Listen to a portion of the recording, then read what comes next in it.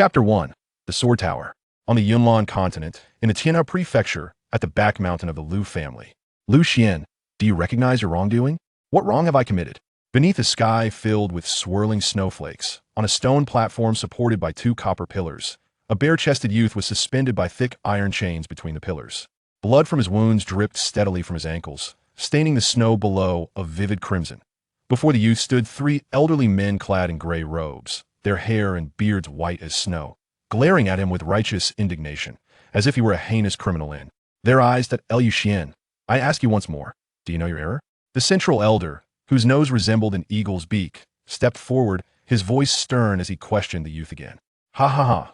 Upon hearing this, the youth suddenly trembled, emitting a strange laugh, and then his gaze, resolute and unwavering, met that of the eagle-nosed elder. Elder Yinshan, you too have a granddaughter. If the woman who was humiliated by the governor's son yesterday were your granddaughter, what would you do? And if you had encountered that beast in the act, what would you have done? At this, the eagle-nosed elder and the two others fell into a profound silence. If you wish to give the governor's office an explanation, just say so. Why must you cloak it in such pretentiousness? As long as my family is unharmed, do as you will. I, Liu Xian, shall not flinch. The youth lifted his chin slightly, gazing proudly at the three elders. Argumentative. The eagle-nosed elder snorted coldly, then swung a long whip forcefully, striking the youth with a resounding crack. Crack! In an instant, another bloody stripe appeared on the youth's body. Elders, please spare him. At that moment, a tall, middle-aged man rushed onto the platform, arms outstretched to shield the youth. Father? The previously proud youth suddenly displayed a look of alarm. Shinner, leave everything to me. The middle-aged man first turned to the youth with a reassuring smile before fixing his gaze on the three elders. Elders Yinshan, Chu Shang, and Mo. 1. I, Liu Kaiyuan, am willing to bear the burden of my son's transgressions. He has struck the governor's son, a future disciple of the Tianlang sect. What can you, Liu Kaiyuan, offer in compensation? The eagle-nosed elder scoffed again. As long as my son is pardoned, I, Liu Kaiyuan, am willing to offer 90% of my family fortune to the clan, along with the formula for the Zhiyuan Dan, and from henceforth, withdraw from the affairs of the Liu family in Tianhao City, relinquishing my claim to the position of clan leader. Upon hearing this, the three elders exchanged astonished glances, their eyes gleaming with delight. Ahem, ahem, ahem. The eagle-nosed elder coughed lightly, then resumed his stern demeanor. If that is the case, we of the Liu clan can ensure the preservation of this rebellious one's life. However, while the death penalty may be avoided, the living punishment remains unforgivable. Otherwise, we would find it difficult to explain to the governor's office. The middle-aged man merely smiled faintly at these words. He then began to shed his upper garments, revealing a somewhat frail chest, and addressed the three elders. Should the child fail to educate, it is the father's fault. I am willing to bear this punishment for Shinner alone. At this moment, his expression mirrored that of the youth from earlier. Then, I shall grant your wish. The elder with the hawk-like nose sneered coldly, unleashing a wave of azure energy around him, before bringing his whip down forcefully upon the middle-aged man. Crack! With that strike, the man's chest was immediately torn open, a cloud of blood mist erupting forth. Father! The youth cried out in alarm, but his voice quickly faltered, his previously furious gaze transforming into one of horror in an instant. What is happening? Why am I reliving this childhood dream? Wait, I distinctly remember perishing alongside the demon lord of the western regions. It cannot be that I still experience such vivid dreams. The boy muttered to himself in a state of panic. As these thoughts raced through his mind, the agony from the wounds on his body began to register in his brain, an indescribable pain. This torment, along with the sight of the blood mist erupting from the middle-aged man's body, jolted the youth into lucidity. This is no dream. This is reality. In the battle against the demon sovereign, I did not die. Rather, time has reversed back to when I was 16. With this realization, Liu Xian felt a mix of elation and trepidation. If this truly is a reversal of time, rather than merely a dream, could it be that I can save my father? A startling thought emerged in Liu Xian's mind. For his father, Liu Kaiyuan, had once suffered this punishment to shield him, ultimately perishing beneath the lashes of those elders. Stop! All of you, cease at once! Liu Xian roared with abandon. This cry consumed nearly all his remaining strength, resonating so powerfully that even the snowflakes upon the ground began to swirl. The three elders halted their strikes in response to his thunderous shout. It has truly stopped. I am not dreaming. Liu Xian's heart soared with joy. Each must bear their own burdens. The deed was mine, and thus the punishment should be mine to endure. You old fools merely seek to exploit this opportunity to bring harm to my father. Before the three elders could respond, Lu Xian deliberately exposed their ulterior motives, recalling how they had conspired to deliver fatal blows in his past life. Preposterous. We merely acknowledged your father's deep affection for you, allowing him to take your punishment. You ungrateful wretch. As expected, once their dark intentions were unveiled, one elder became infuriated. Shinner, how could a father not comprehend their intentions? At that moment, Lu Kaiyuan struggled to turn his gaze toward Lu Xian. I have aged while you still possess the prime of your years. If it is a life for a life, this transaction is worth it. He spoke gently with a smile directed at Lu Xian. In his previous life, it was precisely this encouragement from Lu Kaiyuan that had enabled Lu Xian to endure the most arduous trials of cultivation and overcome countless obstacles, ultimately achieving great success. Yet in this lifetime, he wished for his father to no longer exist solely within the confines of his memories. He yearned for Lu Kaiyuan to witness firsthand how his son ascended, from humble beginnings to become a figure of supreme prominence against the frostbitten heavens. Father, I wish to earn this life with my own hands, without leaving any regrets. Lu Xian managed to muster a smile for Lu Kaiyuan, then lifted his gaze towards the three clan elders ahead, boldly proclaiming, any descendant of the Lu family who can ascend the Sword Inquiry Tower shall have all their transgressions absolved. Do the three esteemed elders recall this rule of our lineage? Having uttered these words, he cast a sidelong glance at the towering edifice on the opposing peak. Upon hearing this, the three elders were momentarily taken aback, then burst into hearty laughter. Indeed, such a rule exists, but do not fault me for not warning you once you ascend the Sword Inquiry Tower. You shall endure the torment of the gale that strips flesh from bone. With each step you take upward, the intensity of the wind will escalate until it has stripped you bare. The elder with the hooked nose, Yun Shun, sneered at Lu Xian. In the past, the Sword Inquiry Tower was mockingly referred to as the Lingqi Tower, a place for punishing the most heinous offenders of the Lu clan. Your offenses do not yet warrant such a fate, but if you choose to climb, we shall not hinder you. Another elder wore a similarly derisive expression. Very well, then take him there. Lu Xian met the gaze of the three elders with unwavering resolve, devoid of any trace of fear. Shinner, do not. Once you ascend the Sword Inquiry Tower, there will be no turning back. Lu Kaiyuan's face reflected panic as he looked at Lu Xian. Father, trust your son. Lu Xian endeavored to curve his lips into a smile, his gaze towards Lu Kaiyuan imbued with unwavering determination. In his past life, such reckless ascent of the Sword Inquiry Tower would have surely led to his demise. Yet, having lived once, he was well aware of the tower's secrets. Ascending it now would not only be harmless, but could also lead him to significant opportunities indeed, the greatest fortune for the entire Lu clan. Chapter 2. The Opening of the Sword Gate. At the foot of the Sword Inquiry Tower, news of Lu Xian's intent to ascend spread rapidly throughout the Lu family, drawing a multitude of Lu descendants from various branches. Undoubtedly, most had come to witness the spectacle. Lu Xian remains so arrogant, even as he faces death. What is the Sword Inquiry Tower? It is a place where even the clan elders struggle to reach the pinnacle. I believe he is not arrogant, but rather foolish, though the name of the Sword Inquiry Tower sounds inviting. It was originally established by the founding patriarch to punish disobedient descendants. Each step upward is accompanied by the excruciating pain of flesh being flayed, making it preferable to the punishment of the whip. Indeed, Lu Xian is usually quite clever, yet in his final moments, he has succumbed to folly. Lu Xian surveyed the crowd gathering at the base of the Sword Inquiry Tower, absorbing their derisive remarks, and felt an overwhelming sense of despair. For it was this very crowd that had, just yesterday, hailed him as young Master Lu, clamoring to be near him, and now, within a mere day, they had donned a different facade, each one wishing for his swift demise. What camaraderie, what loyalty ultimately, they pale before the allure of profit.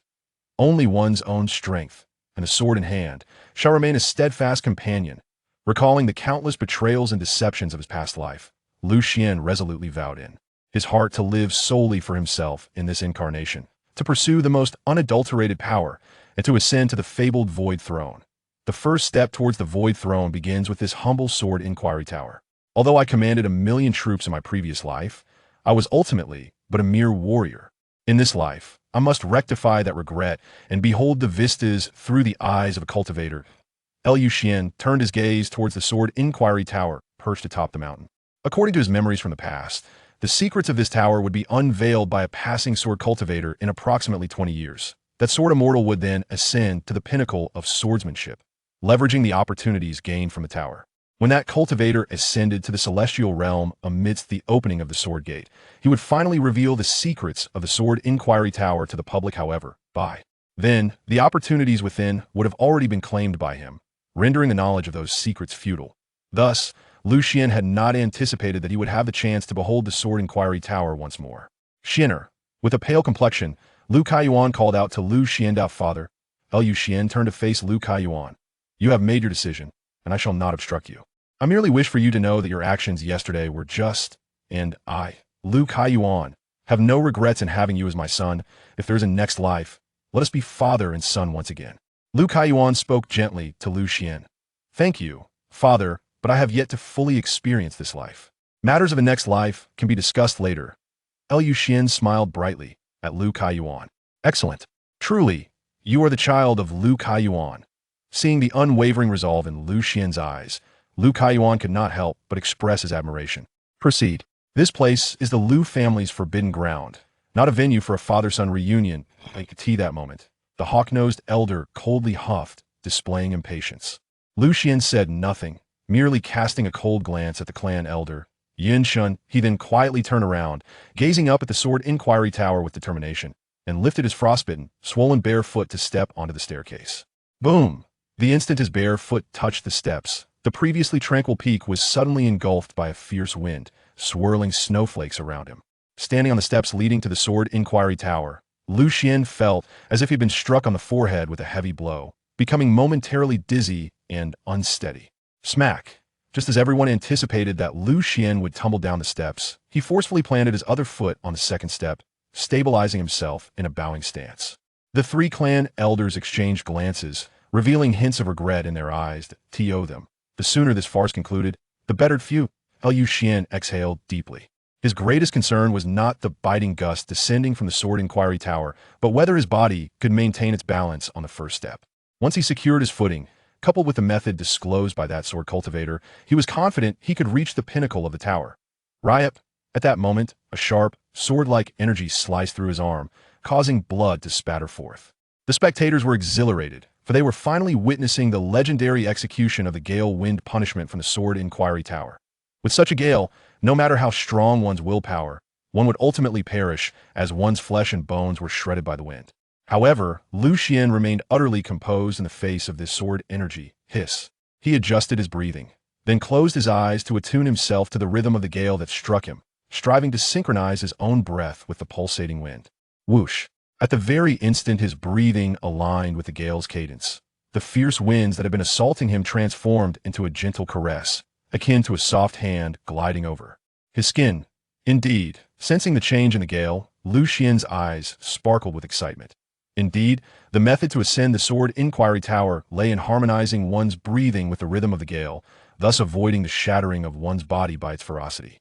Moreover, within this rhythmic breathing was concealed a profound sword technique, and by traversing all the steps, one effectively embraced this legacy. Yet, what delighted Lu Xian even more was not just this realization, for at the moment his foot touched the step, a warm current surged from the gale into his dantian, splitting within him into two streams. One transformed into a gentle flow, entering his dantian, while the other morphed into a sharp, lethal force coursing through his meridians into his chi si. Could this be the gung metal chi and gue water chi spoken of by that sword cultivator? The legend was once again confirmed, and Lu Xian could hardly contain his joy. According to the sword cultivator's final words, the gale within the Sword Inquiry Tower harbored 99 streams of gung metal chi and 99 streams of gue water chi. The former embodied slaughter and destruction, while the latter represented vitality. One could assist a cultivator in nurturing their dantian to achieve longevity, while the other could aid a sword cultivator in opening their chi si to master the path of slaughter. Furthermore, upon completing the inheritance, as long as he operated the heart method, these two energies would flourish endlessly within the cultivator's body.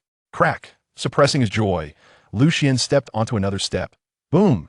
In an instant, the surrounding gales converged towards Lu Xian. Come on, bring it on with even greater force. Lu Xian shouted, braving the gale as he took another step forward. Sizzle, sizzle.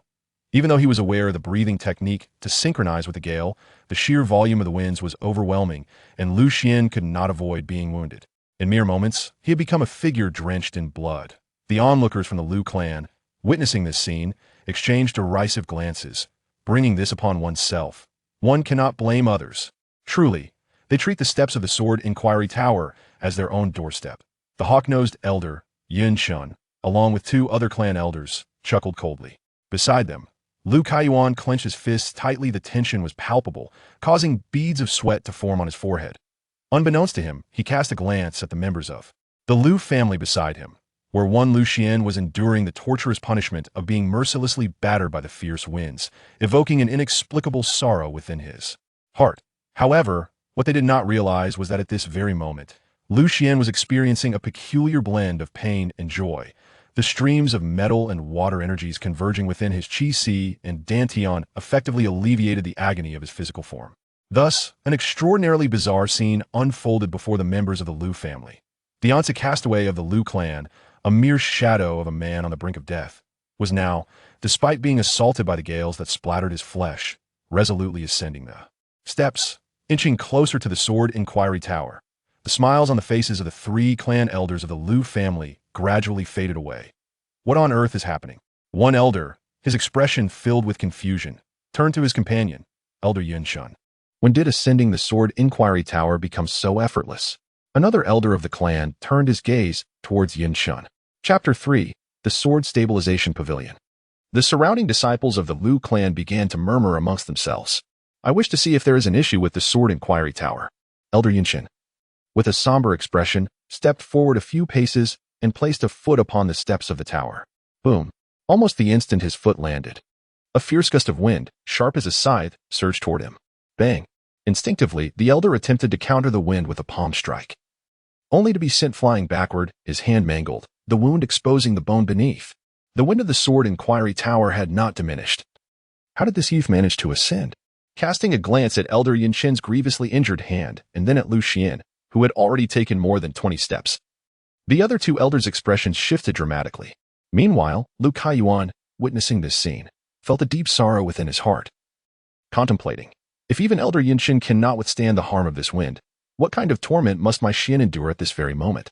Upon this realization, Liu Kaiyuan let out a bitter laugh, his gaze filled with unrestrained fury as he glared at the three elders, exclaiming, Why? Do you still question why?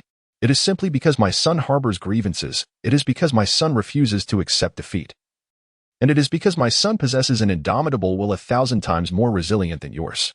As he uttered these words, Liu Kaiyuan exerted every ounce of strength within him, his voice reverberating through the mountains like a rolling thunder. In truth, his words held merit. At this moment, Liu Xian's body had reached its limit. Although he utilized a breathing technique, he was undeniably enduring the excruciating pain of the wind slicing through flesh and bone. Were it not for the lingering dissatisfaction from his past life, were it not for the intense desire to reach the pinnacle of sword cultivation, were it not for the aspiration to witness the once unattainable vistas, he could not have persevered to this point. Under normal circumstances, the three elders would have vocally reprimanded him, yet at this moment, they chose silence. They realized they could offer no alternative explanation. Not just them. Even the previously chattering onlookers nearby fell into silence, standing still, their eyes fixed on the bloodied yet resolute youth as he continued to ascend. Thud. Just as he was within 7 or 8 steps of the Sword Inquiry Tower, Liu Xian lost his footing and collapsed onto the steps. Fortunately, he managed to grasp the steps with his hands. Otherwise, he might have tumbled down entirely. Liu Xian, how could you succumb to this trivial trial? Liu Xian gazed intently at the Sword Inquiry Tower ahead, his eyes shimmering with a resolute spirit that embraced death unflinchingly. And he let out a guttural roar with all his might. Below, the disciples of the Liu family witnessed Liu Xian, amidst his fierce howls, clawing his way up the steps, hand over hand. His body, battered by the fierce winds, was enveloped in a mist of blood, appearing as though shrouded in a crimson haze from a distance. In that moment, even the 3 clan elders who wished to see Liu Xian fall could not help but feel a flicker of emotion. Could this young man truly reach the summit today? Such an occurrence had never been witnessed since the inception of the Sword Inquiry Tower. A gasp escaped the lips of an elderly man in the crowd. At the instant that exclamation rang out, Liu Xian suddenly summoned every last ounce of his inner energy, propelling himself upward with great force. With a resounding thud, amidst the swirling snow, his battered body landed firmly at the foot of the Sword Inquiry Tower. He had succeeded. In that moment of reaching the pinnacle, The howling winds ceased abruptly, enveloping the world in an eerie silence, causing the snowflakes drifting down from the sky to appear as though they were suspended in slow motion. Breathless, Xuan gradually rose from the ground, gasping for air. At this very moment, at the entrance of his dark and tumultuous energy sea, 99 strands of gung metal energy stood poised, like soldiers on a battlefield awaiting their general's command, each one brimming with potential. If my memory serves me correctly, this should be the greatest opportunity bestowed upon a cultivator by the Sword Inquiry Tower.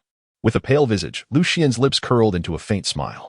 According to the words of that cultivator, the greatest secret of the Sword Inquiry Tower was its ability to utilize gung metal energy to preemptively open the energy gate for cultivators, setting them on the true path of sword cultivation. Xuan stood before the Sword Inquiry Tower, taking a deep, trembling breath. A sense of nervousness washed over him as he glanced at the deliberately imposing tower, then tilted his head to the sky, allowing his weary arms to dangle by his sides. With a long exhalation of white mist, his gaze sharpened suddenly, and he bellowed, "Sword gate, open." As his words echoed, the 99 streams of metal energy within him coalesced into a singular force, striking forth like a genuine longsword, cleaving through the inky darkness of his energy realm. In an instant, he beheld a transformation.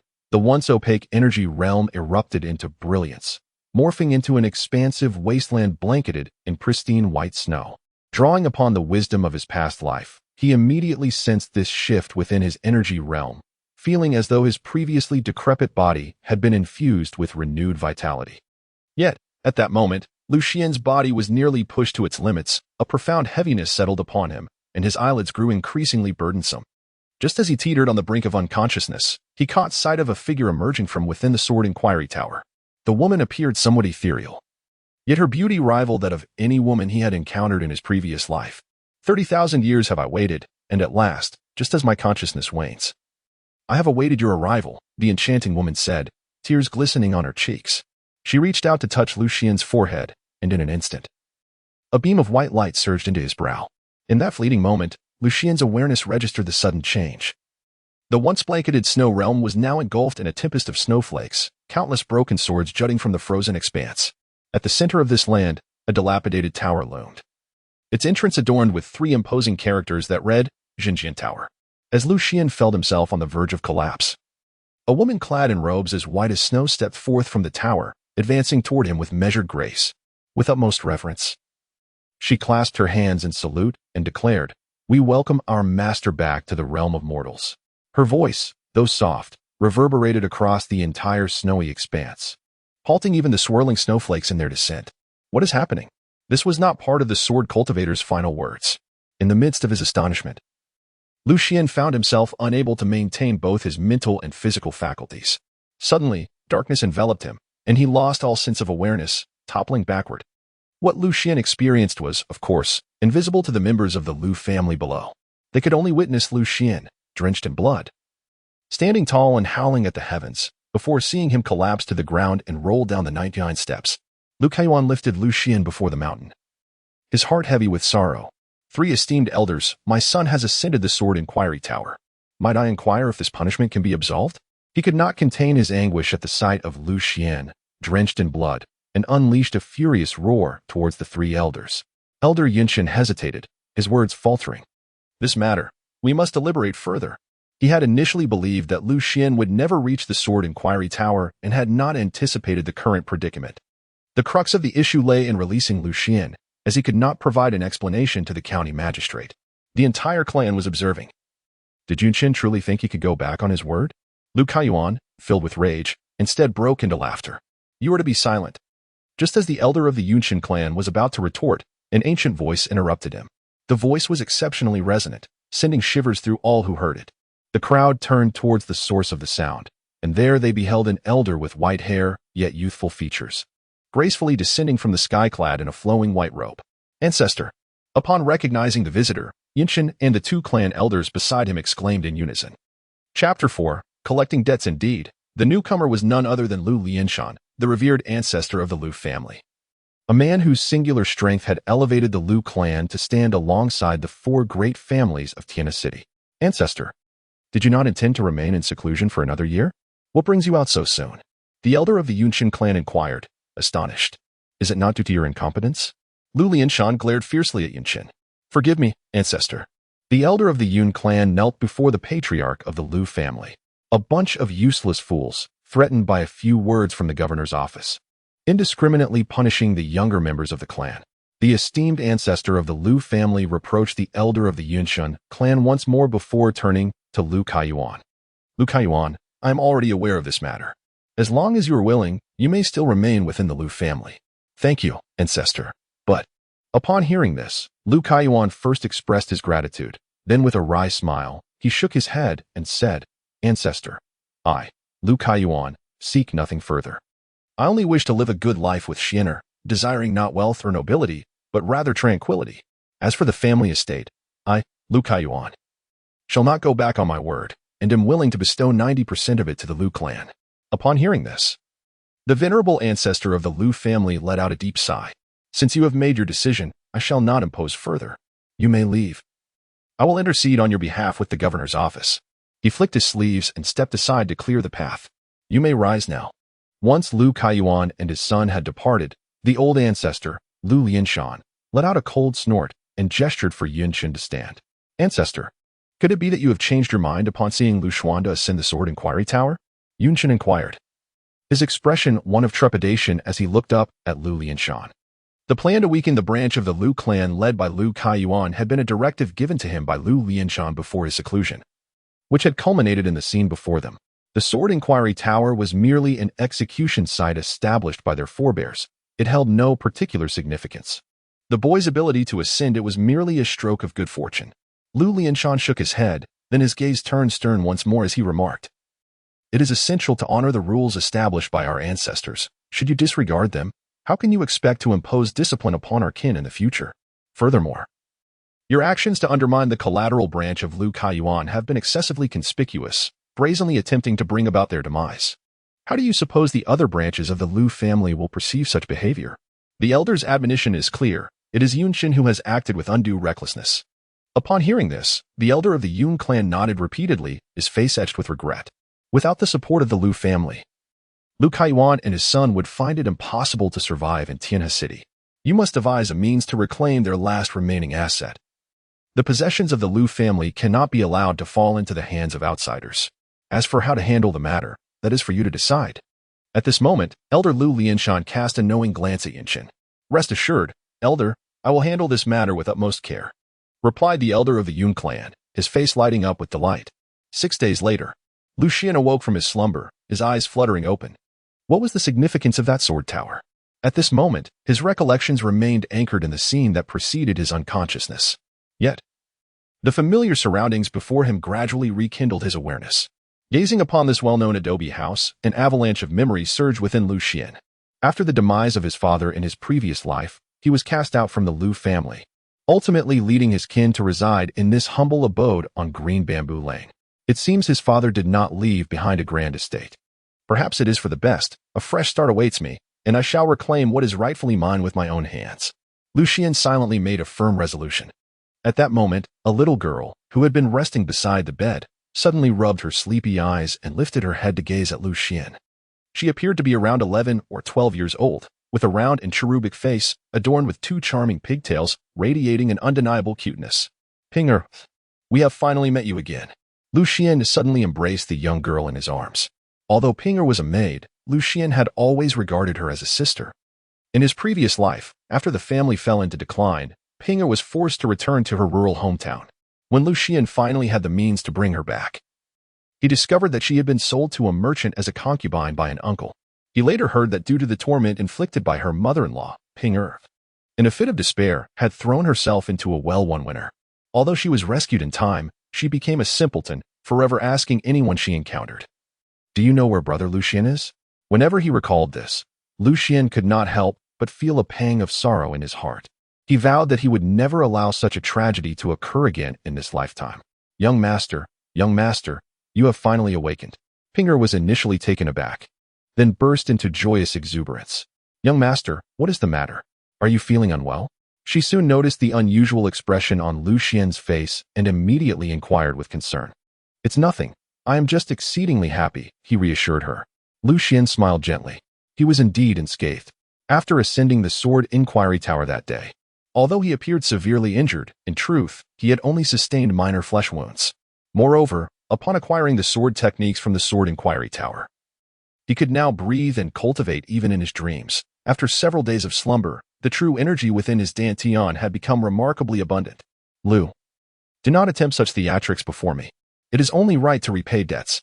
If you fail to settle your dues, we shall take this matter to the authorities and see how the county magistrate adjudicates. Yes, repaying debts is a matter of principle. Lu Kaiyuan, cease your hesitance and repay the money. At that moment, a commotion erupted from the small courtyard outside the room. It's the debt collectors, explained Pinger softly to Lu Xian. The master said the clan elder took all our cash, and we cannot retrieve the remaining accounts anytime soon. So there is no money to give these people. Despite her seemingly dazed demeanor, she possessed a remarkably keen perception, able to sense even the slightest disturbances within the household. Understood, he replied. Lu Xian nodded, listening to the sounds from outside while gently stroking Pinger's little head. Esteemed guests, I assure you that I, Lu Kaiyuan, will repay every penny owed. However, some accounts have yet to be settled, so I kindly ask for a few more days of your patience. Lu Kaiyuan's voice resonated, imbued with a gentle tone and a notably humble demeanor. We shall not be swayed by your fabrications. Indeed, I have heard it said that you possess a 10-acre medicinal herb field. If you were to sell that land, would you not have sufficient funds? Precisely. Spare us the lamentations of poverty. A dying camel is still larger than a horse. I refuse to believe that you cannot muster this trivial sum. Upon hearing this, Lu Xian had nearly grasped the entirety of the situation. The actions of several elders from the Lu family mirror those of the previous generation. However, in the past, it was he who confronted the debtors outside, whereas in this life, it was his father, Lu Kaiyuan, who bore that burden. After Lu Kaiyuan's demise in the previous life, although the elders honored their agreement by bequeathing Lu Xian a mere 10% of the family fortune, that inheritance was predominantly composed of debts. How could Lu Xian, alone and feeble, possibly reclaim what was owed? Without the recovery of these debts, he would be unable to settle the outstanding payments owed to the tea and medicinal herb farmers outside, ultimately leading to the painful necessity of selling the remaining 10 acres of medicinal fields. These fields were intended by Lu Kaiyuan as the very capital for their resurgence. Without them, their foothold in Tianhe City would be utterly compromised. Contemplating this, Lu Xian rose from his bed. Young master, the master has expressly instructed me not to let you concern yourself with matters outside. Pinger hastily grasped Lu Xian's hand. Lu Xian gently patted Pinger's round head and then smiled, saying, Your young master is not so fragile. In truth, aside from this reason, Lu Xian was reluctant to let his father bear all of this alone, just as he had in his previous life. Lu Xian, with Pinger's assistance, arrived in the courtyard. At this moment, the quarrel within the courtyard had reached a fever pitch. As the group of tea and pesticide farmers seemed intent on devouring Lu Kaiyuan, some had even grasped his collar with their hands. Esteemed gentlemen, please lend me your ear. At that moment, Lu Xian shouted aloud. Instantly, the clamor within the courtyard fell silent. Xianer, this is not your concern. You should return at once. When Lu Kaiyuan saw Lu Xian awaken, he first felt a surge of joy. However, he quickly adopted a stern expression and gestured for him to return to his room. Lu Xian shook his head and addressed the bewildered tea farmers and merchants. Esteemed gentlemen, grant us an extension of 3 days. Should we fail to produce the requisite funds within this time frame, the debt owed to you shall be doubled. As these words echoed through the courtyard, a wave of astonishment swept over the crowd. Chapter 5, by Euro and Incense Stick later, within the mud brick courtyard, someone lamented, Xianer. Even if we were to wait another 10 days, it is unlikely we could amass such a considerable sum of silver. Lu Kaiyuan gazed at the contract in his hand, which was covered in fingerprints, his face etched with concern. Father, who currently owes our family the most? Lu Xian retorted. The entity with the largest outstanding debt is undoubtedly Fushaotang, which constitutes at least 80% of all our liabilities. Lu Kaiyuan sighed and inquired, Wait, why do you ask this? He suddenly cast a wary glance at Lu Xian. Of course, it is to seek repayment from them. Lu Xianchong and Lu Kaiyuan shared a knowing smile. How could the debts of Fushaotang be so easily settled? Lu Kaiyuan smiled wryly and shook his head. He then explained to Lu Xian, the Fushaotang is backed by the Bai family. Even before we were expelled from the Lu family, they acted with impunity, repaying only a small portion each year. Now that we have been cast out, I doubt they will even spare us a glance. Father, if you hand me the IOU, I possess a means to ensure they repay their debts. Lu Xian smiled as he extended his hand towards Lu Kaiyuan. This lifetime, he was markedly different from his previous one. For instance, in this life, he happened to possess certain information that the owner of the Fushaotang was eager to learn. Very well, come with me to retrieve it. Lu Kaiyuan nodded helplessly and then led Lu Xian to the room to fetch the loan receipt. By the way, father, did manager Bai lose a daughter 6 years ago? As Lu Xian walked, he inquired. At that time, the commotion was quite significant. The Bai family still believes that their youngest daughter was harmed by the young son of the Ouyang family, which has led to an enduring animosity between the two clans. Lu Kaiyuan nodded slightly, then jokingly inquired, what prompts your curiosity?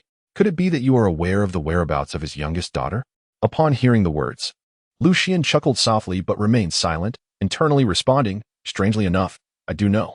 The following day at noon, in the outskirts of Tianhe City, within the confines of a dilapidated and forsaken temple, this place was once a revered shrine dedicated to the river deity, housing the goddess of the nearby Bailu Lake, known as the White Deer Mother. For a time, the temple flourished with offerings, but ever since 6 years ago when the Bailu River inexplicably dried up, transforming into a stagnant pool, the temple's incense offerings dwindled drastically, and within a few short years, it had succumbed to desolation. Shall we take a moment to rest? Young master? Your health has just recovered. We must not jeopardize it, one of them suggested, panting. No, it's unnecessary. We are nearly finished, came the prompt reply. In the crumbling temple, a pair of youthful figures engaged in breathless conversation. One was carrying a basket filled with earth while the other wielded a hoe and shovel, tirelessly digging in the courtyard. These two individuals were none other than Lu Xian and his maid, Pinger. Young master, what exactly are we excavating? Is it a treasure? Pinger inquired, wiping the beads of sweat from her forehead, her face alight with curiosity. One might say that, he replied. Lu Xian nodded. It is not inaccurate to refer to it as a treasure. For what lies beneath is indeed the key to reclaiming the debts owed to him by the owner of the Fushaotang. Suddenly, with a resounding thud, Lu Xian's hoe struck a hard object, causing a tingling sensation in his hand. However, a look of delight graced his face, for it was indeed as he remembered. He murmured softly to himself, Young master, what is the matter? Startled by Lu Xian's inexplicable smile, Pinger inquired. I am fine. Pinger, please go to the temple entrance and keep watch for me. Alert me if anyone approaches. Lu Xian smiled at Pinger and said, Oh, very well. Pinger nodded obediently and then skipped towards the temple gate. Once she had departed, Lu Xian picked up a nearby shovel and began to clear away the soil surrounding a hard object, revealing a circular stone manhole cover. He did not display much surprise at the sight of the cover. Instead, he set down the shovel and picked up a crowbar, gently prying the manhole cover up bit by bit. As the cover was lifted, a faint, chilling breeze emanated from within, causing the temperature in the small courtyard to drop several degrees in an instant. Lu Xian was not intimidated by the malevolent aura. Instead, he gazed directly into the depths of the well. It was an abandoned well, spacious and devoid of water, parched and dry, illuminated by the sunlight filtering down from above. The skeletal remains at the bottom of the well became distinctly visible, perhaps due to the aridity of the well and the isolation from the air. The woman's body had not decomposed, but had instead transformed into a desiccated corpse, her former beauty barely discernible. Little girl from the Bai family. I shall take you to reunite with your family. Lu Xian gazed upon the lifeless remains with a heavy sigh.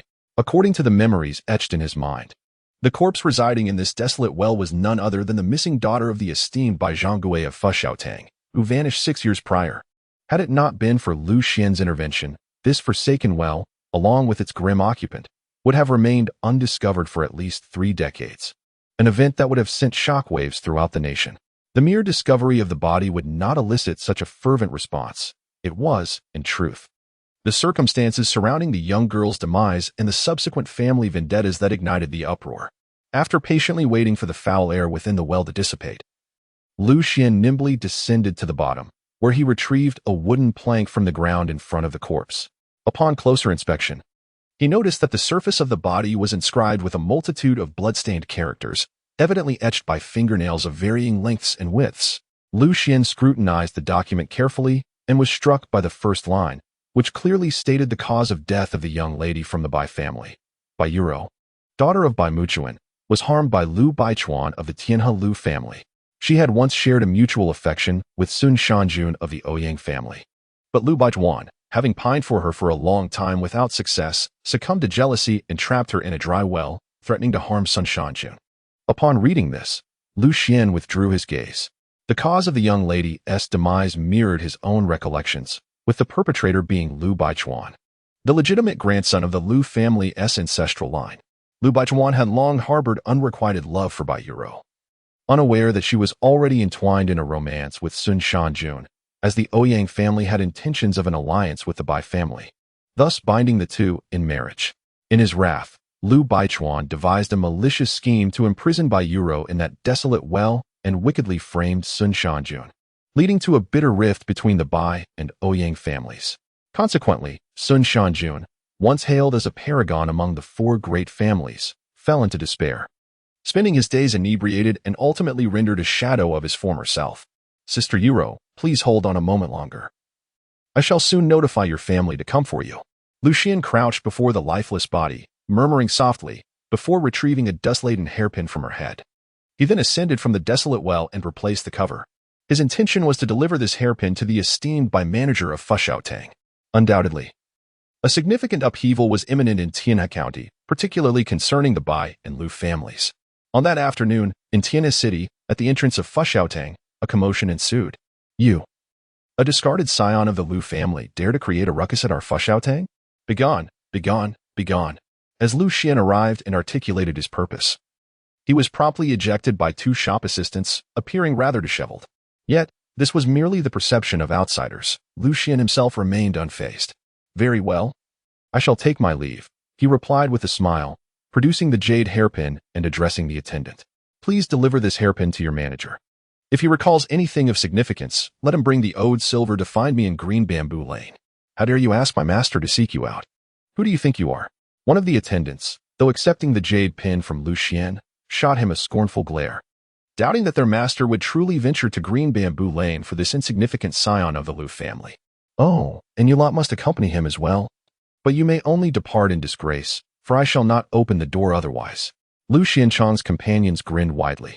Enough of your nonsense. Keep talking, and I'll be sure to smash your mouth with a single punch. Useless is indeed useless, merely skilled at flapping their gums. The several shop assistants began to angrily berate him in the street. Lu Xian turned and departed, a smile gracing his lips, his steps light and buoyant, as if the harsh words directed at him bore no weight. The clamor around him was perplexing. What was the commotion about? Not long after Lu Xian departed, an elderly shopkeeper emerged, casting a disapproving glare at several of his attendants. Reporting to the shopkeeper, the attendants explained that the useless scion of the Lu family had come to collect a debt. Refusing to leave and insisting that they hand over the jade hairpin to the master, the attendant holding the hairpin respectfully presented it to the shopkeeper. Ah, it is him. Let me see what trick he is attempting to play now, the shopkeeper remarked, and upon hearing Lu Xian's name, a look of disdain crossed his face as he casually accepted the jade hairpin.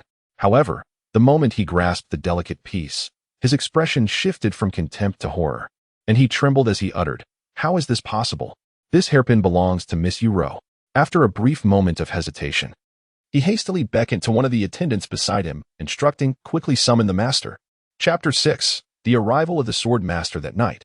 In the courtyard of the Lu family, Xianer, the esteemed steward of the Bai family, has visited several times this afternoon. Are you truly unwilling to meet him? Lu Kaiyuan looked at Lu Xian with some confusion. In the afternoon, several groups from the Bai family had come, all of whom were turned away by Lu Xian. Thus, regarding the matter of the female corpse, Lu Xian had revealed some information to him, though he merely stated that it was discovered by chance. Father, if the head of the Bai family does not come, I shall not meet anyone. This matter is beyond the authority of those servants. Lu Xian shook his head. If this matter merely pertained to the demise of Bai Yuro, he could simply demand threefold compensation from the old steward of the Bai family. However, the issue at hand involved the Lu family, and should it be exposed, a conflict between the two families would be inevitable. Therefore, he must personally engage in negotiations with the head of the Bai family. Moreover, there was an underlying desire to vent his frustration, after all. The Bai family was the one in debt yet acted with such arrogance. He felt compelled to vindicate his father's honor. Nonetheless, it seemed unlikely that the head of the Bai family would easily swallow his pride at this moment, but Lu Xian was patient and could afford to wait. More importantly, once the head of the Bai family arrived, the negotiation would be half won. Subsequently, any demands he presented, provided they were not excessive, would most likely be acquiesced to by the Bai family.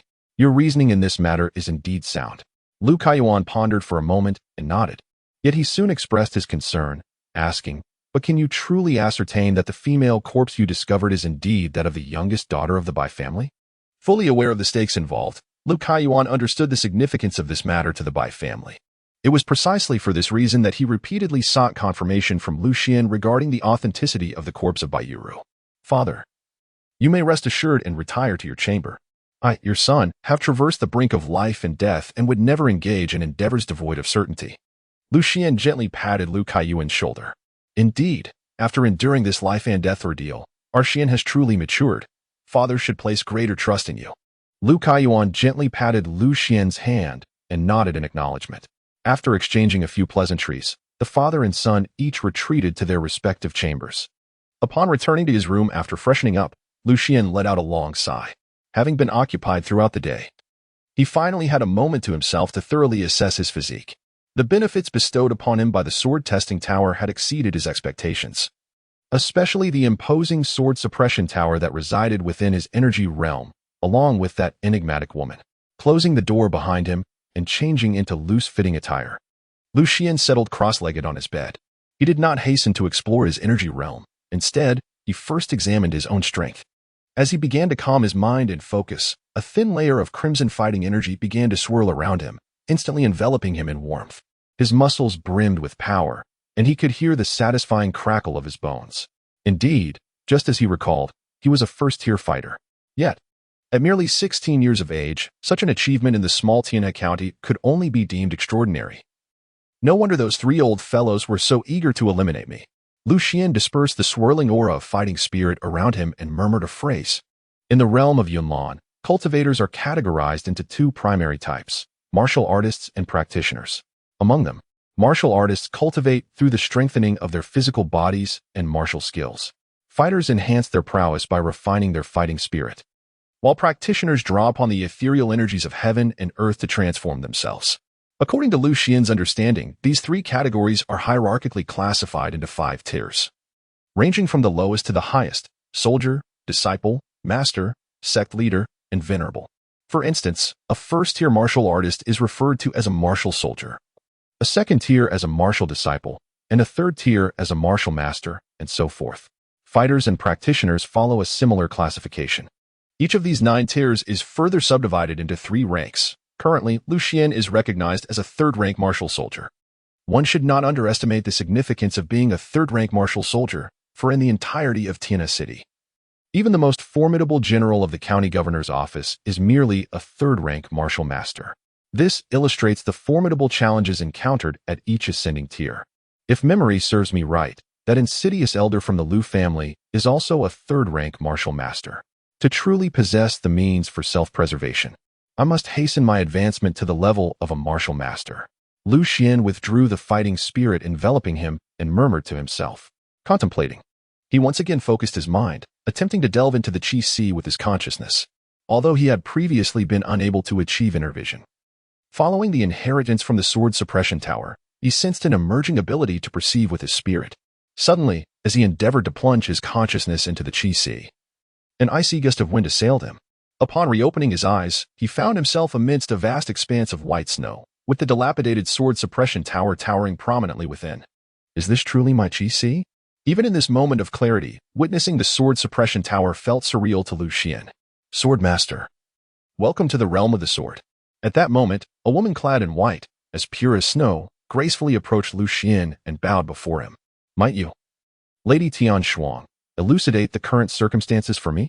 Is the inheritance of the sword tower not the sword techniques and the energies of the 99 gung metal and Gui water? Despite possessing the memories of 2 lifetimes, Lu Xian remained composed.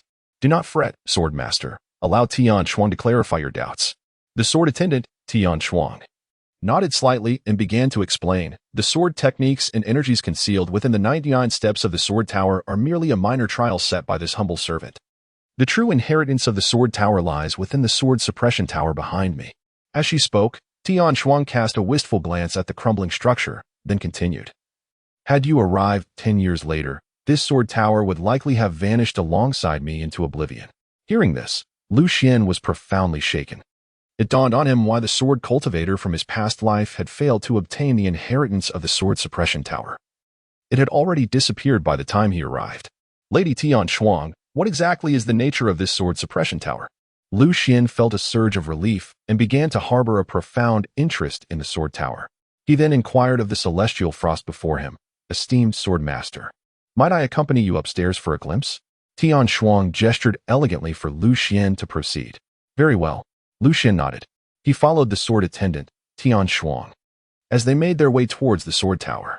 Inside the sword tower, as Lu Xian stepped across the threshold, his pupils suddenly dilated, and a wave of numbness surged through his scalp, leaving him utterly astonished by the scene before him.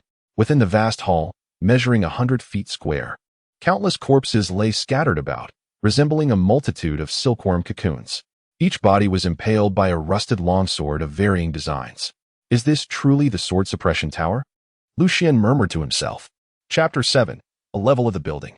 However, in Lu Xian's eyes, even in death, these individuals emanated a fierce and formidable aura, unmistakably indicating that they were extraordinary in life.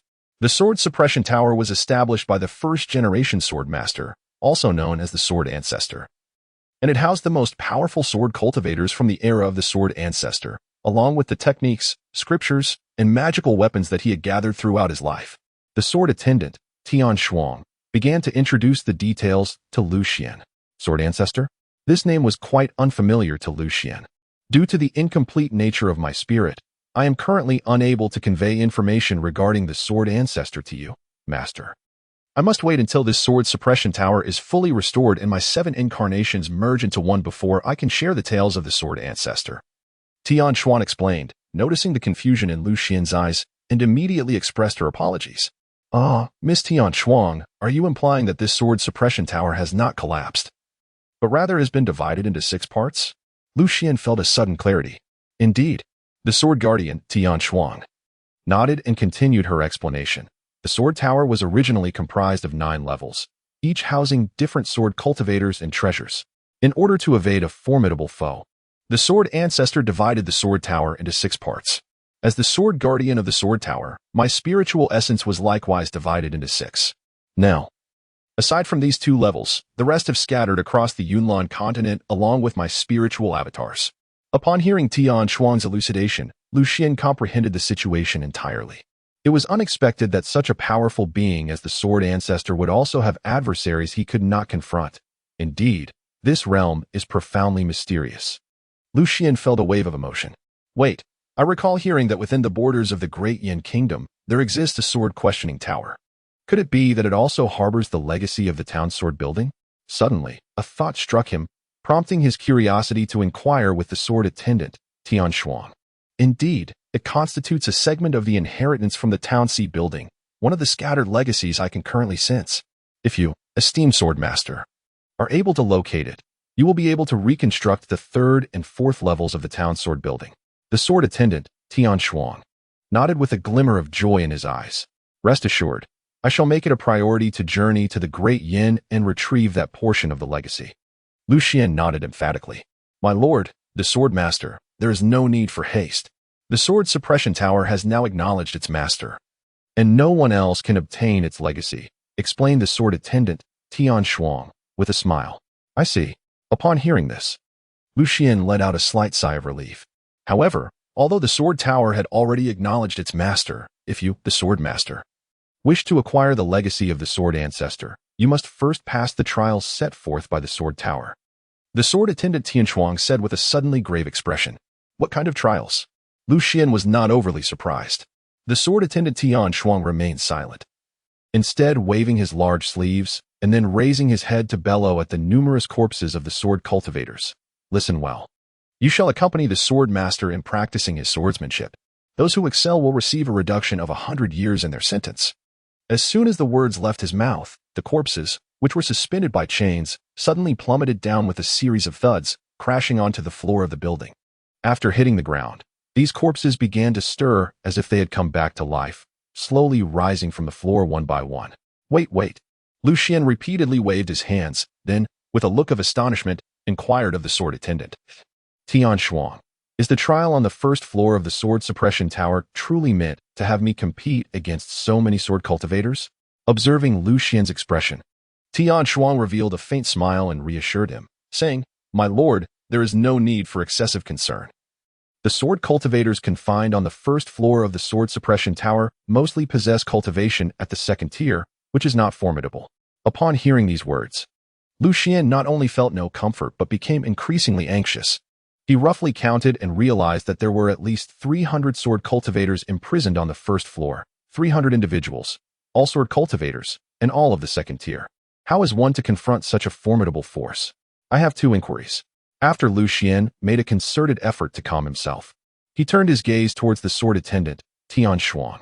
Feel free to ask, my lord, the sword master said with a nod. My first question is, what consequences will arise if I perish within the sword suppressing tower? Xuan glanced around at the sword cultivators before inquiring. Within the sword suppression tower, esteemed sword master, you possess an infinite lifespan. Even death shall merely be a fleeting moment before your revival. Moreover, a year within the sword suppression tower equates to but a single night in the outside world, granting you ample time to experiment. Additionally, should your trials within the tower last a year each time, according to the regulations established by the sword ancestor, you would be bestowed with a high-grade essence restoration pill, which would aid you in replenishing your spiritual essence. The sword attendant, Xuan, patiently elucidated these matters to Xuan. Upon hearing this, Xuan's countenance darkened, as he realized that he must endure a year of trials within the Sword Town Tower to obtain the Vitality Restoration Pill. Wasn't this sword ancestor merely coercing him into participating in the trials by another means? Nevertheless, while he harbored grievances, Xuan could also appreciate the sword ancestor's well-intentioned hardships. After all, if he truly engaged in combat with these several hundred sword cultivators for a year, his combat experience would undoubtedly surge. The second inquiry that weighed heavily on his mind was, should he successfully pass the trials, what rewards would await him? Although he had resolved to partake in the trials, he could not suppress the burning question that lingered within him. Firstly, should you, esteemed sword master, manage to conquer the trials of the first floor, your cultivation would likely ascend within a day or two, surging to the realm of a second-tier 5th-grade sword cultivator or fighter. Furthermore, after successfully navigating the trials, you would be granted the opportunity to select a tome of martial arts, a weapon, and to comprehend one of the 9 sword techniques crafted from the sword ancestor's lifetime of wisdom. Upon hearing this, Xuan stood there, momentarily stunned. The prospect of his cultivation directly advancing to that of a second-tier swordsman was already a tremendous delight, not to mention the chance to grasp the sword ancestor's unparalleled swordsmanship. I shall participate in the trials. Xuan nodded decisively, expressing his unwavering commitment. If such immense rewards were truly attainable, he would willingly face death 100 or even 1,000 times, with the master of the sword voicing no objections. The trials on the first floor of the sword suppression tower commenced. The sword attendant, Xuan, smiled warmly at Xuan. Master of the sword, when confronting these sword cultivators, please remember to employ the breathing techniques imparted by the sword inquiry tower. Moreover, do not overly concern yourself with the act of wielding a sword. Any means of taking a life can be considered a sword. Xuan further advised Xuan, reiterating, any means of taking a life can be considered a sword. Upon hearing the words, Xuan nodded thoughtfully. He began to regulate his breathing rhythm while silently recalling the words of the sword guardian, Xuan. Suddenly, with a resounding bang, the grand doors of the sword suppression tower slammed shut, and the sword guardian Xuan vanished without a trace. In that moment, the once spacious hall was left with only Xuan and over 200 fiercely intense sword cultivators. With a sharp clang, a sound of a sword resonated through the air as a ragged, emaciated elder swiftly drew his sword and lunged towards Xuan. A piercing sound followed. As Xuan attempted to sidestep, he beheld the aged man's rusted longsword, which resembled a nimble venomous serpent, swiftly piercing his throat. An indescribable agony and suffocating sensation instantly engulfed Xuan, followed by an onslaught of further stabs, punctuating his body with a relentless thud, thud, thud. The pain and humiliation surged through Xuan's mind, conjuring a cascade of memories from a past he wished to forget. No, you shall not seize anything from my side. Absolutely not. Xuan let out a mighty roar. Then, enduring the excruciating agony of his bones and flesh tearing apart, he suddenly charged headfirst into the aged sword cultivator's head, following it with a fierce bite aimed at his neck. Any means of killing could be considered a sword. Hidden in the shadows, the sword attendant Xuan could not help but reveal a satisfied smile upon witnessing this scene, and with a smirk, he remarked, This is truly my Tian Xuan's master. This is the true sword master of the Sword Tower. Chapter 8. The Sword Apprentice Realm in the Early Morning. Gentle sunlight poured into Lu Xian's chamber. Gasping, drenched in sweat, Lu Xian suddenly bolted upright from his bed, panting heavily. At that moment, although his consciousness had escaped from the Sword Tower, the sensation of his skin and muscles being torn apart still lingered in his psyche. After all, he had battled with over 200 sword cultivators within the Sword Tower for a full year. Had it not been for his extraordinary resilience, his spirit would have long since shattered. Tian Xuan did not deceive me. A year within the Sword Tower truly equates to but a night in the outside world. Glancing at the sunlight streaming through the window, Lu Xian murmured to himself. He then raised his right hand, slowly opening his palm to reveal a golden medicinal pill resting quietly within. Undoubtedly, this must be the superior replenishing pill that the sword attendant Tian Xuan had mentioned. Gulp. Without a moment's hesitation, Lu Xian swallowed the pill. Almost as soon as the elixir began to dissolve in his mouth, the weariness that had burdened his spirit dissipated entirely. As if he had been reborn, he extended his consciousness to sense his own energy reservoir, and to his astonishment, he beheld a multitude of over 100 radiant sword energies appearing above the snowy expanse that had once been home to only the Sword Suppression Tower. Undoubtedly, this was the result of his previous night's practice within the tower, where he had engaged in combat with those sword cultivators while employing the unique sword techniques and meditation methods.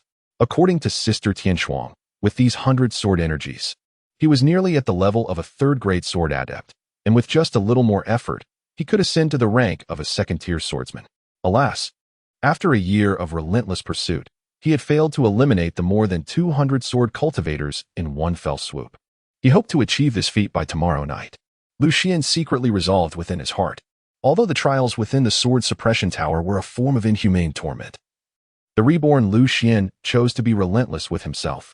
Nevertheless, it must be said that the ability to transform a person into a third-grade sword disciple overnight in their dreams truly demonstrates that the Sword Suppression Tower is indeed a supreme treasure. Lu Xian sighed inwardly, setting aside the agony of the past years spent in the Sword Tower. The prospect of becoming a third-rank swordsman overnight was a scene he could scarcely have imagined. "Young master, are you all right?" At that moment, Pinger hurriedly entered through the door, evidently having heard Lu Xian's anguished cry upon awakening from his dream. "I am fine," Lu Xian intended to assure that he was unscathed. Yet unexpectedly, Pinger stumbled beneath her feet, her body plummeting downwards. In a moment of panic, Lu Xian instinctively raised his hand to catch her. To his astonishment, a surge of profound fighting energy erupted from within him, effortlessly lifting Pinger into the air. "Can I manipulate energy from a distance? Have I transcended from a fighting apprentice to a fighting disciple?" Observing Pinger suspended in the air by his own fighting energy, and noticing the transformation of the energy from red to orange, Lu Xian was taken aback.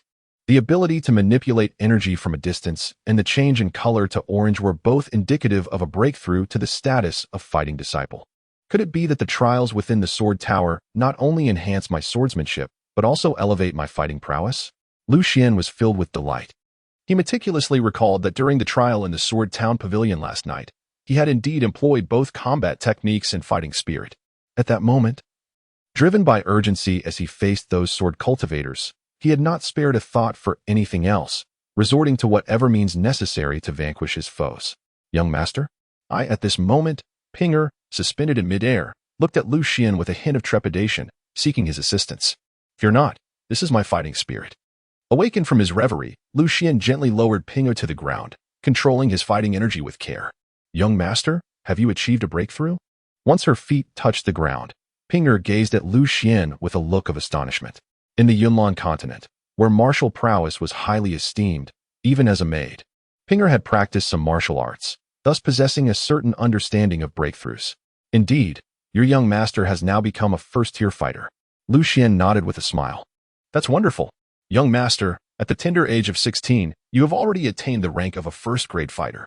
In a few years, the members of the Lu family will no longer dare to bully us," Pinger exclaimed with palpable excitement. Hearing her words, Lu Xian could not help but reminisce about Pinger's tragic past in his previous life. With a tender expression, he gently ruffled Pinger's hair and softly assured her, "There is no need to wait for a few years. From this day forward, as long as I am here, no one shall ever bully you." Bang! As Lu Xian's words faded, a resounding crash echoed from the front courtyard, followed by a chilling scream. Oh no, it must be the debt collectors once again. Upon hearing the commotion, Pinger displayed a look of sheer anxiety, her body trembling slightly. Do not fear, for I am here. Lu Xian gently patted Pinger on the shoulder. Could it be that the Lu family's main household is up to mischief again? As this thought crossed his mind, he stepped out of the room. In his recollection, their family's external debts primarily consisted of small sums owed to local farmers and merchants, and the repayment dates on the receipts were still far off. Theoretically, such a conflict should not arise. Bang! Just as he entered the front courtyard, Lu Xian witnessed the gate of his home being forcefully swung open. His father, Lu Kaiyuan, stood in the center of the yard, while a tall, burly man marched in, dragging an injured old servant behind him. Lu Bo. Lu Xian immediately recognized the elderly servant, who, like Pinger, was among the few loyal retainers willing to follow them after their expulsion from the Lu family. This servant had been diligently collecting debts outside in recent days. Suddenly, a burly man threw Lu Bo to the ground with a thud, then clapped his hands and shouted at Lu Kaiyuan, the head of the Lu family. Lu Kaiyuan, your old servant has dirty hands. How dare he come to my home to steal?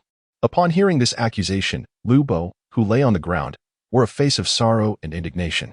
Despite the excruciating pain coursing through his body, he rose from the ground and pointed at the imposing figure, declaring with fury, Gao Qiu, you speak falsehoods. It was you who willingly pledged that artifact from your home to me to settle your debts. Now, when you refuse to honor the pledge, why do you slander me? Upon hearing Lu Bo's words, both Lu Kaiyuan in the courtyard and Lu Xian had almost grasped the situation's essence. Lu Xian recalled that this Gao Qiu was notorious in Tianhe City as a bully, engaging in all manner of nefarious dealings in the shadowy underbelly. However, Lu Xian's memory of him was not solely due to his infamous reputation. It was also because, in a previous life, Pinger had been sold into servitude through his machinations. It could be said that without him, Pinger would not have suffered such a tragic fate. Brother Lu, do not be anxious. I shall handle this matter. At this moment, Lu Kaiyuan stepped forward and helped elbow to his feet. My lord, it is entirely the fault of this servant. I failed to detect this person's treachery in advance. The battered elbow, with bruises marring his face, expressed his remorse to Lu Kaishan. Elgo, how could we possibly be unaware of your character? At this moment, Lu Kaiyuan gently patted El Bo's shoulder. Witnessing his old comrade in such a battered condition ignited a fierce fury within him. Yet, recalling the family he had to support, he forcibly suppressed the blaze of anger in his heart. Gao Qiu, the debt you owe us has been settled. Henceforth, our two families shall have no further entanglements. Lu Qiuan assisted Lu Bo in rising to his feet before turning to cast a cold gaze towards the imposing Gao Qiu. Too clear? As Gao Qiu heard this, a smirk crept upon his lips. He crossed his arms defiantly and addressed Lu Kaiyuan with an air of superiority. This amber glass bottle from my family is an antique. I have had it appraised by the old manager of the treasure pavilion in the city, and it is worth at least 1,000 taels of silver. Even after deducting the 200 taels I owe you, you still owe me an additional 800 taels. As he concluded, he gestured with his hand to indicate the number 8, flashing a wide grin that revealed his yellowed teeth. Chapter 9. You were late, you were speaking nonsense. Lu Bo erupted in a fit of rage. That so-called amber glass bottle of yours is nothing more than a damaged item, and even if it were not, it would be worth at most a few dozen taels of silver. There's no way it could be worth 1,000. You are here deliberately causing trouble for us. He pointed an accusing finger at Gao Qiu, his fury palpable. Old fool, do not slander me with baseless accusations, or I shall deliver a punch that will send you to your grave. Gao Qiu glared fiercely at Lu Bo, raising his brawny arm to shake his fist menacingly. Lu Leoj, you are gravely injured. Allow me to handle this. Lu Bo was about to retort when he was interrupted by Lu Kaiyuan beside him. How could Lu Kaiyuan be unaware that Gao Qiu was stirring up trouble? Yet, given the current circumstances, he found himself compelled to temporarily acquiesce. Otherwise, his family would never endure until the day the medicinal herbs in their garden reached maturity. Moreover, this Gao Qiu was a second-tier martial apprentice, and within the confines of Tianhe City, few dared to provoke him lightly, save for the 4 prominent families. Gao Qiu, we concede this time. Yet to demand 800 taels in compensation is simply untenable. Should you attempt to push us to the brink, you may well experience the bitter taste of mutual destruction. Lu Kaiyuan gazed calmly at the towering hill. However, beneath his seemingly tranquil exterior, his hand clenched tightly behind him, trembling incessantly. Not far away, Lu Xian happened to witness this moment. Reflecting on his previous life, he too had silently endured much like Lu Kaiyuan did today, in order to maintain their family. Thus, He empathized deeply with his father's current sentiments. Rest assured, I, the Hill, am a person of integrity. I would never deny you a path to survival. At this point, the Hill broke into a broad grin, his gaze shifting to Pinger beside Lu Xian. He then raised his robust arm, pointing at her, and turned back to Lu Kaiyuan with a smile, saying, I find your maid quite delightful. Do gift her to me. Startled by his words, Pinger quickly grasped Lu Xian's arm, her body trembling uncontrollably. Not a chance. Lu Kaiyuan and Lu Xian almost simultaneously expressed their refusal. Lu Kaiyuan, do you and that little rascal in your family still dwell in a dream? You have been cast out of the Lu family. Gao Qiu snorted coldly and took a step forward, his gaze greedily fixed on Pinger. Today, old Master Gao will take this little girl away, and I challenge anyone to stop me. Upon uttering these words, an invisible force emanated from Gao Qiu's body, akin to a gust of intangible wind that violently struck the chest of Lu Kaiyuan and Lu Xian. The externalization of a martial artist's internal energy is a hallmark of transcending the second tier, yet at this moment, the range of Gao Qiu's released energy far surpassed that of Lu Xian's fighting spirit, indicating that he had likely attained the second or even third rank of a martial apprentice. Gao Qiu, do you truly wish to sever all ties with us? Lu Kaiyuan gazed coldly at the lofty hill. Although he appeared outwardly calm, his heart was engulfed in a tumultuous struggle of choices. Lu Kaiyuan's strength was merely that of a first-tier fighter, rendering him incapable of contending with the formidable presence atop the high hill. His only recourse lay in a single battle aura talisman, a tool he had relied upon to intimidate the adept members of the Lu family. However, should he expend it on this towering figure, how would he confront the elite of the Lu clan when they inevitably came seeking him? Father, allow me to handle this, came a familiar voice, breaking through Lu Kaiyuan's indecision. Turning to behold his son, Lu Xian, he said, Xianer, this matter does not concern you. I shall manage everything myself. Lu Kaiyuan shook his head vigorously. In his heart, Lu Xian's safety far outweighed his own and that of the other family members. Father, Xianer has grown up and is now able to assist you. Lu Xian smiled faintly at Lu Kaiyuan. This sentence, which Lu Xian had held in his heart for an entire lifetime, was finally spoken aloud to his father, bringing him an exhilarating sense of liberation. As if a long-imposed shackle had been cast off. How tedious. It seems this father and son will not shed tears until they face the coffin. Just then, the towering figure snorted with impatience, taking a sudden, bold step forward and launched a punch at Lu Xian. Boy, since you are so filial, let your useless old father experience the might of my fist. The punch from a third-tier martial apprentice possessed a force akin to that of a galloping warhorse. To withstand it head-on would result in nothing less than utter annihilation. Xianer, you let Xianer. Lu Kaiyuan was still unaware that Lu Xian had already achieved a breakthrough to the first rank of the fighter class, and instinctively attempted to push him aside. However, to his astonishment, all that remained beside him was a fleeting shadow of Lu Xian, who had already surged forth, enveloped in a torrent of vibrant orange energy, colliding head-on with the fist of the towering opponent. With a resounding crash, the two fists met, reverberating throughout the courtyard. As invisible internal force and orange energy clashed and spread, stirring up a cloud of dust. As the dust settled, the tense Lu Kaiyuan and Pinger beheld Lu Xian stagger back a full yard, while the imposing figure of Gao Qiu stumbled backward a few steps. How intriguing that you, little rascal, have managed to break through to the first rank of fighter at such a young age. At 16, you are indeed a remarkable talent. One of the finest in the entire Tianhe prefecture. Gao Qiu sneered ominously. Lu Kaiyuan was taken aback upon hearing this. He was well aware of Lu Xian's remarkable talent in the cultivation of combat energy. Yet he had never imagined that his son could break through to the first rank of a fighter at such a tender age. Such an extraordinary gift was unparalleled, even among the talented youths of the Lu family's main branch. Xianer, allow this father to confront him. I shall spare no effort, even at the cost of my own life, to ensure that you suffer not a trace of harm. As both a father and the head of the family, Lu Kaiyuan could not bear to witness Lu Xian, endowed with such exceptional aptitude for combat energy cultivation, fall into ruin. Haha, you are too late, Lu Kaiyuan. At that moment, Gao Qiu suddenly burst into laughter, drawing a hunting knife from his waist. Like a fierce tiger, he charged forward with the agility of thunder, brandishing the knife towards Lu Xian. Today, Master Gao shall sever your path of genius with a single stroke.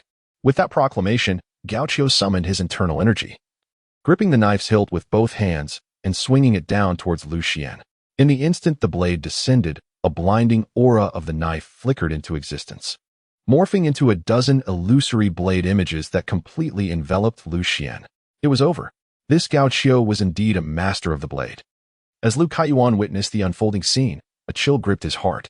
At that moment, he was at least 100 meters away from Lu Xian. Even if he were to employ the Duki talisman, it would be too late. However, to Lu Kaiyuan's astonishment, just as the myriad shadows of blades enveloped Lu Xian, it appeared as if Lu Xian had already anticipated the trajectory of the blades. With a subtle shift of his body, he deftly evaded the strike from Gao Qiu. The clash resounded as the blade energy cleaved through the ground, leaving behind a series of profound gashes.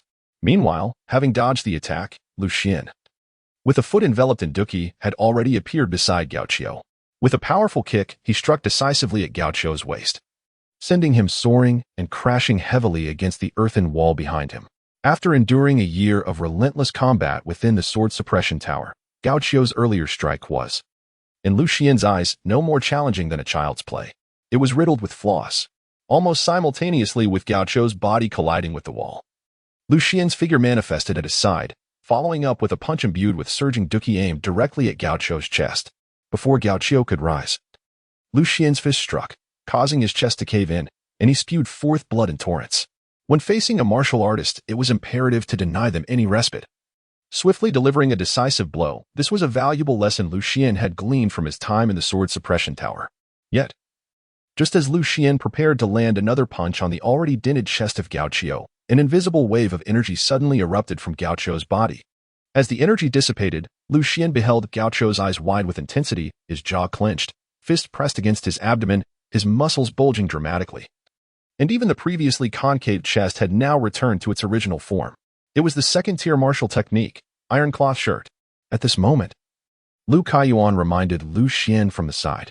In truth, Lu Xian had already recognized it without any prompting. Previously, during his time at the Sword Town Pavilion, numerous sword cultivators had employed this very posture to defend against his assaults.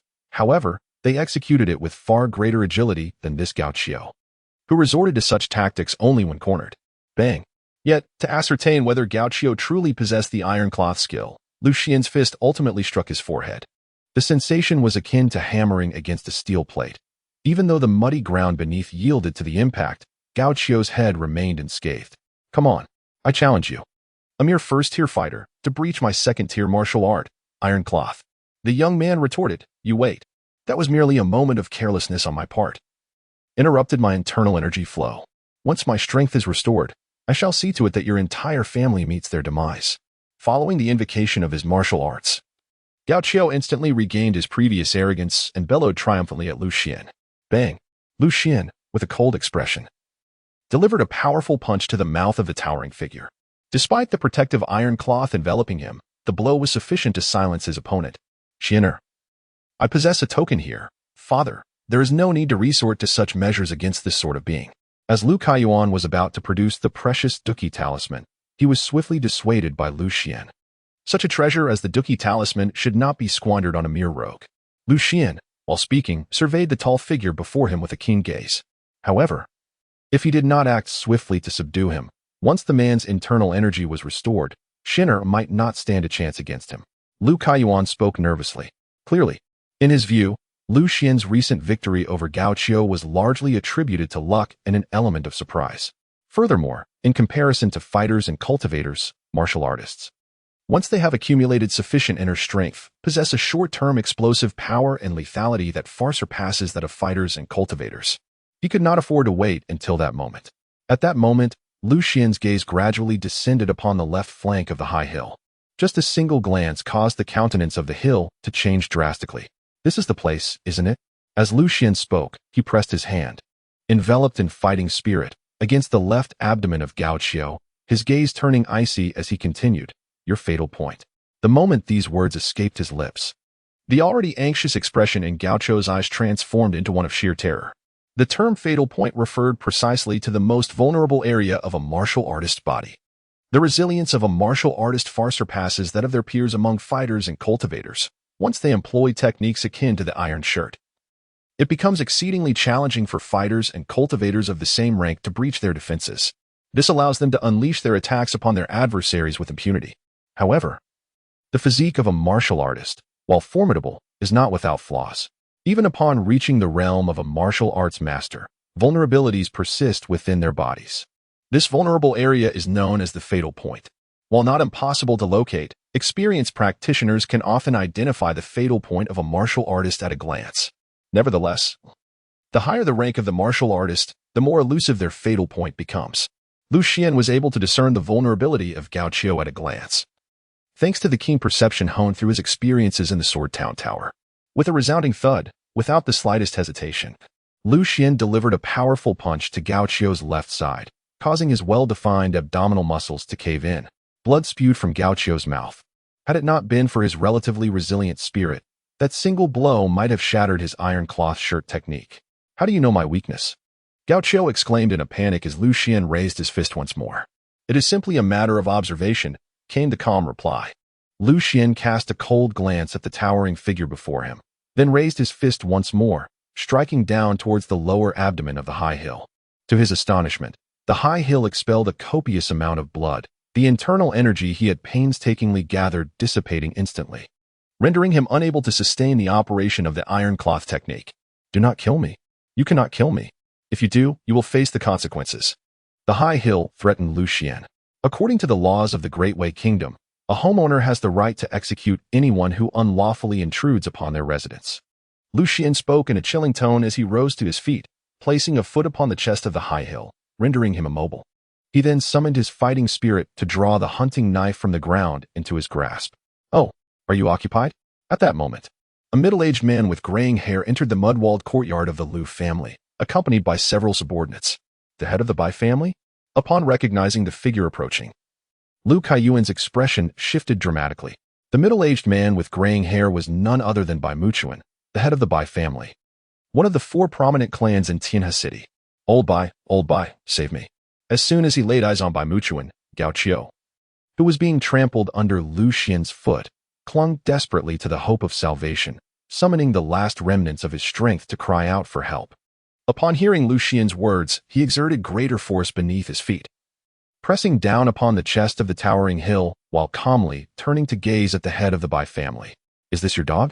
Bai Muchuan's demeanor, once relaxed, suddenly tensed at the piercing look Xuan cast in his direction, his inner strength instinctively beginning to circulate within him. How could this young lad's gaze be so chilling? Reminiscent of those ancient beings who emerged from mountains of corpses and seas of blood? How old could he possibly be? Bai Muchuan was taken aback. Nevertheless, being a person well-versed in grand spectacles, he quickly regained his composure, returning to his previous demeanor of tranquility. If it is my dog, young one, might you show some leniency? Bai Muchuan inquired with a smile directed at Xuan. Chapter 11. Bai Muchuan, regardless of whose dog it is, it must meet its demise.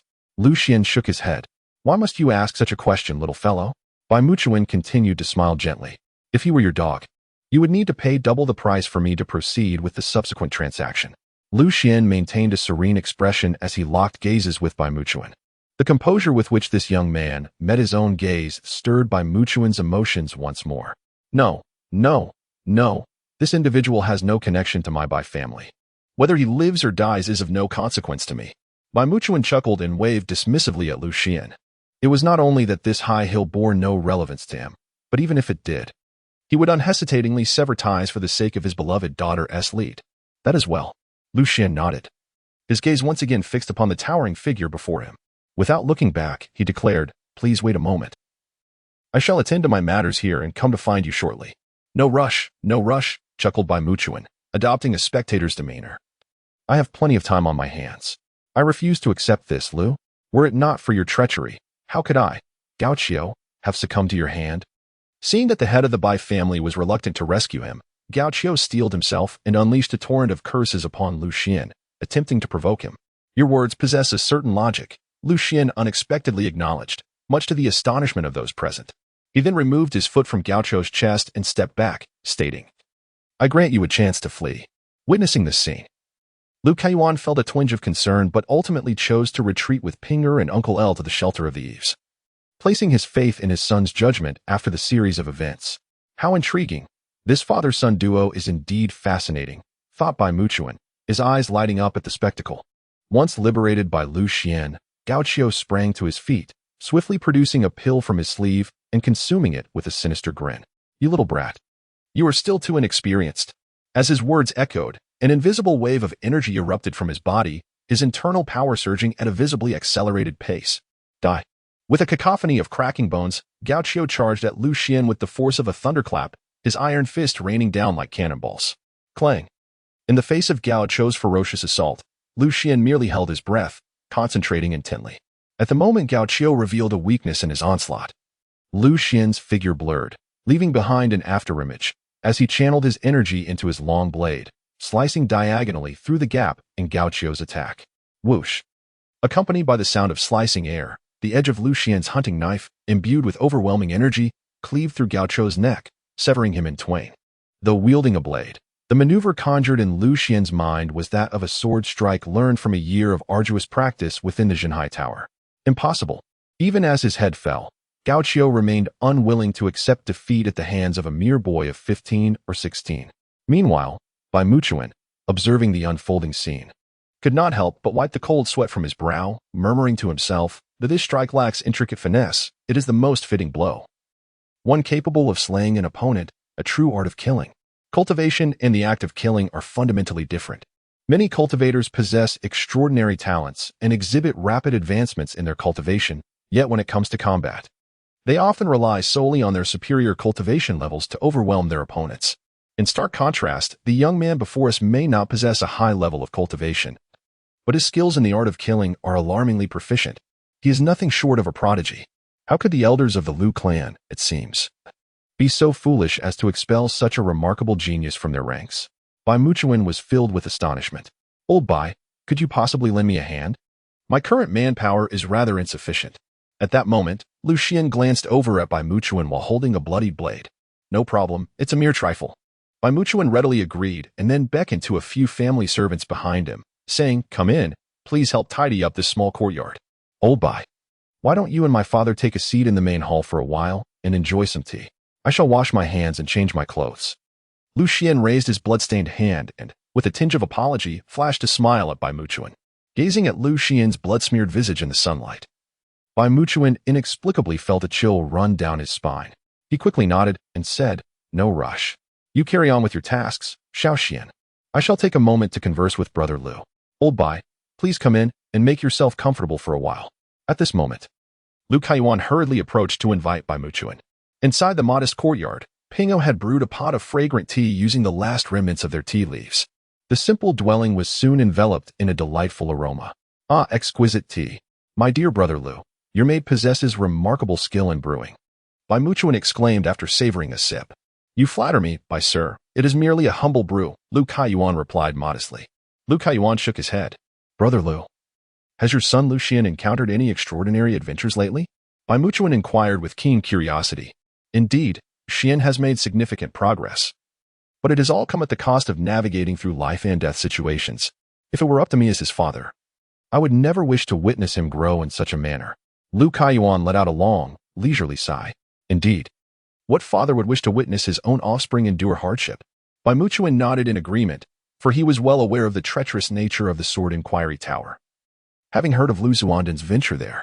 After uttering this remark, a shadow of gloom suddenly crossed Bai Muchuan's countenance as he recalled his daughter, Bai Yuru, who had been missing for 6 long years. Father, Bai Lao. At that moment, Lu Xianden emerged from his room, now attired appropriately. He exuded an air of composure and tranquility, and combined with his handsome features and tall stature, he radiated an inexplicable sense of otherworldliness. A stark contrast to the man wielding a blade earlier. Come, have a seat here. Bai Muchuan beckoned, patting the chair beside him. His gaze towards Lu Xianden filled with admiration. It was hard to fathom that this elderly gentleman, who now appeared so approachable, had previously donned a cold and unapproachable demeanor before crossing the threshold of the Lu family estate. Bai Lao must have come for the hairpin belonging to Sister Yuru. Am I correct? Lu Xian smiled and nodded. Then, as he took a seat, he candidly inquired, Xiaoxian, your directness is refreshing, so I shall not beat around the bush. Bai Muchuan nodded, his expression instantly turning grave. Young man, from where did you acquire that hairpin? His gaze was fixed intently on Lu Xian. Chapter 12, The Taiping Order. I personally retrieved it from Sister Yuro. Lu Xian met Bai Muchuan's gaze, his tone neither servile nor overbearing. With a start, Bai Muchuan sprang to his feet. Where is Yuro now? He inquired, his eyes aflame and voice trembling as he addressed Lu Xian. Bai Muchuan had assumed that Lu Xian had merely stumbled upon Bai Yuro's jade hairpin. He was utterly unprepared to discover that Lu Xian had actually taken it directly from her. In that instant, he lost all semblance of composure. The earlier calmness vanished entirely. Observing Bai Muchuan's current state, Lu Xian could not help but sigh inwardly. The hearts of parents are truly pitiable. After a brief moment of contemplation, he looked up earnestly at Bai Muchuan and said, I can only tell you this, Elder Bai. Sister Yuro is no longer with us. As soon as Lu Xian's voice fell, Bai Muchuan resembled a frenzied tiger, shattering the wooden table before him with a single strike. He then seized Lu Xian by his collar and exclaimed, You speak nonsense. Master Bai, please, maintain your composure. Lu Kaiyuan, standing nearby, drew out a spirit rune. His expression tense as he cautioned Bai Muchuan. Father, it's all right. I trust Master Bai understands the gravity of the situation. After all, aside from me, no one knows where Sister Yuru died, nor the cause of her demise. Lu Xian, firmly grasped by his collar, remained remarkably calm. His words effectively restored Bai Muchuan's composure. As the fury-induced dilation of his pupils gradually returned to normalcy. Where is Yuru's body? What was the cause of her death? Bai Muchuan inquired. Releasing his grip on Lu Xian and fixing his penetrating gaze upon him, demanding answers. The debt owed by Fu Xiaodang to our family amounts to 3 times the original sum. If your information is accurate, I am willing to repay threefold the debt owed to you. Without allowing Lu Xian to complete his statement, Bai Muchuan raised 3 fingers and declared resolutely, Threefold is unnecessary. Considering the accrued interest over the years, 2-fold will suffice. Lu Xian shook his head. Indeed, he was in need of money at present, yet his mind brimmed with an abundance of lucrative ideas. Thus, there was no necessity to profit from a pitiable deceased individual. Is that all? Bai Muchuan asked, perplexed as he gazed at Lu Xian. He had mentally prepared himself for being taken advantage of. In addition to that, I require a typing order from your Bai family. Lu Xian spoke up. The moment the words typing ling were uttered, both Bai Muchuan before Lu Xian and Lu Kaiyuan beside him changed their expressions in unison. Young man, you are rather greedy. Do you know what the typing ling truly is? Bai Muchuan sneered. The typing ling, originating from the 4 great families of Tianhe City, once conferred upon a particular family or individual, signifies that they shall receive the protection of the 4 great families, regardless of the calamities they may face. Even if they find themselves at odds with the other 3 great families or the imperial court itself. Lu Xianyan spoke in a calm tone. Since you are aware, how dare you make such an outrageous request? Perhaps you should consider an alternative. If it pertains to wealth or material possessions, as long as it is not excessive, I, Bai Muchuan, shall certainly oblige. Bai Muchuan waved his hand dismissively at Lu Xian. Aside from the typing order, I desire nothing. Lu Xian simply shook his head. You. Bai Muchuan hesitated, a flicker of anger appearing between his brows. Bai Lao, do not be hasty. Once you examine this object, you will undoubtedly comprehend my insistence on the typing order rather than any other. Just as Bai Muchuan's emotions were on the verge of erupting, Lu Xian sensed the opportune moment and retrieved a small, shattered piece of wood from his sleeve. The surface of the wood was densely covered with bloody claw marks. Instinctively, upon seeing that fragment, Bai Muchuan's fury dissipated like mist, replaced by an expression of shock and unease. Bai Lao, you may observe for yourself. Lu Xian calmly handed over the small fragment of a broken wooden board. Bai Muchuan received the piece with trembling hands, his gaze immediately drawn to the inscriptions upon it. This is Bai Yuro, daughter of Bai Muchuan. The one who harmed me is from Tianhe City, although it was merely a fragment of a sentence. Bai Muchuan found himself lost in contemplation for an extended period, his fingers gently caressing the wood as he murmured, This is my dear rower's handwriting. It is my failure to protect you, my dear rower. I have not kept you safe. In that instant, Bai Muchuan's demeanor appeared to age decades. Who? After murmuring a few times, Bai Muchuan suddenly lifted his head, his face contorted as he directed a question at Lu Xian. Who from Tianhe City harmed my daughter? Unless I receive your peace decree, I cannot disclose this information. After all, their power is formidable, capable of extinguishing the lives of our entire family with ease. Lu Xian maintained an air of calmness in the face of change. Could it be the individuals from those 3 families? Bai Muchuan suddenly came to a realization. Although the Bai family had long attributed Bai Yuro's death to the Song family, it was merely a form of venting. In truth, they possessed no evidence to substantiate their claim that the other party had conspired to harm their daughter. Xuan remained silent, merely gazing at Bai Muchuan. He was awaiting his response. I assure you, if it is indeed one of those three families that has harmed my daughter, the Bai family will do everything in our power to protect your family, Bai Muchuan promised, his voice somewhat hoarse. With Bai Muchuan's assurance, Xuan felt a slight sense of relief. After all, the peace decree was an invaluable asset, and he was not entirely confident in his ability to procure it from Bai Muchuan. I kindly request that Elder Bai awaits me tonight at Chisha Pavilion, 6 miles west of the city, at the hour of the pig. If possible, please bring as few people as you can, to avoid drawing too much attention. Xuan advised Bai Muchuan, you need not remind me of this.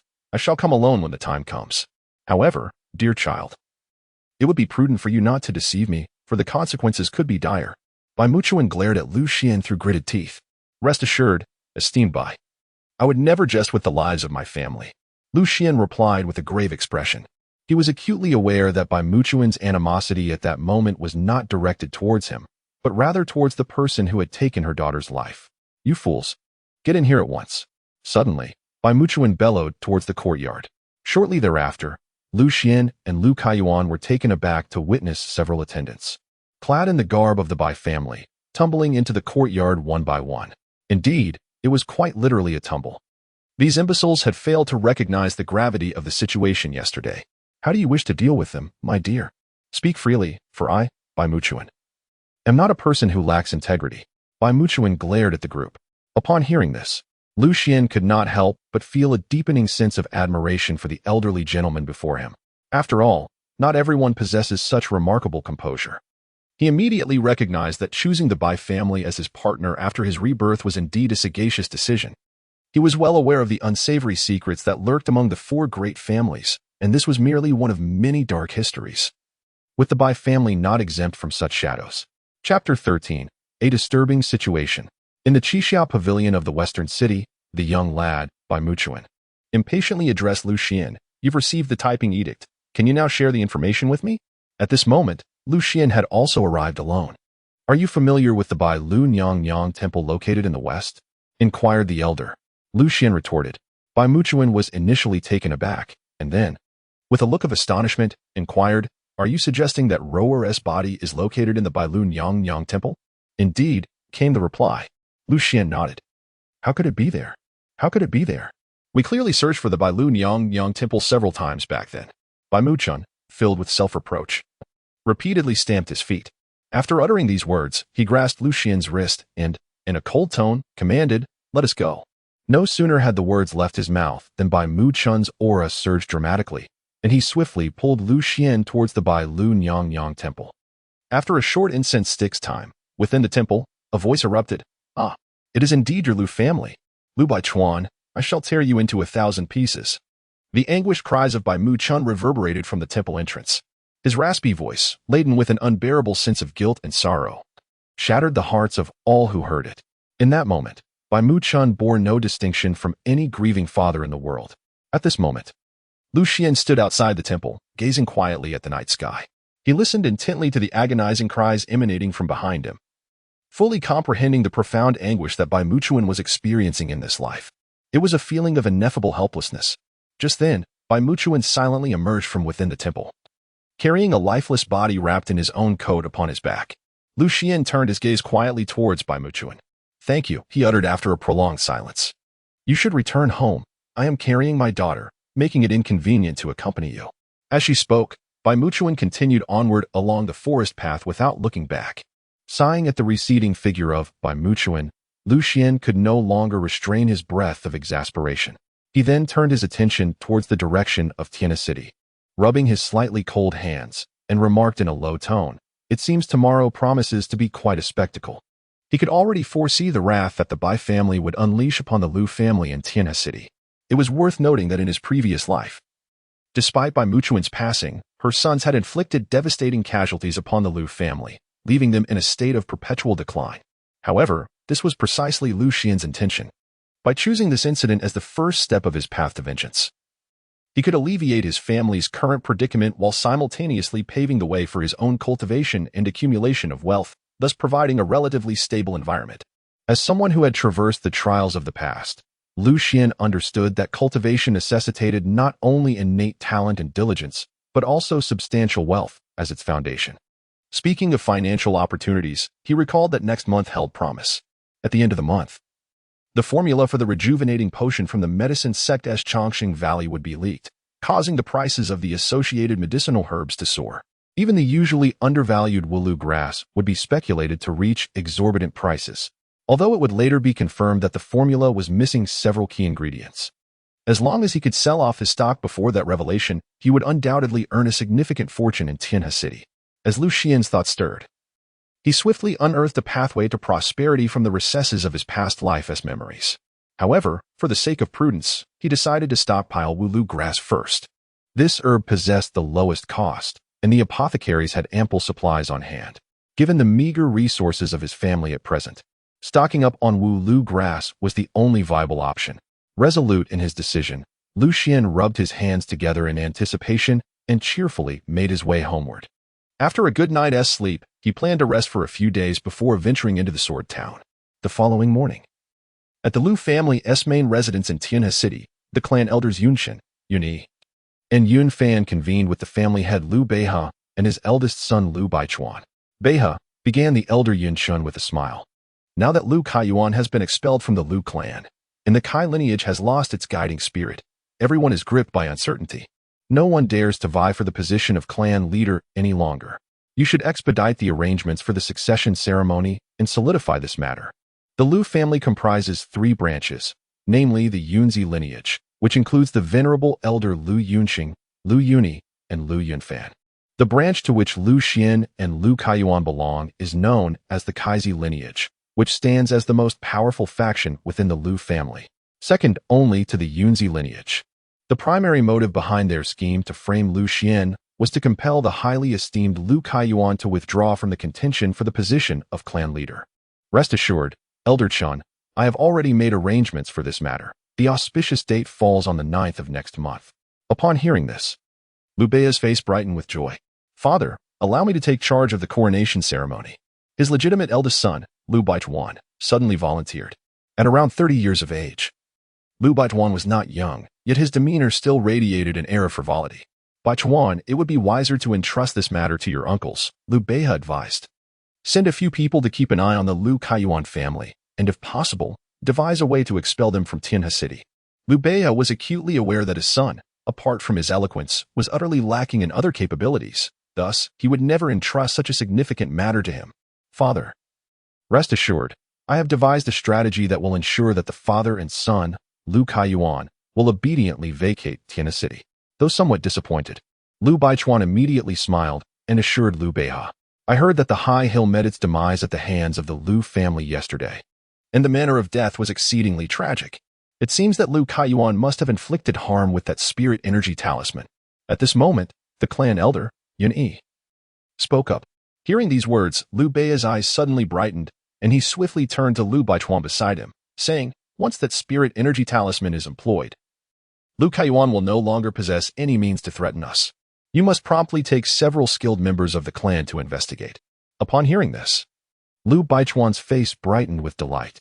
Previously, his lack of enthusiasm regarding the expulsion of the Lu family stemmed from 2 main reasons. Firstly, there was little to gain, as the valuable assets of his family had already been divided among the main household. Secondly, the presence of the combat talisman on Lu Kaiyuan rendered him incapable of taking lethal action against Lu Kaiyuan's family, for such an act would undoubtedly provoke retaliation from Lu Kaiyuan. Father, esteemed elders, I must take my leave for now. Lu Baichuan immediately rose with cupped fists. This is terrible. This is terrible, clan leader. This is disastrous, head of the family. At that moment, a flustered servant of the Lu family rushed into their courtyard, shouting in alarm. What is the cause of such commotion? Lu Beihe rose with an air of displeasure and stepped outside. He reported to the master. The head of the Bai family, Bai Mu Chun, has barged in with a group of men, ruthlessly attacking anyone in sight. The servant, panting heavily, knelt as he spoke. Chapter 14, Lu Baichuan, the patriarch of the Bai family, Bai Mu Chun. What madness has this old fool succumbed to? Lu Beihe furrowed his brows, wearing an expression of utter bewilderment. Beihe, what has transpired? At that moment, the 3 clan elders emerged from the dwelling alongside Lu Baichuan, exclaiming, Lu Beihe. Just as Lu Beihe was about to explain, a thunderous roar suddenly emanated from the front courtyard, abruptly interrupting his words. The voice belonged to none other than the head of the Bai family, Bai Muchuan. Return my Ruru's life, you beastly son, Lu Baichuan. Return my Ruru's life.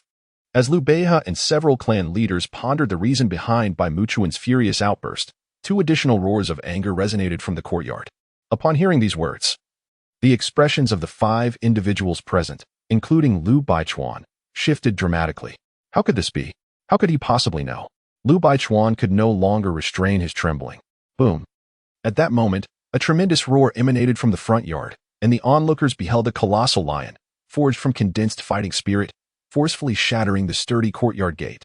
Shortly thereafter, Bai Muchuan and several esteemed elders of the Bai clan appeared at the entrance of the Lu family's great hall. Liu Beihe. Today I demand blood for blood from your Lu family. Bai Muchuan shouted, his eyes ablaze with fury. Half a month later, the initial developments unfolded as Lu Xian had anticipated. The discovery of Bai Yuro's corpse and the revelation of her true cause of death sent shockwaves throughout Tiana City. However, Lu Xian had underestimated the wrath of the Bai clan's patriarch. Although the Bai family's overall strength paled in comparison to that of the Lu family, they had plotted in advance, and with the madman patriarch Bai Muchuan at the helm, the entire Bai clan united their might. They ruthlessly annihilated the lineage of Liu Beihe and Lu Baichuan, leaving rivers of blood in their wake. Ultimately, Liu Beihe was gravely injured, and Lu Baichuan was brutally slain by Bai Muchuan, who crushed his skull. 2 of the 3 elder clansmen of the Lu family perished. And had it not been for the timely emergence of the Lu family's ancient ancestor, Elder Lu Yunqian would likely have met the same fate. Following these events, the various branches of the Lu family swiftly rallied their forces to retaliate against the Bai clan, compelling the patriarch of the Bai family, who had been in seclusion for decades, to make an appearance. Yet, the Lu family's deep-rooted advantages began to manifest, and the Bai clan struggled to withstand the Lu family's counterattack. Even Bai Muchuan sustained severe injuries at the hands of a hidden master from the Lu family.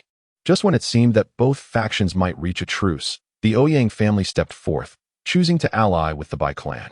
Lu sought to cultivate an alliance with the Su family, one of the 4 prestigious clans. However, the Su family maintained a stance of passive observation, refraining from offering assistance to either party.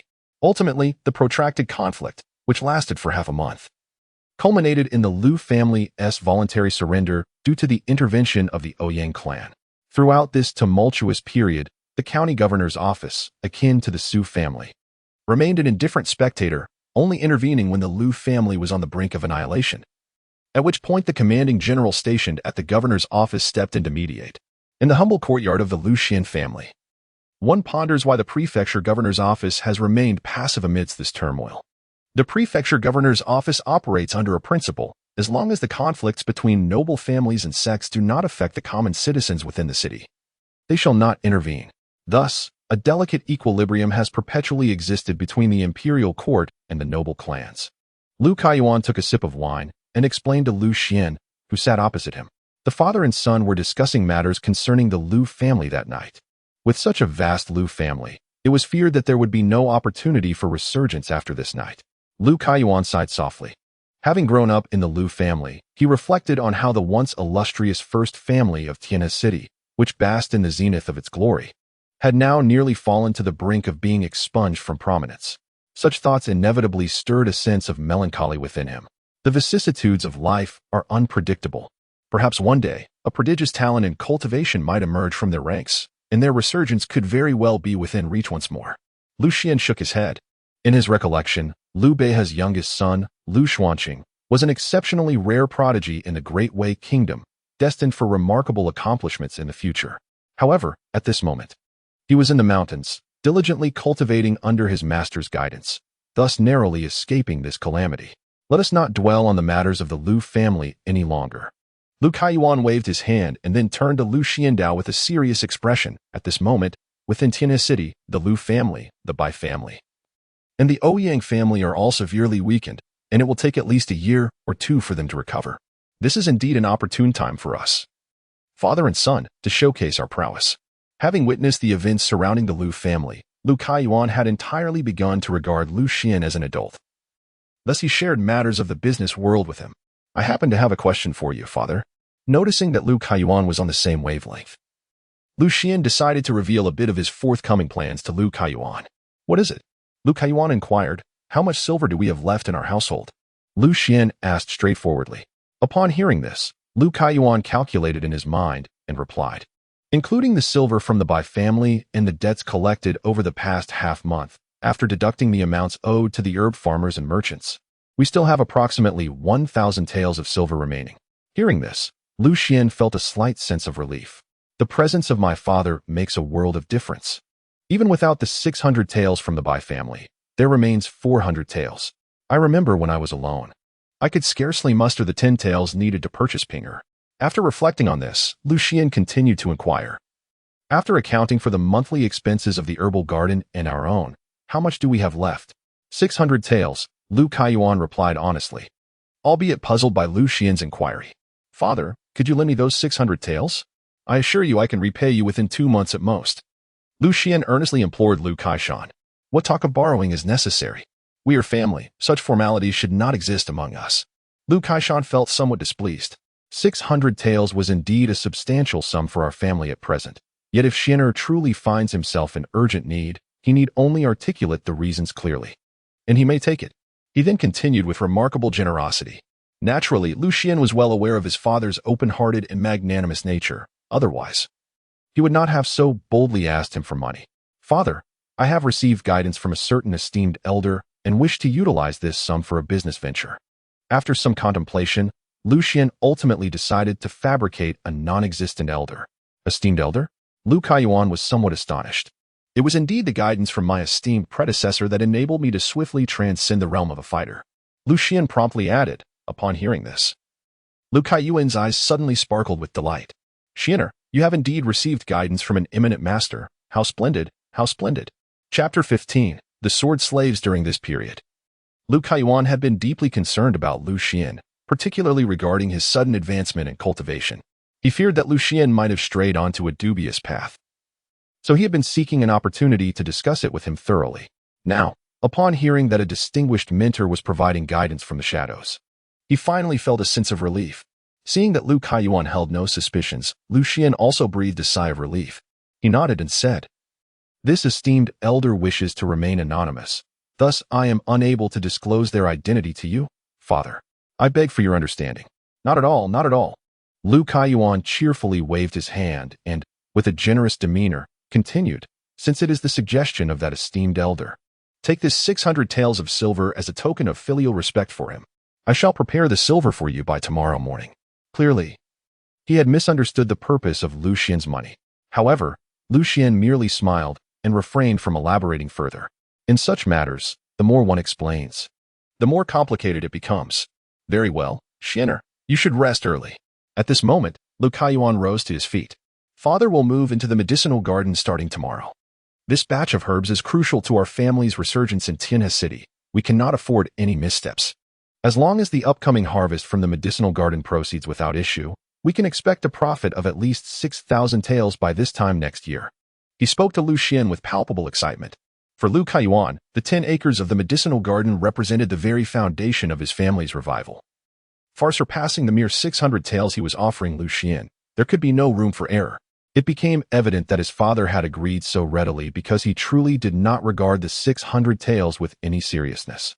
Lu Xian gazed at Lu Kaiyuan's retreating figure, feeling a mix of amusement and exasperation.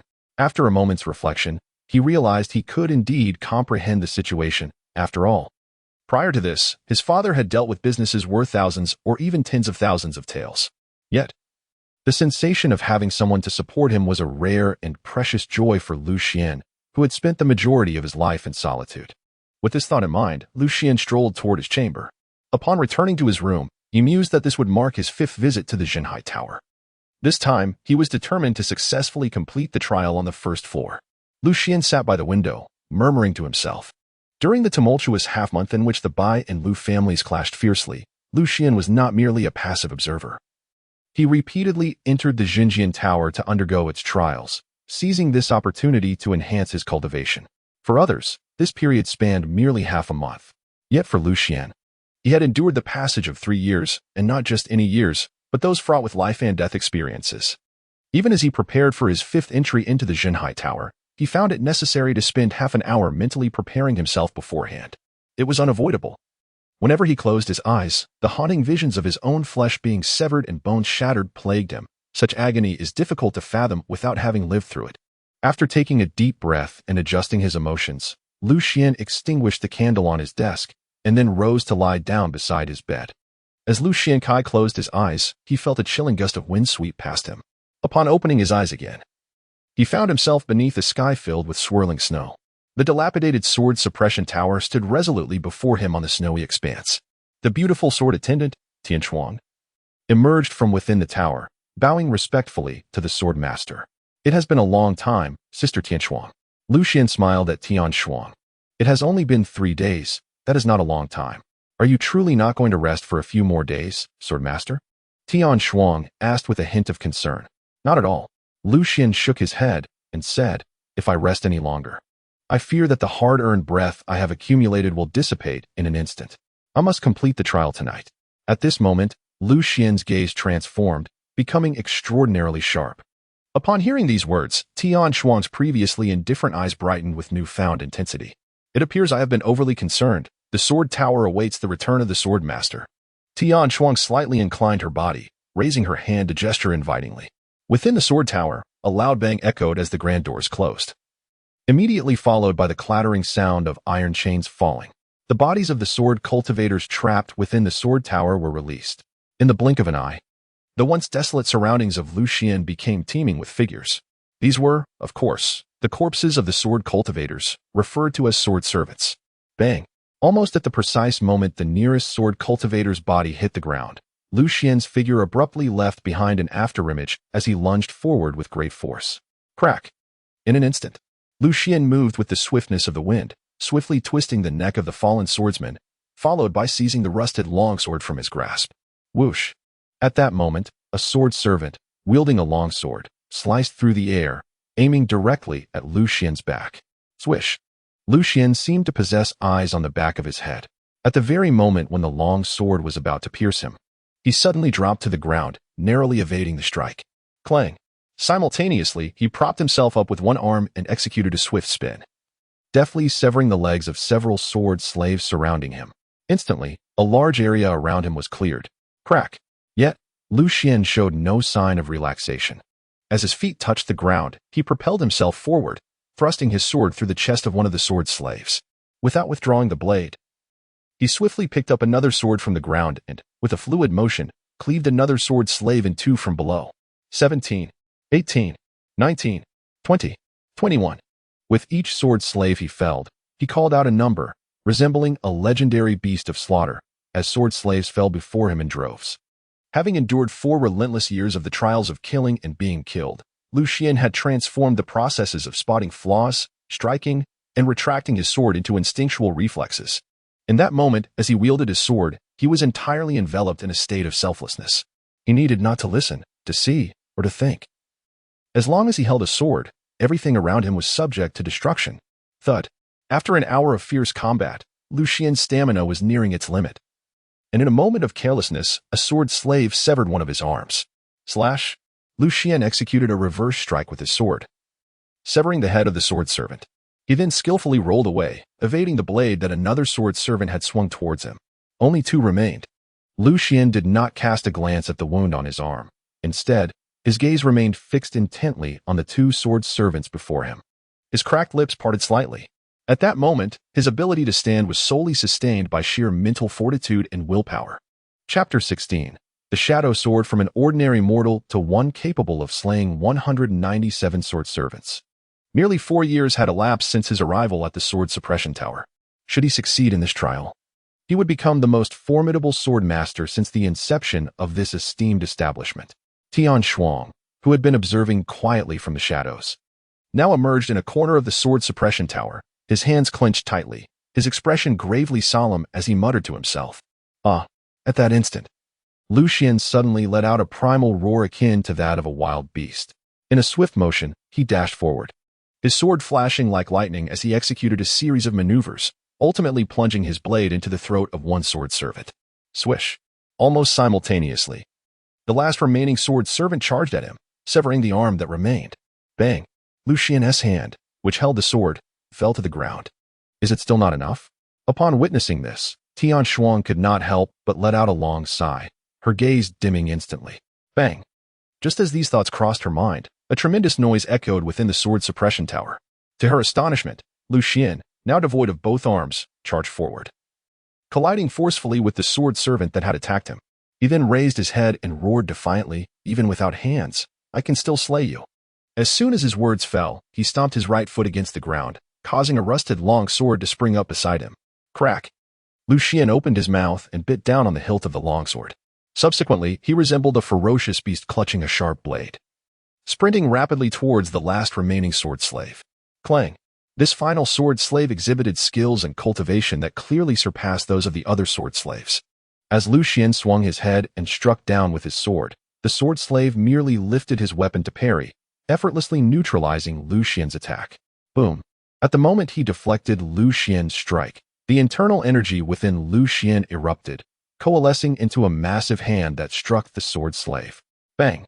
With a resounding crash, the sword slave, along with his weapon, was sent flying by Lu Xian's blow. Throughout the night, Lu Xian had refrained from utilizing his internal energy, saving it for this very moment. This energy-infused hand was his most formidable attack as a fighter. Thud, thud, thud. After sending the sword slave soaring, Lu Xian did not pause, once again biting down on the long sword and pursuing the direction in which the sword slave descended. When he was merely 10 paces away, he halted, concentrating his remaining internal energy into the sword he clutched, preparing to finish off the sword slave with a single strike. Crack! However, to Lu Xian's astonishment, the sword he held in his mouth could not withstand the surge of internal energy and shattered instantly. Clang! Simultaneously, the last sword slave had already risen from the ground, resembling a released arrow, wielding his long sword enveloped in sword energy and charging forward with a sweeping strike. Lu Xian had witnessed this sword countless times. Therefore, he was acutely aware of its formidable power.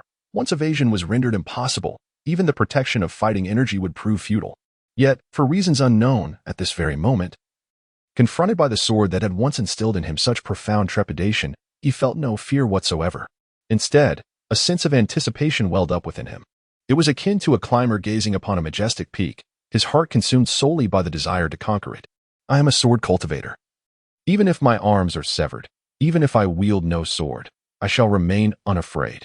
Lu Xian seemed to have awakened a certain primal instinct within his being. Despite the absence of his arms and sword, he fixed his gaze upon the blade that was thrusting toward his chest, adopting a fearless stance as if to draw his sword in defiance. With your unwavering sword heart, I shall borrow a sword from you. This sword, named Qingying, has the power to carve mountains and rivers and to sever the sun and moon. At that moment, an ancient voice echoed within the sword town tower, and the entire place suddenly fell into darkness, leaving only a slender beam of light, akin to a narrow crack in a door, standing before Lu Xian. Swordmaster. This is a momentous opportunity, seize it. Just as Lu Xian was taken aback, the urgent and exhilarated voice of the sword attendant, Tian Xuan, reached his ears from behind. Lu Xian was momentarily taken aback, only to be overtaken by an instinctive and fervent desire to grasp the radiant beam of light before him. In an instant, as this thought took root in his mind, ethereal arms materialized from his shoulders, seizing the luminous essence with unwavering resolve. The moment he clutched that radiant beam, Lu Xian's already indomitable sword heart transformed into an unyielding fortress, prompting an involuntary roar to escape his lips. I wield a sword that can carve mountains and rivers, that can sever the sun and moon. As his words echoed, the spectral arms that had manifested from him suddenly struck down with the captured beam of light. Boom! With a resounding crash, the sword servant who had lunged at him was reduced to mere ashes beneath this mighty blow. The straight beam of light dissipated into nothingness. Congratulations to the swordmaster. Not only has he completed the trial of the first floor, but he has also garnered the recognition of the shadow sword spirit. Just as Lu Xian was still in a daze, the sword attendant Tian Xuan suddenly appeared by his side, bowing with excitement to convey his congratulations. Yet, I found myself still somewhat perplexed. Lu Xian scratched his head with his newly formed arms. The one who just promised you a sword is none other than the spirit of the Qingying sword. Only with his approval can you retrieve the Qingying sword from the sword suppression tower, replied the sword attendant, Tian Xuan. But where is the sword? Lu Xian remained somewhat perplexed. He gestured at himself, but to his dismay, he could not perceive even a shadow of the sword. The Qingying sword, also known as the Shadowless Sword, is an ancient divine blade, formless and shadowless, yet omnipresent, wherever there is sunlight, moonlight, or any form of illumination. Its essence can be found. The sword attendant, Xuan, elucidated to Lucian. Thus, does it imply that merely grasping a fragment of sunlight equates to wielding a sword? Lucian pondered for a moment before responding. The sword master understood instantly, earning the admiration of Xuan. The sword attendant, Xuan, expressed a note of praise. Lucian felt a tinge of embarrassment from the praise and scratched his head, then attempted to raise his hand and gently clasp it before him. To his astonishment, in that fleeting moment, the world around him dimmed significantly, and a slender beam of light manifested in his grasp. Its almost transparent nature made it difficult to discern unless one looked closely. The Qingying sword had once belonged to the sword ancestor in his youth, however. Its spirit was proud and had ceased to recognize any master since the sword ancestor, never to emerge from the sword tower again. Xuan then proceeded to explain to Lucian. Yet, scarcely had her words fallen when an ancient voice echoed once more. Little Xuan, you are quite talkative today. I do not acknowledge him as a master. I merely lend him the Qingying for a time. Should his future conduct fail to meet my expectations, I shall reclaim Qingying and return it to the sword tower. Furthermore, given this boy's current cultivation, should he wield Qingying outside the sword tower, he risks depleting his divine essence and perishing on the spot. Unless he breaks through to become a third-tier swordsman, he must refrain from reckless usage. Chapter 17. The Seven Killing Sword. Thank you for your wise counsel, Elder Ing. The sword attendant Xuan immediately bowed in gratitude. I appreciate your generosity in lending me Qingying. I too feel that utilizing it in my present state would be quite taxing. Thus, I shall only draw Qingying in dire circumstances. Lucian also clasped his hands in gratitude. Young one, it is commendable that you harbor such thoughts. Focus on your cultivation. Even upon reaching the realm of sword master, you will merely stand at the fringes of the sword path. Your journey ahead is still lengthy. After hearing Lucian's words, the voice of the sword spirit softened considerably.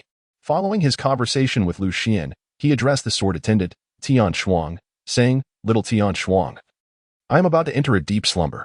When I awaken, I cannot predict how much time will have passed.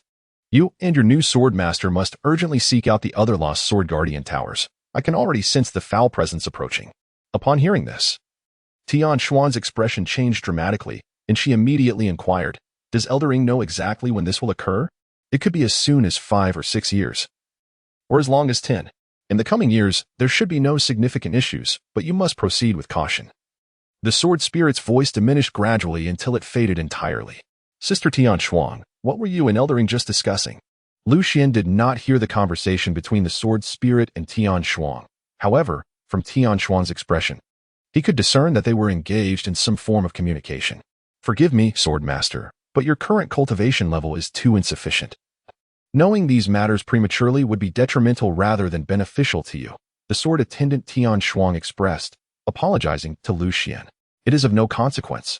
It is of no consequence. Lucian waved his hand dismissively. For the time being, he was solely focused on swiftly enhancing his cultivation and held little interest in the secrets of the Sword Town Tower. By the way, Sister Xuan, you mentioned last time that there would be rewards upon passing the trial. Apart from the Shadow Sword, are there any other rewards?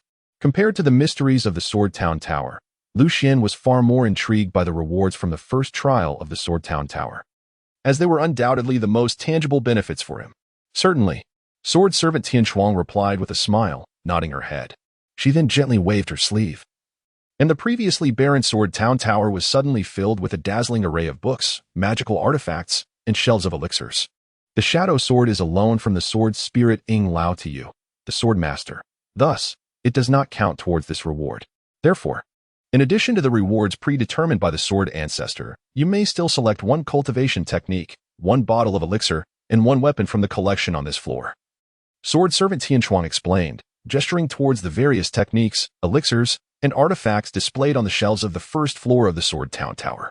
Upon witnessing this, Lucian felt a chill run down his spine. He realized that with such an enormous sword suppression tower, selecting items one by one might take 3 to 5 years, if not longer. Sister Xuan, are you familiar with each item contained within? Lucian turned to the sword attendant, Xuan, and inquired, Might the sword master desire my assistance in selection? Xuan discerned Lucian's intentions at a glance. Is it not permissible? Lucian inquired with a hint of concern. as long as the sword master trusts the servant's judgment. The sword attendant, Xuan, bestowed a subtle smile upon Lu Xian. Trustworthy, of course, I trust you. After all, your discernment is undoubtedly superior to my own. Lu Xian nodded slightly. Although he had lived 2 lives, in his previous existence he was merely a 4th-tier martial artist, possessing scant knowledge of sword cultivation. Therefore, he believed that Xuan was his optimal choice. Observing his response, Xuan also nodded in agreement. Subsequently, she raised her hand and deftly grasped the air several times, effortlessly retrieving a jade slip, a porcelain vial, and a sword box from a distance. Within the jade slip lay a sword technique known as 7 kills. Although it was merely of the mysterious tier, in terms of lethality, it rivaled that of Earth-tier sword techniques. Particularly as your cultivation ascends to the realm of a sword master, its power of 7 strikes per kill can transcend tiered perception, enabling one to vanquish any opponent of the same level, or even contend with masters of the sword sect. As she spoke, Xuan extended the jade slip towards Lu Xian. Upon hearing this, Lu Xian's eyes brightened with intrigue. Based on his understanding of martial arts, sword techniques, and combat skills, any martial art capable of defeating an opponent of a higher rank could be deemed a supreme skill, often regarded as a closely guarded secret by sects and noble families. However, from Xuan's tone, it seemed that this was merely an exceedingly ordinary sword technique within the sword tower. In that moment of delight, his curiosity grew exponentially regarding the formidable martial arts that might be concealed on the 2nd or even 3rd floors. Master of the sword, are you satisfied with this 7-kill sword technique? Noticing Lu Xian's silence, Xuan began to worry, fearing that the sword technique she had chosen did not meet his expectations. Indeed, I am quite satisfied, thoroughly satisfied. Lu Xian came to his senses and nodded vigorously. Xuan offered a faint smile before presenting a second reward, a vial of elixirs. This vial contained minor rejuvenation pills, totaling 60 in number. A single pill could rapidly restore 60% of the true essence or fighting spirit for cultivators below the sword master realm. However, its efficacy diminished significantly for those above the sword master level. Xuan elaborated to Lu Xian. 60%? Upon hearing this, Lu Xian's expression was one of disbelief. His family had previously engaged in the trade of medicinal herbs. It was not only rare for elixirs to be found in Tianhe City, but the notion of a pill capable of restoring 60% of one's fighting spirit was utterly unheard of. Such a feat could only be attributed to esteemed entities like the Medicine King sect. Observing his reaction, Xuan offered a serene smile, fully aware that Lu Xian was left unsatisfied without needing to inquire further. Sister Xuan, do we possess the formula for this minor rejuvenation pill at our Sword Town Pavilion? At this moment, Lu Xian inquired tentatively. The recipes stored within the sword-preserving tower are not numerous, yet there exists a formula for the minor rejuvenation elixir, as it is not a particularly precious medicinal concoction. Xuan nodded in acknowledgement. How might one procure this recipe? Lu Xian's gaze intensified with fervor. If he could obtain the formula for the minor rejuvenation pill, he could likely monopolize the entire medicinal herb trade in Tianhe City. According to the regulations established by the Sword Ancestor, the rewards that the Sword Tower could select on its own could only be earned by successfully completing trials. If you desire the formula for the minor rejuvenation pill, you must first conquer the trials on the 2nd floor, Xuan elucidated to Lu Xian. Never mind, we shall discuss this another time. Upon hearing this, Lu Xian immediately abandoned the thought. The trials on the 1st floor had already left him considerably battered. One could only imagine the formidable challenges that awaited on the 2nd floor. Xuan nodded in response and then handed Lu Xian a sword box. Introducing it with care, this 3rd reward is a sword I have meticulously selected for you, esteemed sword master. The blade is named Qianjuan, though it may not possess an ornate exterior. The materials from which it is forged are exceptionally unique. While the sword weighs 1,000 pounds, its true heft only manifests when a sword cultivator infuses it with spiritual essence or fighting spirit during an attack, yielding an element of surprise in combat. Chapter 18. The Martial Hero's Command. Lu Xuanguang, enchanted by the introduction from Xuan, was unable to contain his excitement. Upon opening the sword box and beholding the exquisite design of the Qianjun sword, he exclaimed, "What a magnificent blade!" The Qianjun sword measured approximately 5 feet in length, its entirety a deep obsidian hue, devoid of sharp edges. The hilt and blade merged seamlessly, imparting an impression of effortless elegance, precisely the style that delighted Lu Xuanguang the most. Observing Lu Xuanguang's satisfaction, the sword attendant Xuan smiled with joy. In addition to these 3 items, according to the Sword Ancestor's decree, once the esteemed Sword Master completes the trial on the first floor, the Sword Tower shall bestow upon you, the Sword Master, an elevation of 1 realm in your cultivation through unparalleled divine power. Furthermore, you shall receive one of the 9 sword techniques, crafted with the Sword Ancestor's lifelong dedication. At this juncture, Tian Shuang inquired once more, "Might I ask if the esteemed Sword Master is willing to accept this inheritance?" She then awaited Lu Shuangguang's response. "Of course. I could not desire anything more." Lu Xian carefully stored away his belongings and nodded vigorously. Upon witnessing this, Tian Shuang also nodded in acknowledgement. She then raised a hand and gently tapped Lu Xian's forehead. In an instant, Lu Xian's consciousness soared from the sword tower. Emerging above the vast expanse of the snowy sea of qi, he was astonished to find that the once sparse sword qi had transformed into a dazzling array of brilliance, an unceasing torrent of power flooding into his being. Furthermore, with the slightest shift of his mind, the radiant light would metamorphose back into sword qi, swirling gracefully around him. The ability to command the sword qi within the sea of qi and project it outward was a hallmark of a second-tier swordsman. However, the extraordinary phenomena within the sea of qi did not cease there. Lu Xian suddenly beheld a towering figure descending amidst the radiant light. This figure was colossal, nearly occupying half of Lu Xian's field of vision, and at the moment of its appearance, the radiant light began to spiral around it, free from Lu Xian's control. Simultaneously, a magnificent peak materialized before this towering figure, which then stood silently, sword in hand, beneath the mountain. "Dear Swordmaster, please observe closely. This is a phantom left by the Sword Ancestor, and it shall demonstrate the first form of the 9 styles of the Sword Ancestor, Mountain Shatter." The voice of the sword attendant, Tian Shuang, resonated in Lu Xian's ear. At that moment, the immense phantom of the Sword Ancestor suddenly wielded an unnamed longsword. After chanting a series of incantations, it executed an extraordinarily intricate motion, striking the mountain before it with a single stroke. Boom! With a resounding crash, the majestic mountain shattered into countless fragments beneath the force of the Sword Ancestor's strike. This spectacle left Lu Xian in a state of profound contemplation, as he had never imagined that such sword techniques truly existed in the world. Mountain Shatter was one of the 9 styles of the Sword Ancestor. Though it appeared straightforward and somewhat clumsy, its power to breach defenses was astonishing, capable of easily dismantling the various protective techniques and treasures of fighters and cultivators alike. It was also the most accessible style to practice. However, dear Sword Master, if you truly wish to attain the might of the Sword Ancestor's Mountain Shatter, you may have to complete all 9 trials of the Sword Tower first, Tian Shuang remarked as she approached Lu Xian. Lu Xian smiled wryly. He certainly did not dare to aspire to the formidable might of the Sword Ancestor, capable of shaking mountains with a single stroke. However, with this particular sword technique and the Chungying sword as his trump card, he believed that once he ascended to the realm of Sword Master, he would be able to face formidable adversaries like the ancestors of the Lu family without fear. He contemplated inwardly. "Sister Tianchuan, the 1000-gene sword you selected for me is also intended to complement this sword technique, is it not?" Lu Xian glanced at the Qianjin sword in his hand, suddenly feeling a sense of gratitude towards Tian Shuang. "The servant merely selected a suitable weapon for you, the Sword Master." Tian Shuang nodded with a smile. "By the way, Sister Tian Shuang, am I now able to ascend to the 2nd floor?" Lu Xian suddenly inquired curiously of Tian Shuang. "It is indeed possible, however, esteemed Sword Master. You may only ascend to the 2nd floor.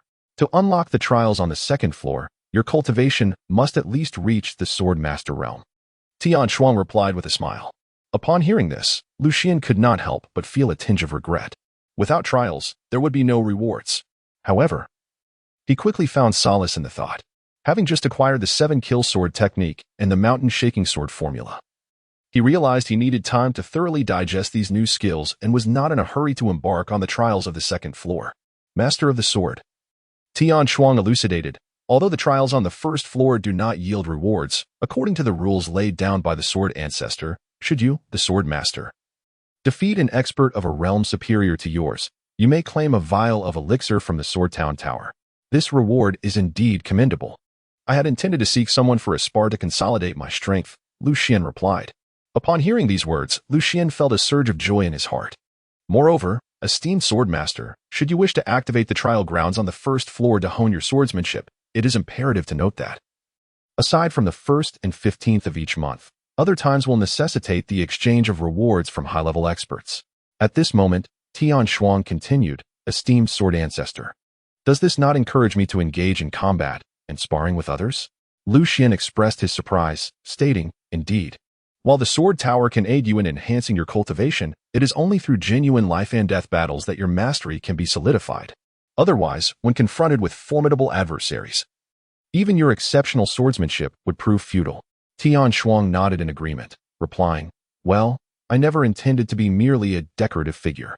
Xuan nodded in agreement. In truth, he had long since devised a plan to seek out someone for a spar. Finding a partner for such an endeavor in Tianhe City was rather impractical. He would have to venture to other prefectural cities. Moreover, wasn't there to be a grand examination held in Liyang City in a few months? I recall that the one who secures the top position would earn the qualification to partake in the initiation trials of the Tianlang sect, along with a martial decree personally bestowed by the sovereign of the Great Wei Kingdom.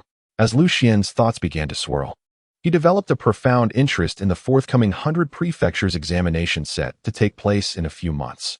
Setting aside the qualifications for the entrance trials of the Tianlang sect, merely possessing the martial champion token was enough to ignite Xuan's enthusiasm. With this token in hand, he would effectively gain the endorsement of the sovereign, compelling even the Grand General of the Tianhe City Guard to address him with the respect befitting a martial champion. Although Xuan held little regard for such superficial titles, the acquisition of this distinction would ensure that his family could thrive in Tianhe City. Even in the absence of the Bai family's patronage, I must secure this martial champion token for myself. Xuan secretly made up his mind. By the way, Sister Tianxuan, I can enter the Sword Town Tower to cultivate without initiating the trial, right? Xuan inquired of Tianxuan. Certainly, it is indeed possible, and in the usual manner. If you, the Sword Master, can cultivate within the Sword Tower for a year, you shall receive a recovery pill, Tianxuan responded. That's splendid. Xuan nodded slightly. The practice he engaged in was merely ordinary cultivation, devoid of any battle, thus the consumption of his spiritual energy was not substantial. With the presence of the rejuvenating elixir, he resolved to dedicate each night to cultivating within the Sword Town Tower during this period. Chapter 19. The Wulu Grass. The following day, at dawn, Xuan, who had spent a year cultivating in the Sword Town Tower, awoke from his slumber, weariness etched upon his features. As was customary, he clutched a rejuvenating elixir, a reward from the Sword Town Tower, in his hand. Upon swallowing the elixir, he immediately felt invigorated. Turning his gaze to the bedside, he noticed that both the sword box and the vial of elixirs remained, yet the transmission jade slip was conspicuously absent, presumably reclaimed by the Sword Town Tower. After a year of cultivation within the tower, he had nearly mastered the sword techniques and mental methods of the 7-killing sword. However, he had only scratched the surface of the sword ancestor's mountain-shaking style, estimating that several more nights would be required for full comprehension. Xuan stretched lazily and murmured to himself. Just as the sword attendant Tianxuan had stated, the sword tower harbors the power left behind by the sword ancestor. Even if one merely immerses their spirit within, their physical cultivation will likewise be enhanced. Therefore, his year spent within was not a mere illusion, but rather a genuine period of training. Of course, this also implies that his year was far from easy. The notion of ease is reserved for the deceased.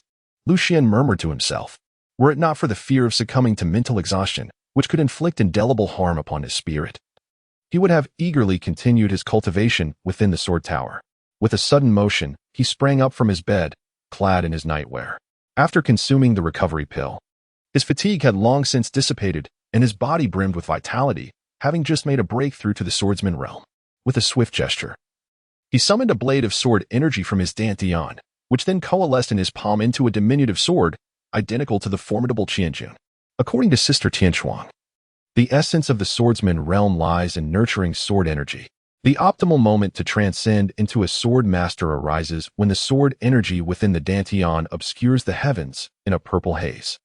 Xuan recalled the words spoken to him by the sword attendant Tianxuan within the sword tower. He withdrew his sword aura for introspection and, with a tinge of helplessness, discovered that at this moment, the sword aura, Zixia, in his energy chamber occupied merely a small corner of the eastern sky, and it was quite sparse. The road ahead remained long, he silently lamented. Cultivating sword aura is not an overly complicated process. He merely needed to adhere to the breathing technique imparted by Tianxuan, dedicating 2 to 3 hours each night to this practice. The spiritual energy refined through this breathing method would partially transform into the essence of metal, entering the energy chamber as sword aura, while another portion would transmute into the essence of water, becoming pure spiritual essence.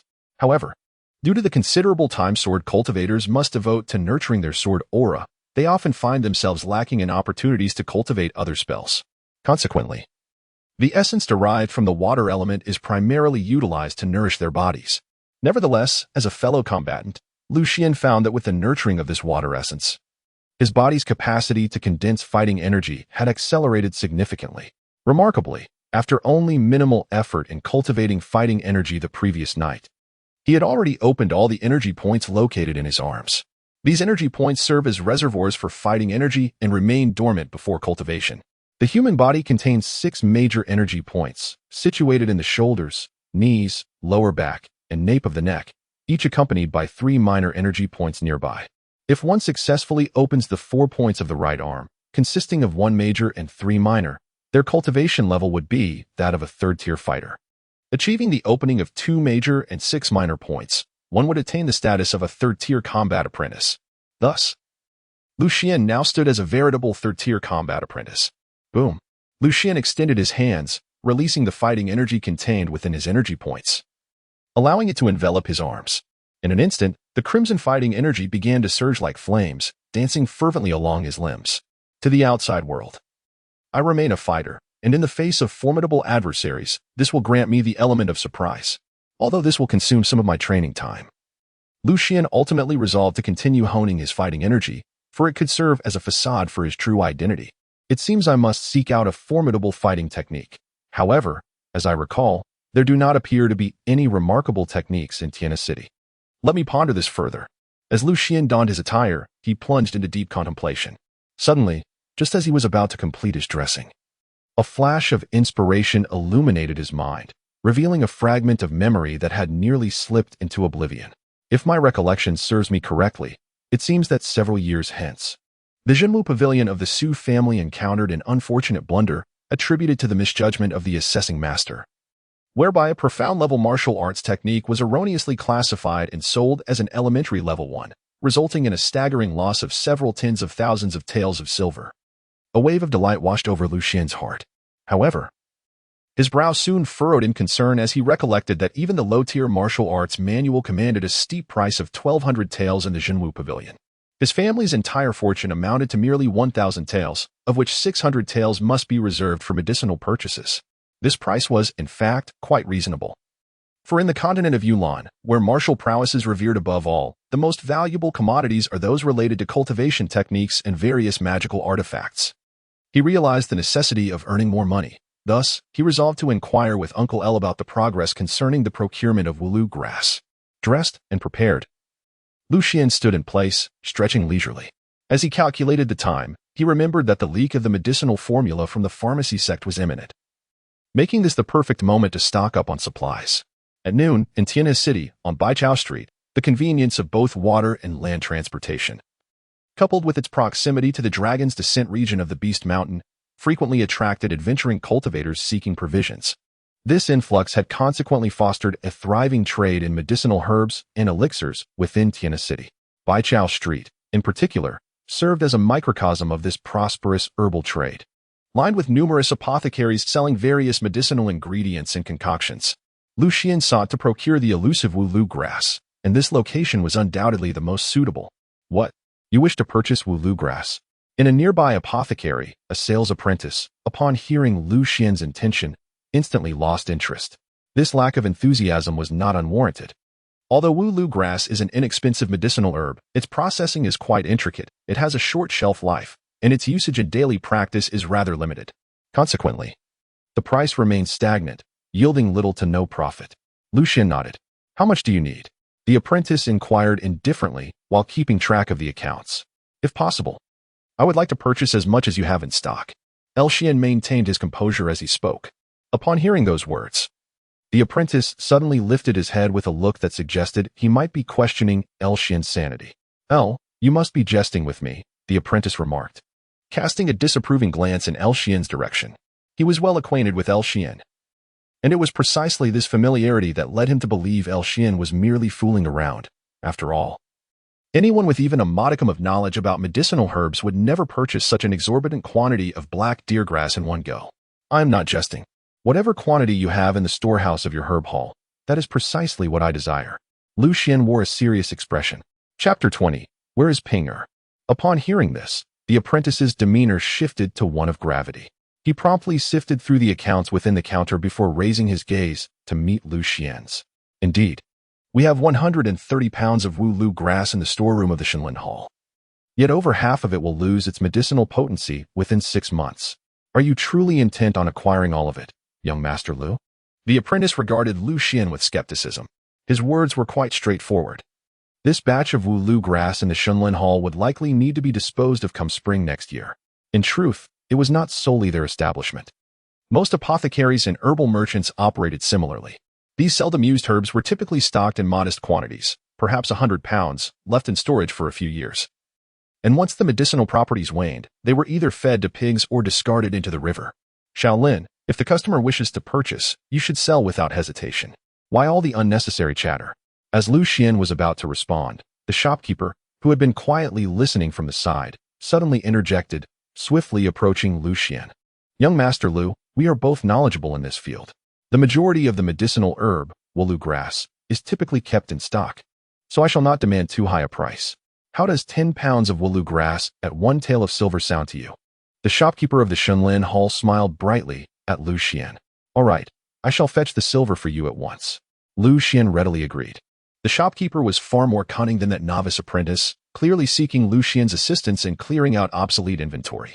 However, Lu Xian did not mind, for he understood that if sold at the usual price, 1 or 2 silver coins would scarcely procure 6 pounds of deer grass. Moreover, he was acutely aware that if he delayed for another 10 days to half a month, the price of deer grass would undoubtedly soar. Young Master Lu, please take care. I shall have those deer grasses delivered to your residence shortly. In no time, the transaction was concluded, and the shopkeeper of the herbal hall watched with a grin as Lu Xian departed, waving him goodbye. Is Lu Xian perhaps lacking in judgment? Purchasing so much deer grass that will turn into waste by next year? Queried the apprentice surnamed Lin, still perplexed. What does it matter if he is foolish? There is profit to be made, is there not? A basket of pig fodder in exchange for over a dozen taels of silver is surely enticing, replied the shopkeeper, playing with the silver ingots, his gaze not lifting. As for Lu Xian, after leaving the herbal hall, he continued to scour the various apothecaries along the 100 Herb Street. And within a mere morning, he had thoroughly cleaned out the deer grass from each establishment. The entire process met with little resistance, which is easily understandable. Deer grass, aside from being somewhat troublesome to sundry, is hardly considered a precious herb. Which apothecary would hoard it? Not everyone possesses the foresight Lu Xian does. Almost every shopkeeper, after Lu Xian settled his payment and departed, labeled him a spendthrift. Laugh all you wish, in a few days. Let us see if you can still muster a smile. Lu Xian drove the horse-drawn carriage down the street, feeling the playful gazes from the shops around him. He murmured to himself, this afternoon, at the entrance of Lu's residence, Lu Xian was overseeing the transfer of bags of medicinal herbs into the courtyard when he suddenly let out a lengthy sneeze. Who could be speaking ill of him behind his back? He pondered momentarily, rubbing his nose in confusion. Young Master Lu, all the goods have been placed in the courtyard. Please take a moment to count them. One of the laborers approached Lu Xian. No need for that. You all may return now. Thank you for your hard work today. Lu Xian placed several pieces of scattered silver into the hands of the hired laborers. These individuals, along with the cart, had been temporarily employed by him. Thank you, young Master Lu, the grateful laborers said as they drove the cart away. Upon entering the courtyard, Lu Xian gazed at the piles of black deer grass stored in the barn, feeling an indescribable sense of satisfaction within him. After a rough calculation, he estimated that he had collected approximately 500 pounds of black deer grass in just that morning. Furthermore, several herbal merchants, upon learning that he was acquiring black deer grass with only 6 months of potency left, expressed their willingness to procure more from nearby towns. Lu Xian was certainly not one to refuse visitors. If his memory served him correctly, due to the recent leak of the alchemical formula from the Medicine King sect, these black deer herbs could fetch a price 5 to 6 times their usual worth. As for whether this situation would change in the future, at least based on the previous incident involving Bai Euro, history appeared to remain steadfast in the face of such significant events.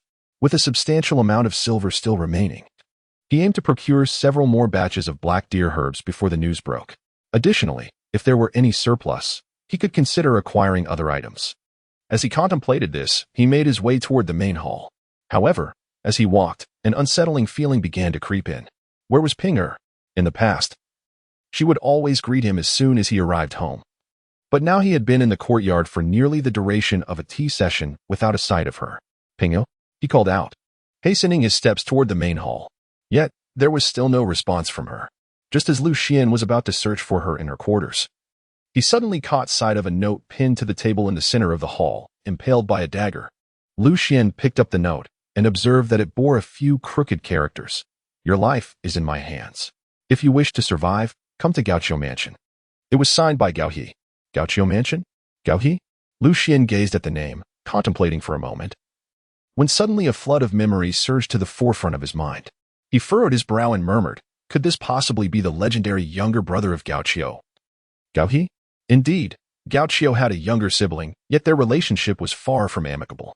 In fact, Gao He had long ago departed for Liyang City, repulsed by Gaoqiu's actions, reportedly to assist a courier company. Given the profound discord between the two, Lu Xian did not immediately connect the name with its significance. Is he seeking to avenge his brother? Lu Xian couldn't help but furrow his brows. The Bai family's Taiping order could shield them from most troubles. Yet it could not deter someone like Gao He, who sought vengeance for his brother. After a moment's contemplation, Lu Xian tucked away the note. He rose and made his way to his chamber, retrieving the Qianjun's sword from beneath his bed, along with a vial of small huandan. With the sword case slung over his shoulder, he strode towards the courtyard. No matter what Gao He intended to do, he would never abandon Ping-er in her time of need. As night fell, at the entrance of Gao Qiu's residence, an elderly man, hands tucked within his sleeves, gazed at Lu Xian with a look of skepticism. Young Master Lu, to my knowledge, this Gao Qiu estate has been uninhabited for quite some time. Are you certain that Gao He is inside? The elder was none other than the long-serving manager of the Bai family's Fushaodang. After Bai Muchuan bestowed the Taiping order upon Lu Xian, the manager became the liaison between Lu Xian and the Bai family, and he was also a first-class dough master. This was the designated meeting place. Lu Xian nodded. This time, calling the old shopkeeper was a precautionary measure. He was no longer the impassioned youth of yore. Chapter 21. Qi Yunpong. Let us proceed, then. I shall earnestly advise him, but should he refuse my kindness and choose to disregard my counsel, I shall not hesitate to be more forthright, the old shopkeeper remarked with a cold snort. It was evident that the old shopkeeper from the Bai family possessed considerable confidence in his own abilities, his words imbued with self-assurance. I appreciate your efforts, old shopkeeper. Lu Xian nodded and entered the courtyard. Gao He, I have arrived. Where are you? Lu Xian shouted loudly. As his voice faded, the hall directly opposite the courtyard suddenly illuminated with bright lights, followed by the sound of footsteps. Soon, a tall figure emerged from within. Are you Gao He? Lu Xian raised his head and inquired, Is it you, Lu Xian? The last time I saw you, you were merely a child. I never anticipated that after several years, you would possess the capability to take my brother's life. Gao He cast a gaze filled with complexity towards Lu Xian.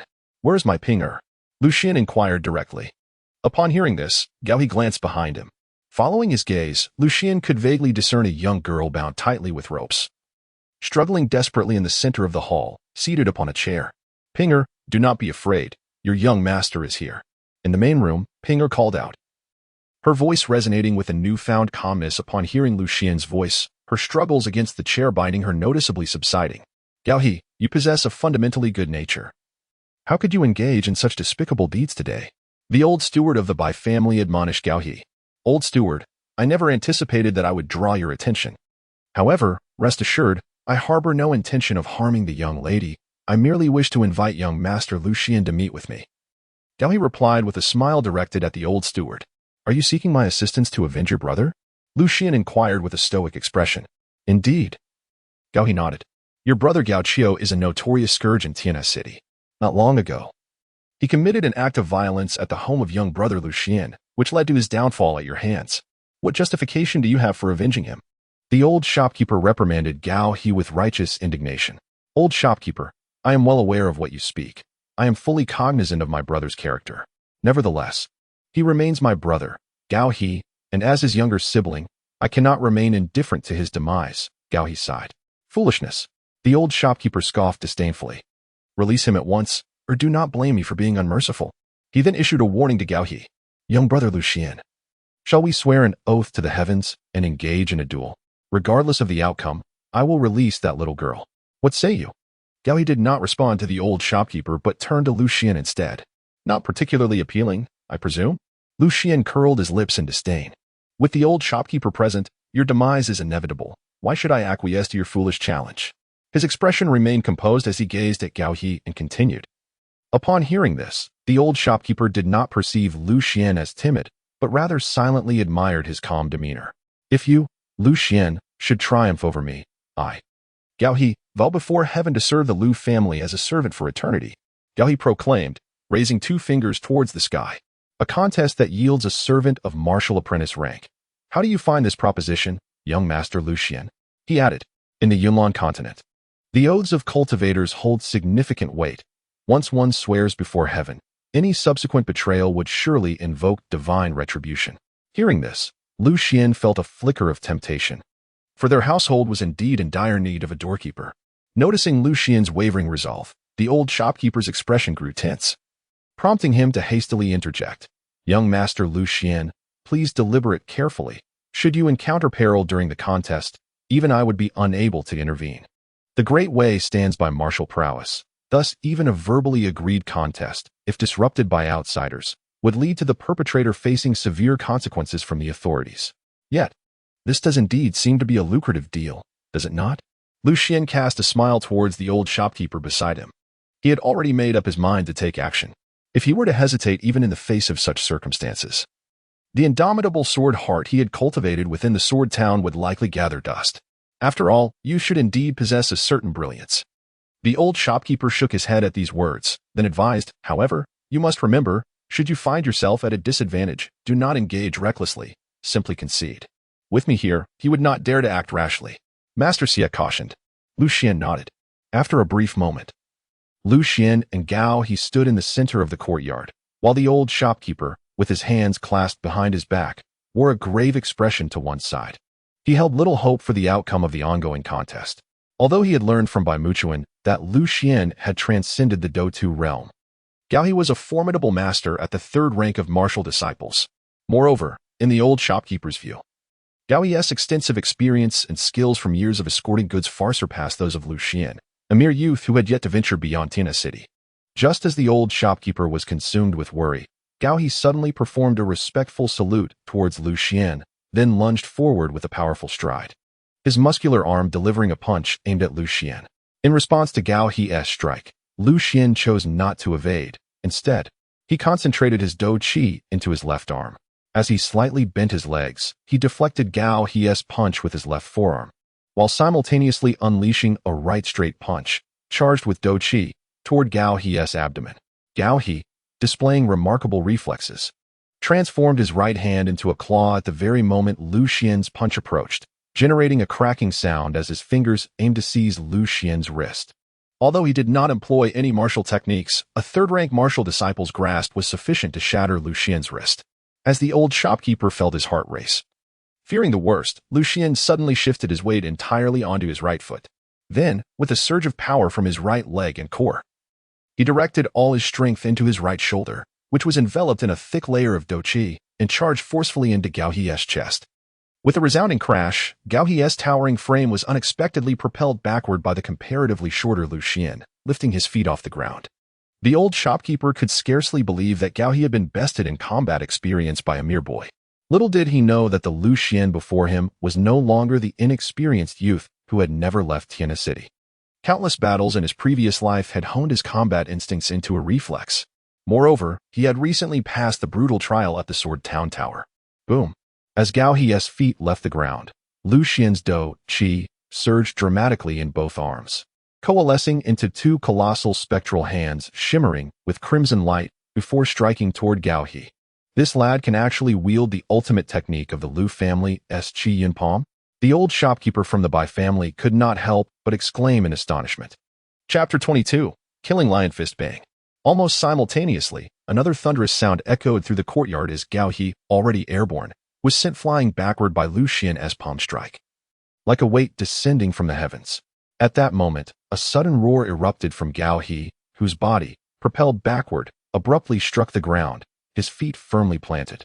Remarkably, despite enduring Lu Xian's formidable red cloud palm technique, Gao He sustained no severe injury and remained upright. You've already exhausted your ultimate move. Let us see how you withstand my lion's kill fist. After regaining his stance, Gao He unleashed a powerful shout, his aura surging as he propelled himself forward with explosive force, transforming into a fleeting shadow aimed at Lu Xian. His speed was astonishing, so swift that even the old shopkeeper failed to catch his movement until Gao He raised his fist, surrounded by the flickering illusion of a fierce lion. The lion's kill fist. This is a 7th-tier yellow-grade martial technique. A cold sweat broke out on the old shopkeeper's brow. However, just then, Lu Xian suddenly slammed his palms, enveloped in fighting spirit, against the ground, using the recoil to narrowly evade Gao He's fierce attack. The impact of Gao He's lion's kill fist then struck the courtyard's bluestone floor with tremendous force, causing a significant dent and cracking the stones. This sight left the old shopkeeper feeling a chill, for even as a combat master, enduring a strike from a 3rd-tier martial apprentice would result in severe injury. In terms of power and physique, martial artists at Tier 3 and below held a significant advantage over fighters and cultivators. Let us see how you evade this time. Gao He roared again, transforming once more into a blur, reappearing before Lu Xian in an instant. With a thunderous crash, he unleashed another punch, accompanied by a lion's roar. The shadows of the lion's kill fist split into 3, enveloping Lu Xian in a deadly embrace within a radius of several feet. The emergence of 3 lion shadows indicated that Gao He had mastered the lion's kill fist to the threshold of opening the gate. The old shopkeeper gasped in astonishment. In the Yunlan continent, practitioners' mastery of martial or fighting techniques is typically classified into 3 levels: knocking, pushing, and opening the gate. The manifestation of 3 lion shadows signifies a martial artist's attainment of the opening the gate stage in the lion's kill fist. At that moment, the courtyard reverberated with the fierce roar of a lion, as the 3 lion shadows, born from Gao He's innate fighting spirit, surged towards Lu Xian with his punch. Is it time to intervene? The old shopkeeper prepared to act, but Lu Xian's fighting spirit suddenly surged, and he brought his palms together. 2 ethereal arms of fighting spirit materialized before him like a shield. With a resounding clash, Lu Xian's fighting spirit arms shattered alongside the 3 lion shadows conjured from Gao He's innate energy. Once again, it is the ultimate move of the red cloud palm. How can Lu Xian still possess fighting spirit to execute such techniques? The old shopkeeper initially harbored doubts, but soon a look of astonishment flickered in his eyes as he exclaimed, could it be that this young man has already ascended to the 2nd or even 3rd rank of the Do disciple? Based on my knowledge of the Lu family's Qiyun palm, while it is indeed a basic combat technique, executing its ultimate move necessitates a breakthrough to the Do disciple realm. Even within that realm, the energy contained in one's blood can only allow a fighter to unleash the ultimate move once. Now that Lu Xian has executed 2 ultimate moves consecutively, there can be but one conclusion. He has surpassed the 1st rank of Do disciple, reaching the 2nd or even 3rd rank. A 16-year-old at the 3rd rank of Do disciple? Has the Lu family lost their senses to cast out such a prodigy? The old shopkeeper was filled with disbelief. Bang! With another resounding crash, the old shopkeeper's thoughts were abruptly pulled back, and he raised his eyes once more to observe the arena. There, Gao He unleashed another ferocious lion's fist towards Lu Xian, who once again countered with the ultimate move of the Qiyun palm. The collision of their energies caused the spectral lion and the palm shadow to dissipate simultaneously. Young Master Lu Xian, your talent is indeed astonishing. A 16-year-old at the 3rd rank of Do disciple could become the object of contention among the families, even in Liang City. However, despite being at the pinnacle of the 3rd rank, you, as a Do disciple, cannot triumph over our martial artists, Gao He said, pacing to find the opportune moment to strike, while flashing a smile at Lu Xian. The contest is not yet concluded. Is it not premature to draw conclusions at this juncture? Upon hearing this, Lu Xian maintained an expression of tranquility, pacing slowly while keeping his gaze firmly fixed on Gao He. However, the old shopkeeper beside him furrowed his brow. For Gao He was not mistaken. In equal realms, without the aid of superior combat techniques, a fighter indeed could not prevail against a martial artist. This was because a fighter's greatest reliance was on their fighting spirit, while a martial artist possessed formidable inner strength alongside their own physical prowess. Thus, it was clear that once Lu Xian's fighting spirit was exhausted, the outcome of this contest would be inevitable. Let us put this to the test. Gao He bellowed once more, subsequently unleashing a fierce lion's kill fist. The aura transformed into a lion's shadow, sweeping up debris and dust as it surged toward Lu Xian with astonishing speed. Having assessed his opponent thoroughly, Lu Xian perceived that this adversary no longer held any value for practice. As he watched the lion's shadow barreling toward him, his expression darkened, and he murmured softly to himself. After uttering these words, he once again brought his palms together, suddenly channeling the fighting spirit from his shoulder energy points, and then stood his ground, delivering a simultaneous strike with both palms forward. Boom! The colossal phantom hands, formed from fighting spirit, struck heavily against the lion's shadow, causing Gao He's body to tremble from the impact. Once more. Let us see how many more strikes you can muster. Gao He roared again, preparing to unleash another lion's kill fist.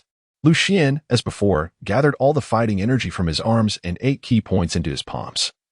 Then once more struck towards Gao He with a powerful blow. Boom!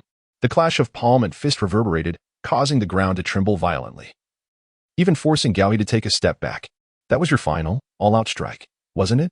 Quite impressive, indeed.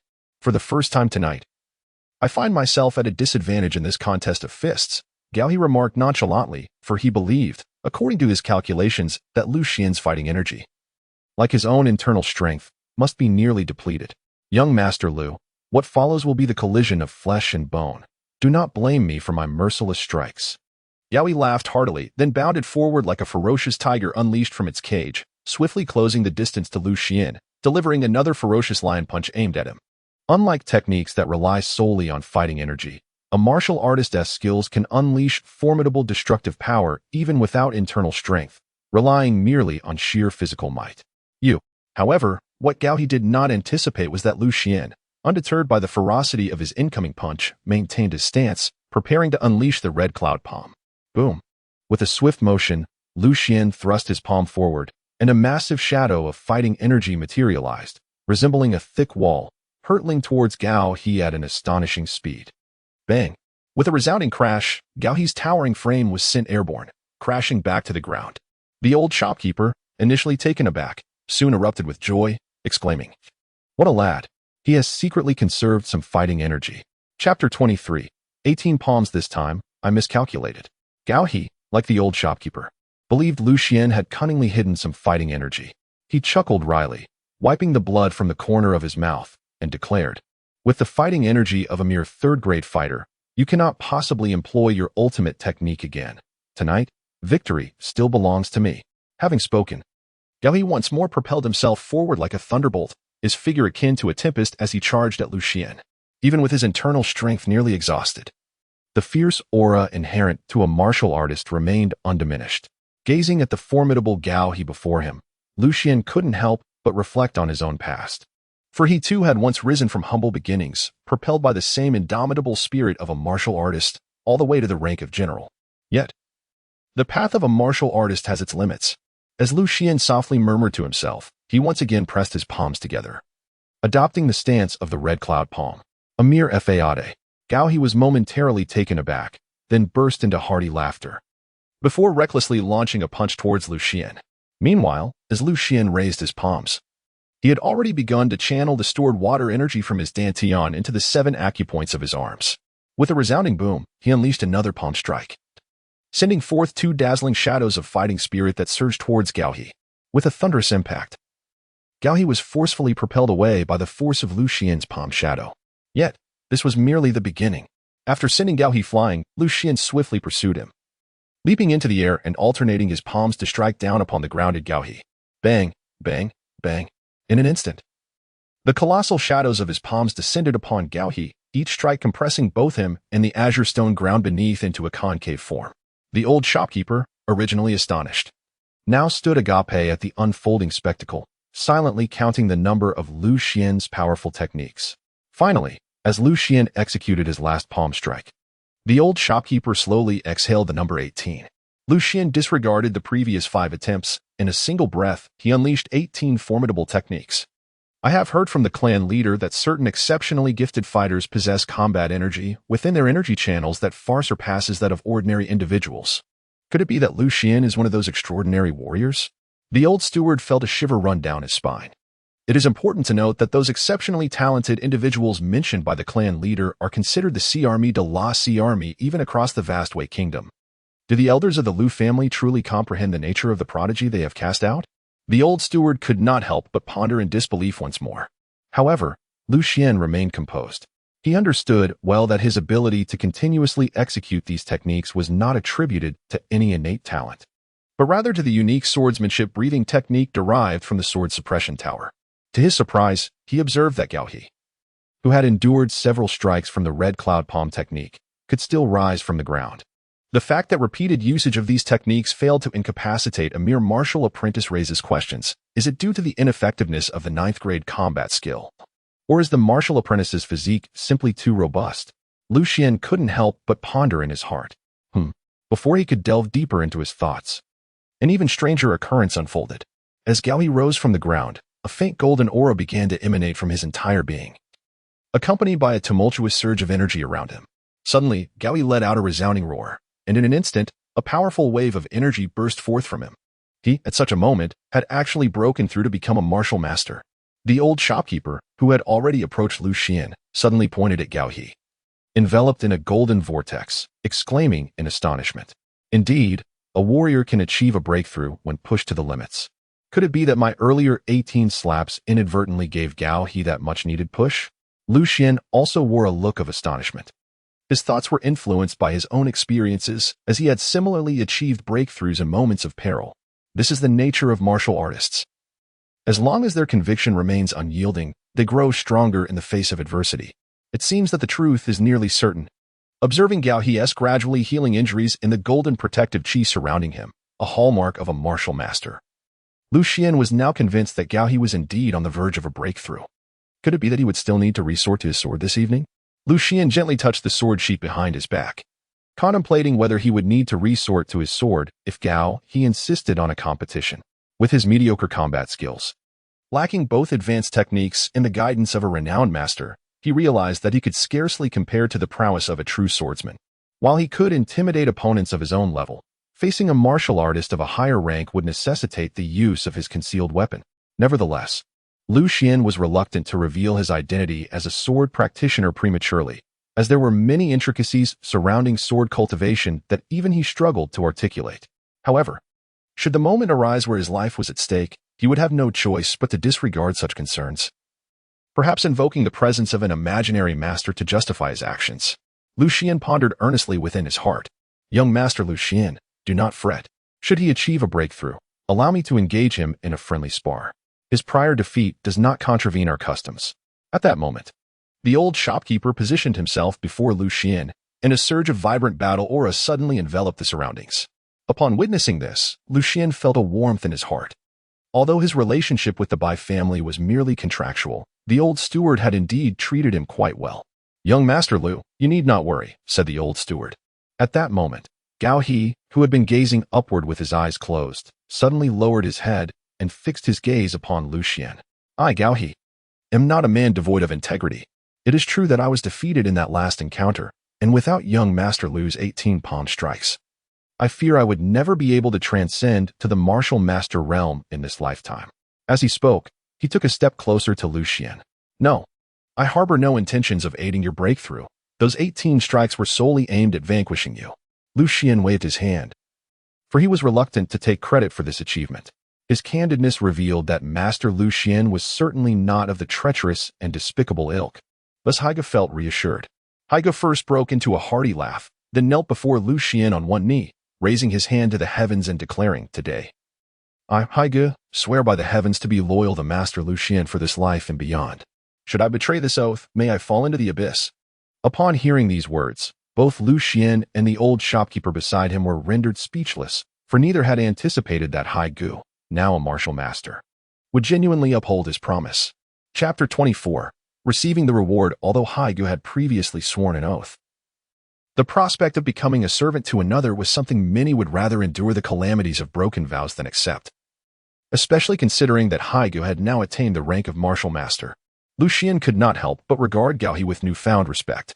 In this world, many speak of faith and righteousness, yet when the time comes to uphold such virtues, few are capable of doing so.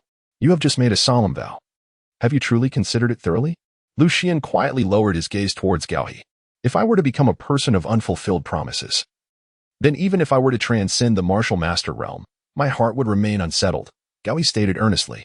With his vast experience in reading people, Xuan could discern that Gao He's eyes were not concealing any deception, at least not at this very moment. I do not require a servant or a subordinate. However, our household is indeed short on hands lately. If you are willing, you may follow me from now on. Should you ever wish to depart, simply inform me, and I shall not hinder your departure. Xuan bent down to assist Gao He in rising. The old shopkeeper, witnessing this scene, could not help but marvel once more, feeling that Xuan's demeanor and conduct were remarkably sophisticated, far beyond that of a mere youth. What a commendable son Lu Kaiyuan has, indeed. The family head possesses an astute eye. Even though this father and son duo has been expelled from the Lu clan, they are bound to rise again in due course. Given a few years, he reflected on this in his heart. Thank you for your help this time, old shopkeeper. At this moment, Xuan expressed his gratitude to the old shopkeeper. No need to mention it, replied the shopkeeper with a hearty laugh. It is merely my duty. Besides, I was unable to assist much tonight. Rather, I had the pleasure of witnessing a splendid performance. Xuan and Gao He burst into hearty laughter upon hearing those words. Subsequently, Xuan brought Ping'er out, and Gao He solemnly apologized to her, promising to purchase a set of the finest cosmetics from Yunshang Street as compensation. Upon hearing this, Ping'er's grievances evaporated, and she joyfully followed Xuan home, expressing her intention to personally prepare Gao He's bed.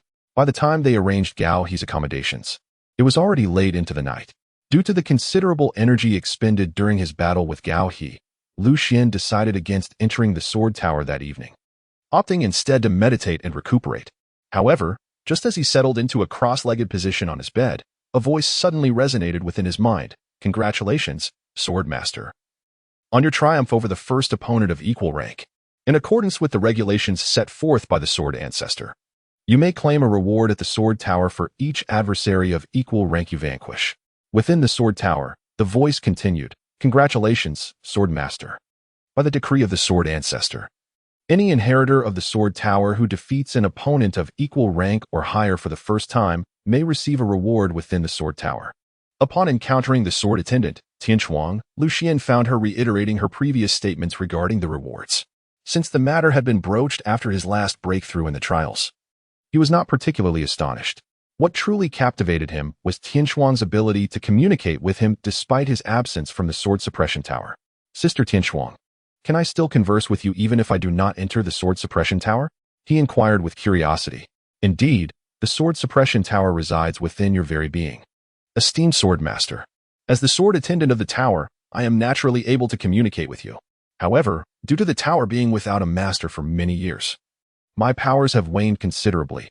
Only recently beginning to regain some strength, Tianchuang elucidated to Xuan. Upon hearing this, Xuan felt a sudden clarity. He realized that in matters of cultivation, he could consult Tianchuang whenever he encountered confusion. Esteemed Swordmaster, I am still somewhat weakened at present. However, once you achieve the Swordmaster realm, I shall be at your beck and call, ready to assist you at any moment. Tianchuang seemed to perceive Xuan's thoughts and promptly added, the Swordmaster realm, indeed, should be approaching swiftly. Yet, if I must wait for the sword energy to envelop the entire Qi Si before breaking through, it may take some time, he reflected. Xuan nodded thoughtfully. Master of the sword, he mused, has taught us that haste makes waste.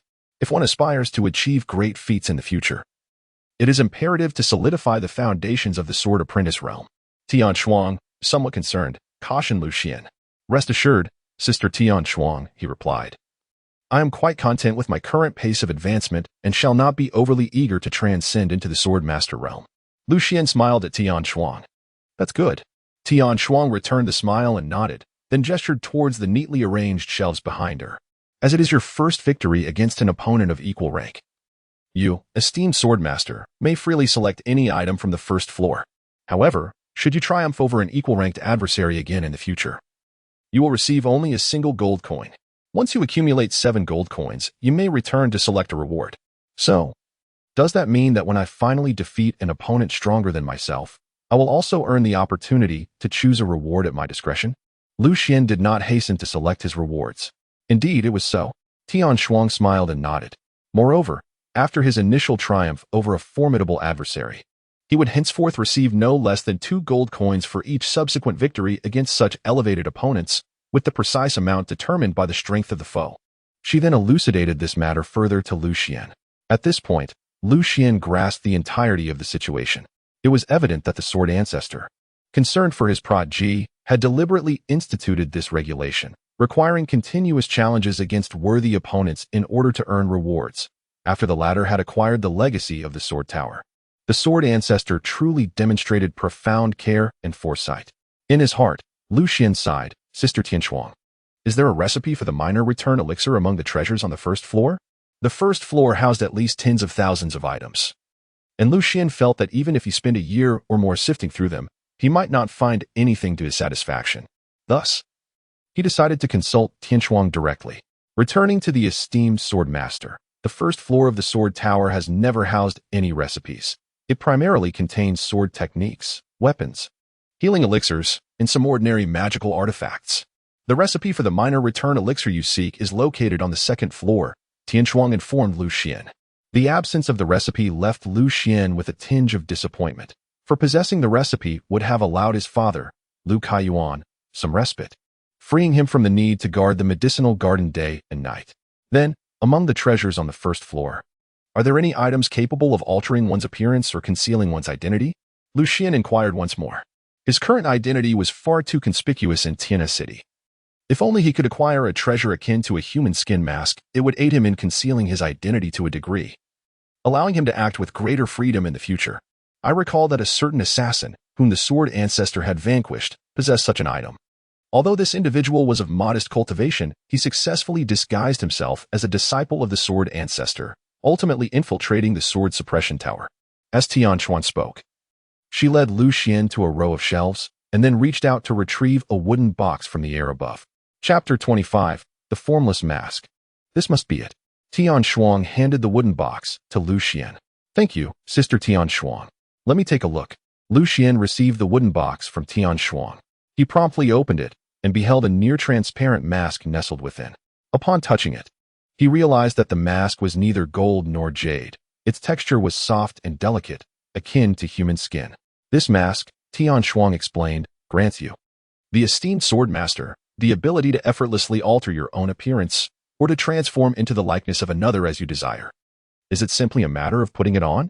Xuan inquired. Xuan picked up the item, somewhat hesitantly, and inquired of Tianshuan. From the moment you, esteemed sword master, inherited the sword suppression tower, all items within can only be utilized by you. Therefore, there is no need for you to establish a bond with this object. You may wield it directly. Seizing the opportunity, the sword attendant Tianshuan took the time to elucidate the rules of the sword suppression tower to Xuan once more. Then I shall give it a try. Xuan nodded, then donned the transparent mask upon his visage. Just as he sought an object to behold the transformation of his appearance, he beheld Tianshuan gently flick her sleeve, conjuring a bronze mirror, tall as herself, before Xuan. Thank you, Sister Tianshuan.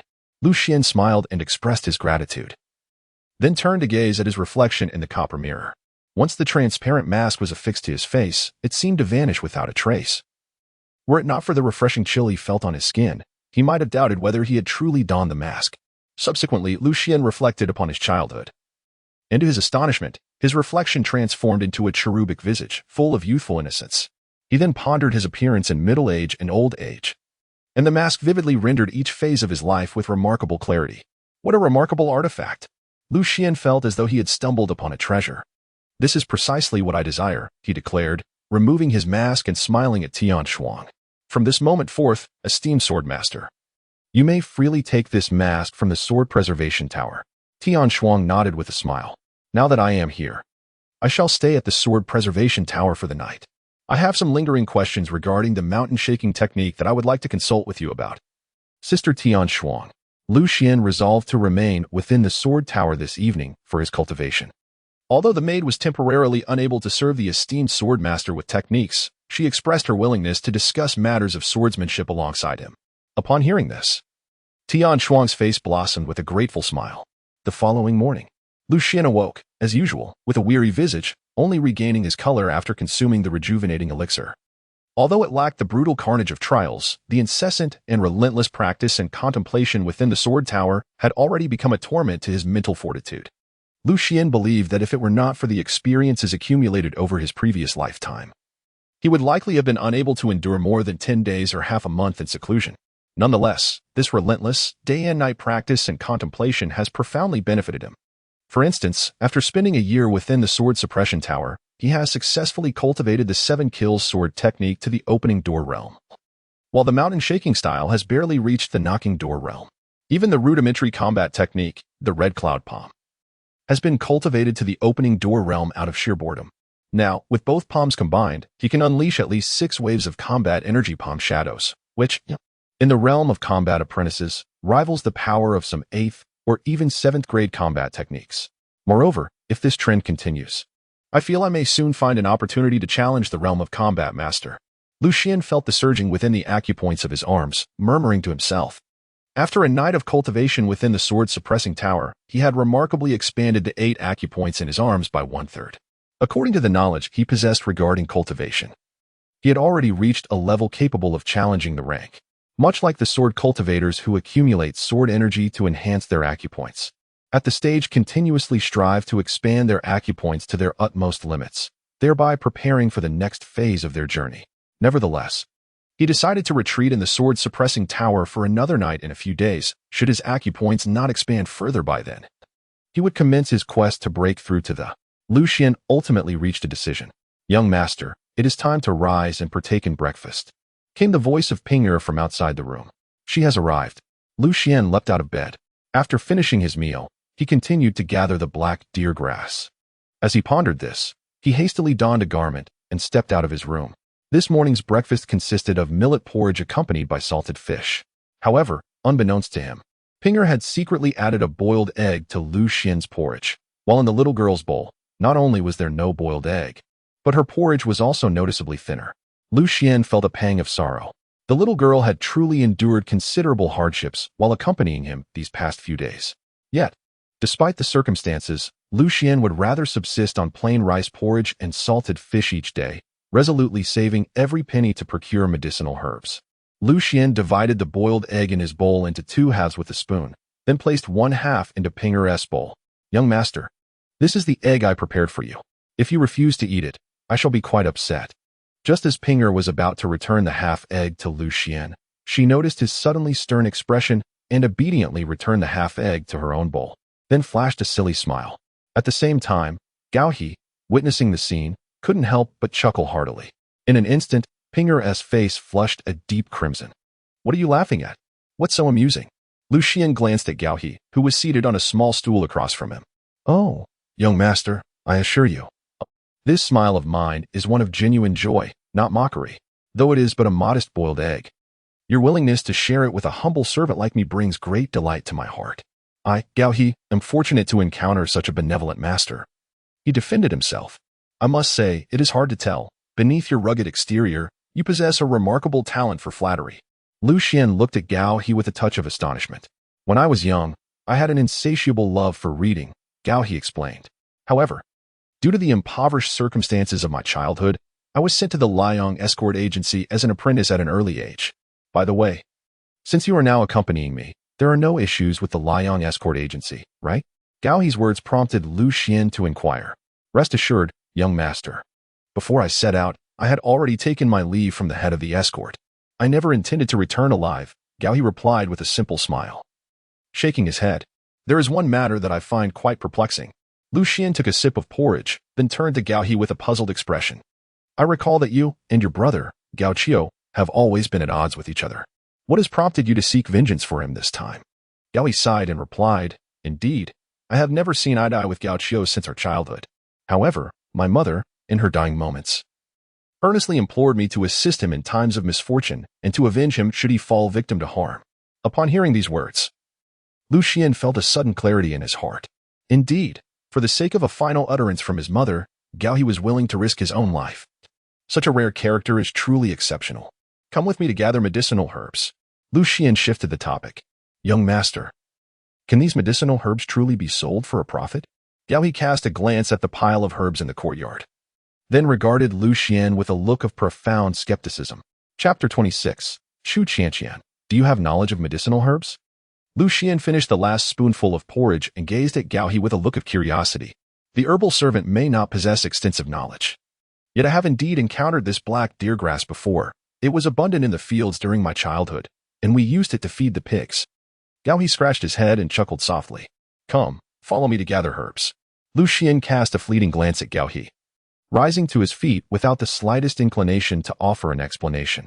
Over the subsequent days, Lu Xian tirelessly traversed the various apothecaries scattered throughout Tiana City, relentlessly gathering the elusive Wulu grass. Word had spread among the herbal merchants of Tianhe City about a naive young man fervently seeking Wulu grass, even acquiring those that were mere months away from losing their medicinal potency.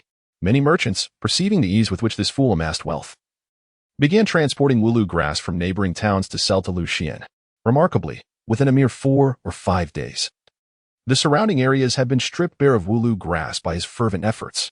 However, Lu Xian's acquisitions were not limited solely to Wulu grass. He also procured a plethora of various other herbs, abundant and inexpensive, amassing such a significant quantity that he ultimately had to rent a courtyard for storage.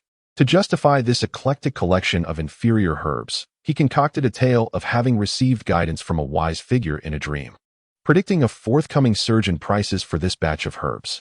Consequently, within a remarkably short span, he gained notoriety within the herbalist circles of Tiana City.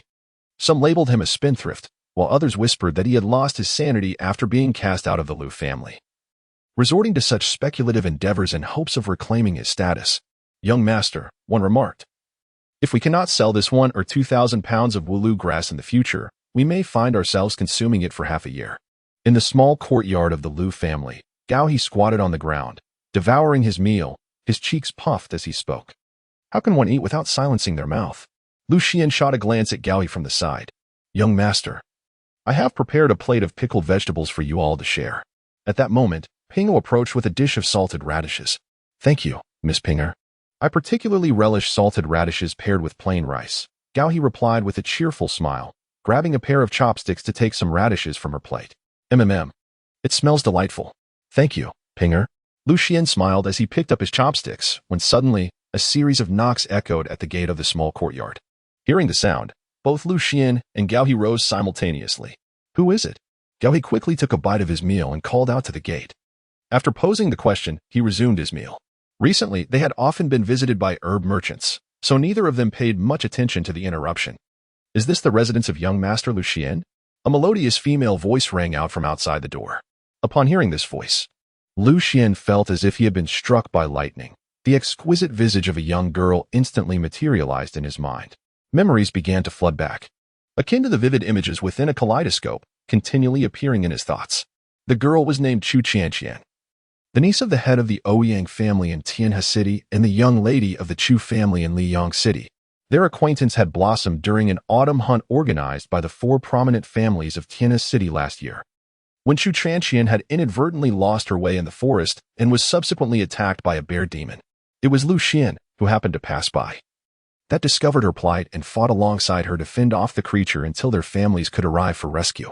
Since that incident, whenever Chu Qianqian visited Tianhe City, she would seek out Lu Xian, either bringing him delicacies from Liyang City or discussing cultivation techniques, gradually nurturing a tender sentiment between them.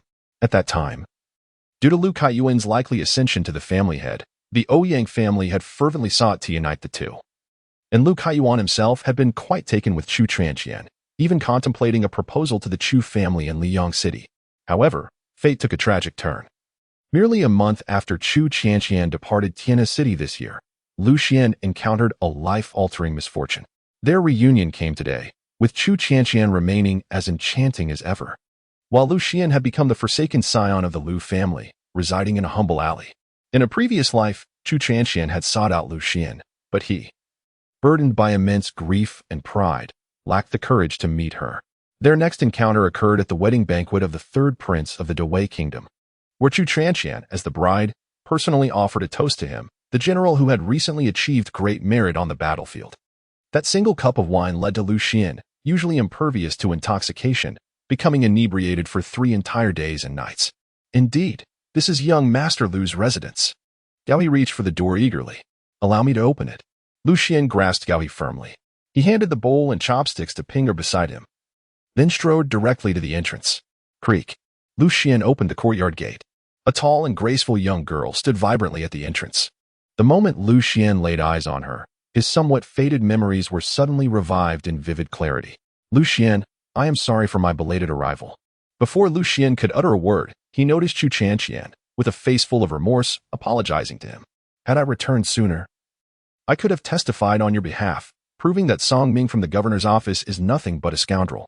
In that case, you would not have been expelled from the Liu family, she continued, her emotions becoming increasingly fervent. By the end of her statement, her eyes even glistened with unshed tears. Xuan had never imagined that the reason for Xuan's urgent desire to meet him all those years ago was to convey such sentiments. In that moment, he comprehended the true meaning behind her words at the wedding banquet, her question of why he had not come to see her. Instantly, a torrent of guilt surged within Xuan's heart. It is I who ought to apologize. I should have opened the door sooner and not made you wait for so long. Xuan gazed into Xuan's captivating eyes, shaking his head with a face full of remorse. His words were directed not only at the Xuan before him, but also at the one from his previous life. What? Xuan looked at Xuan in confusion upon hearing this. It's nothing. Please come in and take a seat. Xuan smiled and shook his head, pulling the door open a bit wider. Xuan, we have no time. We must return quickly. At that moment, a somewhat stern female voice suddenly echoed from the entrance of the alley. Xuan, my mother is urging me to come back. I cannot linger. Take this spatial ring. It contains some items you may find useful. Moreover, I have already registered you for the Qianfu yearly examination on the first day of the second month next year. You must remember to attend. With your innate talent, I am certain that an elder from Yunlan's sect will notice you and select you as a disciple. If you are chosen by Yunlan's sect, the difficulties facing your family will surely be alleviated. A somewhat anxious Xuan hurriedly conveyed her instructions to Xuan. Qian, if we don't leave soon, I may have to retract my previous words. Simultaneously, the stern voice of Xuan's mother resounded again. Chapter 27. The yearly examination, I'm coming. Xuan quickly replied, turning her head back.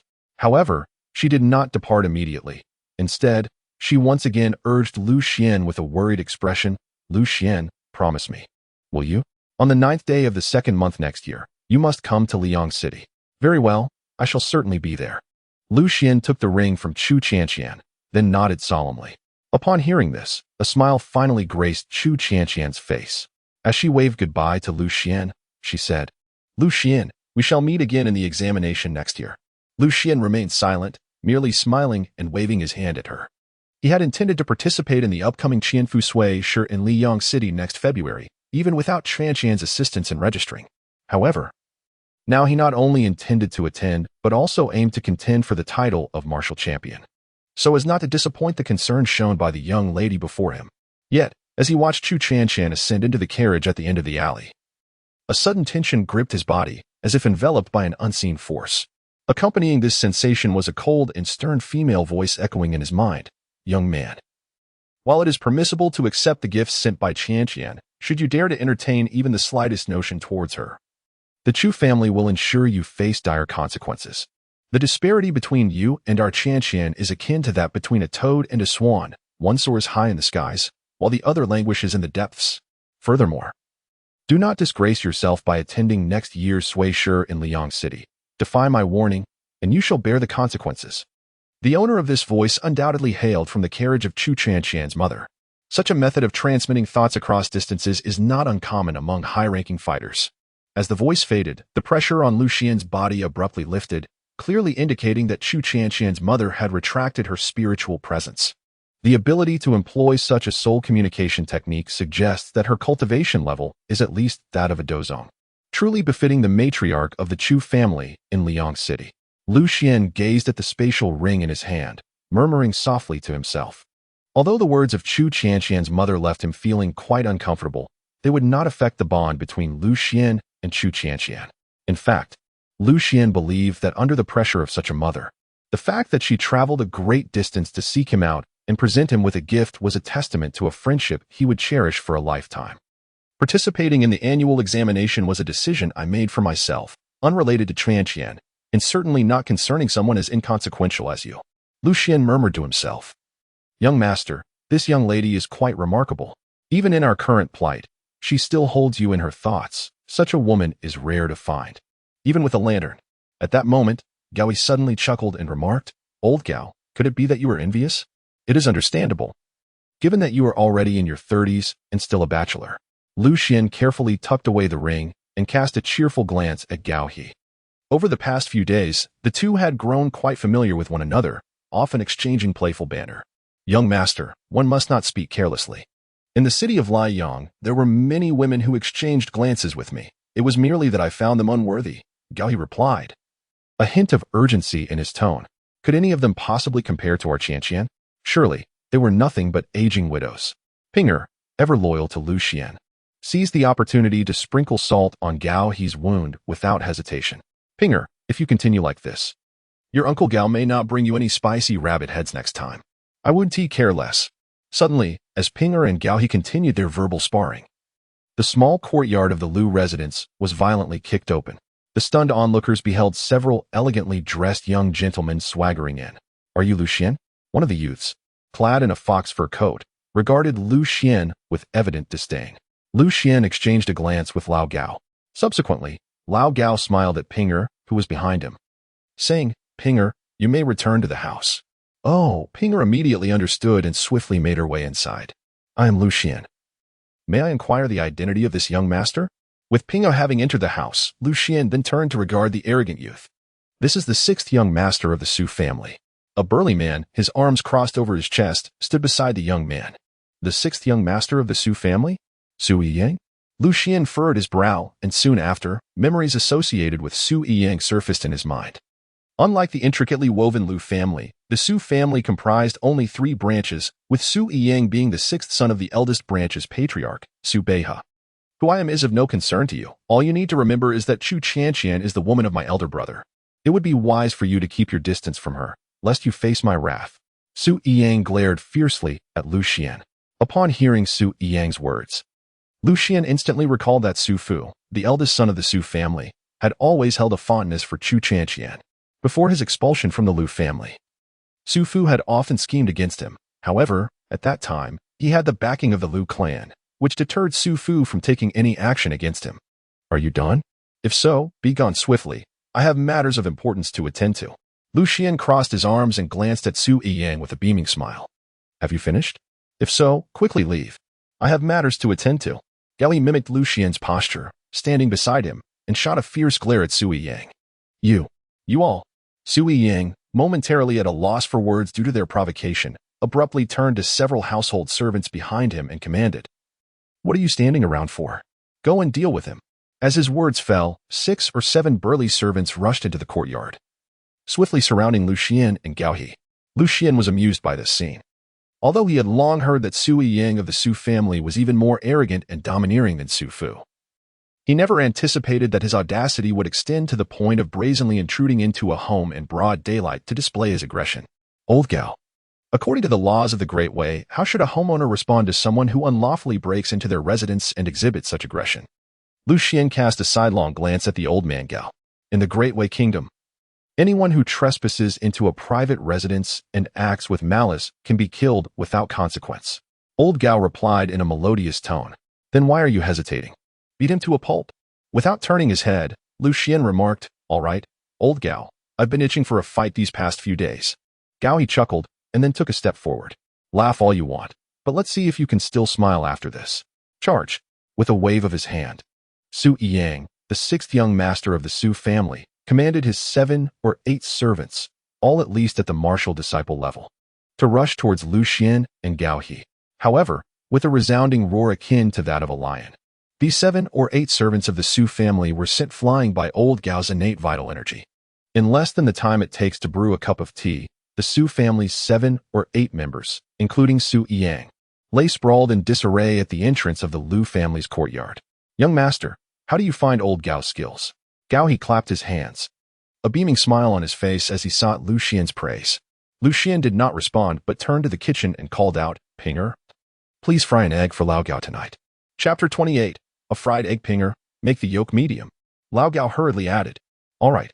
Pinger replied with a cheerful smile, peeking her head out from the kitchen door.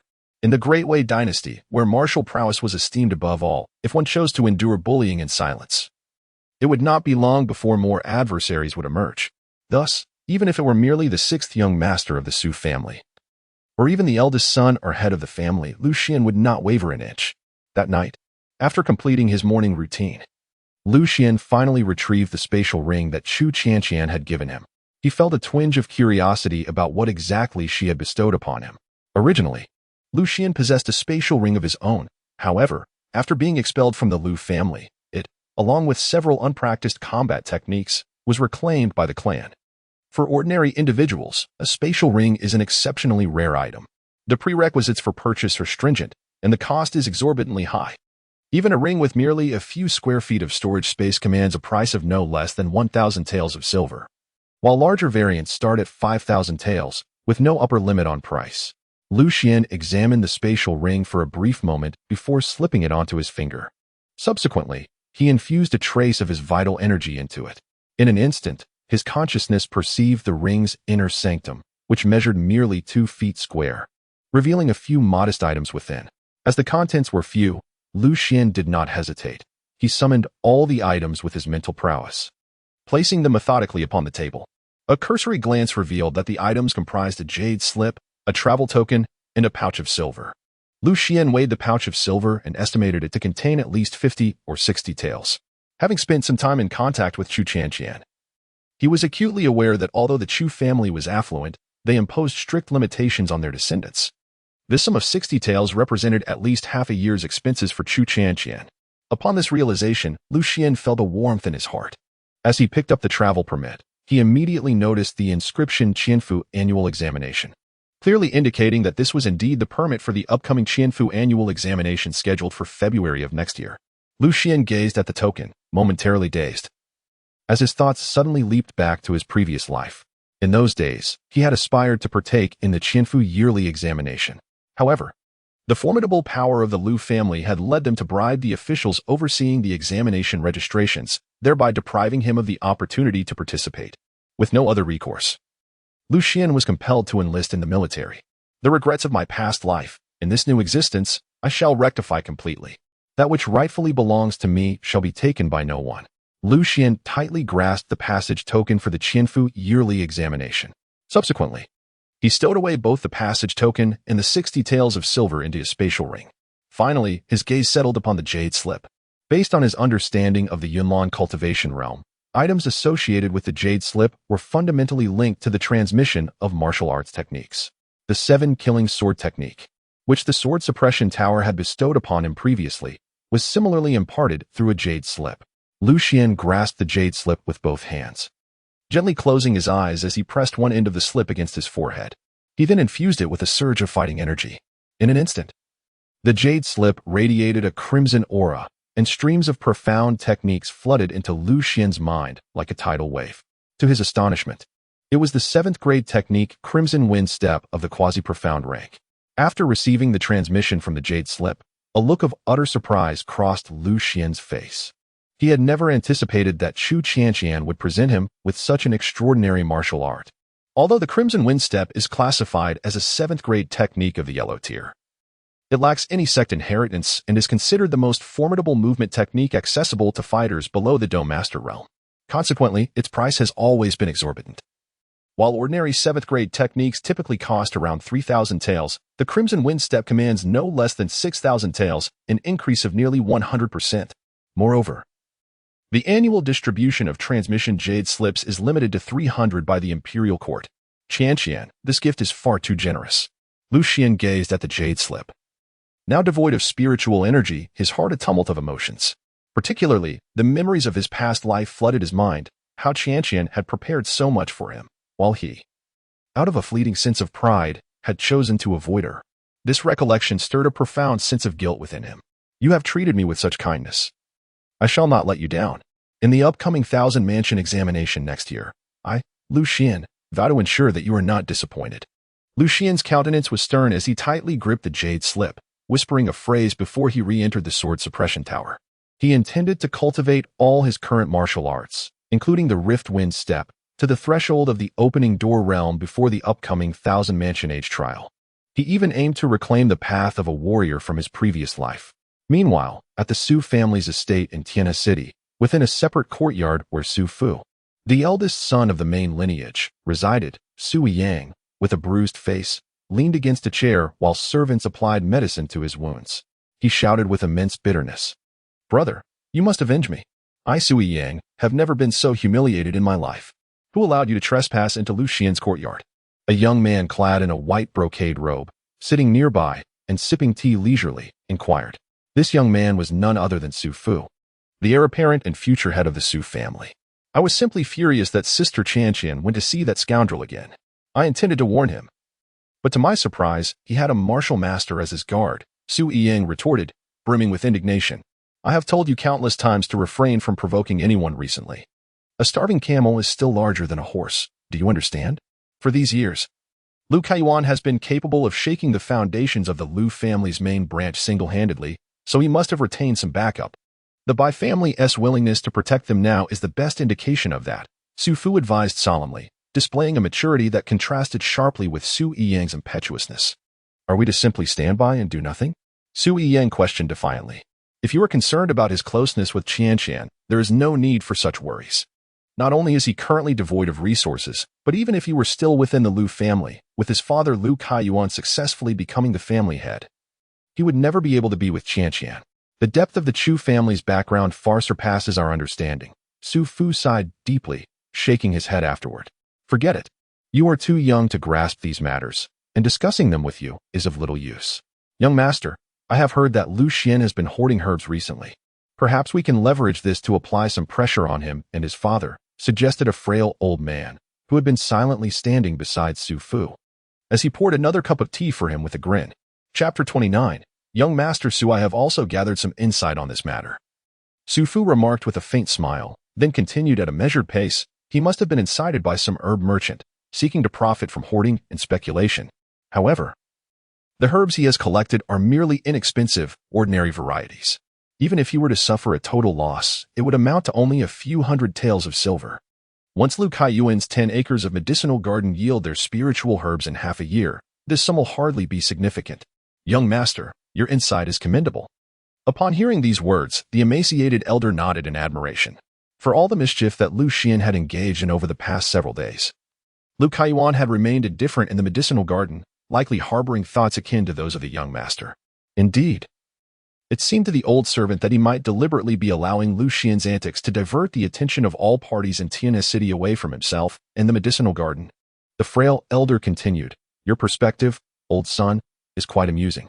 Xu Fu nodded in agreement, yet he soon raised his head with a smile and inquired, "However, old son, I presume you wish to convey more than just this?" "Indeed, nothing escapes the young master's keen insight," the elder chuckled heartily. "I have dispatched individuals to covertly observe Lu Xian for several days, and they have uncovered something rather intriguing." He cast an amused glance towards Xu Fu. "What is it?" Xu Fu asked, curiosity piqued. "Though Lu Xian is only acquiring low-grade medicinal materials, I have discerned from his words that he genuinely believes these materials will appreciate significantly by next spring. Thus, he is collecting as much as he can," the elder explained. At this moment, old son suddenly grinned, revealing a cunning smile. "This has led me to ponder whether we should take advantage of the situation and utilize our merchant convoy to procure as many of these materials as possible from other counties and sell them to him." Hearing this, Xu Fu's eyes brightened with excitement. "However, to my knowledge, Lu Xian does not possess much silver and cannot afford such a large quantity." He scrutinized old son intently. "Silver may be lacking, but he can mortgage the medicinal materials from his garden. Do not underestimate his 10 acres of medicinal garden. Its annual yield is at least 7 to 8,000 taels. Given their current predicament, losing this year's harvest would likely spell the end for his garden." Old son replied with a twinkle in his eye. Upon hearing this, a smile finally graced Xu Fu's previously stoic face. "We can certainly procure the materials, but we must not reveal ourselves in this matter. We need to find a trustworthy individual to handle it." To avoid arousing Lu Xian's suspicions and to refrain from offending the Bai family, he instructed old Sunday. "Truly, the young master considers every detail," old son promptly praised. Yet, a moment later, a voice emerged from the side, breaking the moment of levity. "But what if the medicinal materials Lu Xian acquires indeed increase in price next spring?" It was Sui Yang, who had been silently listening. Upon hearing this, Xu Fu and old son exchanged glances before bursting into laughter, as if they had just heard the most amusing joke in the world. "Elder brother, old son, why do you laugh at me? That is a genuine possibility." Sui Yang looked at them in confusion. Young Master Yang, have you ever seen the pigweed in the river? Old Sun smiled at Sui Yang. Naturally, I have. Sui Yang nodded seriously. Have you ever seen anyone become wealthy from selling pigweed? Old Sun inquired. Not at all. Sui Yang shook his head, then realized, oh, I understand now. You mean that the batch of medicinal herbs bought by Lu Xian is as worthless as the pigweed in the river? Old Sun nodded with an expression of approval, then turned to Su Fu with a smile, saying, I may be uncertain about other herbs. But as for the Wu Lu grass, it can sprout simply by scattering a handful of seeds, aside from needing some time to dry. It bears little difference from the pigweed in the river. Upon hearing this, Su Fu pondered seriously for a moment before speaking. Then why don't we try to acquire as much Wu Lu grass as possible this time? We can have someone take several larger storage rings and use our spirit steeds to gather all the Wu Lu grass from the towns surrounding Tina City. As he spoke, he exchanged a knowing glance with Old Sun, and they both erupted into hearty laughter. To Su Fu, this venture seemed like a surefire profit. Even if they transported 10,000 pounds of Wu Lu grass, it would only cost a little over 1,000 taels of silver. Investing 1,000 taels to harvest 10 acres of spiritual herb garden was, in their view, an unbeatable deal. Most importantly, this could serve as an opportunity to swallow Lu Xian's 10 acres of medicinal garden, achieving two objectives with one action. 3 days later, on the 6th day of Lu Xian's accumulation of Wu Lu grass, it also marked the 6th day that Lu Kaiyuan accompanied El Bo to the medicinal garden. However, in recent days, Lu Xian had scarcely received any additional Wu Lu grass, as the year drew to a close and most stockpiles had been nearly depleted. Thus far, he had accumulated approximately 2,800 pounds of Wu Lu grass, expending over 300 taels of silver, as a significant portion was acquired at a rate of 5 pounds for 1 tael. Furthermore, in an effort to maintain discretion, he had also invested 200 taels in an assortment of miscellaneous herbs, the quantity of which surpassed that of the Wu Lu grass. Altogether, he now found himself with merely a few dozen taels of silver remaining, aside from what Qian had provided, in the backyard of the Lu Xian residence. The matter regarding the leak of the medicinal formula from the apothecary sect must have occurred only in the past couple of days. Perhaps the remaining silver coins could be utilized to enhance the quality of our meals. Lu Xian practiced the steps of the wind-splitting stride while contemplating the matter of selling medicine. He had nearly exhausted all the black deer grass available in Tianhe City and its vicinity, having cleared even the more affordable herbs from the market, leaving little of value to acquire. Young Master, I have also retrieved the remaining 100 pounds of black deer grass from the Shenlin Hall. Came the voice of Old Gao from outside the door. Come in. Lu Xian called out towards the back courtyard. The old shopkeeper insisted on raising the price to 4 pounds for 1 tael of silver. I turned to flee, but alas, I was swiftly pulled back just as I reached the opposite door. I had to obediently settle for the price of 5 pounds for 1 tael of silver. Old Gao chuckled as he reported to Lu Xian. For the next couple of days, there would be no need to venture out for medicinal herbs, as we had nearly gathered all that we could. Lu Xiansheng chuckled softly, realizing that there truly was nothing left to collect. Old Gao nodded in agreement. By the way, Old Gao, would you practice with me? Lu Xian suddenly had a thought, halting his steps and raising his gaze towards Lao Gao. Although he had diligently practiced techniques such as the cracking wind step and the 7-kill sword within the sword-guarding tower for quite some time, he had yet to engage in a real confrontation with another person. All right, young master, how do you intend to practice? Lao Gao chuckled upon hearing this. After their battle that night, he had long wished to spar with Lu Xian again, but due to their master-servant relationship, he had hesitated to bring it up. Chapter 30, Cracking Wind Step. Currently, I possess a set of palm techniques, a sword technique, and a body technique. During this time, I have primarily been practicing alone. Hence I seek someone to test each of them. Lu Xian spoke to Lao Gao. Setting aside matters of character, Lao Gao had sworn an oath. And Lu Xian was not concerned about him divulging the martial techniques he possessed. Very well, Lao Gao, I shall demonstrate my lion killing fist, and in turn, you may experience my palm techniques, swordplay, and footwork. As Lao Gao spoke, he turned and secured the door to the backyard, then stepped into the center of the courtyard. This backyard had originally been utilized by farmers for raising chickens. Despite the less than pleasant aroma, it offered excellent concealment and ample space. Young master, though this is merely a friendly exchange, I shall exert my utmost effort, Lao Gao declared, assuming the stance of the lion killing fist and flashing a grin at Lu Xian. Come at me with all you've got. Lu Xian waved his hand dismissively at Old Gao. Bang! Almost instantaneously after Lu Xian's words fell, Old Gao's body tensed abruptly, followed by a sudden, forceful step forward. His towering figure, imbued with surging innate vital energy, resembled a colossal lion, pouncing towards Lucian. Boom! Just as old Gao closed in on Lucian, he propelled his fist forward, executing a ferocious lion strike, accompanied by 3 illusory lion figures that descended upon Lucian from 3 different directions. After reaching the martial master realm, old Gao's internal strength had increased tenfold, allowing him to unleash the previously demanding triple lion illusions with effortless ease. Boom! However, the moment old Gao's lion strike was about to connect with Lucian, an explosive sound reverberated, and Lucian's form vanished into thin air. This movement was the wind-splitting step, a technique Lucian had only just mastered. When he reappeared, he stood 10 steps behind old Gao, his palms pressed together, surrounded by surging combat energy akin to flames. Boom! After accumulating ample combat energy in his palms, Lucian unleashed the Crimson Cloud Palm, producing 3 orange, disc-sized palm shadows that surged towards old Gao. Hiki. Old Gao, having sensed the impending strike, instead of being alarmed, chuckled. He then redirected his punch, which was initially aimed at the ground, with a lion's roar, awakening Lion's Patrol. With a mighty shout, he commanded the 3 lion shadows of vital energy to pivot and clash against Lucian's 3 palm shadows. Bang! Accompanied by a tremendous sound. Lucian's 3 palm shadows shattered, and although old Gao's lion shadows dissipated, his punch remained relentless, crashing towards Lucian with unyielding ferocity. This exemplifies the terrifying prowess of martial artists. Their vital energy serves merely as an auxiliary, while their formidable physical prowess is their true weapon.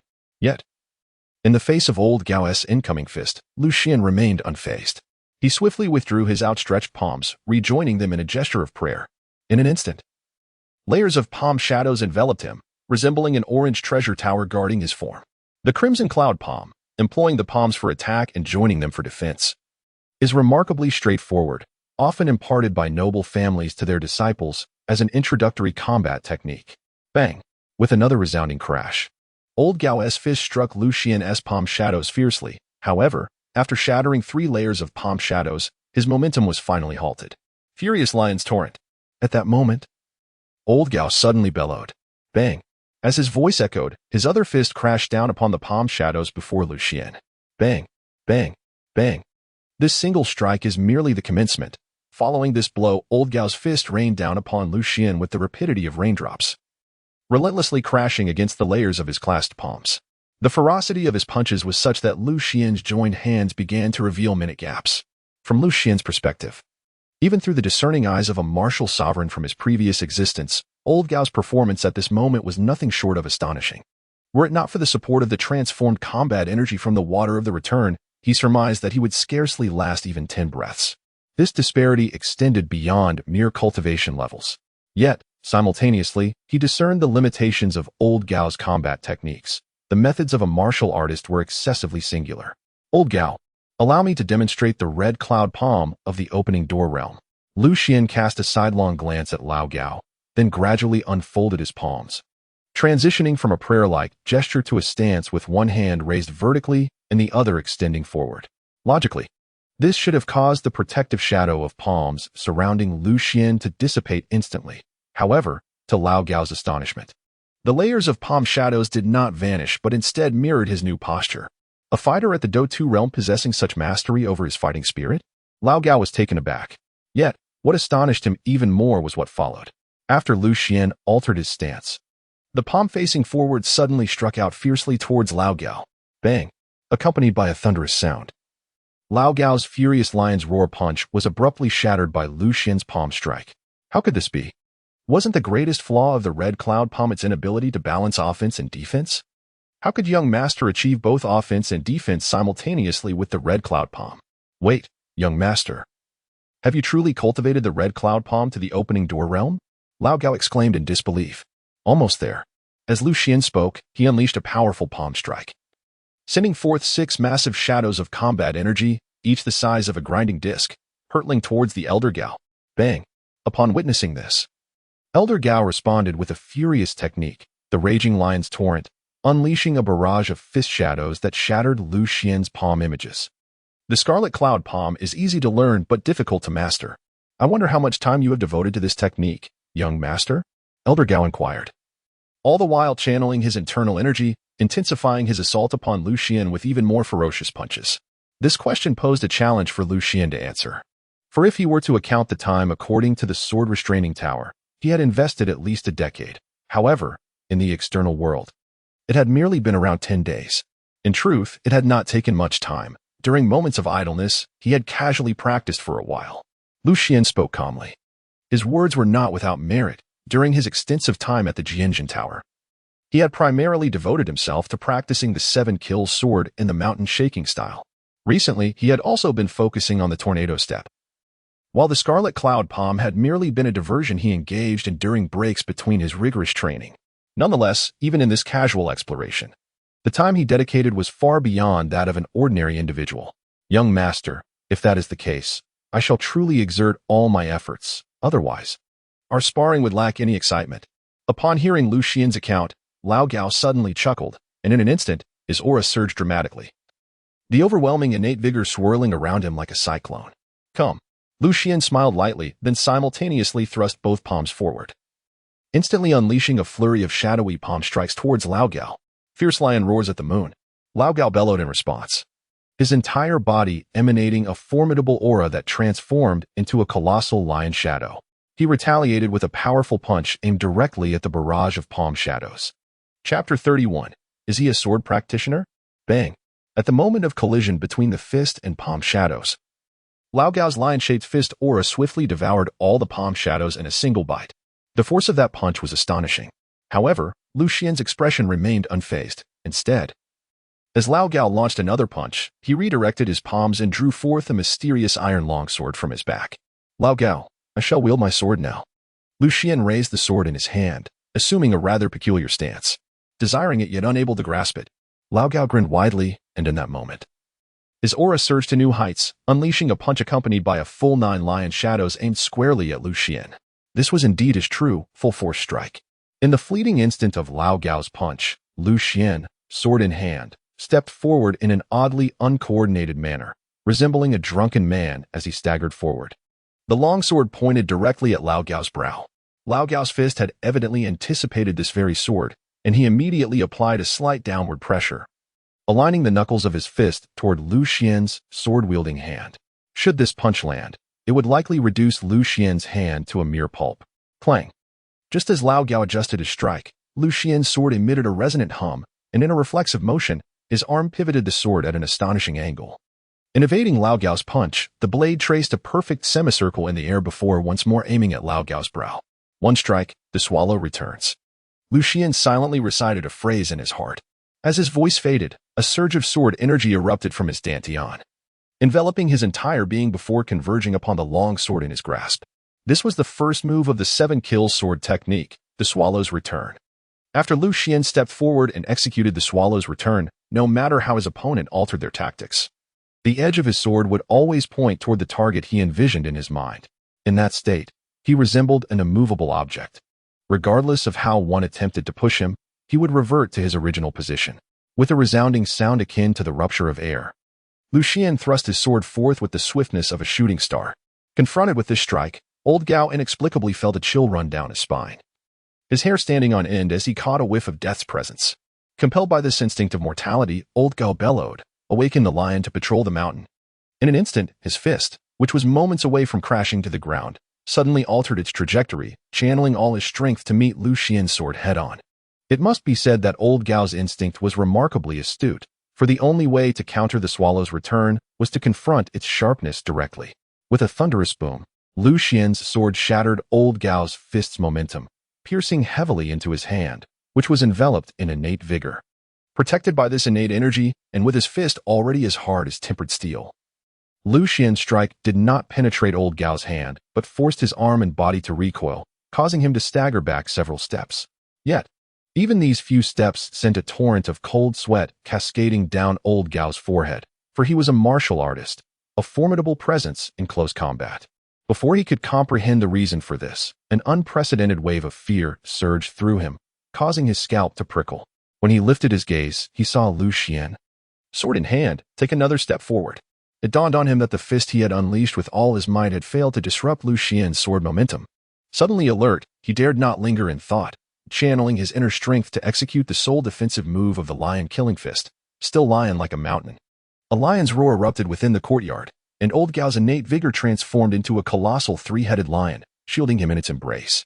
Meanwhile, with his second step, Xian softly murmured, "Second kill," breaking the clouds. As his words fell, a clarion sound of sword resonance erupted, and Xian seemed to merge with the longsword, becoming a straight beam of sword light that lunged toward old Gao. Boom! As the gleam of the sword swept across, the lion shadows surrounding the old man Gao shattered abruptly. Xian's long sword pierced through the air as if it were an unchallenged realm, aimed directly at Gao's throat. However, just as the formidable blade was but a mere foot away from its target, Xian suddenly halted. The sword aura around him erupted violently, transforming into a surging tempest that engulfed the entire courtyard. Stunned, the old man Gao glanced at Xian, then at the formidable sword before him, a bead of sweat slowly trickling down his cheek. After a prolonged silence, with a face full of astonishment, he asked Xian, "Young master, could it be that you are indeed a sword cultivator?" Xian nodded. "Remember to keep it confidential," he advised Lao Gao. "Rest assured, young master, I would rather die than disclose it to anyone." Lao Gao immediately assured Xian, "I trust you." Xian smiled and nodded, then sheathed his sword. He was exceedingly pleased with today's sparring session, as it not only tested the efficacy of the Qiyun Palm and the Li Feng step, but also showcased the might of the 7-kill sword technique. The second step of the 7-kill sword technique was already capable of surpassing the prowess of a first-grade martial artist, instilling in Xian a newfound confidence to confront formidable opponents, such as the third-grade martial artist from the Liu family. He suddenly felt that his recent efforts had not been in vain. "Haha, my young master is a sword cultivator, old Gao. I can now boast to my old friends among the bodyguards." Although old Gao had been defeated, upon learning of Xian's identity as a sword cultivator, he felt a joy that surpassed his own victory. Xian was well aware that Lao Gao was merely jesting, so he simply smiled and paid it no further mind. "Master of the sword, having triumphed over an opponent of a higher tier during your sparring, you are entitled to claim a reward within the sword tower." At that moment, the voice of the sword attendant, Xuan, suddenly resonated within Xian's mind. "Is it permissible to defeat the same individual once more?" Xian inquired with a hint of surprise through his thoughts. Over the past few days, he had learned the method of communicating with Xuan using his mind. To report to the sword master, "It is indeed possible across different realms," Xuan replied. "Very well, I shall go to the sword tower tonight. It has been 2 days since my last visit." Xian laughed joyfully. Suddenly, there was a series of knocks on the back gate. Young master, are you in the courtyard?" came the voice of Pingo from outside. "I am here." As Xian spoke, he sheathed the Qianjun sword and strode towards the courtyard gate. Lao Gao, quick on his feet, arrived at the entrance first and swung the gate wide open. "Pinger, is the meal ready? I heard you bought 2 pounds of pig's head meat today. Have you stewed it yet?" Lao Gao inquired with a cheerful grin. "You only ever think about food," Pinger remarked, casting a glance of disdain at Lao Gao. She then turned her gaze towards Xian and said, "Young master, the old shopkeeper from Canlin Hall is waiting for you in the main room. He mentioned he has a large batch of Wulu grass and asked if you would like to purchase it." "How does that old fellow still have Wulu grass?" Lao Gao scratched his head in confusion. "Let's go take a look." Xian was somewhat taken aback. Chapter 32. Manager Chu? In the hall. "Young Master Liu, you have finally arrived." Upon seeing Xian, the old manager, who had been seated inside enjoying tea, immediately rose to greet him. "Manager Chu, did you not claim that you had no stock left?" Xian directly inquired. The old proprietor of the Canlin Hall, surnamed Chu and named Qi Xian, is quite a notable figure among the merchants dealing in medicinal herbs in Tianhe City. He shares a decent rapport with my grandfather, Liu Kaiyuan, and has not taken advantage of our family's decline. "Young Master Liu, before we discuss the availability of goods, I would like to ask, do you still wish to procure them?" inquired the smiling shopkeeper, Chu. "Yes, indeed," Xian replied eagerly. Xian nodded. Although the silver he had left was rather limited, he was still willing to devise some means to acquire goods, especially if it involved the coveted Wulu grass. Upon hearing Xian's response, Manager Zhu's expression brightened instantly. "Young Master Liu, I have a friend in Qingchuan town who happens to possess a substantial quantity of Wulu grass. To be frank, the quality is mediocre, but the volume is quite significant," Manager Zhu said to Xian with an air of intrigue. "How much do you have?" Xian inquired. Regardless of whether he had the funds to purchase, it was always permissible to inquire about the quantity. 3,000 jin. Manager Chu extended 3 fingers towards Lu Xian. Upon hearing the mention of 3,000 jin, Lu Xian's heart stirred. For if there truly existed such a substantial quantity of Wulu grass outside, it would undoubtedly diminish the value of the stock he had hoarded. Although he was confident that the price of Wulu grass would appreciate in a few months, acquiring such a large quantity all at once posed a considerable risk. How would he set his price? Lu Xian hesitated for a moment before inquiring with the shopkeeper, Mr. Chu. Presently, he found himself in the world outside, embodying the image of a reckless young heir, eagerly yearning for overnight wealth. Thus, he intentionally infused his tone with a hint of arrogance. The price of the herbs was not exorbitant.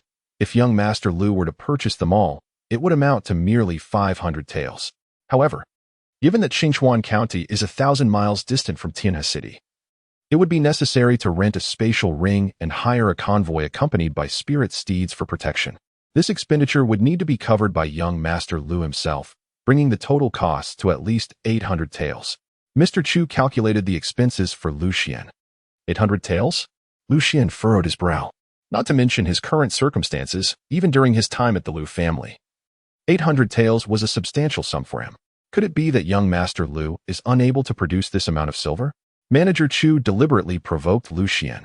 How could I possibly be unable to produce it? Lu Xian cast a sharp glance at the shopkeeper, Chu. In his current demeanor, Lu Xian was impervious to such provocations. However, he deliberately maintained the facade of an impulsive and reckless scion of a prominent family, thus responding to Chu with a feigned bravado. Look at this mouth of mine. Surely, you can afford this meager sum of silver, young Master Lu. The shopkeeper, patting his own mouth, donned a broad smile as he repeatedly apologized to Lu Xian.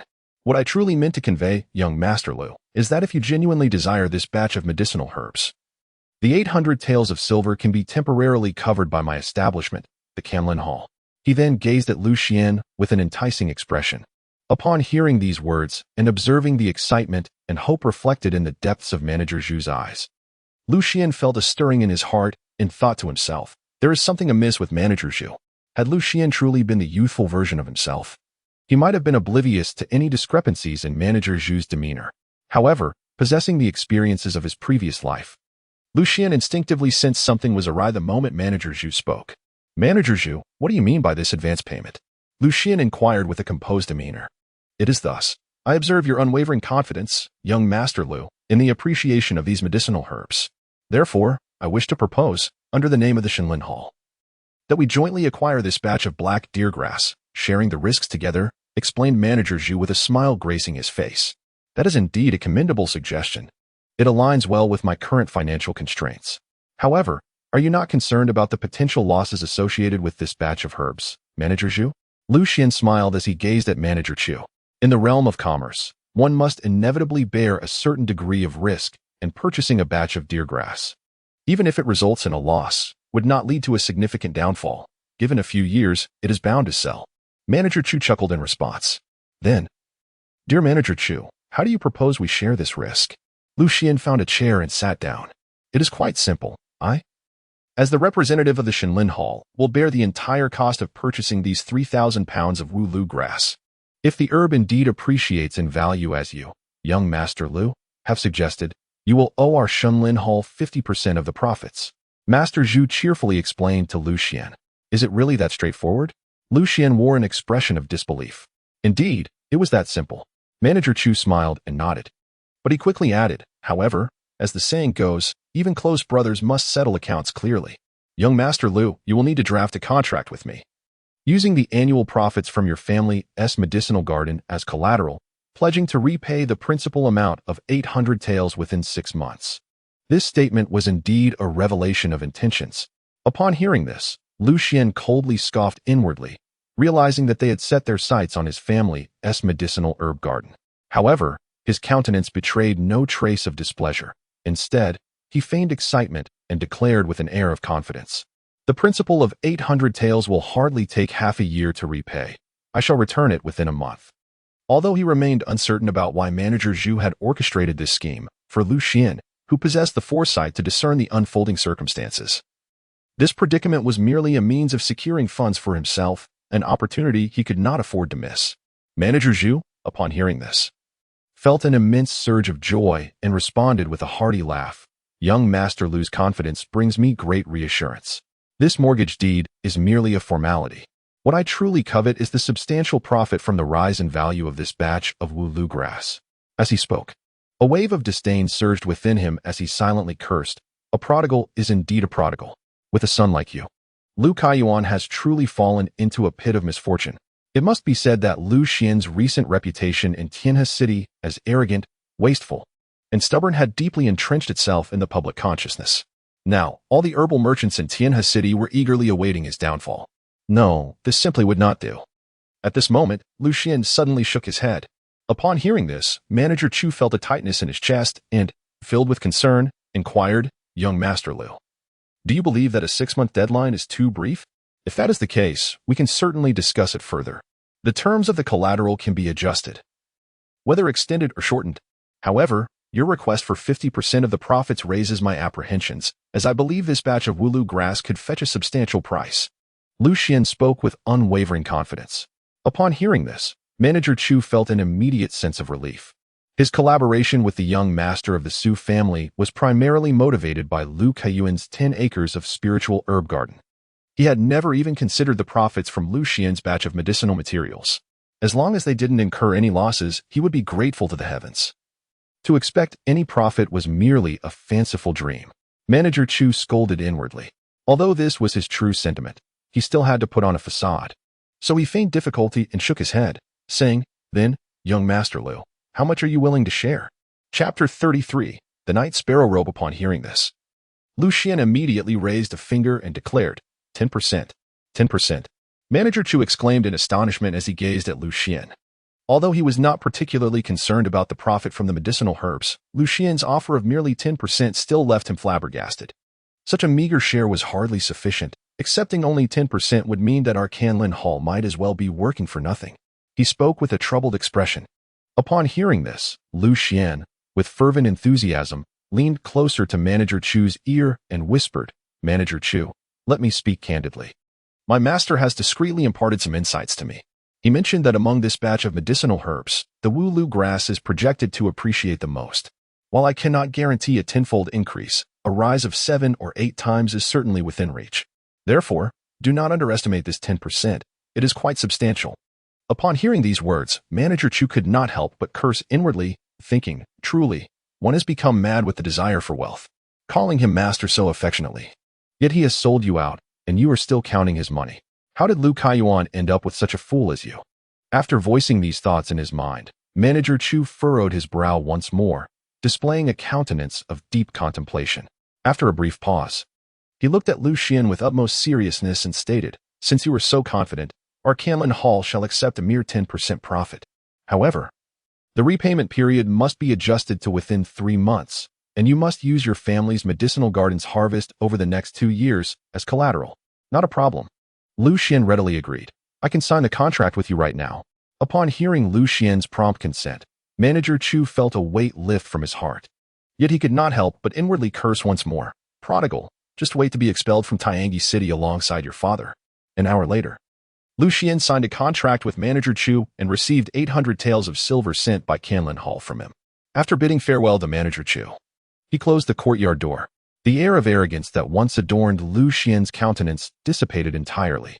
"Young master, do you genuinely believe that the prices of these medicinal herbs will soar, or do you harbor some ulterior motives regarding them?" Lao Gao inquired with curiosity, casting a discerning glance at Lu Xian. Unlike others, Lao Gao was acutely aware that Lu Xian was far from the arrogant type. Signing this contract undoubtedly held deeper significance. "I have always spoken the truth.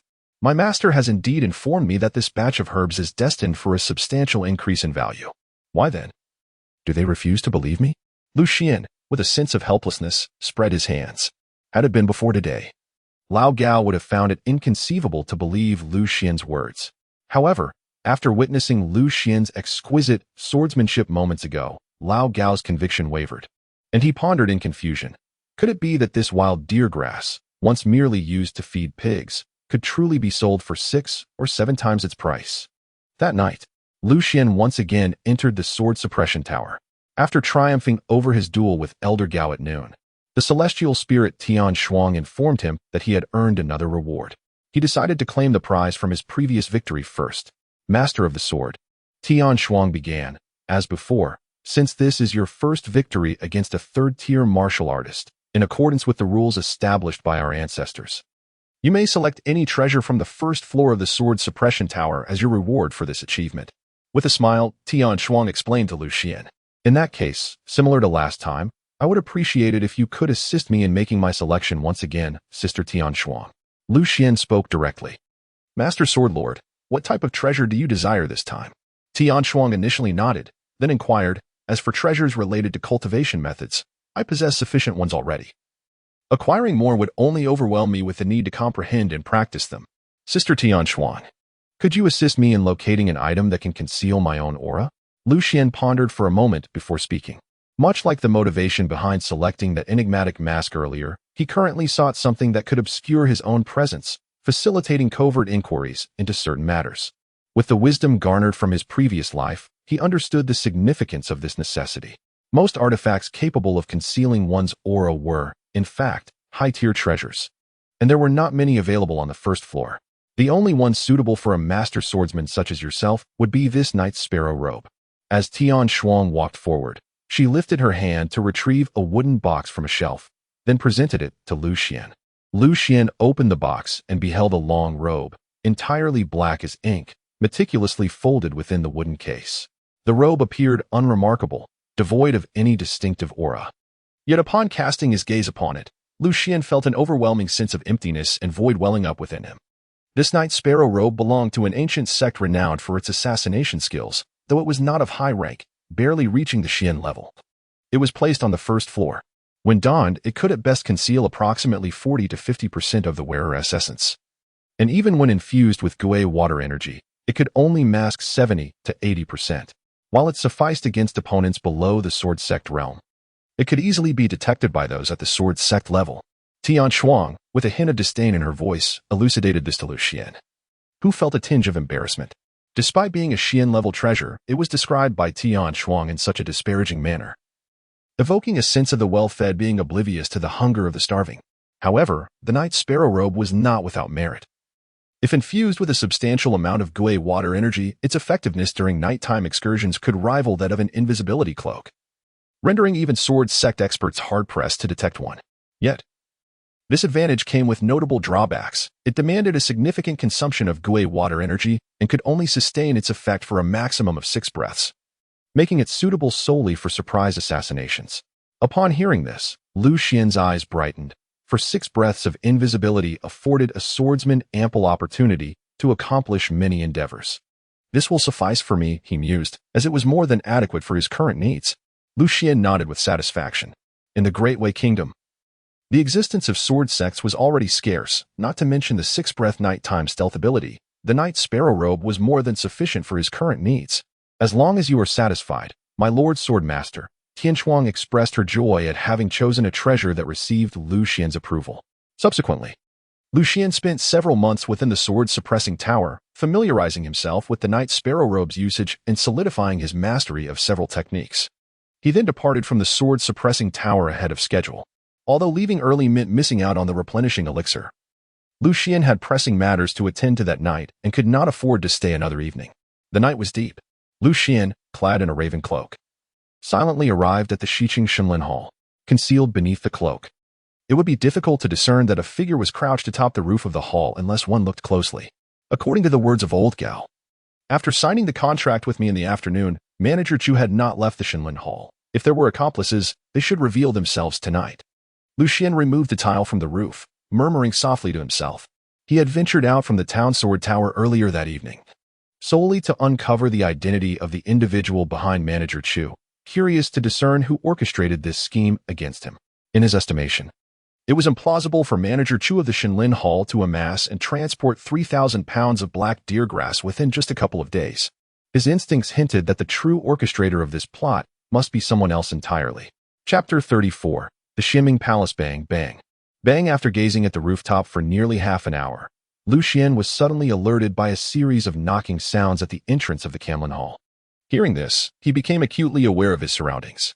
It was already curfew, and it was improbable for ordinary people to be out at such an hour. With a creaking sound, the door opened, and the voices of two men began to drift up to Lu Xian's ears. "Manager Chu, where is the contract?" "I have it. But it differs slightly from what we discussed earlier." "In what way does it differ?" "This fool seems to be bewitched, convinced that the price of Wulu grass will skyrocket.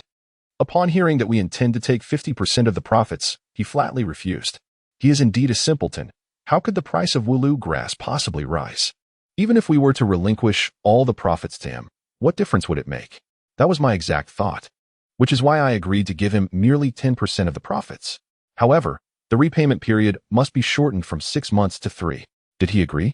Everything is documented in black and white, complete with his seal and signature. It is all right here. "Manager Chu, you have done admirably.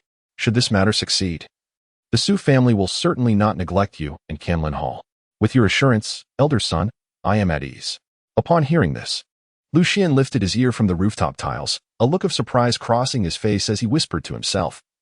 "So it is the Su family orchestrating this scheme behind Canlin Hall? I do not recall any animosity between my father and them." He felt perplexed. Yet soon, two figures emerged in his mind, Su Fu and Chu Qianqian. In his previous life, he had heard that Su Fu had long harbored feelings for Chu Qianqian. And had it not been for the interference of the third prince, she might have nearly been wed to the Su family. "Is it merely because I have grown somewhat closer to Qianqian that you wish to bring about my demise?" Lu Xian's expression gradually grew colder. "In light of this, I shall rightfully claim this sum of silver." He then let out a cold chuckle. In his recollection, during the incident of the leaked medicine formula from the Medicine King sect, it was the Su family that reaped the greatest benefits, as they had fortuitously stockpiled many of the ingredients from the formulas, including the black deer grass that Lu Xian received this time. "Old son, do you think that Lu Kaiyuan has any remaining tricks up his sleeve? After all, a lean camel is larger than a horse." Just then, a remark from Manager Chu snapped Lu Xian back to reality. Manager Chu was overly concerned. Even the largest camel could not rival a lion when it came to ferocity. Nevertheless, the fact that the Bai family was willing to shelter him was already an unexpected turn of events. The Bai family? They are struggling to protect themselves. How could they possibly attend to others? What do you mean by that, old son? The matter is already settled. It would not harm to inform you. But you must not divulge it to anyone else. Rest assured, old son, I would never breathe a word of it to outsiders. Tonight, at the hour of the pig, the Lu family has hired 3 assassins from the Xianming Hall to ambush Bai Muchuan and 2 of their ancestral elders. By tomorrow morning, the Bai family will be left leaderless, scattered like sand. The assassins from Xianming Hall.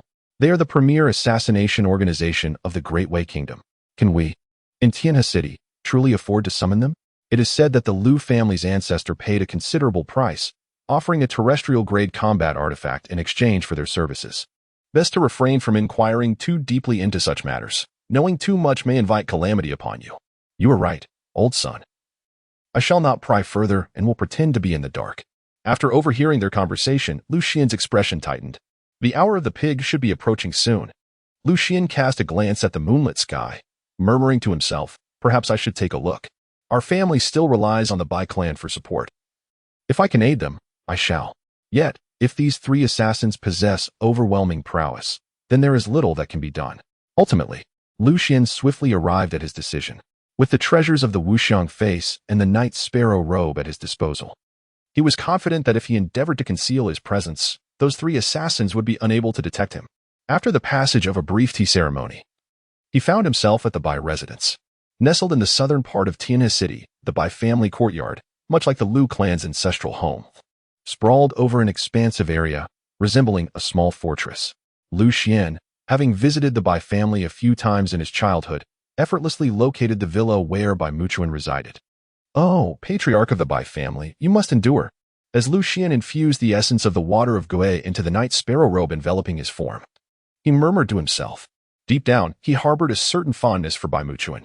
Aside from the assistance he had received from them during this time, Bai Muchuan, though not exactly a paragon of virtue, was undeniably more forthright in his dealings compared to the heads of the other 3 families.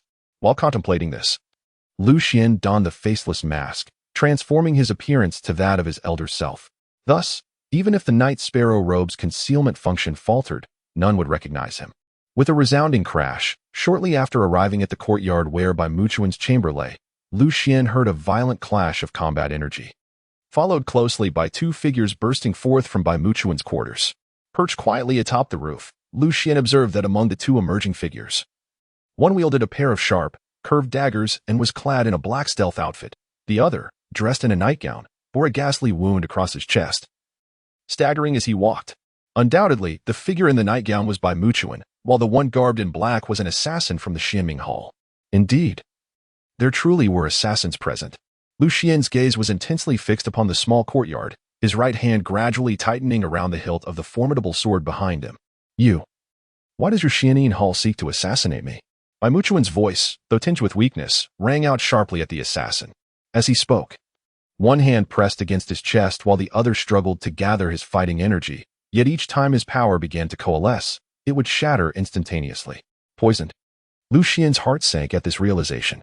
Observing the situation, it was evident that Bai Muchuan had likely been poisoned before engaging with the assassin. Naturally, someone has paid us at Xianming Hall for your life, the assassin sneered mockingly, pacing as he sought the perfect moment to strike. Could it be the Lu family? Do they possess anything of value to entice you? Bai Muchuan's expression turned to one of astonishment. Suddenly, as he spoke, he swiftly retrieved a jade pendant from his storage ring and crushed it in his hand. Boom. At the instant the pendant shattered, a beam of light surged skyward, illuminating the courtyard as if it were day. Are you attempting to use that communication pendant to summon your ancestors? The assassin from Xianming Hall, far from displaying any surprise or anger, maintained a derisive smile. You mean? Upon hearing this, Bai Muchuan's expression darkened considerably. You seven. Why are you taking so long to dispatch a second-tier Do master? A chilling voice descended from above, landing within Bai Muchuan's courtyard. Another assassin from Xianming Hall. Chapter 35. Kill you seven third brother, have you succeeded? The assassin engaged with Bai Muchuan inquired with a hint of surprise. What of a third-tier Do master? What's afflicted by our Xianming sex-dissolving powder? They are nothing more than a dying dog. The assassin, referred to as third brother, tossed the head of an elderly man into the courtyard. Uncle Li, Bai Muchuan exclaimed in pained shock upon recognizing the severed head. Overwhelmed by a surge of rage and grief, the fighting energy that had been uncontrollable due to the poison erupted from his energy points, exacerbating his injuries and nearly causing him to stumble to the ground. Seizing the moment, the assassin known as U7 leaped forward, his twin blades shimmering ominously as they aimed for Bai Muchuan's head. Boom. At that instant, a foreign blade surged forth, its brilliant arc slicing toward the assassin U7. Bang. Accompanied by a resounding crash, the assassin known as Yu Qi managed to block the strike with his twin blades, yet his body was propelled backward. Had it not been for the 9 individuals shielding him, he would have undoubtedly crashed into the wall. Following this, an elderly man clad in a purple robe and wielding a long-handled knife descended from above, appearing before Bai Muchuan. It was Lu Bo. Although she only caught a glimpse of his silhouette, Bai Muchuan immediately recognized the elder, one of the ancestors of the Bai clan. Aside from Bai Li, he was Bai Lu. With me here, Muchuan, you need not panic. Neither of these two shall escape tonight, Bai Lu proclaimed, striking the ground fiercely with the hilt of his knife. His expression fierce and formidable, akin to that of an enraged deity, as he fixed his gaze upon the two assassins. As he spoke, he flung a corpse he had been holding aside, a figure that appeared to be another assassin from the Xianming Hall. You are not only a third-grade battle master, but also a third-grade knife master. It's no wonder you see fell at your hands, as the dissipation of qi has no effect on cultivators. The assassin referred to as third brother glanced at the lifeless body on the ground, then raised his head to coldly regard Bai Lu. Will you surrender willingly, or shall I compel you? Bai Lu wasted no words, raising his knife and pointing it towards the two assassins. The pair exchanged glances, and third brother then spoke with a smile. Today, we concede defeat, but we shall return. With that, he and Yu Qi turned to depart. However, at the very moment they pivoted, a peculiar rune ignited at the back of third brother's neck, and suddenly, a spectral wolf emerged from the symbol, lunging at Bai Lu with lightning speed. Bang! Although the elder Bai Lu reacted swiftly, striking the phantom wolf with his blade, the ethereal creature did not dissipate upon being cleaved. Its wolf's head clamped down fiercely on Bai Lu's arm wielding the knife. Old fool, you are indeed injured. Otherwise, you would have evaded even this beastly rune. Third brother sneered, his form blurring as he dashed towards Bai Lu. In an instant, a surge of crimson energy erupted from him, his hands transforming into claws as he unleashed a ferocious attack upon Bai Lu.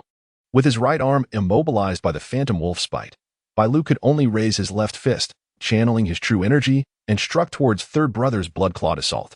Witnessing this, Lu Xian sensed the opportune moment had arrived. Without a moment's hesitation, he infused all the Gui water energy within him into his Night Sparrow robe, merging his form with the darkness. Following this, he drew the Qianjun's sword from behind him, silently leaping down from the rooftop. Harnessing the momentum of his descent, he unleashed the sword energy from within his Qi palace, propelling himself forward to thrust at the Xianming Hall assassin, Yu Qi, with a single decisive strike. A kill. The swallow returns. Even in a posture of descending from the sky, the 7-killing sword remains impeccably wielded. Moreover, in conjunction with the Night Sparrow robe, it was only when the distance shrank to a mere foot or two that the assassin Youqi of the Xianming Palace finally became instinctively alert. His reaction should have been swifter. However, the successful ambush by third brother on Bai Lu had caused him to momentarily lower his guard. Boom.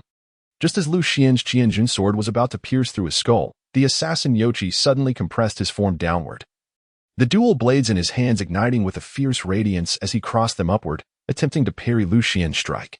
Were it a standard swordplay, Youqi's rapid reflexes, combined with his formidable true Qi, would have sufficed to block it. Alas, this was the 7-killing sword from the sword suppression tower. Clang. At the very instant when Youqi's dual blades met, Lu Xian's Qianjun sword, seemingly aware of its purpose, abruptly dipped its tip downward, once again piercing straight towards Youqi's head. Bang! With a resounding crash, the Qianjun sword, enveloped in sword energy, shattered through the protective Qi surrounding the assassin Youqi, piercing through his skull. The torrent of sword energy not only penetrated but also obliterated Youqi's head entirely, leaving him unaware of his assailant until his last breath. Assassin Youqi has fallen. Bang! Meanwhile, the elder Bai Lu endured a vicious claw strike from assassin third brother, resulting in 3 deep, bone-revealing gashes on his shoulder. However, third brother did not pursue the opportunity to claim Bai Lu's life. Instead, he abruptly turned around, channeling all his true Qi into his claws, launching an assault behind him. Boom!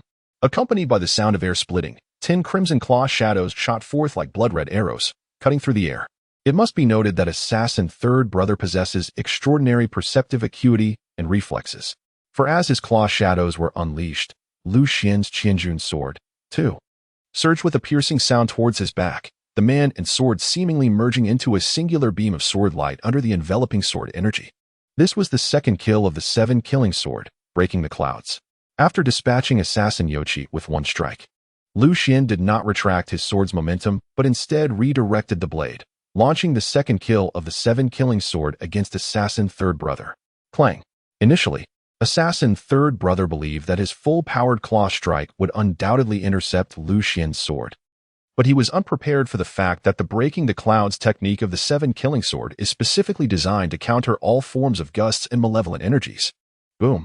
With a thunderous explosion, the Qianjun sword shattered through the 10 claw shadows, directly targeting the chest of assassin third brother.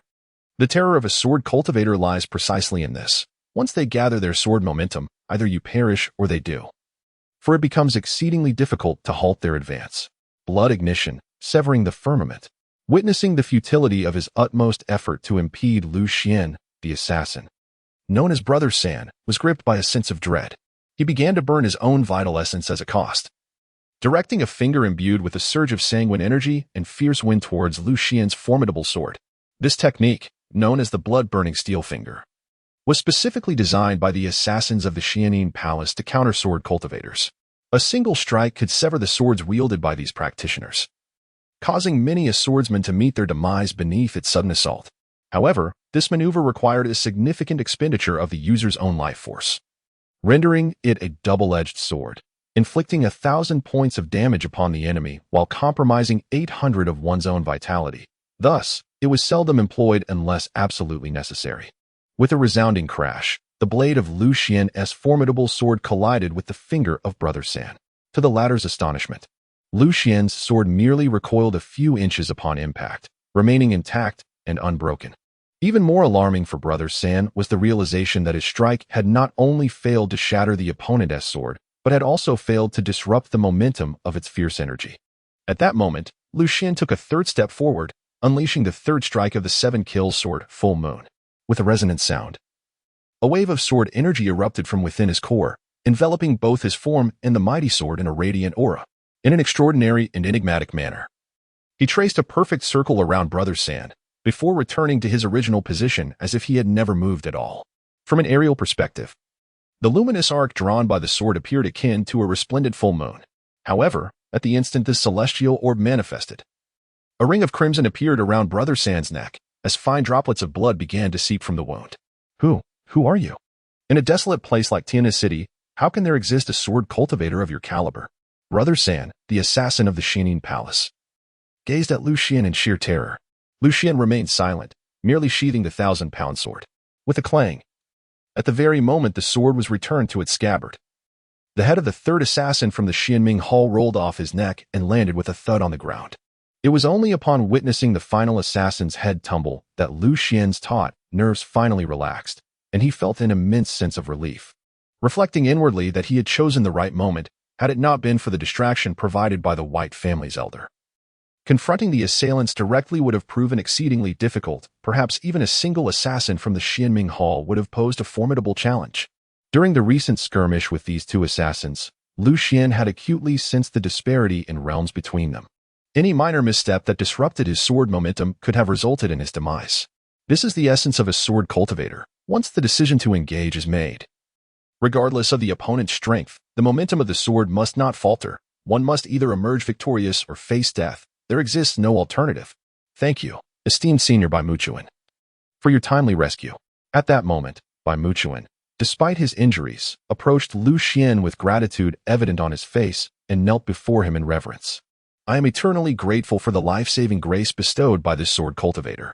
The elder of the Bai family, Bai Lu, also expressed his appreciation, clasping his fists in gratitude towards Lu Xian. It was but a small effort, no need for thanks. Lu Xian waved his hand. At this moment, he was clad in a raven-black robe, adorned with a faceless mask, embodying the visage of an elderly man, rendering his true identity imperceptible to the two individuals. After uttering these words, Lu Xian prepared to depart. For the longer he stayed, the more susceptible he became to revealing flaws. Senior, please wait. I implore you to share your name, so that the disciples of my clan may forever remember your great benevolence. Bai Muchuan called out to halt Lu Xian.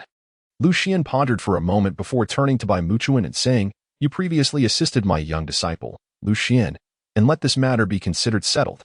Upon uttering these words, Lu Xian immediately infused a stream of water energy into his night robe, causing his figure to vanish from the courtyard. Could it be that Lu Xian's disciple is none other than that mysterious master Lu Xian himself? It was only after Lu Xian had completely disappeared that Bai Muchuan began to comprehend the situation. Wasn't he the one expelled from the Lu family? Bai Lu, the patriarch of the Bai clan, furrowed his brow as he looked at Bai Muchuan. Indeed, it is he, Bai Muchuan affirmed with a nod, continuing. I had my suspicions that he was guided by an eminent figure, and today's encounter has confirmed my thoughts. He is an exceptionally formidable swordsman. It was only at the moment he took action that I sensed a trace of his aura. With such an elder to offer guidance, the fortune of that young man from the Lu family is indeed remarkable. Bai Lu gazed in the direction of Lu Xian's departure, his face reflecting deep contemplation. From now on, the Bai family should extend more care towards that father and son duo. Behind every powerful swordsman, there is invariably a formidable force at play. He then solemnly reminded Bai Muchuan, Rest assured, elder, I will make the necessary arrangements. Bai Muchuan replied with a firm nod. Let us have these corpses disposed of. Once that is done, focus on your recovery and avoid going out during this period. I will fetch a communication talisman to notify the Lord of Liyang City. Bai Lu added another directive to Bai Muchuan. Must this matter involve the main family? Bai Muchuan inquired, somewhat astonished. The main family of the Bai clan was based in Liyang City, possessing power vastly superior to that of the Bai family of Tiana City, yet typically, they would not trouble the main family, as it would reflect poorly on the capabilities of the Tianha Bai family. Even though the assassins from the Xianming Palace are dead, the bounty remains unrevoked, necessitating intervention from the main family. Additionally, since the Lu clan has resorted to enlisting assassins from the Xianming Palace, I suspect they may have already invited individuals from the main family as well. We must remain vigilant, Bai Lu explained to Bai Muchuan. But isn't the main family of the Lu clan in the Jin Kingdom? Even if they are, we must take precautions early, Bai Muchuan replied, his expression turning grave. Very well, I shall inform the clan's younger members to remain within the estate during this period and avoid venturing out. The rivalry between families is rarely a simple matter to resolve. The tenacious nature of such conflicts, akin to a centipede that remains unyielding even in death, often endures for decades, marked by both overt and covert hostilities. In the modest courtyard of the Liu family, upon returning to his room, Xian swiftly changed his attire and reclined on his bed, entering the sword suppression tower. After vanquishing the two assassins from the Xianming Hall, he heard once more the summons from the sword attendant, Xuan, inviting him to the sword suppression tower to claim his reward. Among the adversaries he had dispatched today, one was a third-tier, second-rank blood cultivator, while the other was a third-tier, third-rank blood cultivator, both formidable opponents that the sword master had triumphed over for the first time. In accordance with the sword ancestor's directives, the sword master may select two rewards of his choosing within the sword suppression tower, Xuan elucidated. Were these individuals truly of such elevated cultivation? Xian found it somewhat hard to believe. There is no need for the sword master to be astonished. Although these two individuals possess realms superior to yours, the timing of your intervention was exceptionally apparent. Among all cultivators, sword practitioners inherently wield the greatest lethality. And with the 7-kill sword art of the open door realm at your disposal, vanquishing these two is a most logical outcome. Xuan spoke in a remarkably calm tone. Chapter 37. Sudden Rainbow. Sister Xuan, you are indeed correct. One's cultivation level only determines the foundational combat power. It is the mastery of various martial techniques that ultimately defines the upper limits of one's prowess. Xian nodded. He had already gained profound insights regarding what Xuan had just mentioned in his previous life. At that time, as merely a martial artist, he was able to contend against opponents a rank stronger than himself, relying solely on a superior-grade martial technique. Naturally, he had also encountered adversaries whose cultivation was beneath his yet were able to match him in strength. Lord Swordmaster, please select your reward for this occasion. After you have made your choice, I have some matters concerning the sword suppression tower to discuss with you. Xuan reminded Xian. Matters concerning the sword suppression tower?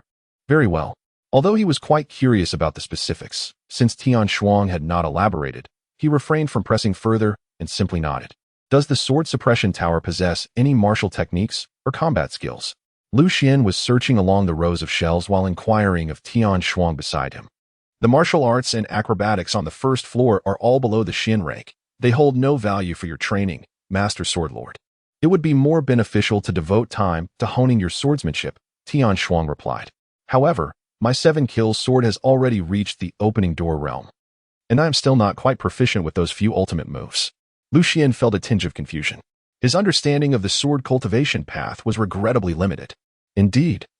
Esteemed swordmaster, Xuan paused in her steps to regard Xian, then earnestly elucidated, in the realm of profound swordsmanship, such as the 7-killing sword technique. After attaining the threshold of the opening door realm you mentioned, there exist two further stages, the communing with the subtle and the pinnacle realms. Thus, should you aspire to reach these two exalted stages, it will require the honing of countless days and nights. Xuan introduced the concept to Xian. So, after the opening door realm of profound swordsmanship, there are indeed the communing with the subtle and pinnacle realms? Xian halted in his tracks, looking at Xuan with a face full of astonishment. Indeed, Xuan nodded and said, there exists the earth-level and the heaven-level swordsmanship, and beyond that, there are the realms of Tongtian and Guixiu. However, to cultivate a sword technique to such an extraordinary degree requires a sword practitioner to invest an unimaginable amount of effort. Thus, under normal circumstances, once a sword practitioner acquires a proficient sword technique, they typically lack the energy to pursue other forms of martial arts. Upon hearing this, Xian appeared somewhat bewildered. Thank you, Sister Xuan, for your reminder. I have indeed underestimated the path of the sword cultivator. He expressed his gratitude with a hint of embarrassment. There is no need for such modesty, esteemed swordmaster. You are unlike others. With the sword suppression tower at your disposal, you have ample time to practice other techniques. However, the methods within this tower are truly not worthy of your considerable efforts.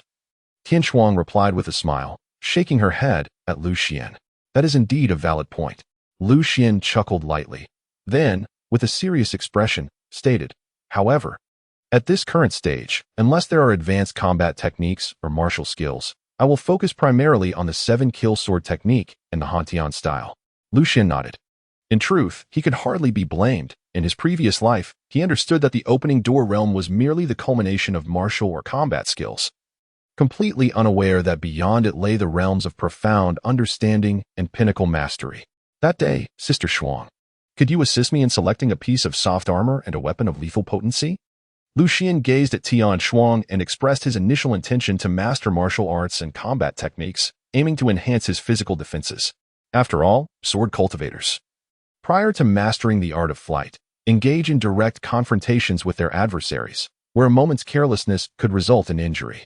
Upon hearing this, Tian Shuang pondered seriously for a moment, and her expression brightened as she replied, "Currently, among the few remaining Xiantier items on the first floor, there happens to be a piece of soft armor and a magical artifact activated by battle energy." With that, she waved her hand, and two antiquely designed wooden boxes floated gracefully before him. The soft armor, known as the Python silver armor, was crafted from the scales of a 500-year-old silver python. Though its exterior appeared rough and sturdy, once donned and infused with a modicum of spiritual energy, it would automatically adhere to the wearer, akin to being enveloped in a layer of python scales. Furthermore, one could manipulate its form to mimic the texture of their own skin, revealing its true nature only during combat. Tian Shuang opened one of the boxes to elucidate further to Xian. Xian was overjoyed, immediately taking the box and donning the armor without hesitation, just as Tian Shuang had described. The python silver armor enveloped him as though it were a layer of scaled skin, with the scales manifesting only when others attacked him. However, a slight flaw of the python silver armor was that it could barely withstand attacks from masters of the sword sect. If confronted by a second or even third-tier expert from the sword sect, it would be advisable for you, Lord Swordmaster, not to overly rely on this armor. Tian Shuang remarked with a hint of regret. For me at this moment, it is sufficient. After all, it merely serves to compensate for the shortcomings of my physical form. Xian shook his head, expressing his satisfaction with the serpent silver armor. As long as the swordmaster is pleased, that is sufficient. Tian Shuang replied with a cheerful smile. She then opened a second wooden box and retrieved an unassuming black gold sphere. This was a treasured weapon of fighting spirit, known as Sudden Ring. Encased within this fist-sized iron orb were 999 beads crafted from secret silver. Each bead possessed the ability to absorb fighting spirit, and once sufficient energy was amassed, it could be hurled at an opponent, unleashing the beads in a torrential assault. After the attack, the beads would converge once more into the sphere. As she handed the iron ball to Xian, Tian Shuang continued her explanation. The efficacy of the sudden rain beads depended on the user's fighting spirit, and the energy could accumulate indefinitely, making it a formidable secret weapon once wielded by an ancient sect skilled in intricate techniques. In Xian's astonishment, Tian Shuang added, "Is it truly possible for something so powerful and simple to be merely of the mysterious rank?" Xian gazed at Tian Shuang with a hint of perplexity. The might of the artifact was not as formidable as one might envision, particularly for lower-tier cultivators, for their limited realms restrict the amount of fighting spirit they can imbue, thus inherently capping its potency. Conversely, for higher-tier cultivators, even if they were to inject copious amounts of fighting spirit, the destructive capacity would ultimately only match that of a master-level opponent, rendering it rather ineffectual. More critically, despite the fact that these secret silver orbs can autonomously return to the user's hand, the usage of the downpour sphere remains finite. Once a fighter at the dozone level employs it, it becomes irreparably spent. Given your current level of fighting spirit, Swordmaster, you would be able to utilize it merely 3 to 4 times at most, Tian Shuang elucidated with meticulous care. Upon hearing her explanation, Xian felt a wave of understanding wash over him.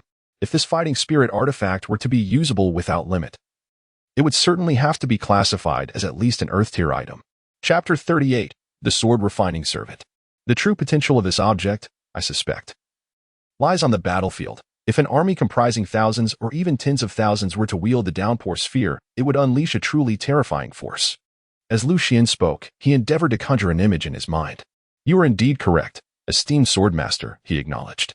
That ancient sect, with the aid of their tempestuous spheres and ingenious techniques, managed to dominate numerous nations across the Yunnan continent. Had it not been for the intervention of certain formidable powers, it is likely that a significant portion of the Yunnan continent would now be under their control. Tian Shuang, the sword attendant, nodded in agreement. Upon hearing this, Xian's expression turned to one of astonishment. He had never anticipated that there existed such a remarkable history in the ancient times of the Yunnan continent. What has become of this sect in the present day? Lu Xian inquired with a tinge of curiosity. The entire sect had been nearly annihilated by those formidable forces. And before their extermination, they had obliterated all methods of crafting their techniques, including the creation of the sudden rain sphere. Tian Shuang expressed with a sense of melancholy. So, is this the last sudden rain sphere? Lu Xian inquired with a sense of astonishment. No, Tian Shuang replied, shaking her head, and then gestured towards the upper floor. On the third floor of the Xinjian Tower, there lies a storm ball, a relic left behind by the sect's master. Its power is even greater, and there are no limitations on its usage. Upon hearing this, Lu Xian initially felt a surge of joy, only to quickly adopt a wry smile. I have yet to ascend to the second floor, let alone the unrenovated third floor. You need not rush, Master Jian. The location of the remnants on the third floor is already known to this humble servant. All that remains is for you to ascend to the second floor and elevate your cultivation to the Jinzong realm, and then we may set forth to seek it. Tian Shuang reassured Lu Xian. Thank you, Sister Tian Shuang. I shall devote myself to my training. Lu Xian nodded. By the way, Sister Tian Shuang, you previously mentioned that after receiving the rewards, you would share some matters related to the Sword Town. What exactly are those matters? Suddenly, he recalled something and turned his gaze towards Tian Shuang. Please wait a moment, Master of the Sword, Tian Shuang replied, nodding, with a graceful wave of her sleeve. She restored the area of the first floor of the Sword Town to its empty state. Master of the Sword, do you still remember these sword slaves? Tian Shuang gestured towards the sword slaves hanging upside down by chains above. Of course, I remember. Lu Xian nodded. In the past, he had endured torment at the hands of these sword slaves within the Sword Tower for several years, and he could recall each of their faces with vivid clarity. Does the esteemed sword master know the origins of these sword slaves? Tian Shuang inquired. Lu Xian shook his head once more. These sword servants are, in fact, the foes slain by the sword ancestor and several previous sword masters, whose souls were subsequently imprisoned by the sword ancestor within the sword suppression tower. Tian Shuang elucidated to Lu Xian. Thus, it was made clear. Lu Xian nodded in a daze, his mind racing with thoughts he had long suspected but never dared to confirm. As the esteemed master of the sword, you now hold dominion over the sword suppression tower, allowing you to seal your vanquished foes within its confines, Tian Shuang remarked, causing Lu Xian to freeze in astonishment. I can do that? He asked, incredulity lacing his voice. Tian Shuang nodded affirmatively and continued. For instance, the 2 assassins you dispatched this evening, should you consent, I can assist you in capturing them and transforming them into your very own sword servants within the sword suppression tower. I agree, he replied, without a moment's hesitation. Lu Xian readily agreed. He felt no burden in transforming the 2 assassins from the Xianming Palace into sword servants. Please wait a moment, esteemed sword master, he said. Tian Shuang nodded, then extended her palms before Lu Xian, swiftly grasping the air. In an instant, the 2 assassins from the Xianming Palace were drawn into the sword suppression tower. Their bodies appeared to be real. Observing the 2 dazed assassins standing before him, Lu Xian curiously inquired of Tian Shuang, are they truly corporeal? Indeed, she replied. These 2 possess only their physical forms and the instinct to fight as cultivators, their souls and consciousness having been erased by the sword suppression tower. Upon hearing this, Lu Xian nodded slightly, but soon he lifted his head as if electrified and gazed at Tian Shuang, exclaiming, does that mean that this body of mine is indeed real? The esteemed sword master, you need not worry. Tian Shuang seemed to see through Lu Xian's thoughts, smiled, and then explained, as the master of the sword suppression tower, you and the tower are one. Your physical form cannot and should not enter the sword suppression tower, and there is no notion of summoning or sealing involved. This also elucidates why your cultivation progresses while you practice within the tower. Upon hearing Tian Shuang's words, Lu Xian felt a wave of relief wash over him. Additionally, the fact that he had been awakened from his slumber by Pinger on several occasions further corroborated that his consciousness had indeed entered the sword suppression tower while his physical body lay in bed. Sister Tian Shuang, since these 2 sword servants belong to me, does that mean I will not require gold coins to have them accompany me in my sword practice in the future? Lu Xian's attention once again fell upon the 2 sword slaves before him. Naturally, Tian Shuang nodded and continued. Moreover, should you ascend to the second floor, sword master, you may take these 2 sword slaves with you to serve your purposes. Is that so? This revelation was undoubtedly a pleasant surprise for Lu Xian. In his previous life, he had dealt with the Xianin Hall on several occasions and was aware that their assassins were ranked according to their performance in hours and positions. For instance, The term ZE referred to the top-ranked assassin of the Xianin Hall. The rankings followed the order of Zi, Chou, Yin, Mao, Xin, and Yu, with the assassins of the U rank being those ranked below 60. Although they belonged to the U rank, he understood that within the borders of the Great Wei Kingdom, the most formidable assassins from the Xianin Hall were at the Mao rank. Therefore, the prowess of these two assassins was not to be underestimated. If he could indeed take them with him, it would undoubtedly serve as a significant advantage. It seemed that he must strive harder to ascend to the second floor at the earliest opportunity. Lu Xian smiled broadly. That night, with the presence of two formidable experts from the Xianin Palace as training partners, the progress of his various martial arts techniques was remarkably evident. By the conclusion of a year at the Town Sword Tower, he distinctly felt that his 7-kill sword technique had brushed against a threshold. According to the sword attendant Tian Xuan, once he transcended this threshold, he would enter the hitherto unheard-of realm of mystical understanding. Concurrently, the sword energy within his Qi Si and the spiritual power in his Dantian had also accumulated to a considerable degree. His sword energy within the Qi mansion had already reached a dazzling state, and it was merely a matter of time before it transformed into a radiant expanse. Under ordinary cultivation standards, Lu Xian could already attempt to break through to the sword master realm. However, as the heir of the Town Sword Tower, he must achieve a cascade of radiant light, akin to a rainbow spanning the sky, to transcend to the next realm. Moreover, his fighting spirit had also seen significant growth, as the Qi point in his right leg had successfully broken through. And now he only needed to surpass the Qi point in his left leg to ascend to the fighter realm. Such rapid progress, if known to outsiders, would surely leave them astounded. It is noteworthy that Lu Xian practiced his fighting spirit solely during the intervals of honing his swordsmanship, without any dedicated training. Lu Xian increasingly sensed the terrifying nature of the sword tower. The following morning, as if fearing that Lu Xian might change his mind, Manager Chu hurriedly sent several carts of black deer grass. Manager Chu, do take care and watch your step. Lu Xian chuckled at the sight of the flustered manager hastening back with a handful of silver coins. Young master, the more I observe that old fellow, the more I find him to be rather unsavory, remarked the old man beside him, old Gao, as he scooped up his kanji, casting a disdainful glance at Manager Chu's retreating figure. How can you speak so ill of our benefactor? Lu Xian cast a glance at old Gao. Chapter 39, Revitalizing Elixir. My young master, you are unaware that the entire street of apothecaries is watching us with amusement, eagerly anticipating our financial downfall, old Gao lamented with a sorrowful expression. Soon, they shall find no reason to laugh. Lu Xian remained unfazed. By the way, young master, when I went to fetch herbs this morning, I overheard some discussions in the tea house about how the old master of the Bai family was attacked last night by two skilled fighters. Lao Gao suddenly turned to Lu Xian with a grave expression. Lu Xian wished to express that he not only knew but had personally dealt with two assassins. However, he refrained from doing so. Is there any news regarding the Bai family? Lu Xian inquired with curiosity, having heard that the Bai family had sealed the gates of the Xuan residence, forbidding entry and exit, permitting only a few elderly servants to venture out for the procurement of provisions. Lao Gao, with an air of mystery, responded. Lu Xian nodded thoughtfully. The actions of the Bai family were indeed prudent, with one ancestor dead and another injured, and the family head Bai Muchuan also gravely wounded. Such news must not be allowed to circulate, otherwise it would inevitably attract more enemies.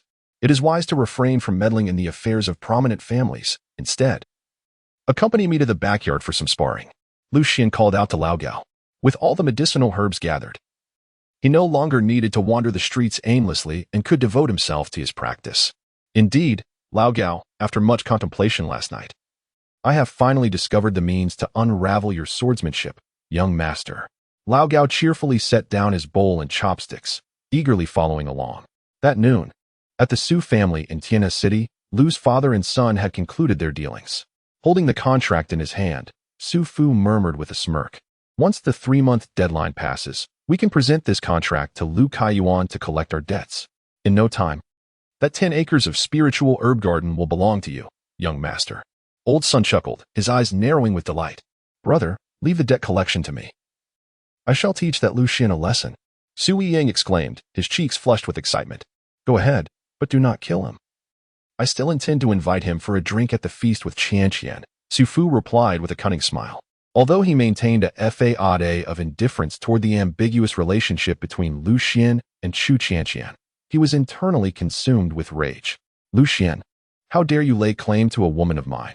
I shall not only expel you from the Lu family, but also make you my loyal dog."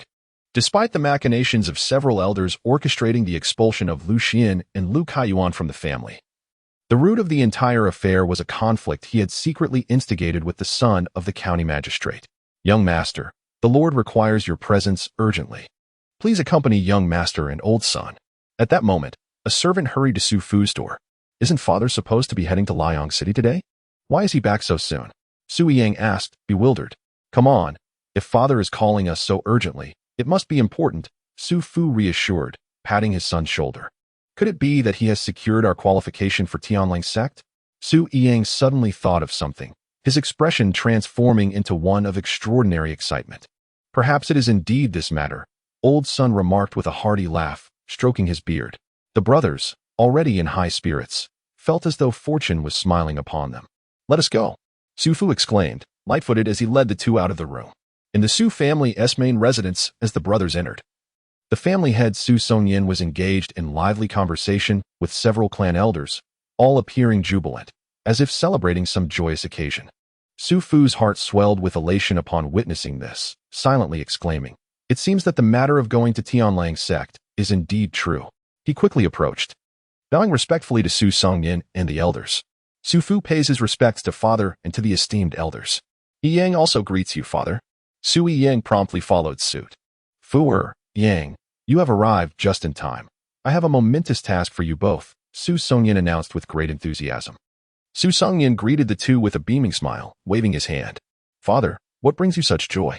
Although Su Fu suspected it had something to do with the Tianlang sect, his astute nature compelled him to remain silent, patiently awaiting Su Songyin's revelation. "My dear Fu, it is a momentous occasion," Su Songyin exclaimed, placing a piece of parchment on the table beside him. He continued, "The secret formula for the revitalizing elixir from the Medicine King sect has been leaked by a disciple. The main family has hastened to deliver the formula to us, urging us to gather as many ingredients for the elixir as possible before its secret spread far and wide." "The revitalizing elixir? The one known to extend life by a decade and swiftly alleviate fatigue for practitioners?" Initially, Su Fu felt a twinge of disappointment upon realizing the news was not about the Tianlang sect. However, upon hearing the name of the elixir, his dismay evaporated, replaced by a surge of exhilaration. In the Great Wei Kingdom, no practitioner was unaware of the revitalizing elixir. This wondrous concoction from the Medicine King sect allowed cultivators to eradicate exhaustion rapidly, enabling them to train uninterrupted for a month. Moreover, with prolonged use, even ordinary individuals could enjoy an extension of life by at least 10 years. "Indeed, it is the revitalizing elixir," Su Songyin affirmed with a vigorous nod. "Currently, within the realm of cultivation, whether among fighters, warriors, or practitioners, the revitalizing elixir is universally acknowledged as an invaluable aid to cultivation. With it, the pace of advancement for cultivators will significantly accelerate. Hence, upon the leakage of this secret formula, various sects have begun stockpiling the necessary ingredients." Su Fu's excitement surged in response to Su Songyin's words. He believed that with sufficient revitalizing elixir at their disposal, he could even break through to the fighter realm before the age of 17. The extraordinary efficacy of the revitalizing elixir for practitioners was already well known. If they could amass a substantial stockpile of ingredients ahead of others, the Su family's members would undoubtedly gain an advantage over other clans in the coming years. At that moment, an elder of the Su family, equally fervent, interjected, "Father, I shall immediately gather the ingredients from the formula, ensuring we procure all available stock in Tianhe City as swiftly as possible." Su Fu seized the formula from Su Songyin's hands. "Wait, do not rush for the other ingredients. I have already sent someone to procure them. I called you here specifically regarding the matter of the Wulu grass." Su Songyin suddenly halted Su Fu. "Wulu grass?" Su Fu looked at Su Songyin, puzzled. "You may not be aware, but the batch of Wulu grass you transported to Tianhe City a few days ago is one of the ingredients for the revitalizing elixir." Su Songyin beamed at Su Fu. Upon hearing this, Su Fu felt a sudden buzzing in his ears, his mind going blank as he stood there in shock. He had never imagined that the several carts of Wulu grass he had personally delivered to Lu Xian would be one of the fabled ingredients for the revitalizing elixir. Chapter 40. You are deceiving me. I was just discussing this matter with several clan elders, and Fu, you truly are a blessing to our Su family, by sheer happenstance. During the time when the medicinal formula was leaked, you managed to amass several thousand pounds of black deer grass. Indeed, while black deer grass holds little value, it is seldom hoarded by people, resulting in its scarcity in the market. I estimate that the total amount of black deer grass throughout the entire Tianhe city does not exceed 1,000 pounds. Recently, I heard that someone was collecting it, but I doubt it was in large quantities. Su Songyan's voice, alternating with that of the clan elders, echoed in Su Fu's ears, yet he absorbed none of it. His mind consumed solely by the recent shipment of black deer grass to the Luxian family. Fua?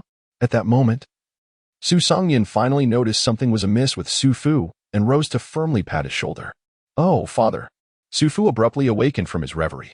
This child. So overwhelmed with joy that he seems foolish. The elders behind Su Songyan all displayed affectionate smiles.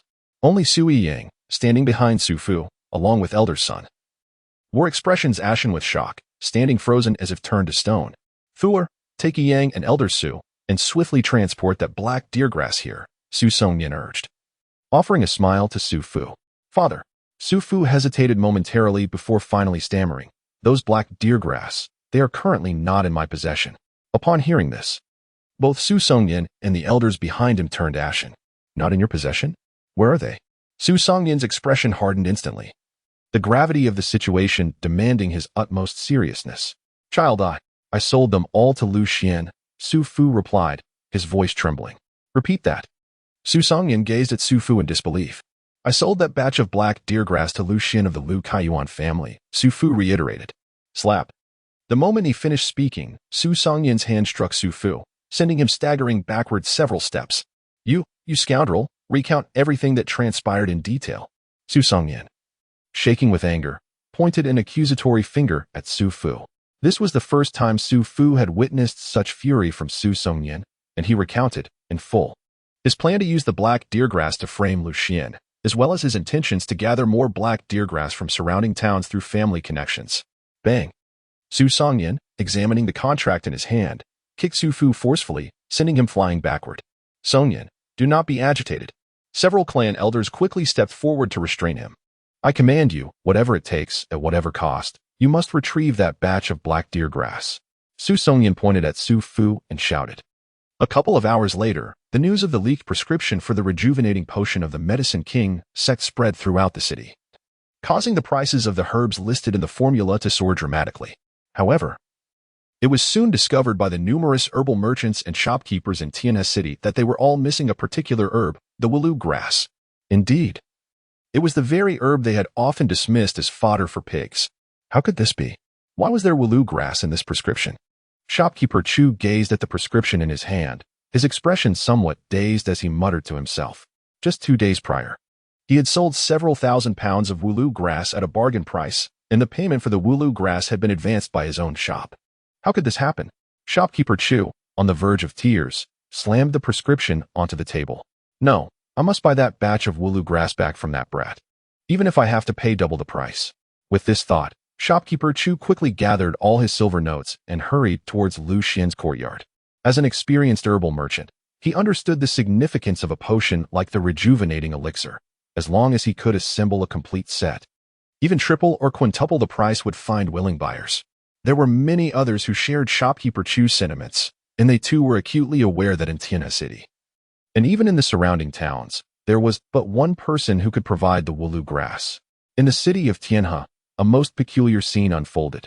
As the proprietors of the apothecaries and the herbal merchants all flocked towards Lu Xian's humble courtyard, in the residence of Lu Xian, an elder, drenched in sweat and filled with trepidation, gazed at Lu Xian and exclaimed, "Fortunately, young master, you borrowed a few spatial rings from the old master by a couple of days ago to store that batch of black deer grass. Otherwise, these ruffians would have likely dismantled our courtyard walls." Outside the small courtyard, incessant knocking and shouts echoed, as the elder, having exerted considerable effort to secure the door, soon noticed it beginning to yield under pressure. It was indeed rather alarming. Lu Xian nodded while gnawing on a chicken leg. "Young master, save a bite for me. It has been ages since I indulged in meat." Lao Gao gazed at Lu Xian's greasy chicken leg, unable to suppress a slight gulp. "The way you say it makes it seem as though I have been mistreating you." Lu Xian cast a sidelong glance at Lao Gao before extending the half-chicken leg towards him. "Thank you, young master. Once I finish this chicken leg, I shall drive away all these bothersome fellows." Lao Gao chuckled. "It is likely that your intervention will not be necessary. Lu Xian shook his head. He had already sensed several formidable presences rapidly approaching his humble abode. Get out of the way, all of you. How dare you? Fine, fine. I shall leave. After a cacophony of curses and cries of pain, the poor wooden door of Lu Xian's home was forcefully kicked open with a resounding thud. Lu Xian, come out. Lu Xian. Two young men clad in ostentatious attire, accompanied by a powerful elder and several robust warriors, stormed into Lu Xian's courtyard. The young man, none other than the arrogant scion of the Su family, Su Fu, was at the forefront. In Tianhe City, trespassing into private property could result in 100 lashes. Lu Xian gazed calmly at Su Fu. You. Su Fu was about to erupt in anger when he was abruptly restrained by the elderly son beside him. Young Master Lu, we harbor no ill intentions. We shall compensate you tenfold for the damage caused to the courtyard gate, elder son said with a smile, looking at Lu Xian. This gate is crafted from fine sandalwood, worth at least 50 taels. Thus, tenfold compensation amounts to 500 taels. I trust you will not renege on this promise. Lu Xian set a small stool in the courtyard and sat down, gazing at the old man's son with a smile. Upon hearing this, the old man's son's lips twitched in irritation. You, surnamed Lu, are trying to extort me, aren't you? These two dilapidated doors are hardly worth a couple of silver coins to me. Besides Su Fu. Sui Yang could no longer contain his fury and shouted loudly at Lu Xian. Chapter 41. How to sell? Wait a moment. Lu Xian suddenly raised his hand to signal Su Fu to refrain from speaking. Then, with a pensive expression, he contemplated seriously for a moment. Finally, he looked at Su Fu with an apologetic demeanor and said, Young Master Su, it seems I have misremembered. This particular item appears to be crafted from premium golden silk Nanmu wood, and it would not suffice without at least 100 taels. Thus, at 10 times the amount, it should indeed be 1,000 taels. Upon finishing, he bestowed a flawless smile upon Su Fu. Had Su Fu engaged him in a more amiable manner, perhaps he might have considered offering a discounted price to return that batch of deer grass. However, the Su family approached him with an air of entitlement, demanding the return of the deer grass, and naturally, he was disinclined to be gracious towards such individuals. Impudent brat. Young Master Su, do not act rashly. Yang, the young scion of the Su family, was incensed and nearly charged towards Lu Xian to deliver a kick, but was ultimately restrained by the composed Su Fu and the elder son, who stood nearby. After exchanging a glance with Su Fu, elder son stepped forward. Young Master Lu, let us speak plainly. We have come regarding our family's deer grass, and we kindly request that you return it to the Su family. Elder son of the Su family smiled as he regarded Lu Xian. Allow me to clarify, there is no deer grass belonging to your family here. It solely belongs to mine. Before Lu Xian could respond, Old Gao, standing by, suddenly crossed his arms and let out a cold snort. A powerful martial aura instantly enveloping the entire courtyard. Despite Old Gao's robust physique, he was adept at reading the room and understanding the appropriate course of action, sometimes even more so than Lu Xian himself. With such a casual display of his aura, both the Su family members and the onlookers outside fell silent. A martial master of this caliber was indeed a formidable presence in the small Tianhe city. No wonder this young man exuded such confidence. It appeared he had a martial master backing him. I now believe his claims of having a mentor may not be unfounded, a bystander remarked. Indeed, otherwise, how could he have begun stockpiling deer grass so early? The crowd outside buzzed with speculation. Meanwhile, within the courtyard, Su Fu and elder son's expressions darkened. They understood that if matters escalated, a martial artist would be far more challenging to contend with than a fellow third-tier combatant. Young Master Lu, I must apologize for my earlier choice of words. I hope you can forgive me. Elder son of the Su family lowered his tone again. We are willing to pay double the price for that batch of deer grass. I kindly ask you to extend a favor to our Su family. He then turned to Lu Xian with a beaming smile. Double? Lu Xian smiled. He turned his gaze towards the courtyard outside and shouted. The Su family is willing to offer double the price for my Wulu grass. What do you think? As soon as his words fell, a chorus of bids erupted from outside the courtyard. 3 times. Our Canlin Hall is willing to pay 3 times. We at Jing Shaneng offer 4 times. 5 times. If you are willing to sell us everything, young Master Lu, we at Hong Rentang will pay 5 times. Listening to the cacophony of bids outside, the expressions of brother Su Fu and the elder son within the courtyard grew increasingly grim. Elder son, young Master Su, you have all heard. Even at 5 times the price, there are those eager to snatch up my batch of Wulu grass. Lu Xian smiled as he looked at Su Fu and the old man Sunday.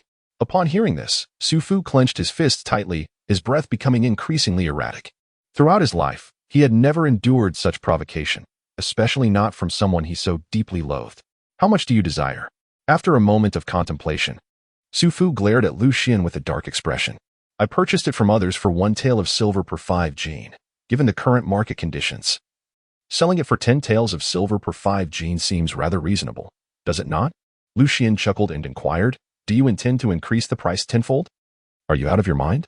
Su Fu gazed at Lu Xian with an expression of disbelief. No, no, no. Lu Xian waved his hand and then smiled as he gestured. You have forgotten to include the expenses for the escort from the escort agency in the rental of the spirit horse. Adding those, it should amount to 8,000 taels. That is impossible. Su Fu decisively refuted. Lu Xian turned to Old Gao and said, see them out. Understood, young master, Old Gao replied with a grin, his fists gently bumping together. With a beaming smile, he addressed the 3 members of the Su family. Gentlemen, since you are not sincerely interested in purchasing, it would be best not to hinder our business. Upon hearing this, the 3 men were visibly enraged, yet they remained unwilling to depart. Lu Xian no longer urged them, but instead gazed outside the courtyard and spoke. Esteemed friends, the deer grass I purchased from your hands has unexpectedly surged in value.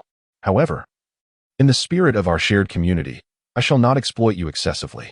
You need only pay 3 times the original price to redeem half of the deer grass you previously sold to me. Are you amenable to this? Only half can be redeemed? Yes, we agree. We are willing. I am prepared to pay 3 times the amount. Lu Xiao, if you are willing to sell all of it, I shall offer 4 times the price. Initially, a few individuals hesitated, for the offer only allowed for the redemption of half.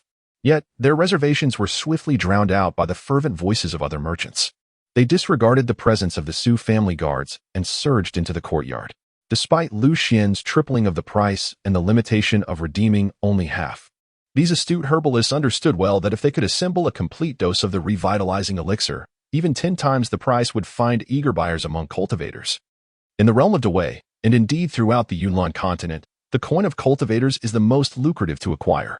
True to his word, Lu Xian promptly arranged tables and chairs, systematically signing receipts with these merchants and declaring that he would deliver the deer grass to them in accordance with the receipts. The reason Lu Xian did not demand a higher price was not out of spite towards the Su family, but rather to forge alliances with the small merchants, ensuring that even if the Su family wielded significant power, it would be unwise to antagonize all the herbal vendors of Tina City. In the brief span of merely half an hour, Lu Xian successfully sold a quarter of his Wu Lu grass at 3 times the price. Though it was only a modest profit, he still earned 300 taels after recouping his initial investment of 600 taels. From that point onward, every sale he made would contribute directly to his profit. Young Master Lu, what are your plans for the remaining batch of Wu Lu grass?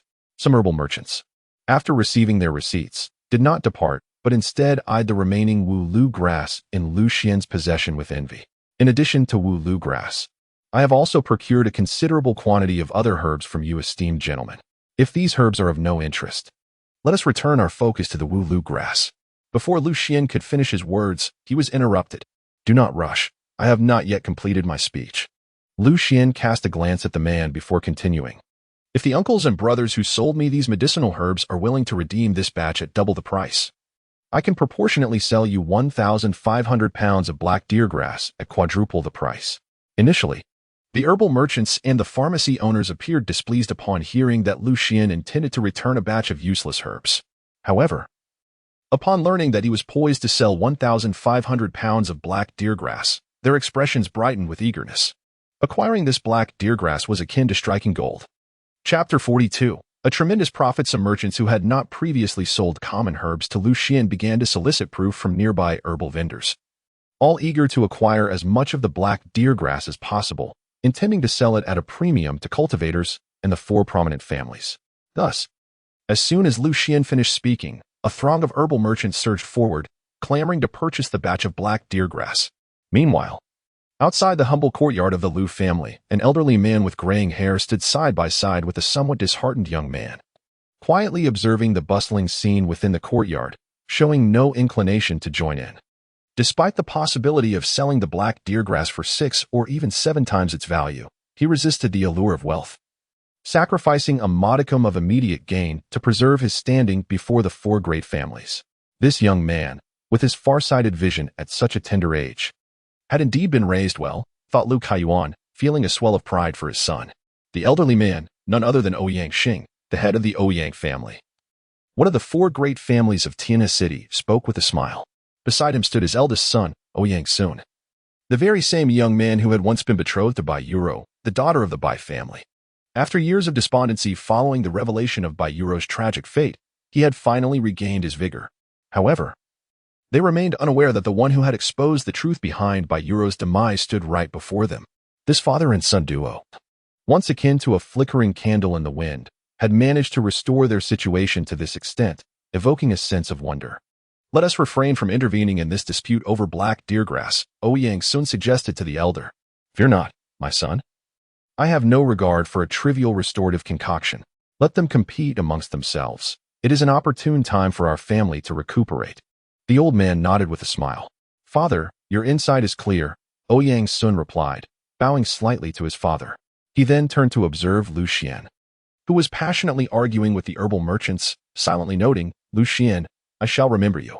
After another half an hour passed in the end, Lu Xian once again sold the 1,500 pounds of Wulu grass along with nearly 3,000 pounds of ordinary medicinal herbs.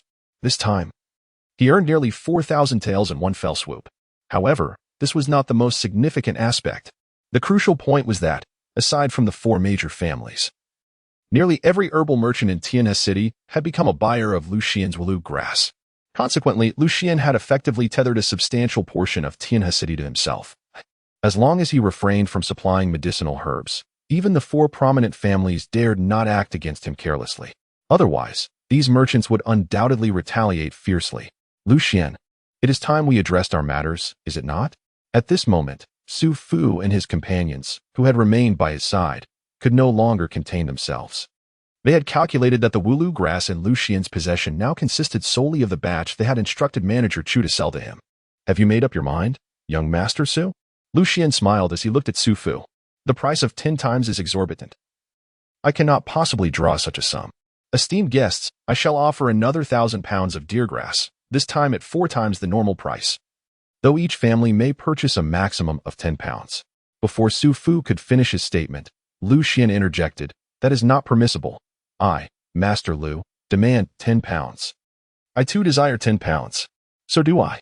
Just as Su Fu was about to threaten the merchants, Lu Xian's words had barely left his lips when the throng of merchants surged forward, disregarding any threats. For them, 10 pounds of deer grass could translate into several hundred taels of silver, such a lucrative opportunity, even with a sword held to their throats, they would pursue. In the span of a single tea break, the allocation of 1,000 pounds of deer grass was swiftly snatched up by this legion of herbal traders. At this moment, nearly every face in the Lu family's courtyard radiated with the joy of newfound wealth. Everyone appeared jubilant, save for a few members of the Su family. Young Master Su, have you made your decision?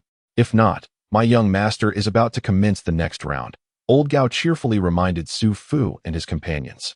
Upon hearing that another round was to begin, the expressions of the herbal traders in the courtyard shifted dramatically, their gazes turning predatory, like wolves eyeing their prey.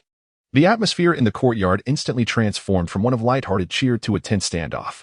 For these merchants, seizing the opportunity equated to profit. 10 times the price it is. Sun Lao, draft the agreement. Su Fu, noticing the fervent gazes of the surrounding herbal traders, hesitated no longer. Upon hearing this, the merchants in the courtyard collectively sighed. They all understood that once the deer grass was sold to the Su family, the chance to procure it again would be lost forever. Lu Xian did not further trouble Su Fu and promptly established a written agreement with him. In the Great Way, a signed document is safeguarded by the imperial court. Even the most prominent families dare not breach it lightly. A few hours later, at the Su residence, the head of the Su family, Su Songyan, cast a dark glare at Su Fu after scrutinizing the document. Patriarch, do not be too harsh on Fu. After all, none of us anticipated that the seemingly inconsequential Wulu grass, which we often dismissed, would serve as an ingredient for the rejuvenating potion, an elder of the clan interjected, attempting to mediate. Indeed, as long as we procure the medicinal herb, as Fu just mentioned, our Su family will possess half of the 2,000 gene of Wulu grass in the entire Tianhe City, sufficient for our clan's disciples for at least half a year. Moreover, I have learned that not only does Tianhe City suffer from a shortage of Wulu grass, but surrounding prefectures are also in dire need. with this batch of Wu-Lu grass. The cultivation progress of our clan's disciples will undoubtedly surpass that of the other 3 prominent families by at least half a year. In a year or 2 at most, our Su family will emerge as the foremost clan in Tianhe City. Indeed, in the path of cultivation, being a step ahead makes it exceedingly challenging to catch up. Thus, spending a little extra silver is hardly a concern. Several other clan elders voiced their agreement. Under the persuasion of these elders, Su Songyan's expression softened somewhat. However, his gaze towards Su Fu and Su Yiyang remained stern. For the time being, I shall not hold this matter against you. However, starting today, both of you must diligently train in the back mountain and focus on preparing for next year's Qianfu year examination. Su Songyan admonished Su Fu and Su Yiyang with a serious demeanor. Seeing this, Su Fu felt a sense of relief, realizing his father's anger had somewhat dissipated. With newfound confidence, he assured, "Father, do not worry. I have already reached the 3rd rank of Do 2, and with the assistance of the rejuvenating potion, I will surely break through to the Doshi realm before next year's Qianfu year examination. I promise to bring back a martial champion token for our Su family." Chapter 43. The Strength of the Fist. Upon hearing Su Fu's assurance, Su Songyan's expression visibly softened. What he valued most in Su Fu was his talent for cultivation. At 17, being at the 3rd rank of Do 2 places him among the elite of the younger generation in Tianhe City. Focus on your training. In the Great Way and on the Yunlan continent, everything is resolved with strength. Forget about court rules and family contracts. If your fists are strong, you need not concern yourself with anything else. Settle your grievances with whomever you choose. Su Songyan firmly patted Su Fu on the shoulder. Almost simultaneously, within the ancestral home of the Lu family in Tianhe City, someone echoed Su Songyan's sentiments. Now, let us rewind time by half an hour. Within the ancestral residence of the Lu family, after a fortnight of recuperation, the venerable elder, Lu Zuda, has finally recovered from his injuries. And the head of the Lu family, Lu Beihe, has also managed to reclaim his life. However, at this moment, both of them are overshadowed by a dismal countenance due to a piece of news that has arrived from the Hall of Xianming. It is astonishing that 3 assassins from the Yu lineage were unable to eliminate Bai Lu. Upon perusing the confidential letter from the Hall of Xianming, Lu Beihe wore an expression of disbelief. Meanwhile, Lu Zuda, who had been deep in contemplation, quietly opened his eyes. He had already read the letter, and thus was not taken aback by Lu Beihe's reaction. The messenger from the Hall of Xianming revealed to me that Bai Lu is not merely a 3rd-grade combat master, but also a peak 3rd-grade martial artist. The assassins from the Hall of Xianming harbor a profound fear of such martial prowess, which ultimately led to their failure in the assassination attempt. Lu Zuda rested his chin on his hand, his gaze icy as it fixated on the solitary oil lamp before him. Is this how the Xianin Hall concludes? They assured us that this assassination would undoubtedly succeed. Otherwise, we would not have offered that Earth-rank battle artifact. Lu Beihe glanced nervously at Lu Zuda. The Xianin Palace initially did not intend to let the matter rest. However, that old fool Bai Lu promptly informed the Bai family, prompting them to intervene and nullify the assassination order from Xianin. Lu Zuda said expressionlessly, "Does that mean our Lu family has no chance of redemption?" Lu Beihe lay back in his chair, a visage of despondency. He understood all too well that as long as the patriarch of the Bai family remained alive, the descendants of the Lu clan would forever dwell in the shadow of the Bai family, doomed to a life devoid of opportunity for ascendancy. In the realm of the Great Way, the strife between families is inexorably brutal. Yet, there remains another path. Lu Zuda suddenly shook his head. "Please, esteemed ancestor, go on." Lu Beihe suddenly sat up straight. The Bai family and the Xianin Palace have never shared a profound relationship. It was merely a matter of monetary transactions, with the former offering a bit more in terms of funding. If we could provide an additional sum, the Xianin Palace promised that, considering our possession of that Earth-tier fighting artifact, they would make a concerted effort on our behalf once more. Lu Zuda crossed his hands and rubbed them vigorously, his eyes brimming with a murderous intent. Upon hearing this, Lu Beihe's face initially lit up with joy, but he soon furrowed his brows and said, "However, ancestor, due to the treatment of our injuries in the matter concerning the assassin from the Xianming Hall, the assets of the Lu family have dwindled considerably. If we were to give more to Xianming Island, it is likely that our clan will soon fall into disarray." To Lu Beihe's concerns, Lu Zuda appeared to have anticipated this. He turned to glance at Lu Beihe and replied with a smile. "We still possess the 10 acres of spiritual herb garden in Lu Kaiyuan's hands. This sum is sufficient to pay the assassin's fee from Xianming Hall." Initially, the Lu family being prosperous and affluent, regarded that 10 acres of spiritual herb garden with disdain. However, now that the Lu family's fortune has been depleted due to the fierce conflicts with the Bai family, that herb garden has naturally transformed into a veritable gold mine in their eyes. But Ancestor, Lu Kaiyuan, is no longer a member of the Lu family. How can we expect him to agree to return the 10 acres of spiritual herb garden to us? Liu Bei still wore a furrowed brow. If he is a member of the Lu family today, he shall never escape our lineage for a lifetime. What is his is inherently ours. Lu Zuda let out a cold snort. However, if we resort to force, how shall we explain ourselves to the governor's office? According to the laws of the Great Wei Kingdom, seizing another's property is indeed a grave offense, esteemed Ancestor. Liu Bei cast a concerned glance at Lu Zuda. It seems that you have truly been living in tranquility for far too long. Lu Zuda cast a discontented glance at Liu Bei. What prompts the Ancestor to speak thus? Liu Bei wore a perplexed expression. In this Yunlan continent, in the Great Wei, everything relies on strength. It is the might of one's fist that speaks volumes. If your power is formidable and your punches unyielding, then to hell with the county magistrate's office and the laws of the Great Wei. Lu Zuda let out a roar. And with a resounding crash, he smashed his fist into the nearby tea table. Upon hearing this, Liu Bei was momentarily taken aback. But soon a fervent expression emerged on his face. Gritting his teeth, he declared, "The Ancestor speaks truly. Our Lu family in Tianhe City has reached such a dire state that we can no longer concern ourselves with trifling regulations. Furthermore, everything belonging to Lu Kaiyuan is rightfully ours. Our actions merely serve to reclaim what is inherently Lu family's." Hearing these words, Lu Zuda nodded with satisfaction, a smirk gracing his lips as he continued, "Do not worry excessively about the local magistrate's office. Should they seek to hold us accountable, it will be a matter for later. If it comes to that, I can simply offer to serve the court's border troops for a year, which would suffice to absolve us of all blame." At this declaration, Liu Bei felt a wave of relief wash over him. "Then let us proceed as you say, Ancestor," he resolutely replied. In his mind, he thought, if we cannot contend with the Bai family, how can we not handle a discarded scion of the Lu family, Lu Kaiyuan, along with Lu Xian? With this thought, Liu Bei bid farewell to his Ancestor and swiftly exited to make arrangements. However, as soon as he left, a sinister glimmer of blood-red light flashed in Lu Zuda's eyes. Then, a crimson glow emanated from his brow, transforming into a tiny blood-colored figure. The figure, in an exceedingly sharp voice, inquired, "Lu Zuda, have you made your decision?" "I have made my decision." Lu Zuda nodded with a somber gaze, and then continued, "As long as it enables me to grow stronger, as long as it allows me to slay that Lu Bai, I am willing to offer up everything I possess." The following afternoon, in the humble courtyard of Lu Xian's earthen-walled abode, Old Gao and Lu Xian had just returned from delivering goods. They sat beside the stone table, savoring the meal prepared by Pinger while discussing matters related to medicinal herbs.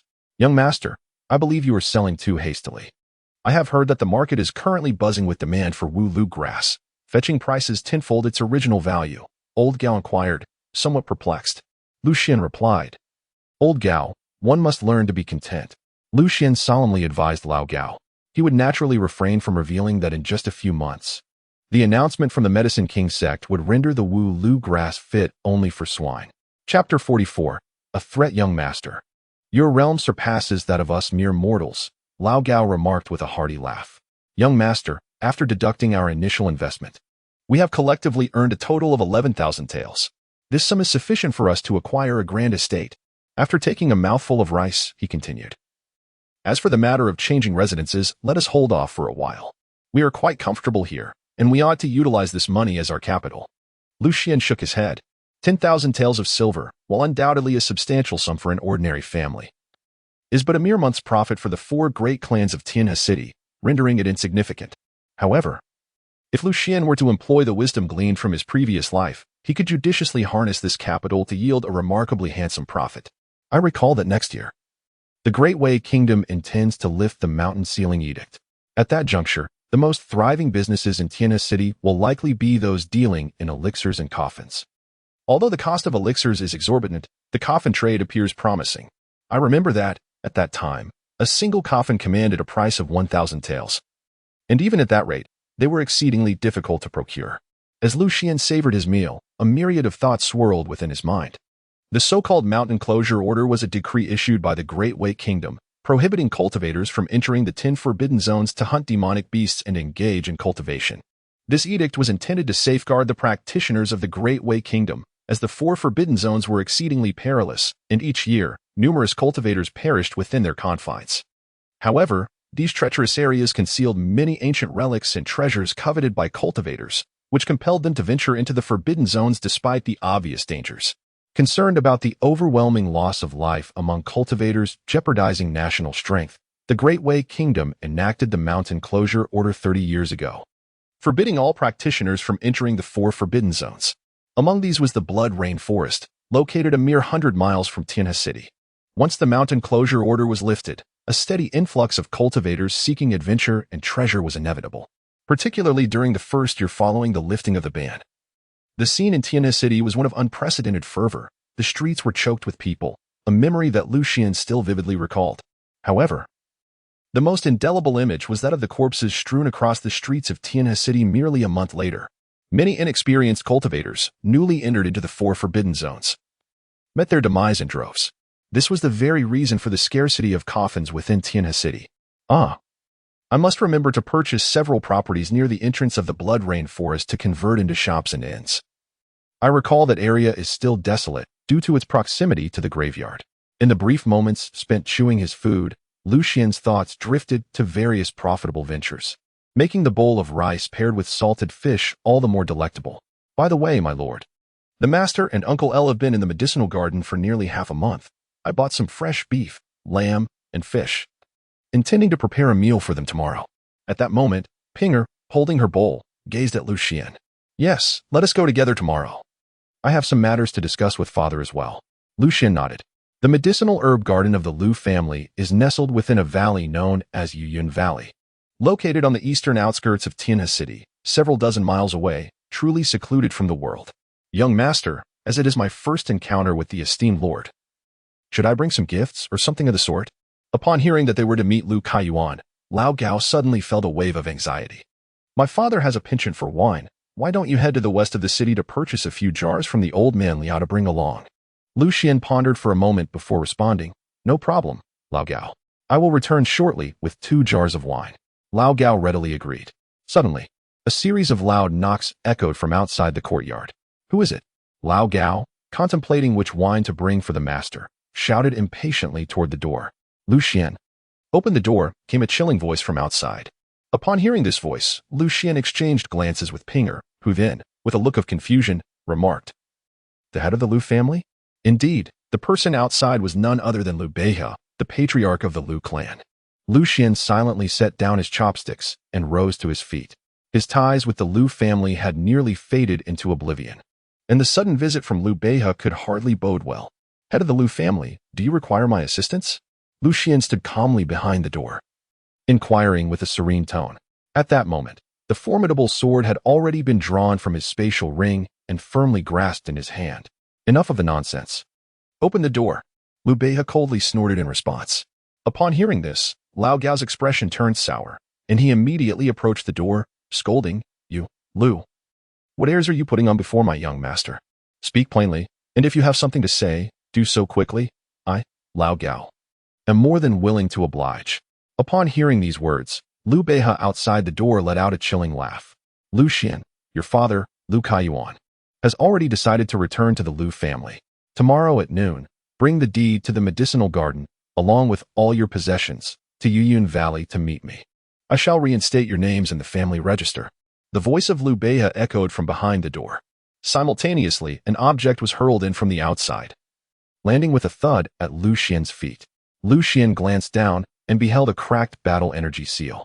Upon closer inspection, it was indeed the very one that Lu Kaiyuan had always carried with him. Lucian's gaze suddenly turned frosty. Has the esteemed ancestor of the Lu family descended to the depths of resorting to threats and abduction against a junior? He forcefully swung open the courtyard door, his icy eyes locking onto Liu Beihe at the entrance. Threats? Liu Beihe scoffed derisively. Do you truly believe that you insignificant figures are worthy? Do you really think you can dominate Tianhe City unchallenged? Lucian inquired once more. Is it still feasible to shield the sky above you and your father? Liu Beihe raised his hand with a look of disdain. You scoundrel! Old Gao could no longer contain himself. A surge of energy erupted from his body as he stepped forward with determination, raising his hand to strike at Liu Beihe. Old Gao. Lu Xian firmly grasped Lao Gao's shoulder. Indeed, you demonstrate a certain awareness of the situation, should you act here. The fate awaiting you and your son shall be far more dire than you can possibly envision. Liu Beihe sneered. I shall bring the land deed to Yuyun Valley tomorrow. But should you dare to lay a single finger on my father, I will ensure that you deeply regret ever being born into this world. Lu Xian cast a frosty gaze towards Liu Beihe. Xian, refrain from boasting in the future. I do not take pleasure in your words, my dear Uncle Liu. As Liu Beihe concluded his words, he turned and departed. Just as he was about to exit the alley, he did not forget to issue a warning to Lu Xian. This is the last semblance of dignity we afford you and your father. If you arrive late tomorrow, your Uncle Liu, may not be so amiable. As Liu Beihe's figure receded into the distance, Pinger, initially too frightened to utter a word, suddenly cast a worried glance towards Lu Xian and said, Young master, please do not go. I have a feeling that even if you were to offer them the land deed and silver, they would still not spare you and the master. Chapter 45. Breaking into the dungeon. Upon hearing this, Lu Xian gently patted Pinger on the head. Do not worry, my dear. I have a plan. And neither my father nor I shall come to any harm, he softly reassured her. Young master, allow me to take the land deed to the master tomorrow. Lao Gao interjected, his face etched with concern as he gazed at Lu Xian. Lao Gao, you need not fret. They will not lay a finger on us. Lu Xian also patted Lao Gao on the shoulder. Have you not yet realized? They do not regard us at all and would not bother to concoct any schemes, for they deem it unnecessary to deal with us. He cast a cold smile towards the alley outside. If it were the ancestral patriarch of the Liu family personally intervening, then they indeed would possess such confidence. Lao Gao furrowed his brow. But are we truly to hand over the land deed and silver to them just like that? He glanced at Lu Xian with a hint of reluctance. In the face of my father's safety, these matters pale in significance. Yet, Lu Xian shook his head, and a subtle glimmer of murderous intent flickered in his eyes as he remarked, My possessions are not so easily acquired. Then let us return to our quarters and devise a more comprehensive strategy. We still have ample time before noon tomorrow. Lao Gao nodded in agreement. Yet his expression was one of bewilderment as he pondered, how has the Liu family sunk to such a despicable level? An esteemed ancestor personally intervening merely for a few acres of medicinal herb garden and a mere handful of silver. In truth, it was not only Lao Gao who was taken aback by this. Lu Xian, too, was astonished. I have indeed underestimated the extent of their shamelessness. Lu Xian murmured to himself that night. Lu Xian, clad in a raven-black robe and adorned with a faceless mask, silently approached the ancestral home of the Liu clan. Although he reassured Lao Gao and Pingo that Liu Beihe and his associates would not stoop to employing any underhanded schemes against him, he could not afford to be so naive as to simply wait until noon the following day to venture to Yuyun Valley. Lu Xian swiftly discovered Liu Beihe within the ancestral residence, for he had resided there for many years. Moreover, another reason was that Liu Beihe and Lu Zuda underestimated Lu Xian, hardly considering him a threat despite his prowess at the talent duel realm. Indeed, at that moment, Lu Xian noticed Liu Beihe carrying an oil lamp as he headed towards the courtyard behind the ancestral home. A surge of delight welled up in his heart. For beneath that courtyard lay the dungeon where the Liu clan imprisoned those who transgressed the clan's rules. The fact that Liu Beihe personally ventured there indicated that a highly significant individual was confined within. Therefore, it was highly probable that his father, Liu Kaiyuan, was detained there, rather than still being in the Yuyun Valley. Lu Xian immediately infused a substantial amount of water energy into the night sparrow robe, and in an instant, he wholly vanished into the darkness. Even when closely pressed against Liu Beihe, the latter remained utterly oblivious. Though the invisibility lasted merely for about 10 breaths, it was more than sufficient for him to blend into the dungeon behind Liu Beihe. Master, as Liu Beihe descended into the dungeon, 2 guards from the Liu family approached him. You two, stand guard outside. Allow no one to enter. Yes. Upon hearing Liu Beihe's command, they promptly made their way outside, while Liu Beihe continued down the winding staircase towards the depths of the dungeon. Familiar with the place from sneaking into play during his childhood, Lu Xian felt no trepidation about losing his way within its confines. Thus he no longer needed to employ the abilities of the night sparrow robe to keep pace with Liu Beihe. However, just as Lu Xian was about to step down the stairs, a thought struck him, and he halted. He then mentally communicated with the sword attendant. Tian Xuan, Sister Tian Xuan, may I utilize the items possessed by those 2 sword slaves from the Shimming Hall? The two sword slaves are indeed your possessions. Master of the sword. Thus, whatever they possess naturally belongs to you as well. Tian Shuang's voice resonated within Lu Xian's mind. What is it that you wish to acquire from them, master? I can retrieve it for you. She added. Calm down. A faint smile graced Lu Xian's lips. During his recent practice session at the Xinjian Tower with two sword slaves from the Xianming Palace, he discovered that they possessed several packets of dispersing powder from the palace. In a moment of inspiration, he wondered if he could utilize it, and to his astonishment, it indeed proved effective. Master of the sword. The dispersing powder is now nestled in the palm of your right hand. Tian Shuang's voice echoed once more. Master of the sword. Simply pour the contents of this packet into the oil lamp. The crystalline pill is the antidote. Merely hold it in your mouth, and you shall remain unharmed. She thoughtfully elucidated for Lu Xian. Lu Xian opened his hand and discovered, to his astonishment, a small paper package resting in his palm, along with a pill resembling a shard of ice. Thank you.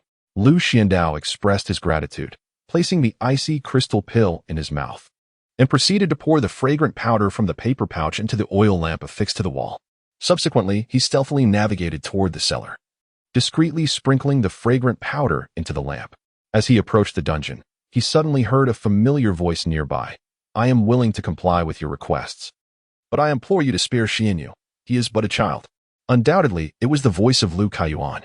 If that were the case, why did you refuse when the Ancestor permitted your return to the Lu family today? Liu Beihe retorted with scornful irony. It was you who expelled my father and me from the Lu family, and now it is you who wishes to welcome us back.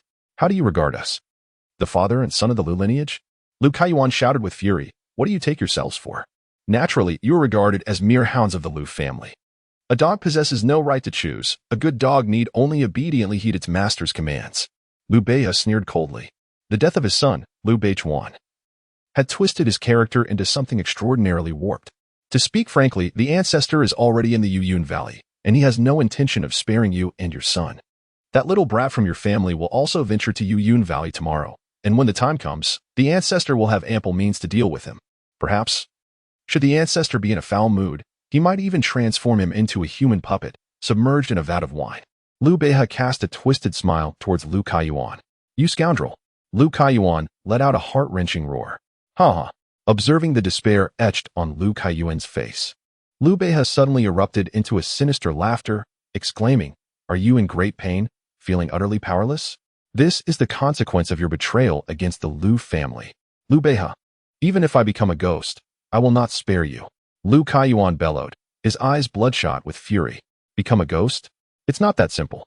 I shall ensure you are well cared for, only to torment you day and night, until you wish for nothing more than to escape even the realm of the dead. Liu Beihe leaned in with a malevolent expression, whispering into Lu Kaiyuan's ear, I fear you may not have that opportunity. Just then, an unfamiliar voice emerged from behind Liu Beihe. Chapter 46, Kill Beihe. Who? Liu Beihe, with an expression of vigilance, cautiously shifted his stance and swiftly drew a long blade from his waist, directing it toward the rear. There, a figure clad in a black robe stood silently at the entrance of the dungeon, his gaze as frigid as ice. This elder was none other than Lu Xian. However, neither Liu Beihe nor his father, Lu Kaiyuan, recognized him in his altered appearance, their faces reflecting a blend of astonishment and confusion. Who are you? Liu Beihe inquired once more. Who is it that sends you to hell? Lu Xian calmly remarked, It is not so easy to take my life here. Upon hearing the words, Liu Beihe let out a cold snort, then drew his blade and gathered his energy, swinging it toward Lu Xian. What is happening?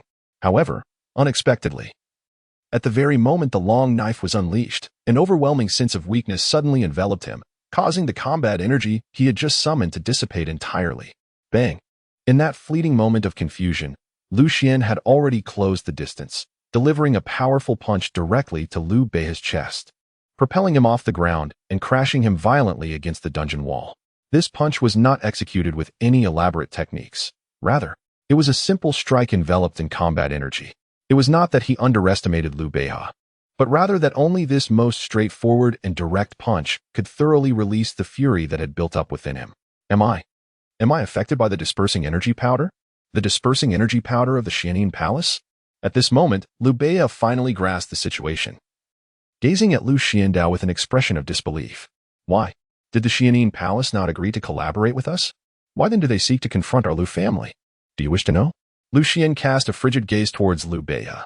With a resounding thud, as Liu Beihe's words lingered, Lu Xian delivered a heavy punch to his chest, causing it to cave in with a resounding impact. "Go and inquire with the King of Hell," he declared. With that, Lu Xian crossed his arms and, with a sharp crack, snapped Liu Beihe's neck.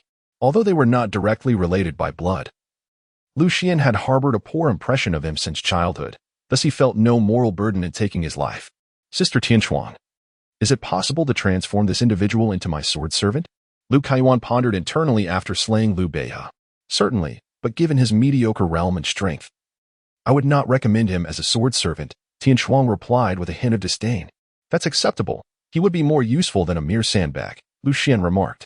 "Your words hold merit, Master Swordmaster." Tian Shuang smiled and then added thoughtfully, "Please place your hand upon his head, lest you frighten your father with your ethereal grasp." "Understood." Lu Xian silently acknowledged this in his heart, then placed his hand upon Liu Beihe's head. With a sudden whoosh, Liu Beihe's figure abruptly vanished from sight. Although this was a deliberately concealed effect, the scene still startled Lu Kaiyuan, who stood nearby. Merely a trivial display of skill, there is no need for alarm. Lu Xian spoke in the tone of an aged elder, addressing Lu Kaiyuan. "May I inquire, who might you be, esteemed senior?" Though Lu Kaiyuan perceived no hostility emanating from Lu Xian, his voice still carried a hint of trepidation. "I am but an old man, the master of Lu Xian." Lu Xianchong and Lu Kaiyuan exchanged smiles. You are Shenier's master?" Upon hearing this, Lu Kaiyuan was nearly overwhelmed with joy. Lu Xian, on the other hand, felt immensely relieved that he had previously mentioned to Lu Kaiyuan the existence of a master who preferred to remain anonymous. Otherwise, it would have been challenging to explain the situation to Lu Kaiyuan today. "Esteemed elder, I implore you to rescue Shenier. The ancestor of the Lu family wishes to reclaim him." Even at this critical moment, Lu Kaiyuan's thoughts were solely focused on Lu Xian. "Shenio has already been placed in a secure location. Once I escort you out, I shall go to retrieve him and then confront the ancestor of the Lu family." Lu Xian cast a glance at Lu Kaiyuan. Although he had never confronted a formidable opponent who had long since ascended to the third rank of Doshi, he was resolute in his intent to eliminate the ancestral elder of the Lu clan, Lu Zuda. Failing to take action today would undoubtedly lead to insurmountable repercussions. If he did not act now, the sword intent within him would remain unquenched. After ensuring Lu Kaiyuan's safety, Lu Xian hastened towards Yuyun. Although he had executed Liu Beihe with great discretion, leaving the Lu ancestral residence without detection, it was only a matter of time before the Lu family would uncover Liu Beihe's fate, and they might find a way to directly inform Lu Zuda. Yuyun Valley.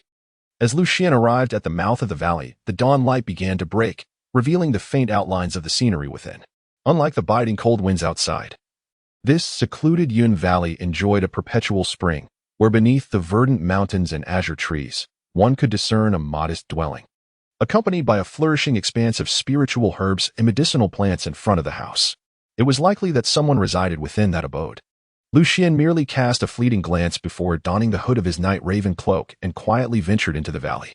Although the cloak lacked the ability to render him invisible during daylight, it still possessed the capacity to conceal his presence. Coupled with the essence of the water element, Lu Xian harbored no apprehensions about being detected prematurely by Lu Zuda. He had visited this medicinal herb garden numerous times in his youth, rendering him well acquainted with the surrounding terrain. Thus, he stealthily maneuvered amidst the trees of the mountain, his movements light and agile as he emerged behind the small courtyard. With practiced ease, he ascended a large tree whose branches extended into the courtyard. Lu Xian did not leap down from the branch, rather, he was enveloped in the night sparrow cloak, resembling a raven poised to pounce on its prey, silently observing the courtyard below. Much like the encounter with the two assassins from the Xianming Hall, Lu Xian was acutely aware of the significance of timing in making a move. Whether he could secure victory in a direct confrontation was a matter for another day, but for Lu Zuda, whose realm far surpassed his own, escaping was a trivial task. As his thoughts gradually settled, Lu Xian seemed to merge with the great tree, making it difficult to discern that a person resided among its branches without a keen inspection. After remaining motionless atop the tree for nearly half an incense stick's duration, the door to the backyard suddenly swung open, and Lu Zuda entered, commencing his practice of palm techniques within the courtyard. Observing this scene, Lu Xian's eyes glimmered with a flicker of delight. In the grand households of the Great Way, backyards were sanctuaries for practitioners to hone their skills. Lu Xian had chosen to perch upon the tree in the backyard, having anticipated Lu Zuta's arrival for his training. Yet, Lu Xian did not rush to act. Instead, he continued to watch Lu Zuta practice with quiet patience, waiting for the opportune moment to strike. This cautious demeanor did not contradict his fearless sword heart. He could unsheath his sword without trepidation before any formidable adversary. But that did not imply he could afford arrogance or recklessness prior to drawing his blade. Had the surroundings not been so open, Lu Xian might have even considered utilizing the dispersal technique from the Shimming Hall. Chapter 47. Battle with the Ancestor. Boom. Boom. Boom.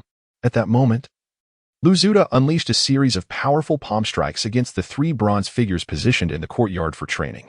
His formidable fighting spirit surged forth, manifesting as torrents of shadowy energy that crashed upon the bronze figures as if a river had burst its banks. This was the Lu family's ultimate martial art. The torrent palm, which, once cultivated to the opening realm, possessed the might of a raging river with every strike. Moreover, the accompanying fighting spirit technique allowed practitioners to cultivate their energy to flow as seamlessly as water. Once an opponent became ensnared within it, their movements would become agonizingly sluggish. With a resounding crack, the three bronze figures were reduced to dust beneath Lu Zuta's torrent-like palm strikes. Even from a distance, Lu Xian could sense the astonishing power of Lu Zuta's recent strike, alongside the overwhelming fighting spirit that ebbed and flowed like a river. Lu Zuta had lingered at the pinnacle of the fighting master realm for at least 30 years, vastly surpassing the average third-tier fighting master, which enabled him to contend with the three ancestors of the Bai family single-handedly. However, for Lu Xian in this moment, his gaze was less one of surprise and shock, and more one of intense focus, a gaze reminiscent of a lion poised to pounce on its prey at the final moment. With a deep exhale, Lu Zuta retracted his palms and began to gather the surging fighting spirit radiating from his body back into his energy points. And at that very instant, with the tips of his toes delicately poised upon the branch, Lu Xian wielded his formidable Qianjun sword, draped in the cloak of the night sparrow. He appeared as a solitary leaf, silently descending from the tree until he alighted upon the head of Song Zuta. The night sparrow cloak's remarkable ability to conceal one's presence rendered Lu Zuta oblivious to Lu Xian's approach. Yet, just as the blade of the Qianjun sword drew perilously close, merely 2 feet from Lu Zuta's back, sunlight, previously veiled by clouds, suddenly pierced the sky, casting Lu Xian's form in stark relief upon the ground. In the instant the shadow materialized, Lu Zuta abruptly pivoted, thrusting both palms backward toward Lu Xian. Despite being discovered, Lu Xian remained unperturbed, for he had fully unleashed the first move of the 7-kill sword. 1 kill, the returning swallow.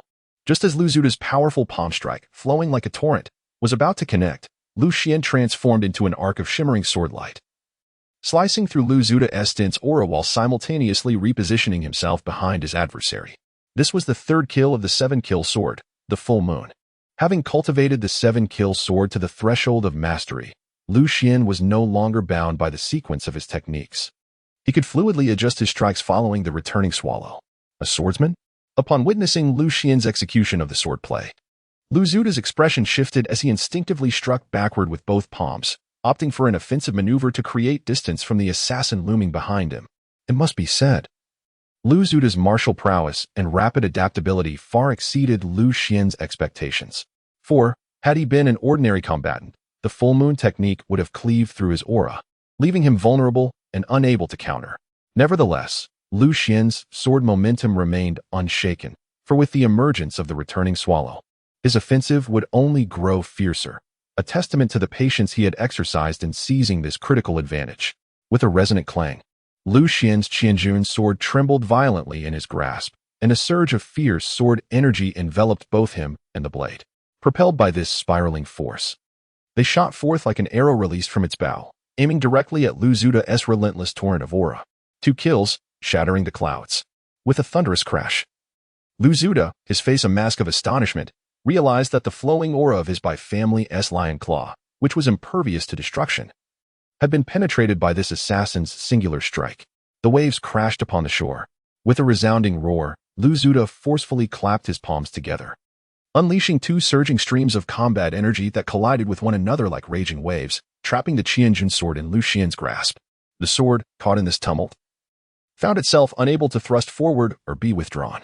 Nevertheless, Lu Xian's gaze remained resolute, and the overwhelming aura of his swordsmanship only intensified. In a sudden motion, He twisted his wrist with great force while simultaneously tightening his grip with his other hand, letting out a soft grunt. For kills, sever water.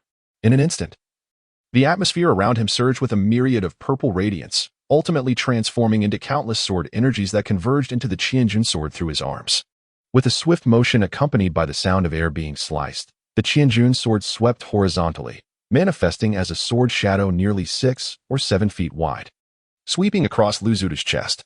The collision of this sword shadow with the combat energy produced a thunderous sound within the courtyard, and amidst this uproar, the torrent of energy shielding Lu Zuta was cleaved in two, scattering into the air. The impact left deep gashes on Lu Zuta's arms, revealing bone, while his chest armor bore a significant crack. However, he utilized the rebound force from the clash of energies to propel himself backward, flying backward over 10 paces. Such is the power of a Xian tier battle armor. At that moment, an indescribable fear began to permeate Lu Zuta's heart. Meanwhile, Lu Xian's sword momentum continued to swell. The 7 kills sword would not cease its relentless advance as long as its opponent drew breath. With another thunderous sound, Lu Xian's body was enveloped in spiraling waves of energy, launching yet another strike, the break cloud, like an arrow released from a bow toward Lu Zuta's chest. In the blink of an eye, he closed the distance between them, and Lu Zuta found himself unable to escape the threat posed by Lu Xian's sword. 100 rivers converge into the sea. Lu Zuta dared not to let his guard down in the slightest, immediately unleashing the ultimate technique of the flowing palm. Waves of surging battle energy surged forth, akin to a mighty river, crashing fiercely against the edge of Lu Xian's sword. With a resounding clang, Lu Xian's formidable sword once again pierced through Lu Zuta's flowing battle energy. However, this time, the thickness of the energy proved too great, and even the second strike of the cloud-breaking sword could not completely penetrate it. Observing this situation, Lu Zuta felt a surge of elation as he finally caught his breath, and with a thunderous roar, he bellowed, "Whale waves, crocodile tides," as the words left his lips. His palms swiftly transformed their stance, forcefully clamping towards Lu Xian's direction. In an instant, a colossal crocodile formed from the flowing battle energy, and a gigantic whale, also born of the same energy, surged forth from either side, simultaneously lunging at Lu Xian. This was the mightiest technique among the Lu family's flowing palms. Yet due to its tremendous consumption of battle energy, even Lu Zuta would not easily employ it unless faced with life and death. Nevertheless, at that moment, Lu Xian appeared utterly oblivious to Lu Zuta's formidable attack, steadfastly thrusting his sword forward towards Lu Zuta. Die! Lu Zuta let out a sinister laugh, then clenched his hands tightly. The phantoms of the colossal whale and the giant crocodile simultaneously opened their mouths and lunged towards Lu Xian.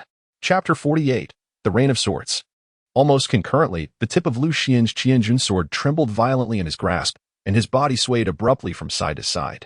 A torrent of surging sword energy erupted around him like a whirling vortex. 5 kills, hurricane. Boom. Accompanied by a thunderous sound reminiscent of a sword's cry. Lu Xian remained perfectly still, yet the sword energy enveloping him tore apart the 2 phantoms of fighting spirit that were charging at him like a tempest. Even Lu Zuta, standing several feet away, had no choice but to summon his own fighting energy for defense, unable to attend to anything else. The 5th strike of the 7 kills sword, activated by pure sword energy, was designed to liberate the sword cultivator from an unfavorable encirclement. In the fleeting moment that Lu Xian broke free from the torrent of fighting energy, his figure surged forward like a galloping horse, akin to an arrow released from its bow, and instantly reappeared before Lu Zuta, barely managing to withstand the previous tempest of sword energy.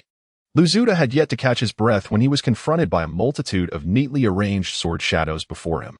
This was the 6th strike of the 7 kill sword, known as the Rainstorm, the swiftest strike within the technique. As the sword was thrust forth, the sword shadows fell like rain, hence the name Rainstorm. To execute this technique, one must possess an unparalleled mastery of the 7 kills, along with the ability to accumulate sufficient sword momentum prior to the strike. Otherwise, the Rainstorm would be mere semblance, lacking true power. Boom. As the tempest of sword wind swept through, Lu Zuta found himself with no escape. Just as the sword rain began to shred his battle armor, a golden fighting energy talisman flew from his chest, followed by circles of earthy yellow fighting energy that enveloped him like swirling dust, ultimately shielding him from Lu Xian's onslaught of sword rain. Old man wasn't mistaken.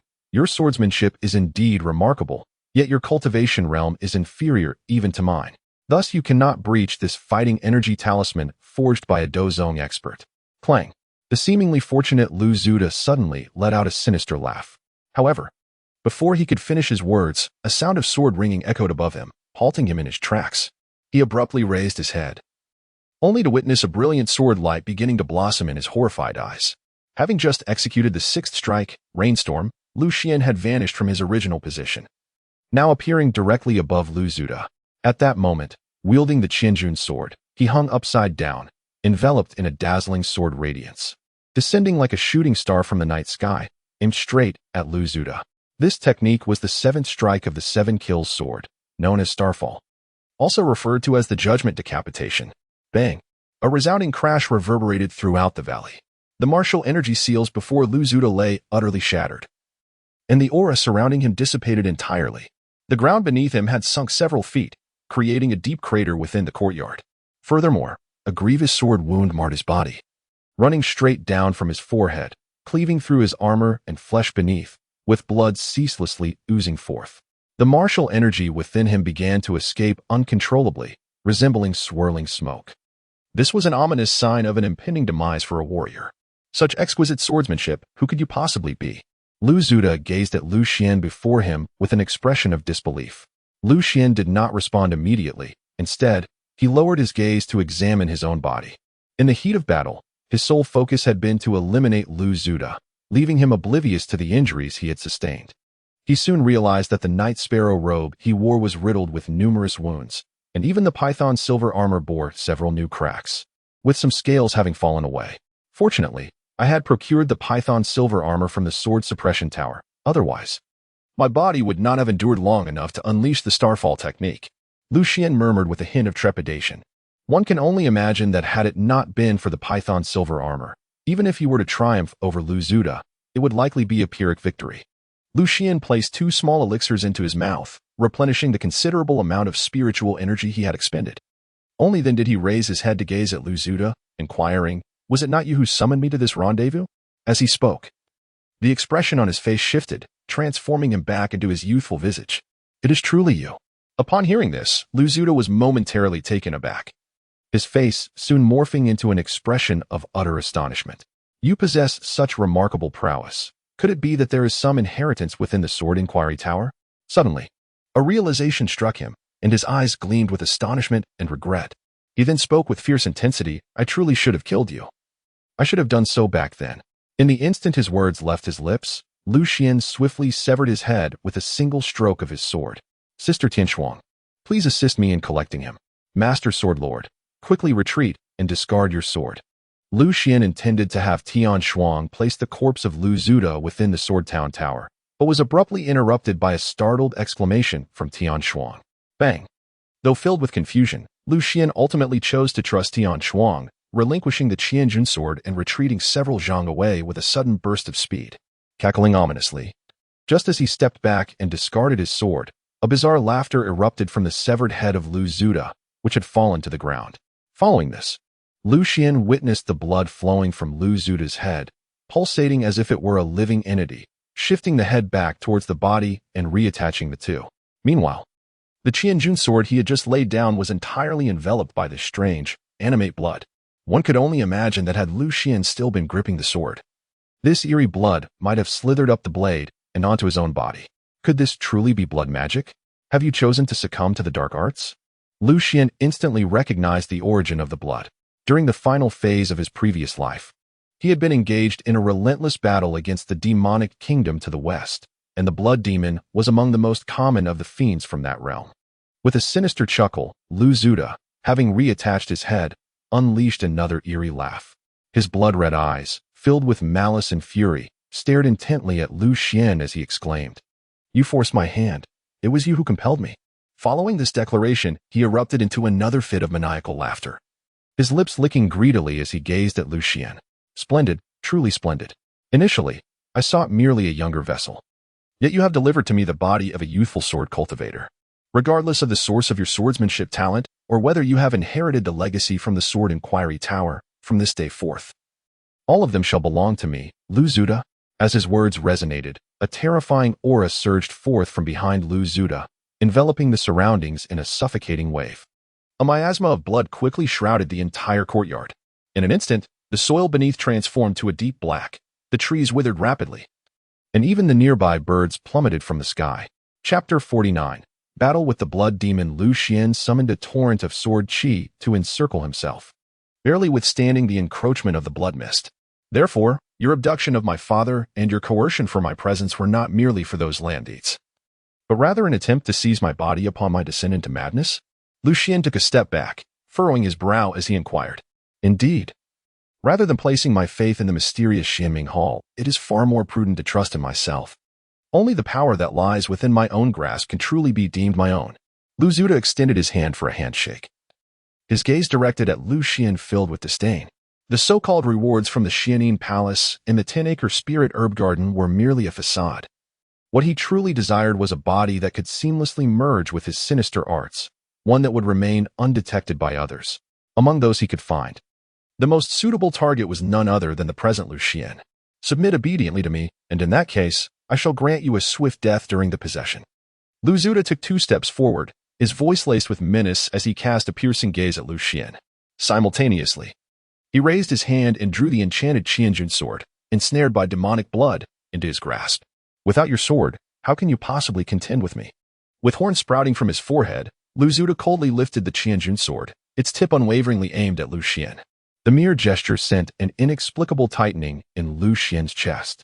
Having dealt with numerous demonic entities in his previous life, he was acutely aware that even the most rudimentary blood demon was beyond the capacity of a mere second-tier cultivator to confront. Unlike the diligent practitioners, their formidable power stemmed from their bloodline origins, replete with inherent abilities designed to counter human cultivators from the moment of their inception. Unless one could deliver a decisive blow, the inevitable outcome would surely be one's own demise. Boom. Lu Xian no longer hesitated. He unleashed his fighting spirit and then abruptly brought his palms together. The overlapping shadows of his hands immediately enveloped him.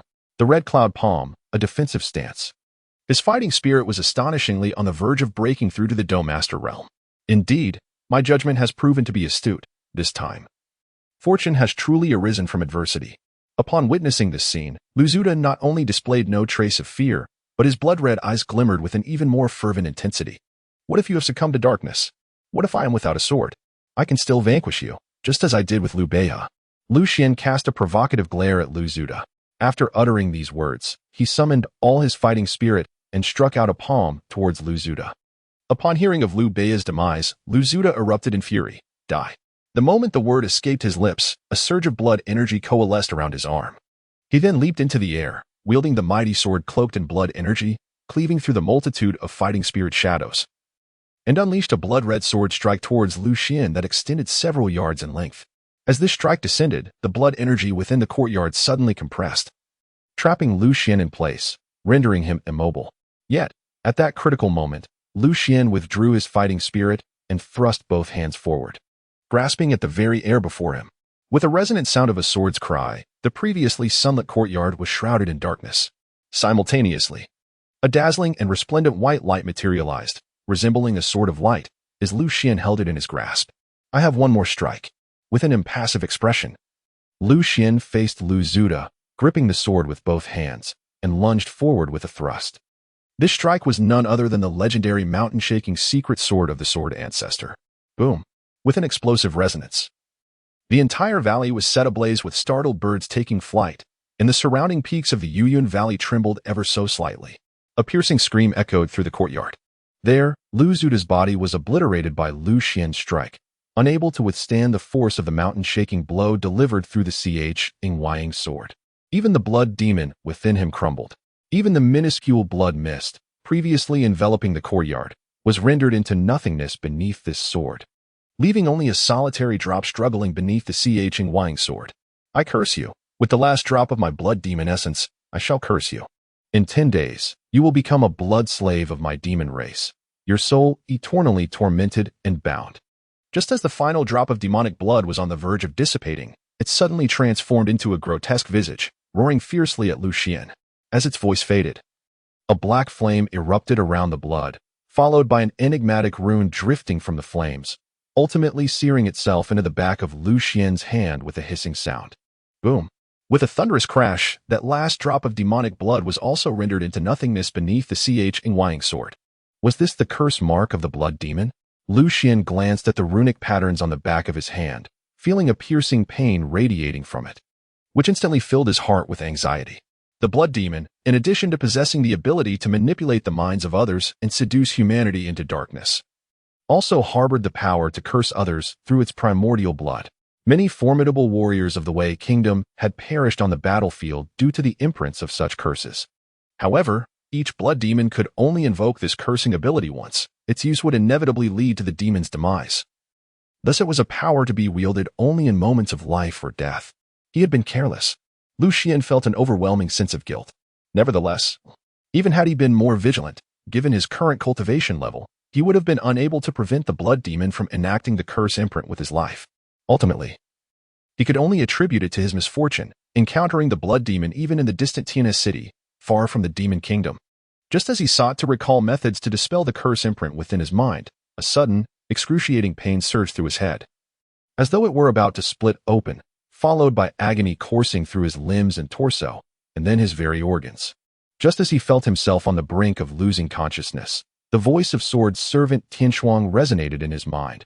Master Sword, due to your reckless utilization of the shadow and mountain shaking techniques, both your physical and mental energies have been depleted. Please enter the sword suppression tower at once, or you may face life-threatening consequences. Upon hearing this, Lu Xian did not hesitate but immediately immersed his consciousness into the sword suppression tower. With his mind sinking into the tower, the pain that plagued him dissipated, and he exhaled a long, relieved breath. Master Sword, please accept this vitality restoration pill as a reward for your triumph over a third-grade battle master. Remember to consume it promptly after exiting the sword suppression tower, Xuan said, presenting him with a vitality restoration pill. Thank you, Sister Xuan, Lu Xian replied gratefully. The pill was, without a doubt, a timely boon for him.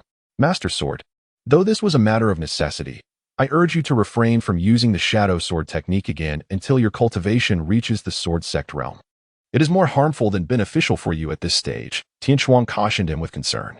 Understood, I shall take note, Lu Xian affirmed. Lu Xian nodded slightly. This time, he had indeed acted somewhat impulsively. Upon realizing his opponent was a blood demon, he had thought to eliminate him with a single strike, thus employing the shadow sword in the mountain shaking style.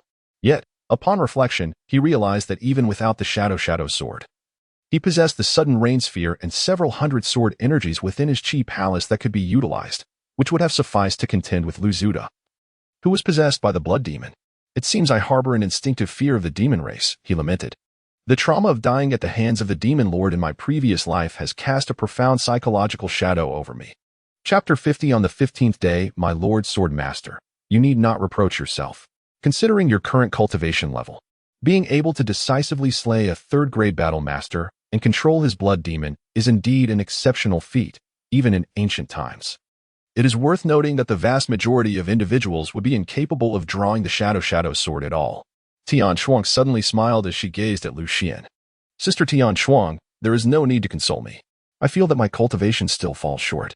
For a sword cultivator to be compelled to abandon his sword is, in itself, a profound disgrace. Lu Xian shook his head resolutely, refusing to allow such an occurrence to take place again. Upon witnessing this, Xuan's eyes glimmered with admiration. Recognizing one's shame and striving for courage is not an unfavorable trait. She then smiled gently and said, by the way, esteemed sword master, according to the regulations set forth by the sword Ancestor, since you previously vanquished a second-tier dome master, you are entitled to receive 4 gold coins. Xuan handed 4 gold coins to Lu Xian. I recall that these 4 gold coins can be exchanged for a vial of minor recovery elixir. Please provide me with a vial of the elixir directly, as I shall need it for my healing once I step outside. Lu Xian did not go to collect the gold coins. Very well. Xuan handed Lu Xian a small bottle of elixir and continued. Furthermore, due to your esteemed victory over a blood demon, as per the regulations set forth by the sword Ancestor, you are entitled to select a treasure of your choice upon ascending to the 2nd floor. Lu Xian nodded in response. This essentially meant that he had obtained the qualification to select treasures from the 2nd floor in advance. By the way, Sister Xuan, upon hearing her mention of the blood demon, he suddenly recalled something, and thus raised his gaze to inquire. Do you know how to lift the curse of the blood demon mark? I was just about to discuss this matter with you, esteemed swordmaster, Xuan replied. Sister Xuan, do you possess a solution? A flicker of joy surged within Xuan. He was aware of several methods to dispel such a cursed brand, yet each of these approaches posed significant risks to one's physical well-being. He was reluctant to employ them unless absolutely necessary. However, it ultimately depends on your own efforts. Xuan nodded in agreement, then clarified to the somewhat puzzled Xuan. The curse you have just inflicted, known as the soul-devouring curse of 10 days, is a low-tier blood magic commonly wielded by lesser practitioners. While it is not particularly formidable, it poses a challenge for you to dispel it on your own. Given your current level of cultivation, even if we were to harness the powers available on the first floor of the sword tower, we could only seal this curse for 5 days.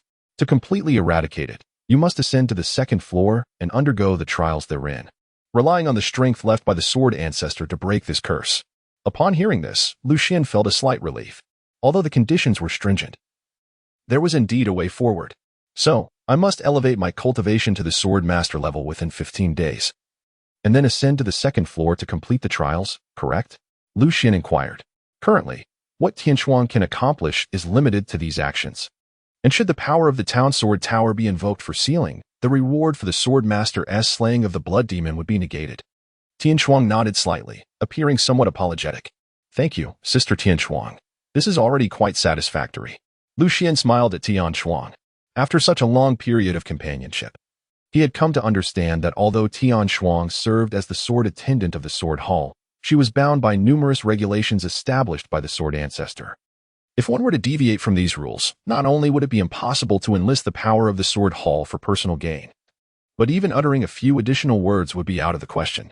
Given the current quantity of sword energy in your chi abode, master of the sword, you could indeed break through to the sword master realm. However, that would be a pity, as you are merely a step away from achieving the perfect state of cascading purple mist. Xuan lamented somewhat regretfully. No. I intend to refine my skills further before attempting to break through to the sword master realm and thereby challenge the trials of the second floor. In any case, I shall not relent until the very last day. Xuan resolutely shook his head. Since he had chosen to become a sword cultivator in this life, he would strive to become the mightiest blade in existence, never faltering due to a mere curse or mark. However, with merely 15 days remaining, achieving the pinnacle of the swordsman realm necessitated that you, master of the sword, engage in constant duels. It seems unlikely that Tianhe City possesses suitable opponents for you to spar with. Xuan furrowed her brow. In the latter stages of the swordsman realm, rapidly honing one's sword chi requires real combat with adversaries. Relying solely on training at the sword tower is far too slow. I have already devised a plan. Xuan smiled. Have you made up your mind? Xuan questioned, somewhat puzzled. On the journey from Tianhe City to Liang City, there lay a treacherous path through the ominous blood rain forest. Although it was located on the outskirts, it still harbored numerous ferocious beasts. I intend to stealthily infiltrate this area, honing my swordsmanship by slaying the creatures within. Xuan explained to Xuan that this plan was initially merely his concept. Having resolved to participate in next year's Qianfu Suisha in Liang City, he contemplated whether he could take the opportunity to train in the blood rain forest along the way. However, given the current circumstances, the only perilous method to swiftly elevate his sword apprentice realm to perfection and subsequently dispel the curse upon him was to engage in fierce battles with the demonic beasts in the mountains. Otherwise, relying solely on the limited practitioners within Tianhe City would prove utterly insufficient for refining his sword apprentice realm to perfection. Although he could break through to the sword master realm without achieving perfection, according to Xuan, a flawed breakthrough from the sword apprentice realm would forever bar him from reaching the pinnacle of swordsmanship. The servant girl had indeed not misjudged him. With a smile, Xuan nodded. She was certainly concerned for Xuan, yet she understood that to ascend to the zenith of swordsmanship, one must possess the audacity to disregard life and death. Moments later, Xuan opened his eyes, emerging from the sword suppression tower. Although he had spent nearly half an incense stick's worth of time within, only a few breaths had passed outside, and even the blood stain on the battered body of Lu Zuda had yet to dissipate. Alas, the moment he stepped out, the excruciating pain surged toward Xuan like a tide. Without a moment's hesitation, Xuan directly swallowed the restorative pill, followed by several small elixirs, and then, utilizing the breath control technique from the sword suppression tower, He circulated the spiritual energy within his body for a complete cycle, allowing his frail form to barely regain its composure. He cast a glance at the curse mark etched upon the back of his hand, where a distinct sword scar had now appeared, cleaving the dark curse in twain. It was evident that this was the seal emanating from the sword suppression tower. With merely 15 days remaining, I must set off for the Blood Rain Forest within the next day or two. Tonight, I must devise a means to explain this to Father. Xuan contemplated within his heart. Moreover, it seemed there was still something to be addressed here. He cast a glance at the corpse of the ancestral figure of the Liu family and then mentally communicated with Xuan, Sister Xuan. Please assist me in storing the body of this ancestral figure into the sword suppression tower and refining it into a sword servant. Understood, esteemed swordmaster. With the sword suppression tower at his disposal, he could effortlessly erase the traces of this ancestor of the Liu family. Chapter 51. The Treasure Gathering Pavilion. That night, the mysterious disappearance of the ancestral patriarch of the Liu family and the head of the Liu clan eventually spread throughout Tinha City, prompting the local magistrate's office to dispatch numerous personnel for investigation. Initially, Xuan harbored concerns that their inquiries might turn towards him. Although familial vendettas were not uncommon in the Great Way, given his family's current standing in Tinha City, navigating this predicament with discretion would certainly prove to be a challenge. However, he found it rather amusing that the magistrate's office had not focused their investigations on them at all. Instead, they directed their scrutiny towards the Bai family, even summoning Bai Muchuan to the magistrate's office for questioning. Upon reflection, it seemed entirely reasonable for the magistrate's office to suspect the Bai family. Firstly, the two families were already locked in a bitter feud, and secondly, within the entirety of Tinha City, the only individual capable of posing a threat to Liu Zuda was none other than Bai Lu, the head of the Bai family. Even the elders of the Su and Ouyang families could not compare. Ultimately, the matter was suppressed by the head of the Bai family. Yet they were unable to procure any evidence implicating Bai Muchuan, leaving the situation to fester unresolved. Within the quaint abode of Yuyun Valley, Liu Kaiyuan expressed his lingering apprehension to Xuan. One peculiar detail remained. It was said that during the interrogation of Bai Muchuan, he never once denied his involvement. Despite his innocence, he refrained from refuting the allegations, which was indeed perplexing. Liu Kaiyuan continued, his face a canvas of confusion. Upon hearing this, Xuan merely smiled. He had already surmised the reason behind Bai Muchuan's silence. On that day, he had saved Bai Muchuan and his family's ancestor under the guise of being his master. Now, with the disappearance of the Liu family's patriarch, Bai Muchuan must have vaguely deduced that it was Liu Xian's master who was involved. Thus, he sought to repay a favor to Liu Xian's non-existent master in this manner. Father, you need not ponder too much on this, regardless of the circumstances. This matter is already in the past. Even if they were to come seeking us out, would I not have my master standing in the way? Liu Xianchong remained deep in thought, while Liu Kaiyuan chuckled. This time, we truly owe it to your esteemed master. Liu Kaiyuan expressed his gratitude with a sincere countenance. By the way, Father, Liu Xian decided to inform Liu Kaiyuan about his impending journey to Liyang City. My master has instructed us to hasten to Liyang City, as there are certain matters regarding my cultivation that he wishes to discuss with me. It is likely that I will not return home until March or April of next year, he conveyed to Liu Kaiyuan. Since it is your master's request, you must not delay. Set forth as soon as possible, Liu Kaiyuan readily agreed. Having witnessed the prowess of Liu Xian's master firsthand, he was left with nothing but profound reverence, dismissing any lingering doubts. Liu Xian couldn't help but chuckle, as they had not anticipated such smooth progress. He felt a sense of relief for having conjured up a master out of thin air. By the way, if you happen to visit the city of Blazing Sun, do remember to pay a visit to your sister. Liu Kaiyuan suddenly recalled something and promptly rose from his seat to retrieve a letter from the room. While speaking, he handed it to Liu Xian. Is this from my sister? Upon hearing these words, Liu Xian's heart stirred. Indeed, he had an elder sister. Though she had wed at the tender age of 6 or 7, her husband hailed from a prominent family in Liyang City. And due to the strictures imposed by her in-laws, she could scarcely return home more than a few times a year. In his previous life, it was her annual remittances that sustained him through the most trying periods. Not only did she send a letter, but she also conveyed 60 taels of silver. Liu Kaiyuan forced a smile as he placed a pouch of silver on the table. At the sight of that pouch, Liu Xian felt a tremor in his heart. For in his previous life, it was precisely 60 taels of silver that his sister had sent him. It appeared that this was indeed the entirety of her savings. In his former existence, he recalled that his sister had succumbed during childbirth at her in-laws' home just 2 years after the family's decline. and he had been unable to see her one last time. It was only when he ascended to the rank of general that he was able to bring her remains back to their ancestral home. Reflecting on his sister's plight in his past life, Lu Xian's expression inexplicably turned melancholic.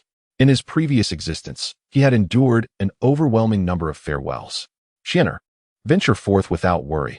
I shall care for your family," his father had reassured him. Now, with the Lu family utterly fallen and under the protection of the Bai family, no one in Tiana City would dare to target them again. Lu Kaiyuan noticed that Lu Xian's expression was somewhat dim. Assuming he was concerned about matters at home, he reached out and patted his shoulder, offering a comforting smile. "With a father like mine, I naturally feel at ease." Lu Xian nodded with a smile. His sister was undoubtedly someone he should cherish, yet in comparison to her, it was his father before him whom he ought to be most grateful for. His mother had vanished due to an accident when he was merely 3 years old, leaving Lu Kaiyuan to single-handedly raise him. Balancing the responsibilities of caretaking and managing the family business, and even to this day, he had not remarried. Let us not dwell in such sentimentality. The days of prosperity for us father and son lie ahead. You should diligently cultivate your skills under your master's guidance, while I manage the family affairs, striving to be a steadfast support for you on your path of cultivation, for this endeavor indeed demands substantial financial resources. Lu Kaiyuan smiled brightly and said, "I shall not disappoint your expectations, father," Lu Xian solemnly assured, while secretly resolving within himself, "Within 15 days, I shall ascend to the 2nd floor in the realm of great perfection, and thereafter, I shall reclaim a martial champion order at the 1,000 prefectures examination." On the surface, the martial champion order is merely a method employed by the cultivation sects of the Wei Kingdom to select disciples. However, for ordinary families in the Great Wei Kingdom, having a family disciple obtain such an order is a matter of immense honor, worthy of being recorded in the family genealogy and a symbol of the family's strength. If Lu Xian remembers correctly, it was only a few decades ago that a scion of the Ouyang family in Tiana City acquired a martial champion order, and since then, no one else has achieved this feat. The following day, Lu Xian did not embark directly towards the Blood Rain Forest, but instead devoted an entire day to procuring essential supplies. The most substantial expenditure was on various healing elixirs. Just for this, he spent a staggering 1,000 taels of silver, and even then, he could only scarcely acquire over 30 pills. "Young master, aren't you heading to Luang City to seek your master? Why purchase so many healing elixirs? Spending such a large sum of silver at once makes me wince," remarked Lao Gao, who accompanied Lu Xian on his shopping excursion.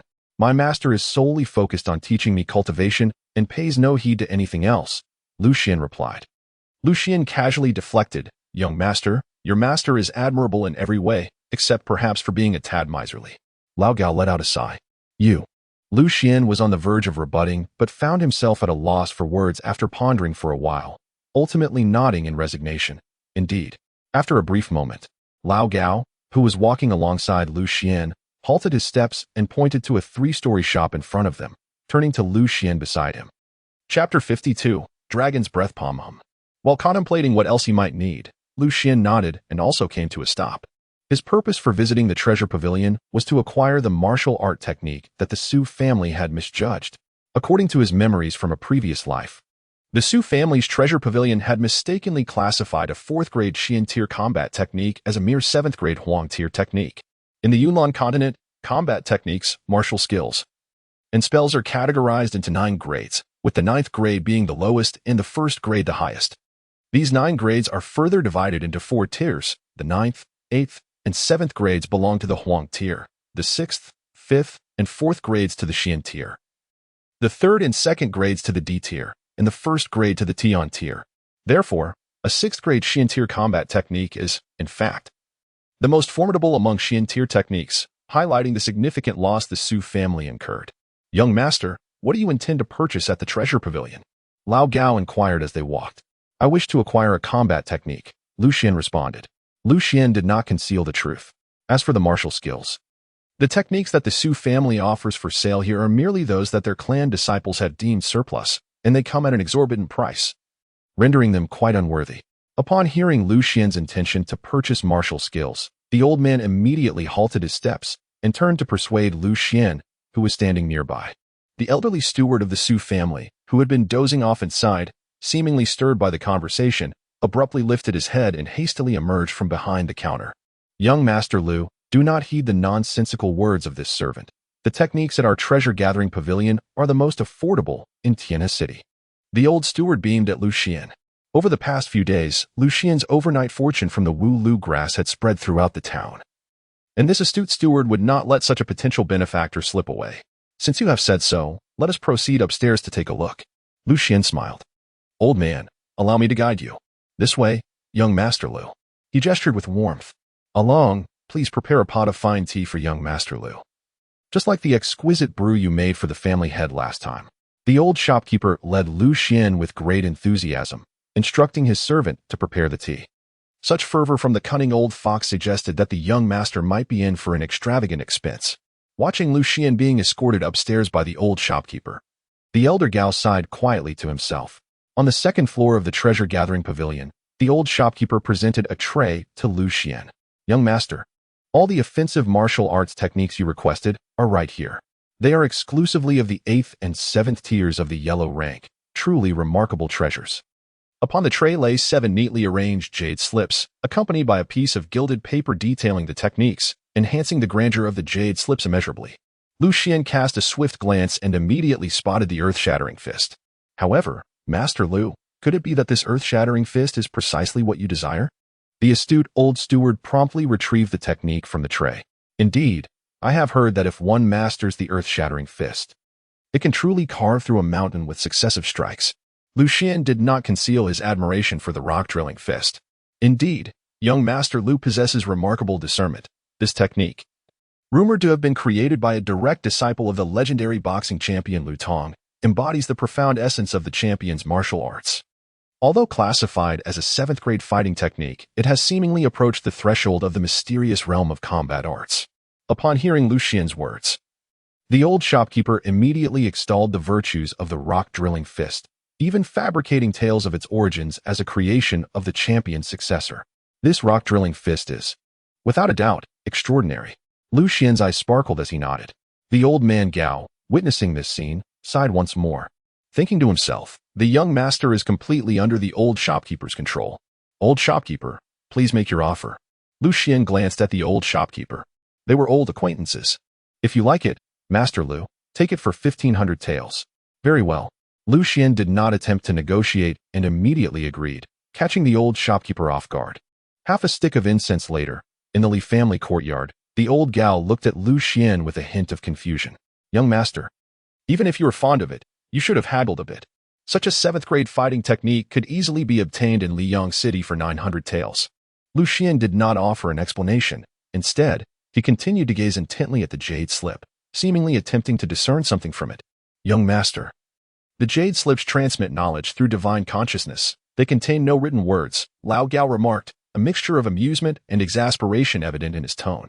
Upon hearing this, Lu Xian turned his head and handed the jade tablet to Old Gao, saying, you shall cultivate this mountain-carving fist. Me? Old Gao replied, a look of bewilderment crossing his face as he pointed to himself. Stop with the nonsense. Take it and begin your transmission of skills at once. Lu Xian directly shoved the jade slip into the hands of the old master. Young master, are you feeling unwell? The old master grew increasingly bewildered. Hurry. Lu Xian uttered a single word. All right. Old Gao nodded helplessly. He then pressed the jade slip against his forehead, and a green aura radiated from the slip, rippling outward like waves on a tranquil pond. Indeed, this was a commendable martial arts technique. While my lion's roar fist follows a path of overwhelming might, this mountain-splitting fist emphasizes endurance in combat. The more strikes delivered, the more formidable the force becomes. After 108 punches, the power of each strike would be thrice that of the first. Moments later, having absorbed the teachings from the jade slip, Old Gao nodded in appreciation. Though he quickly added, however, I still believe you have overpaid, young master. Lu Xian shook his head in bemusement, then seized the jade slip from the seasoned expert and placed it upon the table. With a surge of energy, he concentrated his chi into his fist and struck the jade slip with force. Young master, what are you doing? This jade slip could fetch at least a dozen taels of silver if sold, Old Gao remarked. His face etched with regret as he gazed at the shards scattered across the table. However, his expression swiftly transformed from regret to astonishment. Lu Xian had retrieved a smaller jade slip from among the fragments, upon which was inscribed a line of delicate characters. Xin Si Combat Technique, Dragon Breath Palm. concealed here to prevent external scrutiny. The dragon breath palm? Is this not the long-lost combat technique of the Su family? Old Gao whispered, his voice trembling with disbelief. To think it would be hidden within the techniques of the mountain-cleaving fist. The dragon breath palm, also known as the dragon's roar palm, is said to have been created by an ancestor of the Su family. It was through this very technique that the Su family rose to prominence. Yet, over a century ago, the family suffered a calamity, and many of their techniques were seized by external forces. An elder tasked with safeguarding these techniques devised a means to conceal several vital ones and left behind a letter.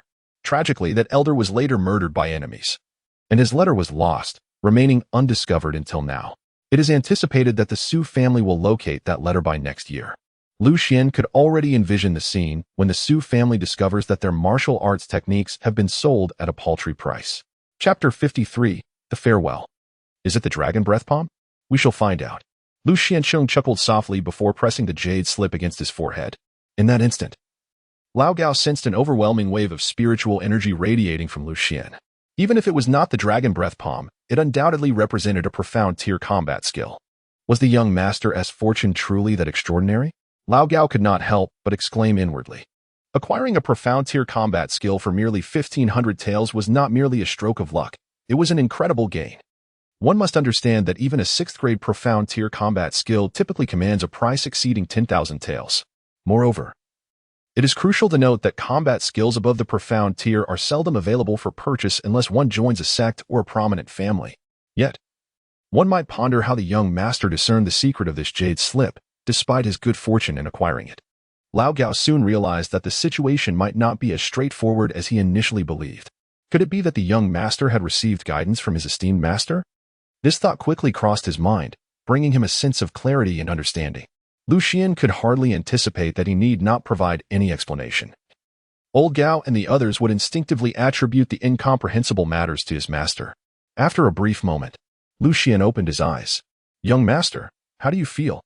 Is this the dragon breath palm? Lao Gao looked at Lu Xian with an expression of eager anticipation. The dragon breath palm, after all, was a legendary combat technique spoken of by the elders of Tianna City. How could he possibly contain his curiosity? Let me give it a try. Lu Xian did not respond verbally. Instead, he raised a hand and directed his palm towards an orange tree in the courtyard. On that tree, several winter oranges still hung, glistening in the light. Suddenly, a surge of fighting spirit emanated from Lu Xian's palm, expanding with great intensity. This energy began to whirl violently, resembling a vortex, imbued with an invisible yet compelling force of attraction that even drew a few strands of Lao Gao's hair towards it. As the pull intensified, Lu Xian's hand transformed from an open palm into a claw, retracting swiftly. In an instant, several sharp sounds of slicing air were heard, and all the winter oranges from the tree were drawn into his grasp, though his technique remained somewhat unrefined. Lu Xian waved the few oranges he held in his palm before Lao Gao. Indeed, it was the dragon's breath palm, truly the dragon's breath palm. Lao Gao stood up, his face brimming with excitement. The most distinctive feature of the dragon's breath palm is its duality of attraction and shock. A practitioner can unleash an extraordinarily powerful suction from their palm, drawing their opponent close, only for that suction to instantaneously transform into internal force, shattering the opponent's internal organs, an utterly terrifying technique. This jade slip can transmit power 2 more times. Lao Gao, why not practice it as well? Lu Xian presented the jade slip before Old Gao. Young master, this is indeed the dragon breath palm. Old Gao gazed at Lu Xian with an expression of disbelief. Just moments ago, Lu Xian had already astonished him by enabling him to practice the mountain chiseling fist. He could hardly dare to dream of training in a combat technique as formidable as the dragon breath palm. I shall depart for Liang City tomorrow. I entrust my father and Pinga to your care. Lu Xian did not withdraw his hand, but instead regarded Lao Gao with an expression of utmost seriousness. Upon hearing this, Lao Gao was momentarily taken aback, then suddenly fell to his knees, speaking with profound gravity. Young master, your unwavering trust in me means that my life now belongs to you. Unless I perish, no one shall lay a finger on either the master or Pinger. Lu Xian replied, from the very beginning, I have made it clear that our relationship is not one of master and servant. I was merely beseeching you as a friend. Lu Xian stepped forward to assist the elderly Gao to his feet, subsequently placing the jade slip into the elder's hands. With a smile, he encouraged, hurry and study it. Once you have mastered it, return the jade slip to me. As for the remaining opportunity for transmission of skills, I shall reclaim it from the Su family once I return from Liang City. Elder Gao, deeply moved, was taken aback upon hearing that Lu Xian intended to sell the jade slip back to the Su family. He immediately exclaimed with admiration, "Young master, it is truly a waste of your talents not to be engaged in business with the old master." In the ensuing half-day, as Lu Xian meticulously packed his belongings, he took a moment to brief Lao Gao and the returning Lu Kaiyuan about matters that would arise during his absence. With the hunting ban set to be lifted next year, he intended to invest the silver he had acquired in purchasing properties near the Blood Rainforest, a venture that promised substantial returns. Consequently, he decided to allocate the majority of the over 10,000 taels of silver he had earned to Lu Kaiyuan, retaining only 800 taels for himself. When it came to explaining these affairs to Lao Gao and Lu Kaiyuan, he attributed everything to his esteemed master, ensuring that if either of them inquired, he would simply state that it was all at his master's behest. Given their previous experiences, both Lao Gao and Lu Kaiyuan regarded his master's decisions as sagacious and were unlikely to contest them. Once all arrangements were in place, a night had passed. "Young master, do you truly not wish for Pingo to accompany you?" she implored, her lips pouting in a pitiful manner as she gazed at Lu Xian. "I assure you, I will not disrupt your cultivation. I will only assist with laundry and cooking." In the dim light of dawn, outside the eastern city gates of Tiana City, Lu Xian replied, "Pinger, my master has forbidden me from bringing outsiders to Liang City. However, rest assured, I shall take good care of myself." Lu Xian gently smiled at Pinger, softly patting her head. In his heart, he helplessly thought, "Pinger, in a perilous place like the Blood Rainforest, I cannot guarantee my own survival, let alone bring you along." He added, "Do remember to eat the beef jerky I made for you." Pinger nodded and earnestly replied, "Yes, I will surely not forget." Lu Xian smiled as he gently shook the 2 storage rings in his hand. One of these rings was a gift from Qian, while the other was obtained from the ancestral elder of the Lu family. "Pinger, your master will return in a few months. There is no need for you to worry." At this moment, Lu Kaiyuan gently patted Pinger on the shoulder. In truth, he had always regarded Pinger as his own daughter. "Xianer, the city of Liang is a bustling metropolis. You must exercise caution in both speech and action, and avoid entanglements and disputes. Additionally, if you find yourself with some leisure time, do pay a visit to your sister. She has endured many years alone in her in-laws' home, and it is certain that her life has not been easy." Lu Kaiyuan advised Lu Xian, "Rest assured, father, once I settle down in Liang City, I shall promptly visit my sister." Lu Xian nodded, then turned to Lao Gao and said, "Lao Gao, after I depart, I entrust Pinger and my father to your care. You can count on me." Lao Gao replied, thumping his chest with a resonant sound.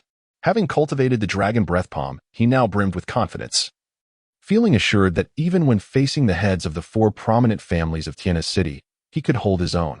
"Father, Pinger, Lao Gao." Lu Xian and the others clasped their hands, bidding farewell. "I shall take my leave. Take care, Xianer. Take care, young master. Take care, young master." Chapter 54. The Slayer of the Wolf King. A day later, on Luzhu Mountain, at the crossroads. This path is a necessary passage to the Blood Rainforest. At this moment, the evening glow painted the sky in shades of crimson, casting a melancholic aura around Lu Xian, who stood at the intersection. Before him lay 2 paths, to the left, a rugged and overgrown trail, to the right, a smooth and wide road. The wide path led to Liang City, while the rugged one led to the Blood Rainforest. Although the rough path merely skirted the outskirts of the Blood Rainforest, the beasts residing there were far beyond the capabilities of ordinary cultivators. After a brief moment of hesitation, Lu Xian donned the hood of his night sparrow cloak, tightened the strap of the Qianjun sword on his back, and resolutely set forth along the rugged trail.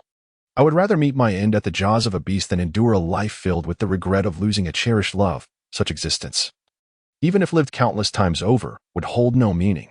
9 days later, beneath a colossal boulder in the Blood Rainforest. Hoo.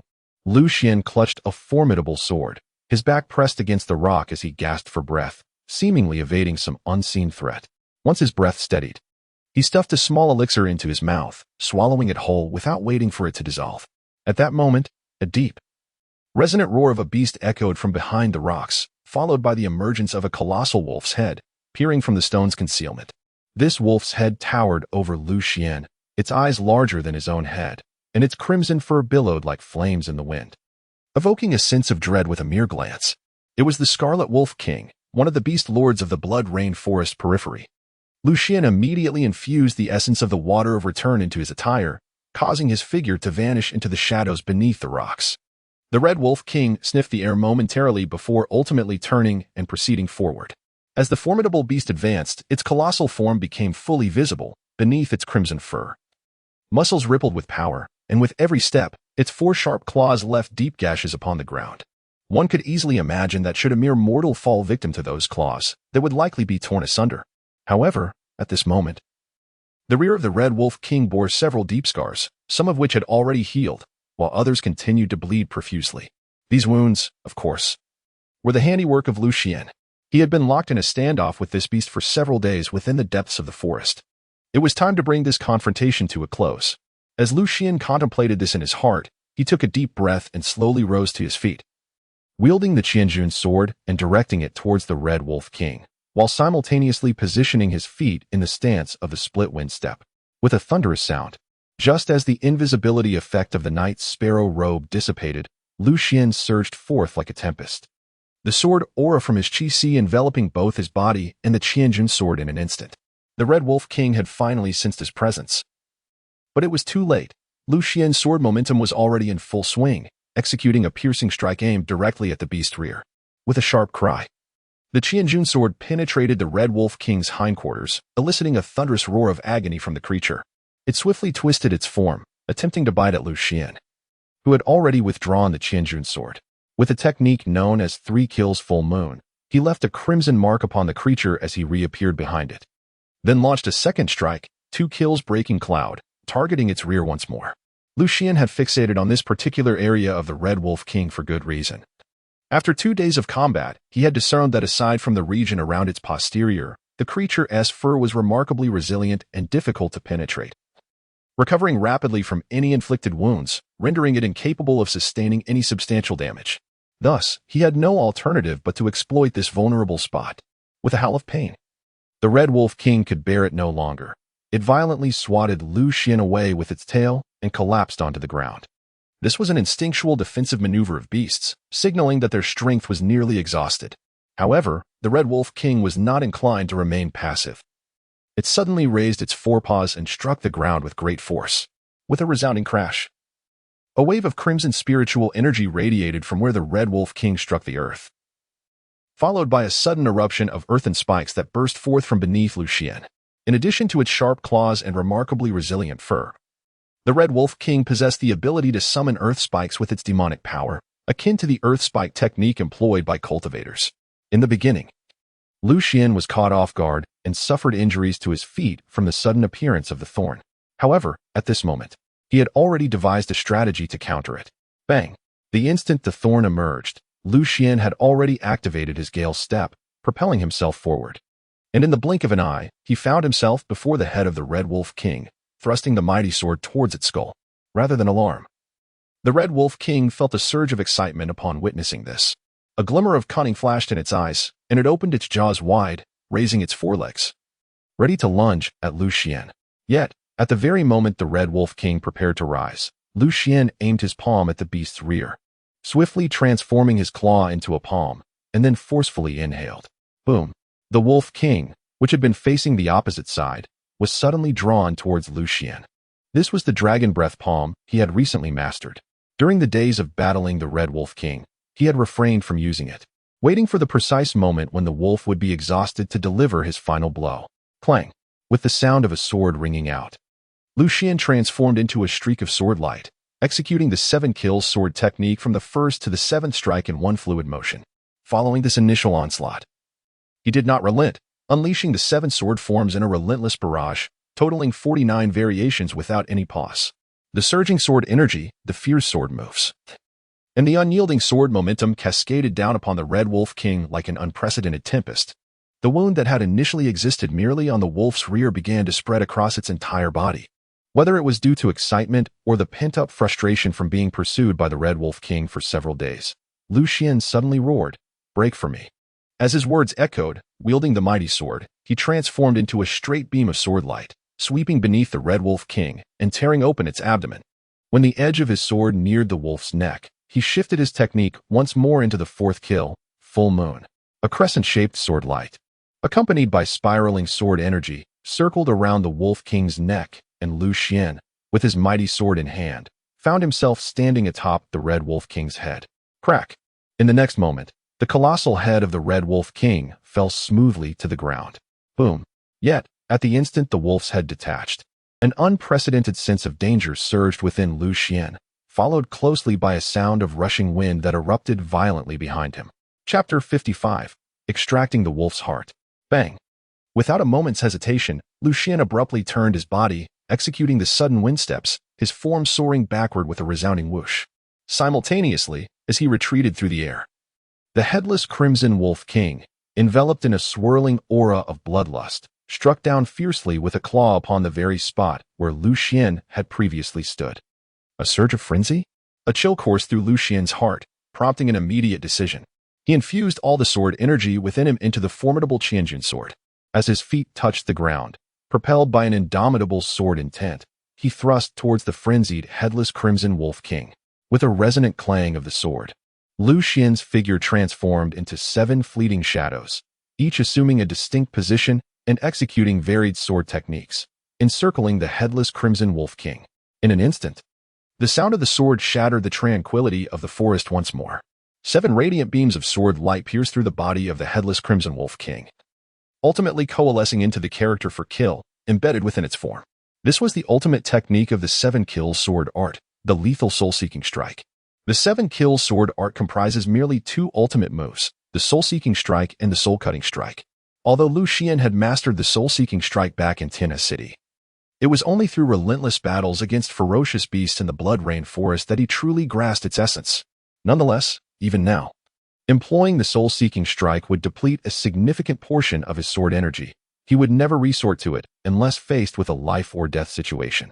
He had heard tales of beasts becoming frenzied after death, but witnessing it firsthand was a revelation. Gasping for breath, Lu Xian leaned on the Qianjun sword, his expression one of stark trepidation as he beheld the headless corpse of the Crimson Wolf King. Congratulations, Master of the Sword, on successfully slaying a yellow rank. Grade 7 beast. You may select an item as your reward. Additionally, over the past 9 days, you have vanquished 40 Grade 9 beasts, 11 Grade 8 beasts, and 1 Grade 7 beast. Excluding the rewards you have already claimed, you currently possess 107 gold coins and 2 opportunities to freely select rewards. The gentle voice of the sword servant, Tian Shuang, resonated in Lu Xian's mind. At this moment, Lu Xian lacked the strength to utter a word. He took a few slow steps forward and collapsed onto the head of the Crimson Wolf King, nodding weakly. All right.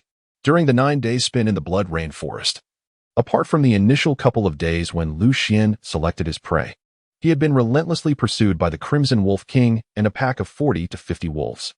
The crux of the matter lay in the extraordinary olfactory sensitivity of these wolves, despite wearing the Night Sparrow robe. He could not mask all his scents when not in stealth mode. He had nearly gone 7 days and nights without sleep. And the final strike against the Crimson Wolf King had drained him of nearly all his fighting spirit, sword energy, and water essence. He was now on the verge of being unable to lift the Qianjun sword. During this time, had it not been for the small healing elixirs and the potions purchased in Tianhe City, he suspected he would have long been consumed by the Wolf King. Oh, dear Crimson Wolf, had you not pursued me so relentlessly, we would not have been thrust into this life and death struggle. Lu Xian patted the still warm head of the wolf beneath him. Sister Tian Shuang, may I bring this Crimson Wolf King into the Sword Town Tower? Lu Xian inquired with a hint of curiosity. Master of the sword, it appears that demonic beasts and monsters cannot be contained within the sword tower. Furthermore, you have only completed the trials of the first floor, allowing you to receive a maximum of 4 sword servants. To acquire additional sword servants, one must ascend to the 2nd floor and successfully complete its trials. Tian Shuang elucidated the matter to Lu Xian. Am I not allowed to exchange 2 for 1? Lu Xian asked. No, Tian Shuang replied. Once a sword servant has been successfully forged, they cannot be discarded or exchanged. After absorbing Tian Shuang's explanation, Lu Xian nodded thoughtfully, realizing that in the future, he must exercise greater caution when selecting sword servants, avoiding the acceptance of any mere trifles. Although he could not enlist the Red Wolf King as a sword servant, its body was replete with treasures, and selling it later would undoubtedly yield a profit. With this thought in mind, Lu Xian placed the last 2 small recovery pills into his mouth, followed by a replenishing elixir he had previously exchanged with Tian Shuang. As the several pills took effect, his energy and stamina began to surge rapidly. Lu Xian rose to his feet and approached the headless corpse of the Red Wolf King. With a thud, he flipped the body over and extracted a sizable wolf heart from its entrails.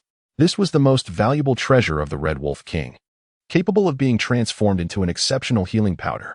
In his previous life, during his time in the military, he had utilized it on several occasions. Even the simplest method of drying and grinding it into a powder to apply to wounds could facilitate rapid coagulation and promote healing. Lu Xian gently wrapped the heart of the Crimson Wolf King and subsequently placed it into his spatial ring. The flesh and bones of the magical beasts would not decay even after a year and a half, allowing him to wait until he reached Tianhe City to take action. He then retrieved a jar of liquor from the spatial ring. This jar contained the local specialty of Tianhe City, known as Baiyun Brew, a clear spirit that could reflect the clouds above, hence its name. He had brought 3 jars from Tianhe City, and after consuming most of one in the Blood Rain Forest, he had relied on the liquor to stave off hunger during the relentless pursuit by the Crimson Wolf King. Approaching the neck of the Crimson Wolf King, he placed the remaining half jar of Baiyun Brew below, allowing the blood flowing from the beast's severed neck to mingle with the liquor. The blood of magical beasts is imbued with substantial spiritual energy, which can be directly transformed into battle energy upon entering the human body, providing a distinct advantage for battle practitioners in the beast forest. In his previous life, he had heard tales of the exquisite taste that accompanied the mixing of beast blood with wine, and now he finally had the opportunity to experience it for himself. As he watched the crimson liquid trickle into the jar, Lu Xian could not help but lick his lips. In his past life, he had followed the path of a martial artist, and one of the greatest taboos for martial practitioners was the consumption of beast blood.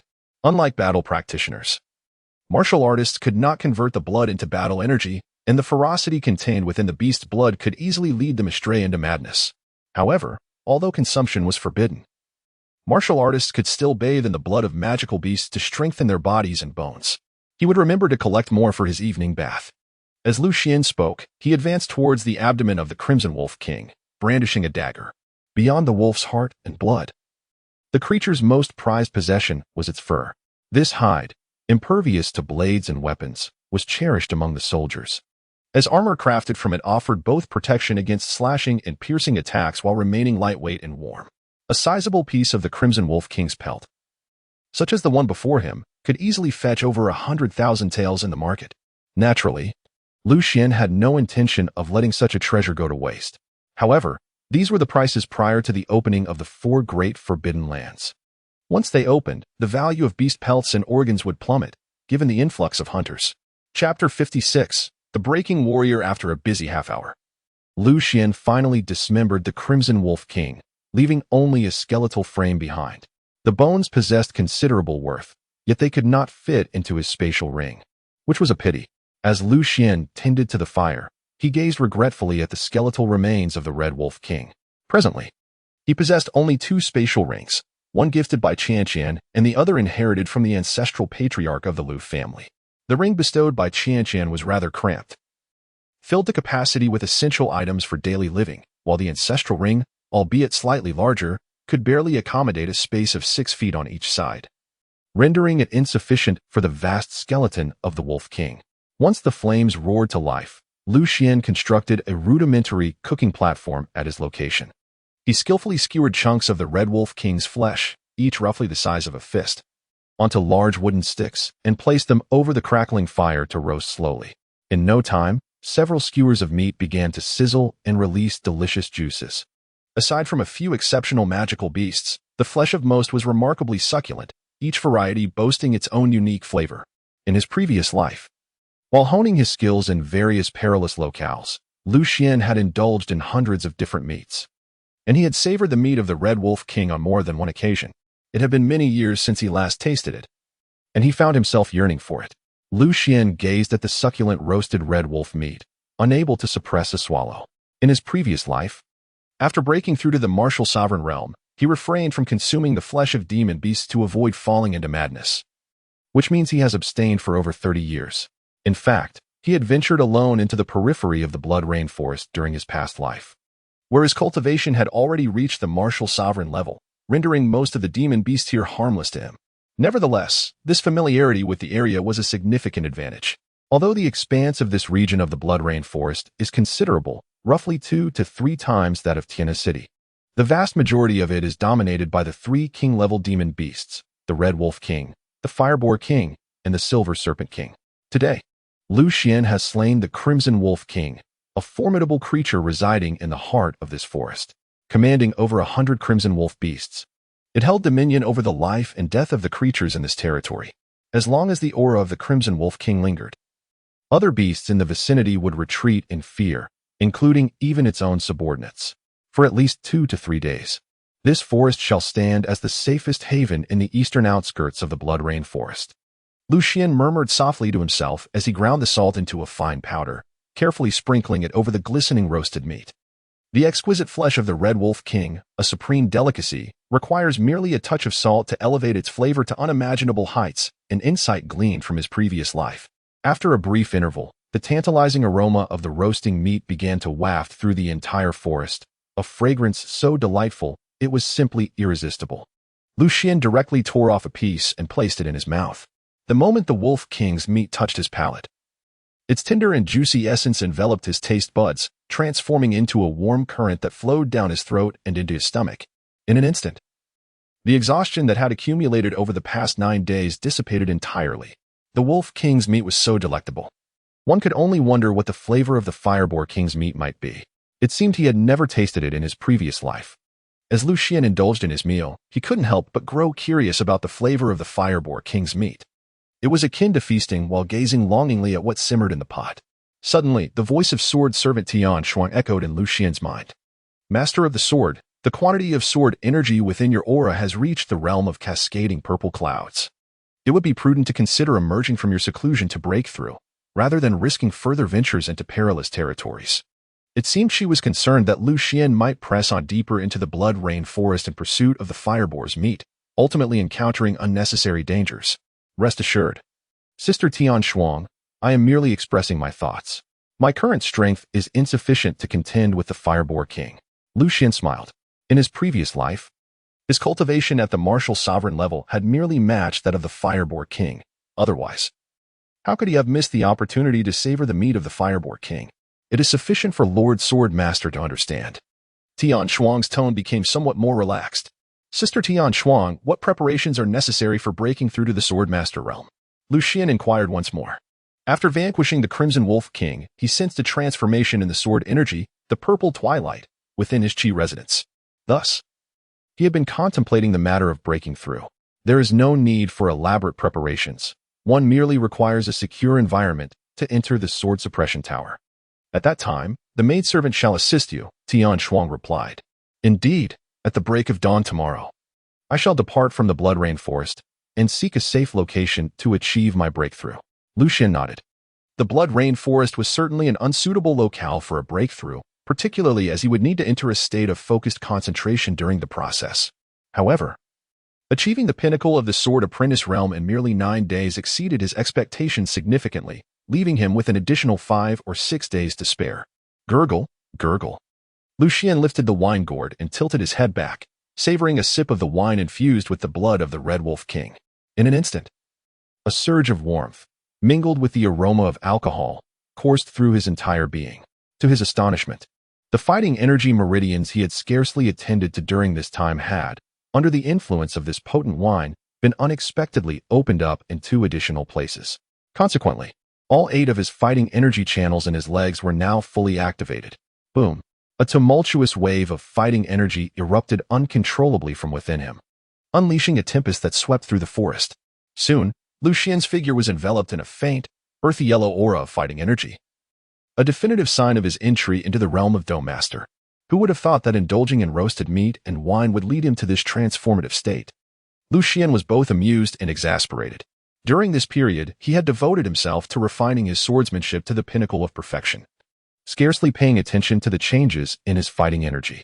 It was only when pursued by the Red Wolf King that he had employed the Dragon Breath Palm as an auxiliary technique, yet, to his astonishment, he had still managed to break through ahead of time. Boom. To assess the transformation of his prowess at the fighter realm, Lu Xian executed the Dragon Breath Palm and forcefully drew in a massive stone weighing 1,000 pounds. To his surprise, the stone was effortlessly pulled toward him, hovering a foot or so before him. Thud! He then unleashed the shock variant of the Dragon Breath Palm, striking the colossal stone with great force. Accompanied by a resounding crash, the stone disintegrated into countless fragments beneath his palm. The might he displayed was indeed on an entirely new level. Lu Xian felt a sense of trepidation. Had his Dragon Breath Palm possessed such power earlier, the Crimson Wolf King would have been subdued long ago. After several rounds of drinking, Lu Xian extinguished the campfire and ascended to the summit of a towering tree, preparing to spend the night aloft. According to his recollection, this area was devoid of the fierce avian beasts, making slumbering in the branches the safest choice. Although he had consumed a rejuvenating elixir, enduring 9 consecutive days and nights without rest imposed a considerable strain on his spirit. Therefore, regardless of the circumstances, he resolved to take a brief respite. Master of the sword, please awaken. Lu Xian had scarcely fallen asleep when he was startled awake by the voice of Tian Xuan echoing in his mind. What is it? Sister Tian Xuan? Lu Xian understood that when Sister Tian Xuan awakened him at such a moment, it was undoubtedly to convey something of great significance. Previously, it was Tian Xuan who had alerted him when he was targeted by the Red Wolf King. I sensed 2 exceptionally powerful auras approaching from the west of the Blood Rain Forest, Tian Xuan said with a hint of tension in her voice. This is the first instance that Lu Xian has heard Tian Xuan speak in such a tone. It is worth noting that when she first learned of the blood demon mark inscribed upon him, she displayed not a trace of anxiety. Chapter 57, The Water-Stopping Talisman. 2 distinct auras are present. One emanates from a human cultivator, while the other arises from a demonic practitioner, judging solely by their energies. Both have already attained the realm of the Sect Master. Tian Xuan responded. Cultivators of the Sect Master realm? These are undoubtedly the elite powers of this continent.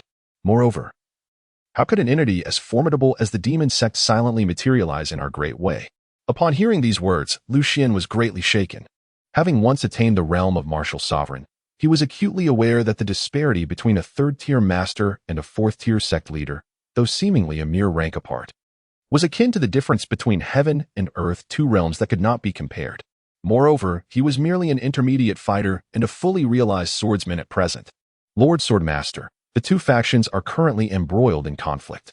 You bear the blood demon mark, rendering you inherently susceptible to the demonic forces. Therefore, Tian Xuan implores you to refrain from intervening under any circumstances. Tian Xuan cautioned Lu Xian. Rest assured, I harbor no such reckless intentions, he replied.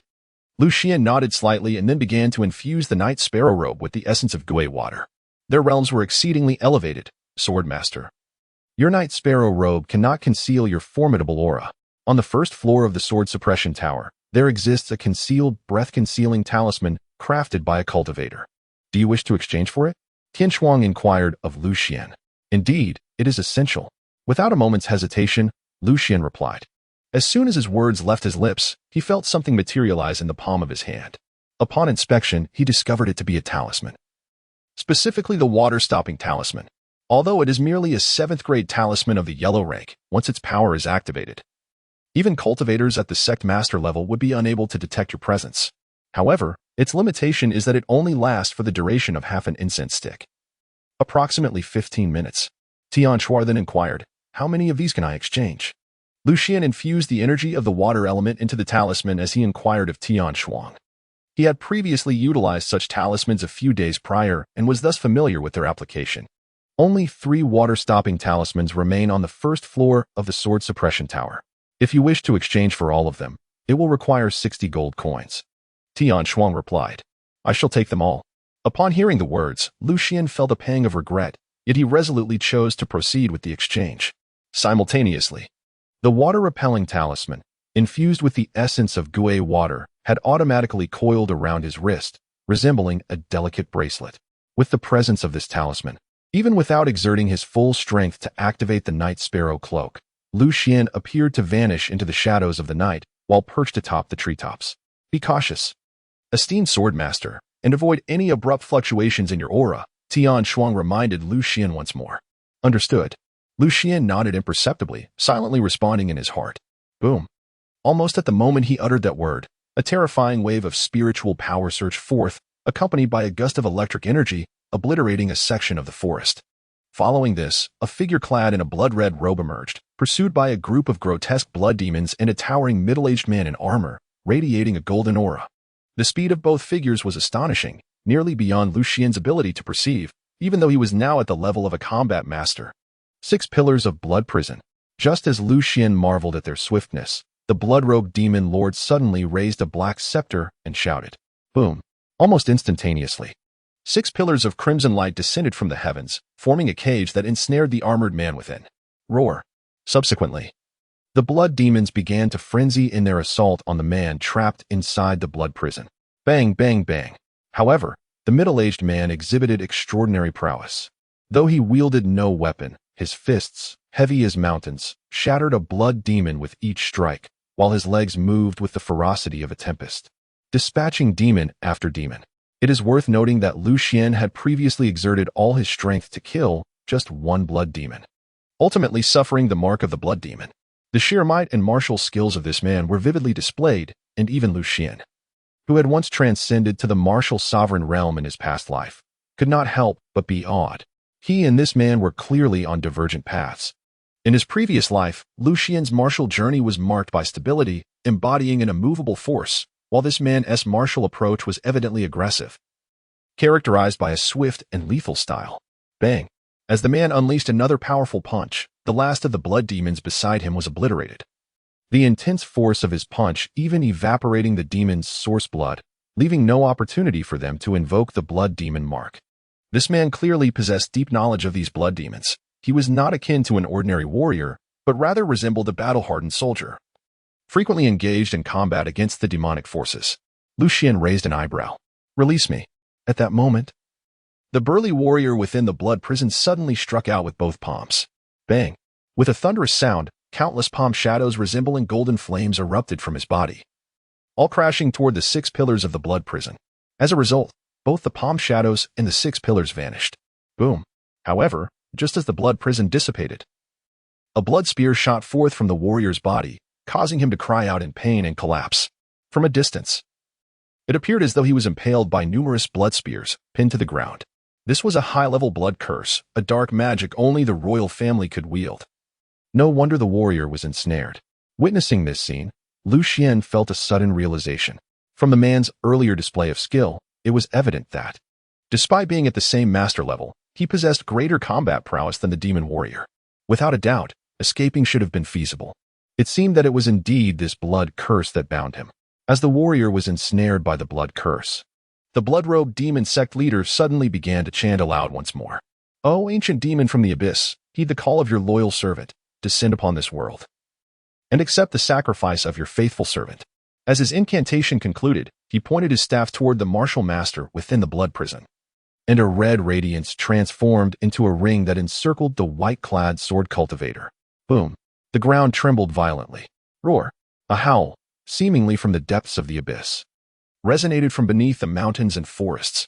Then, to Lucien's astonishment, he witnessed the ground beneath the martial master suddenly transform into a void, as 2 enormous tentacles, adorned with suction cups, emerged from that emptiness, lunging toward the female sword cultivator as if to drag her into the abyss. Chapter 58. Demonic Fist Bang. Just as the martial master was about to be ensnared by the colossal tentacles, a resounding clash akin to metal striking metal erupted. A golden bell appeared, encasing the martial master within its protective embrace. Following this, the martial master let out a fierce roar. "What of the ancient demon? My demonic fist is meant to obliterate you wretches." As his words fell, the martial master alternated his fists, striking down upon the 2 tentacles below him. The fists, enveloped in brilliance akin to starlight, transformed into countless radiant shadows as he bellowed, shattering the 2 tentacles that had emerged from the depths into mere fragments. Boom! Then, the martial master leaped into the air, disregarding the agonizing pain of the blood spears tearing at his flesh. Gathering the force of thousands of punches, a torrent of energy surging within, and directed it toward the blood prison, aiming at the demon cultivator. Boom! Amidst the thunderous roar, the blood prison shattered as the formidable martial sovereign unleashed a punch, radiant like the brilliance of stars. This punch, infused with a tempestuous energy, transformed into a colossal spectral arm that surged toward the demon practitioner. The gate of the demon realm. Just as the spectral fist was about to strike the blood-robed demon, the practitioner abruptly thrust his staff into the ground. As the crimson demonic aura rippled outward, a stone door intricately carved with 3 ferocious hounds ascended from the depths, shielding him behind its formidable presence. Bang! With a resounding crash, the spectral fist collided with the stone door. In that instant, both the starlit fist and the door shattered. Yet the blood-robed demon remained unscathed. "Your fist cannot harm me for now," the demon coldly remarked from behind the fractured stone door, gazing at the martial sovereign. As he spoke, he lightly gestured forward with his staff, and the blood spear, previously severed by the martial sovereign's might, erupted once more from his body. This time, the quantity of blood spears surpassed tenfold. Ugh! The martial sovereign once again fell to his knees, anguish etched upon his face. "King Qi, surrender willingly." The blood-robed demon stepped forth from behind the door, coldly regarding the struggling martial sovereign on the ground. "You have been marked by the magic spear of our demon lord. Should you continue to wield your inner power, the torment of the imprint will amplify tenfold." "King Qi?" Lu Xian was momentarily taken aback, and then gazed in disbelief at the martial sovereign, pierced by numerous bloodied spears. Though they had never met in his previous life, he held profound reverence for this name. This man, a sentiment that rivaled his respect for his own mentor, King Qi, Li Qi, the younger brother of Emperor Li Xian. He bore the title of King Qi and had been a formidable force, having slain the demon army for decades, instilling such fear that they dared not even cast a glance at the borders of the Great Way. It was said that the demon lord had personally ventured to the battlefield several times in an attempt to eliminate him. However, this military god of Great Way had vanished years before Lu Xian's enlistment, his fate unknown and his whereabouts a mystery. Many claimed that had he still been alive, the demon race would never have dared to invade the borders of Great Way again. Initially, Lu Xian thought these assertions somewhat exaggerated. Yet as he delved into the military strategies and the profound essence of King Qi's martial techniques, his awe for this man grew uncontrollably. He could assert with certainty that had King Qi survived, he would have undoubtedly broken through to the martial sovereign realm within 10 years. At that time, coupled with his mastery of military tactics and his esteemed reputation within the army, it would not merely be a matter of intimidating the demon nations. The possibility of breaching into the demon realm and contending with the demon lord would also be within reach. Could it be that the reason behind King Qi's disappearance was indeed a trap laid by the demon race in the Blood Rain Forest? Lu Xian suddenly felt a tingling sensation on his scalp. Although there was a decree forbidding entry into the mountains, sects and nobles granted permission by the court were allocated slots each year to venture into perilous lands for training. Thus, the appearance of Prince Qi in the Blood Rain Forest was not an unusual occurrence. If I could rescue Prince Qi here, would it not imply the possibility of rewriting the fate of the Great Way Kingdom in its previous confrontation with the demon nation? A startling thought surged within Lu Xian's mind. The prospect of standing side by side with Prince Qi on the battlefield, vanquishing foes together, stirred an inexplicable tide of emotions within him. Xuan seemed to sense the shift in Lu Xian's demeanor and promptly cautioned, "Master of the sword, your current cultivation level not only fails to save others but may also lead to your untimely demise." Xuan's words fell upon Lu Xian like a bucket of cold water, bringing him back to his senses. "I understand." Lu Xian nodded. Xuan was not mistaken. In the current circumstances, he had no room to intervene. "Prince Qi, our demon lord holds you in high regard. Should you choose to pledge your allegiance to him?"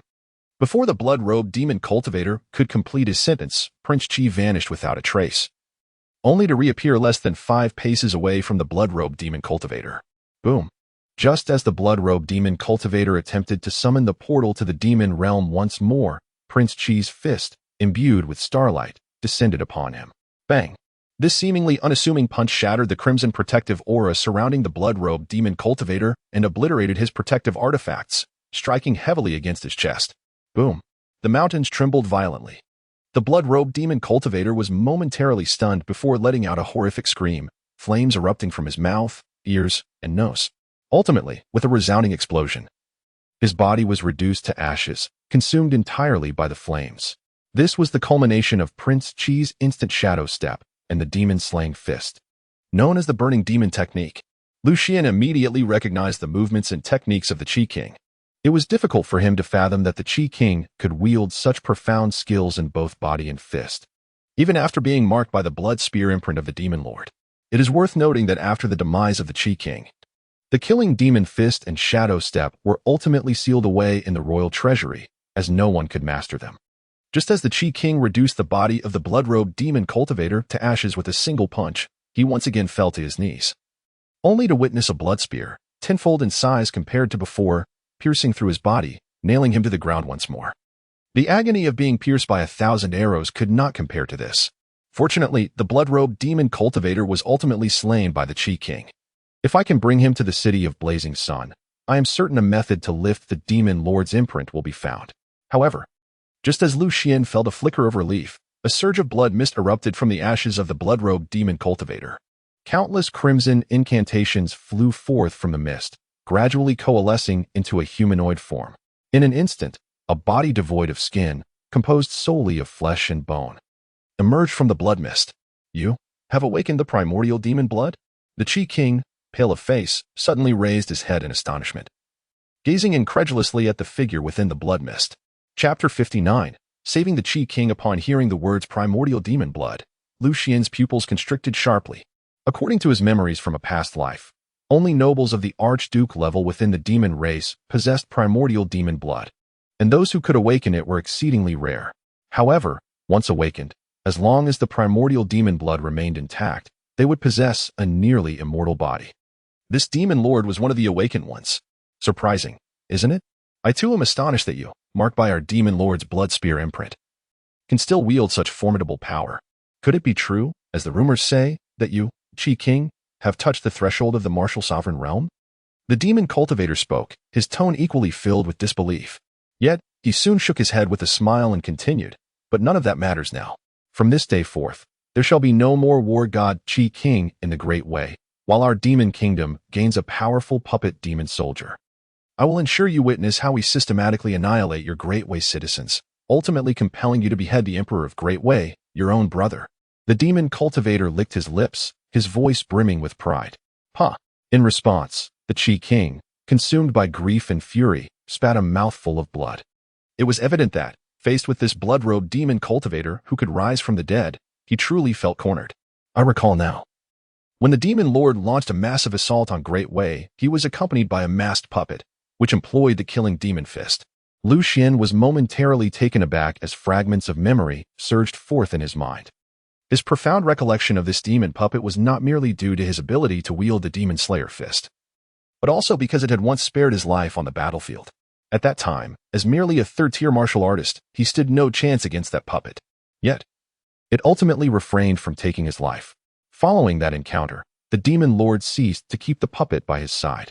Demon puppets, often crafted from human cultivators, became mere shadows of their former selves, their consciousness reduced to that of passive observers, unable to influence their own actions. To personally slay former comrades and witness the massacre of those they once protected. If that puppet truly was the Prince of Prayer, what despair must it have felt? As this thought crossed his mind, a flicker of malice emerged in Lu Xian's gaze. With an impassive expression, he inwardly inquired of his sword attendant. Tian Xuan. Sister Tian Xuan, when the blood demon employs its primordial blood to reshape its form, is it exceptionally vulnerable? He was already aware of this from his past life, but he sought confirmation from Tian Xuan once more. Indeed, that is accurate. However, at such a level of demonic cultivation, even a single spell could easily annihilate you, my esteemed swordmaster. Therefore, I suggest it would be wise for you to refrain from intervening in this matter. Tian Xuan cautioned him with evident concern. Had you been at your peak, I would naturally remain passive, but given that you possess the capacity to fight, to stand idly by would betray the essence of my sword. Lu Xian shook his head and then conveyed to Tian Xuan in his heart, a swordsman, once given a reason to draw his sword, must do so without hesitation, otherwise, the essence of his sword intent will become impure, and an impure sword intent cannot lead one to the pinnacle of the sword path. This principle holds true for both fighters and martial artists alike. In light of this, I implore you, esteemed sword master, to draw your blade. Tian Xuan, not one to waver or hesitate, upon discerning Lu Xian's resolve, ceased to impede him. Lu Xian nodded, then firmly grasped the hilt of his sword, gradually regulating his breath while awaiting the opportune moment to strike, whether by coincidence or some innate perception. The King of Prayer suddenly suppressed his injuries and shouted into the surroundings, "Is there any human cultivator nearby? This fiend is in the process of reconstructing his corporeal form, currently lacking more than 70% of his usual strength. It is the perfect moment to slay him." Upon hearing this, the demonic cultivator erupted into laughter, regarding the King of Prayer with derision. "Ah, so you too feel fear, King of Prayer.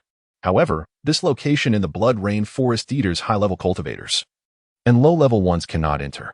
Thus, Even if you scream until your throat is raw, no one will come." Before he could finish his taunt, the King of Prayers suddenly snapped a blood spear from his body and, with the last remnants of his strength, hurled it towards the blood-robed demon. With a thunderous crash, the spear pierced through the demon's skull. Yet, he remained unfazed. As he reached to extract the spear embedded in his forehead, he mockingly remarked, "Your Highness, you might as well resign yourself to being forged into a demonic weapon. The more you refrain from using your inner strength, the greater the agony inflicted by the blood spear's mark will become." However, his words were abruptly halted as he perceived an obstruction in his line of sight towards Su Mushiwei. Initially suspecting a trick of his vision, he blinked, only to behold a shadow cloaked in black silently materializing before him. With a swift motion, the blood-robed demon raised his staff, but was met with the ringing sound of a sword. In the next instant, the dark figure transformed into 7 afterimages, encircling him. The following moment, a dazzling light from the sword illuminated the forest. With a resounding boom, the demon screamed in agony as the newly reconstructed body was torn apart by countless sword energies. A character composed of shimmering sword shadows interwove itself amidst the carnage. An eerie silence enveloped the forest, leaving even the King of Prayer in a state of astonishment. His prior cries for help had merely been a diversion to attract the blood-robed demon's attention, a desperate gambit he had not anticipated would actually summon aid. "You, a mere master, dare to meddle in my affairs? Begone at once, or I shall make you regret your very existence."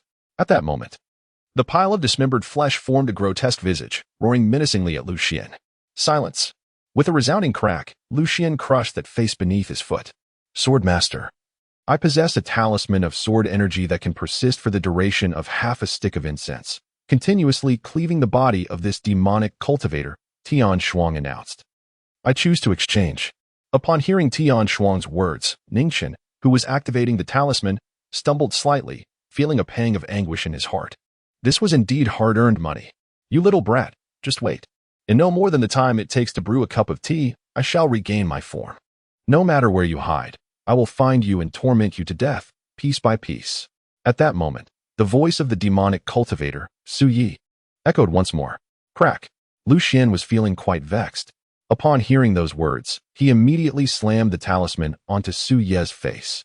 Chapter 60, Ascend to the Second Floor. Instantly, a piercing scream echoed through the mountains and forests. Sword chi surged forth from the talisman, shattering the flesh and blood that Su Yi had painstakingly gathered. After accomplishing this, Lu Xian seized one of Prince Chi's arms and said, "My apologies, Your Highness." With that, he swiftly executed his wind-step technique, vanishing from the spot in the blink of an eye. A moment later, within a secluded cave. This place belonged to the territory of the Fireboar King. In his previous life, Lu Xian had briefly hidden here after a confrontation with the Fireboar King, so after taking Prince Chi with him, he navigated effortlessly to this refuge. The blood-robed demon cultivator would arrive within the time it takes for an incense stick to burn. And even if Lu Xian exerted all his spiritual energy to use wind step, he could not escape the blood rain forest in that brief span. Thus, it was wiser to find a place to conceal themselves. "Little brother, I owe you a great deal." Prince Chi, seated nearby and tending to his injuries, opened his eyes and looked gratefully at Lu Xian, who stood guard at the cave entrance. After consuming some medicinal pills and taking time to recuperate, he had finally managed to suppress the power of the blood spear imprint. It was a mere trifle. Lu Xian shook his head. "You are overly modest, my young brother. To dare confront a demon cultivator whose strength surpasses yours by several times is no trivial feat." Chi Wang chuckled heartily. However, his expression quickly turned serious as he fixed his gaze upon Lu Xian. "Nevertheless, you must leave at once. That demon cultivator is at least of the demon monarch level and has awakened his primal demonic blood, even without falling victim to this demon lord's blood spear imprint. Engaging him would be a 50-50 chance for me."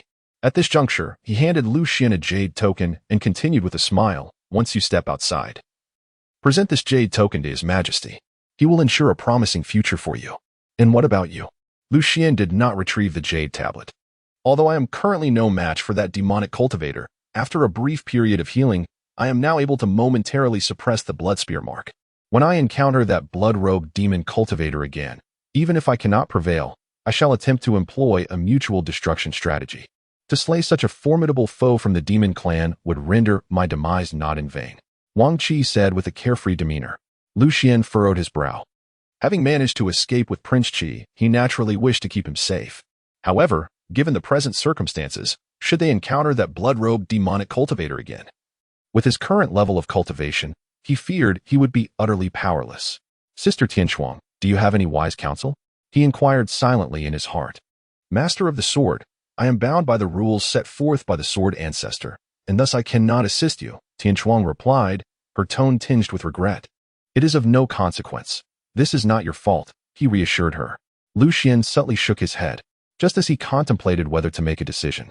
Tianshuang unexpectedly spoke again. Master Sword, although I am unable to assist you in repelling the enemy, there exists a precious artifact on the second floor of the sword suppression tower that can help suppress the blood spear mark of the Prince of Prayer. Upon hearing these words, Lucian initially felt a surge of joy, but then furrowed his brow once more. The second floor? Indeed, it is located on the second floor. However, Master Sword, while you still possess 2 opportunities to claim any item, the prerequisite is that you must first complete the initial trial of the second floor in order to exchange for the items within, Tianshuang replied, her tone tinged with melancholy.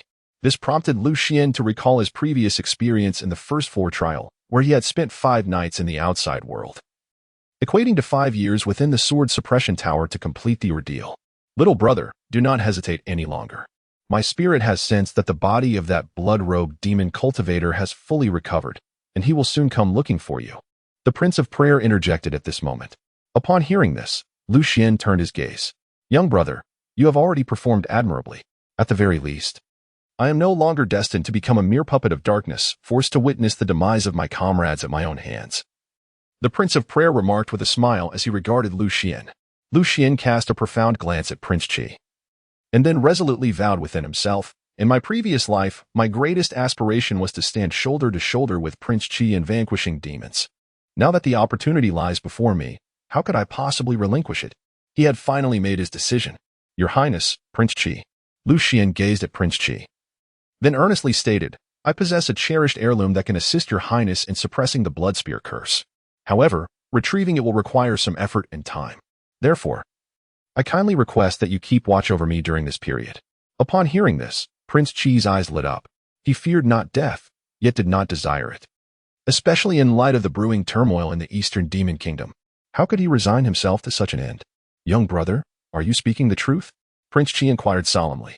Indeed, I am. Lucian nodded earnestly, yet soon his brow furrowed as he remarked. It is merely that this artifact is heavily ensnared by numerous restrictions. I cannot ascertain how long it will take to extract it. Half a stick of incense is time. Qi Wang responded, gazing at Lucian. Regardless of when that blood-robed demonic cultivator arrives, I shall secure you half a stick of incense's time. Should you still be unable to retrieve the item after that duration, I will divert the blood-robed demonic cultivator elsewhere. At that point, you must hasten away and report this matter to His Majesty. As he spoke, he extended the jade pendant toward Lucian. Lucian contemplated for a moment before ultimately accepting the jade pendant. Undoubtedly, this was the most prudent arrangement. Otherwise, both individuals would perish in this blood-soaked forest, rendering their shared past irrevocably lost to the sands of time. Your Highness, Prince Qi, I shall not squander any more time. I kindly ask for your protection. As Lucian spoke, he made his way to the rear of the cave and took a seat. The passage of time outside, equivalent to the burning of half an incense stick, had stretched into several days within the Sword Town Tower, yet he still had the opportunity to make a challenge. With His Highness present, young brother, you need not worry. There shall be no disturbance to you. Prince Qi nodded in acknowledgement. After receiving Prince Qi's assurance, Lucian merely inclined his head and then closed his eyes, immersing his consciousness into his own Qi Palace. Naturally, Lucian held a deep trust in Prince Qi's character. Within the Qi Palace, Lucian stood alongside the sword servant, Tianshuang, before the Sword Town Tower. My lord, have you made your decision? Tianshuang inquired with a hint of concern. Although Prince Qi had promised to buy him some time to flee, uncertainties loomed over every situation. Moreover, given that Prince Qi's cultivation had significantly dwindled, no one could predict how long he could withstand the onslaught of the blood-robed demon cultivator. Thus, in Tianshuang's view, the most prudent course of action was to escape the blood-rain forest at this very moment. I have made my decision. Lucian nodded. From the very first day of his rebirth, he had resolutely resolved never to repeat the mistakes of his past life. All the farewells and regrets he encountered in his previous existence, he vowed to rectify in this one. Otherwise, what meaning would there be in living again? Chapter 61. The Sword Trial. In light of this, the servant girl offered to assist the sword master in breaking through his limitations. Sensing Lu Xian's unwavering determination, Tian Shuang smiled and nodded, although she was reluctant to see Lu Xian plunge into peril. Such a willingness to risk everything for one's beliefs was precisely what the previous sword masters had lacked. If he could survive until the day he ascended to the 9th floor, he would undoubtedly become the sharpest sword in the world. The one closest to the legendary sword Ancestor. Tian Shuang silently mused. Sister Tian Shuang, please tell me the method to break through, Lu Xian said, turning to her when she remained silent. To ascend to the 2nd floor for the trial, he first needed to surpass the Sword Master's realm. All right. Tian Shuang eagerly nodded. She then raised her hand and pointed to the vibrant hues of the evening clouds above, cascading like a waterfall. Currently, the amount of violet sword chi has reached the limit that your energy reservoir can hold. You need to contain them in a new manner. You can allow these violet sword chi to converge within your energy reservoir to form a mountain, a great river, a vast prairie, or even a colossal whale of the sea. Ultimately, what it transforms into depends solely on your true intent, Sword Master. Once I manifest it, will that signify a successful breakthrough? Lu Xian inquired with a hint of confusion. Indeed, however, the process will not be so straightforward. Moreover, even if it is successfully manifested, there exists the possibility of it dissipating and collapsing. In such a case, you would need to reassemble the manifestation, Tian Shuang elucidated. I understand now. Lu Xian nodded contemplatively. Although he sensed that Tian Shuang had not fully elucidated certain matters, such as the distinctions between mountains and rivers, he chose not to press further. His understanding of her nature suggested that her reticence was undoubtedly bound by the constraints imposed by the Sword Ancestor's rules, rendering any inquiries futile. Master Sword Lord, you need only wield your divine consciousness to manipulate these sword energies, the purple mist, enabling them to converge incessantly, Tian Shuang reminded Lu Xian once more. Understood. As Lu Xian spoke, he raised a hand towards the vast expanse of sword energy and purple mist, envisioning the gradual convergence of that ethereal essence into his grasp. With a resonant rumble akin to distant thunder, the previously still sword energy began to surge toward the direction indicated by his palm, flowing like a tide. In the blink of an eye, all the sword energy and purple mist in the sky coalesced into a singular mass before Lu Xian. This immense amalgamation of sword energy and mist writhed and pulsated, expanding and contracting like a living entity. At last, as Lu Xian's thoughts swirled, the outline of a towering snow-capped mountain began to emerge from the mass.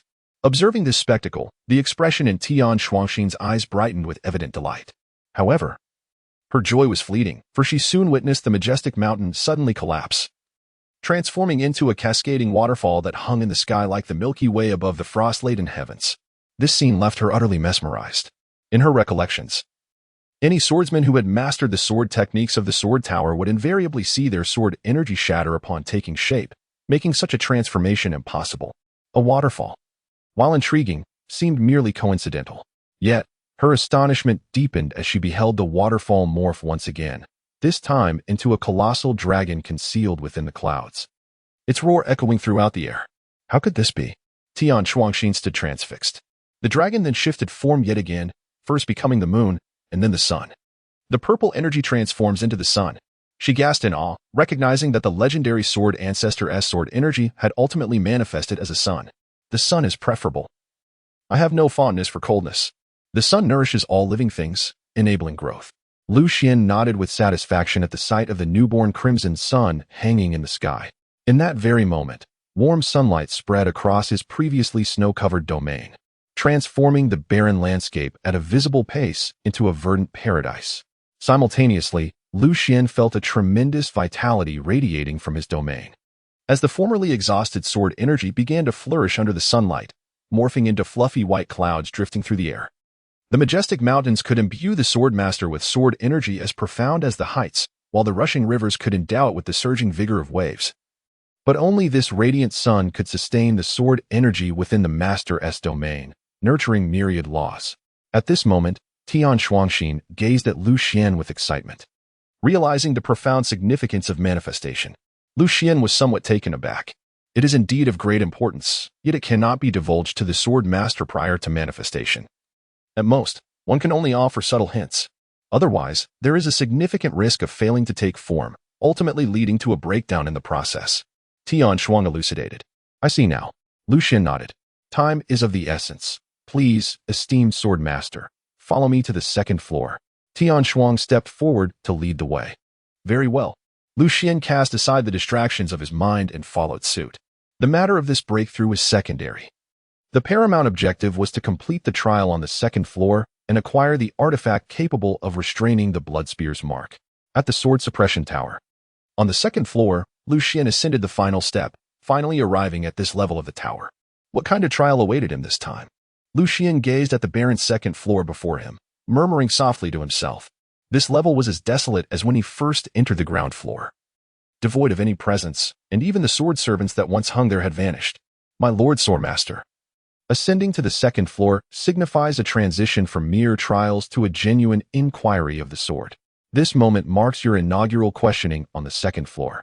Upon its successful completion, you shall be elevated to the rank of a first-tier swordsman, acquiring the second tier of the sword technique and an opportunity to select a reward of your choosing. Tian Shuang elaborated to Lu Xian.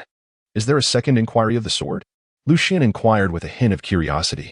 Indeed, however, for the second inquiry regarding the sword, it is imperative that you engage in external sparring first. Only when the crimson sun within your dantian transforms into a blazing sun shall the initiation commence. Tian Shuang explained with a nod. Lu Xian deduced that the distinction between the crimson sun and the blazing sun likely parallels the concept of sword aura's richness and purity, akin to the sword aura of Zixia. Then, with whom shall I engage in my first inquiry about the sword? Lu Xian inquired. Is it the master of the sword tower on the second floor? Tian Shuang replied, the master? Lu Xian felt somewhat perplexed. The host of the sword tower was one of the 8 mightiest beings, with the master of the second floor, Gu Yushan, being one of the most formidable sword cultivators of ancient times in this realm. However, rest assured, Master Jin, Tian Shuang explained, during this sword inquiry, his cultivation will be suppressed to the sword master realm, and his attacks will be subject to certain limitations. Chapter 62. Mr. Gu. Upon hearing Tian Shuang's explanation, Lu Xian felt not fear, but rather a burgeoning excitement from within. Although he was eager to pass the trial, the opportunity to engage in a sword inquiry with a genius of ancient swordsmanship was a rare chance that could not be sought after. Then let it come. Lu Xian chose not to pursue the inquiry further, instead drawing forth the Qianjun sword from his possession. According to the regulations of the Sword Guard Tower, all possessions of a sword master are permitted for use within its confines. However, items such as the sudden rain ball would shatter after 3 uses. Upon witnessing this, Tian Shuang nodded in acknowledgement. She turned her gaze forward and, with utmost respect, clasped her hands in greeting, imploring, Please, Mr. Gu, bestow your sword upon us. As her words echoed, an extraordinarily imposing figure materialized seemingly from thin air, ambling towards the central clearing. This man, clad in tattered garments, bore a scruffy visage and carried a heavy sword upon his back. His sunken eyes lacked any semblance of vitality, resembling that of a ghost. Tian Shuang. I was in the midst of a splendid slumber. Perhaps you might have this lad return another time. The man yawned languidly. Mr. Gu, the situation is dire. The sword master must swiftly undergo the trial, Tian Shuang elucidated. Huh? The man, known as Gu Yushan, suddenly erupted in laughter upon hearing this. You think of me as some trifling figure? You believe entry is as simple as that? Gu Yushan cast an irritable glance at Lu Xian. Please, Mr. Gu, bestow your sword upon us. Lu Xian did not offer an explanation. Instead, he directly raised the Qianjun in his hand, assuming the initial stance of the 7 kills sword. Very well, today I shall take it upon myself to teach you, a brash young lad, a lesson on behalf of the sword ancestor. And we shall see if you dare to be so arrogant in the future. Gu Yushan nodded in acknowledgement. As he spoke, he turned away slightly, extending one hand behind him, while with the other, he pointed the bamboo sword he held towards Lu Xian, declaring, in this duel, I shall wield only one hand and one sword. If you can compel me to use my right hand and draw a second sword, then you shall be deemed the victor. My apologies. As soon as Lu Xian's voice emerged, a sudden explosive sound pierced the air, as he thrust his sword towards Gu Yushan's chest. This maneuver was known as the killing swallow returning. He intended to use the swallow returning as a means of probing, to gauge how Gu Yushan would respond before executing a subsequent change in technique. However, what took Lu Xian by surprise was that even when the sword's blade was merely a foot or so away from Gu Yushan's chest, Gu Yushan still made no move to counter. Upon witnessing the unfolding events, Lu Xian ceased to contemplate any further alterations and executed the 2 kills, shattering the clouds, aiming directly for Gu Yushan's chest. Yet, Gu Yushan appeared to have anticipated Lu Xian's every intention, deftly sidestepping at the very moment Lu Xian unleashed his strike. With an elegant motion, his bamboo sword lunged toward Lu Xian's heart.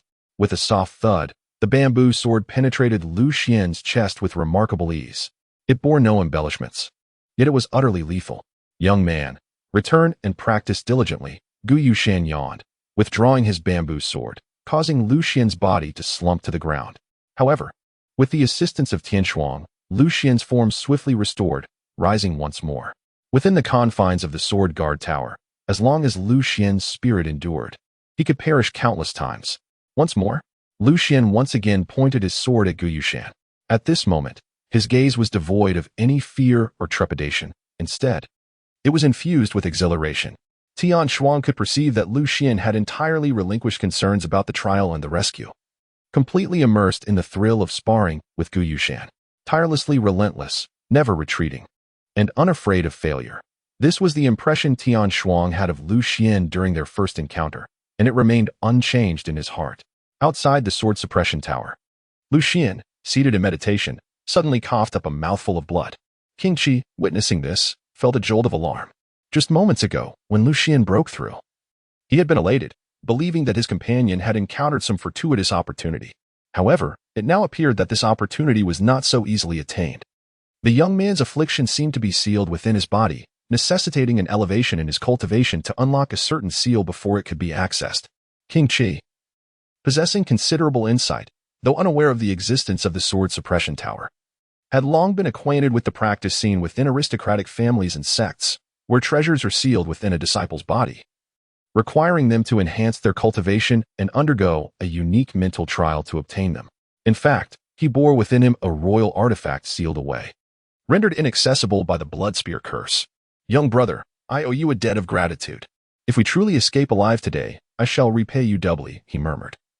Observing the blood at Lu Xian's lips, his pallid complexion, and the beads of sweat upon his brow, King Qi sighed involuntarily. He had never anticipated receiving the earnest assistance of an unfamiliar youth during his most desperate hour, a kindness he would surely remember. At that moment, King Qi abruptly rose, having sensed the presence of the blood-robed demon cultivator. Casting a glance back at Lu Xian, he murmured to himself, I must not implicate this young man. I shall first confront that blood-robed fiend. Should the youth fail to retrieve his artifact, I will find a way to perish alongside that demon. With that resolve, he removed 2 spatial rings from his hands and retrieved 2 transmission jade slips, placing them at Lu Xian's feet. To have met you, this gallant young hero, before my demise is indeed a great joy.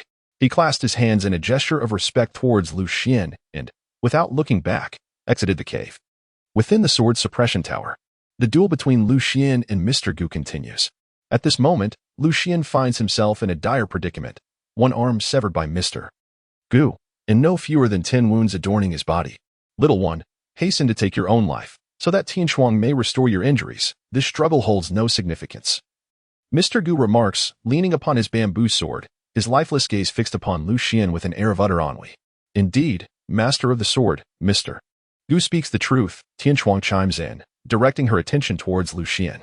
No need, Sister Tianshuang. Lu Xian raised his sword once more, a smile gracing his lips as he declared, It is only through these wounds that I shall not easily forget where I went astray. Upon hearing this, Gu Yushan, who had been languidly drooping his eyelids, suddenly lifted them. Tianshuang, standing beside him, was equally enlightened, realizing that the sword intent of the sword master remained undiminished. With a resounding whoosh, Lu Xian propelled himself forward once more, transforming into a streak of sword light aimed at Gu Yushan. This time, he initiated his attack with a deadly strike reminiscent of a returning swallow. Gu Yushan maintained his relaxed demeanor, quietly observing as Lu Xian's sword approached, patiently awaiting his opponent's change in tactics. However, Lu Xian continued his advance until the sword's edge was a mere half-foot from Gu Yushan's chest, steadfast in his approach. This was the essence of transforming illusion into reality. Although Gu Yushan retained his lazy gaze upon the oncoming blade, his mind was already calculating. As the tip of Lu Xian's formidable sword approached within 3 inches of Gu Yushan, the latter, mirroring his earlier movements, subtly shifted to the side, raising his bamboo sword in response. Yet, at the moment he prepared to thrust his weapon at Lu Xian, A resounding sound of the sword echoed as Lu Xian abruptly redirected his blade, morphing it into a crescent of light that swept past Gu Yushan's side, vanishing into his blind spot. With no hesitation, Lu Xian unleashed a flurry of strikes towards Gu Yushan's back, each resembling a tangible shadow of steel, enveloping him entirely. However, at the very instant the deluge of sword strikes descended, Gu Yushan, clutching his bamboo slip, leaned back and traced a circular motion, deftly evading Lu Xian's onslaught, while simultaneously launching a counterstrike aimed at Lu Xian's head. Lu Xian was pierced through the skull by a sword thrust from Gu Yushan. Once more. A moment later, Lu Xian, whose body had only just begun to recover, stood once again before Gu Yushan, sword in hand. Little fellow, without taking the recovery pill, your relentless deaths will ultimately harm your spirit, Gu Yushan remarked, his brow furrowing. The eyelids that had previously hung low now fully opened, revealing that he no longer regarded Lu Xian as an ignorant youth, but rather as a swordsman worthy of serious consideration. While a wounded spirit can be mended, some things, once lost, can never be regained. Without any hesitation, Lu Xian once again raised the formidable sword in his hand and lunged towards Gu Yushan. No matter how eloquently you speak, I shall show no mercy. Gu Yushan curled his lip, then lifted his sword once more. However, this time, his gaze appeared markedly more serious. Clang. As before, Lu Xian initiated the encounter with the technique known as returning swallows. Yet this time, his speed was significantly swifter, and the distance of his transformations was considerably shorter. From a distance, it appeared as though the exchanges between him and Gu Yushan were an intimate dance of combat. Yet, Xuan, watching from the sidelines, understood all too well that even the slightest miscalculation in distance or timing could lead to dire consequences for either combatant. It was precisely because of the rapidity of their exchanges that the gleam of Lu Xian's sword left behind a series of vivid, lethal afterimages within the corridor. At this moment, his speed had reached a level comparable to that of his ultimate techniques, soul-severing in pursuit of fate, executed before his breakthrough. This astonishing progress left Xuan momentarily speechless. Suddenly, Gu Yushan's sword pierced through Lu Xian's chest. Little brat. As Xuan attended to Lu Xian's injuries, Gu Yushan shouted at him. What guidance do you have, senior? Lu Xian, having regained his composure, looked up at Gu Yushan. Stop fixating on your sword. Do you think of your hand when you slap someone? Gu Yushan retorted, casting a disdainful glance at Lu Xian. Lu Xian was initially taken aback, but soon, as if enlightened by a divine revelation, he experienced a profound clarity within. So that is it. No wonder my sword strikes, though not slower than man's, always seem to lag half a beat behind Mr. Gu's. The issue lies with my sword. I ought not to perceive it as an external object, but rather as an integral part of my own body, akin to a warrior's fist and legs. I am deeply grateful for Mr. Gu's guidance. Lu Xian immediately clasped his hands in gratitude towards Mr. Gu. From a high vantage point, it may seem like a straightforward truth. However, had Lu Xian remained at the foot of the mountain without Mr. Gu's insightful guidance, he would have had to endure countless deaths before grasping it. Enough of this idle chatter. Let's conclude swiftly, for I must return to my slumber. Mr. Gu yawned and waved his hand dismissively. Meanwhile, Xuan, witnessing this scene, couldn't help but smile, for she understood that if Mr. Gu had not deemed someone worthy, he would not utter a single word. How unfortunate. After Lu Xian had sufficiently recuperated, he once again soared through the air with remarkable speed. Jianshe Xuan observed that he still initiated his movements with the same killing strike, Yin Gui. However, beyond the swiftness of his attacks and the precision of his transformations, there was an added sense of effortless grace about him. It was as if he transcended the act of wielding a sword, embodying the essence of the blade itself. Indeed, the sword master possessed an innate understanding, suggesting that Mr. Gu's first inquiry into the sword was nearing its conclusion. A subtle smile graced Xuan's lips as he secretly exhaled in relief. Meanwhile, in the vicinity of the cave where Lu Xian resided, a bamboo grove served as the stage for a fateful encounter between the martial sovereign Xuan and a blood-robed cultivator.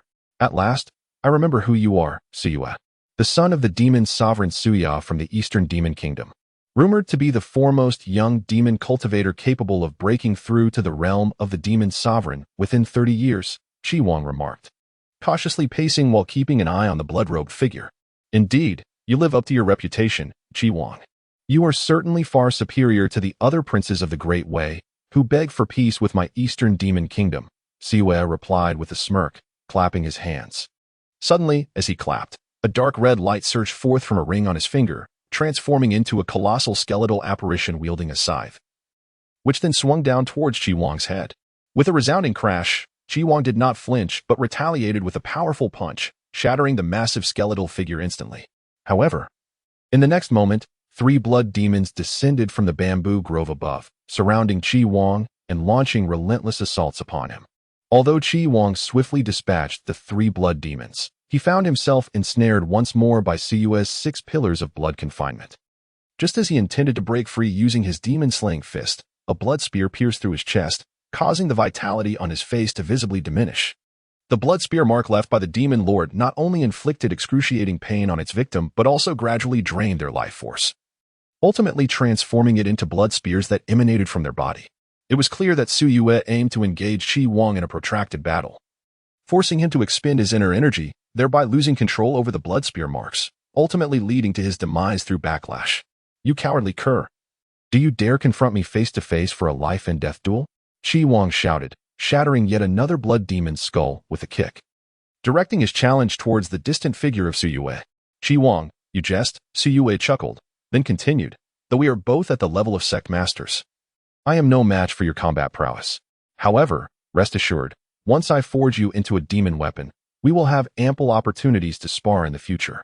Chapter 64. 7-7 kills. Xuan, the cunning demon cultivator, remained unfazed by Xuan's provocation. As he spoke, he raised his staff once more, chanting incantations, and soon, the blood demons that had just been vanquished by Xuan rose again from the ground. Xuan frowned.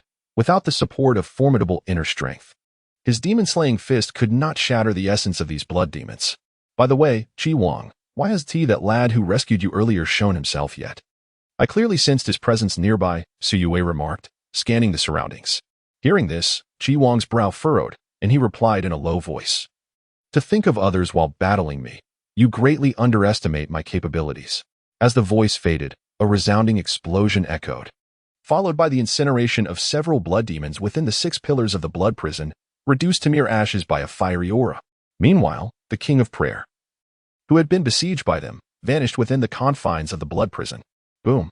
In the next moment, the 6 pillars shattered, and a figure surged forth through the blood mist left in their wake, a fist radiating with the brilliance of stars, crashing toward the demon lord, Xuan.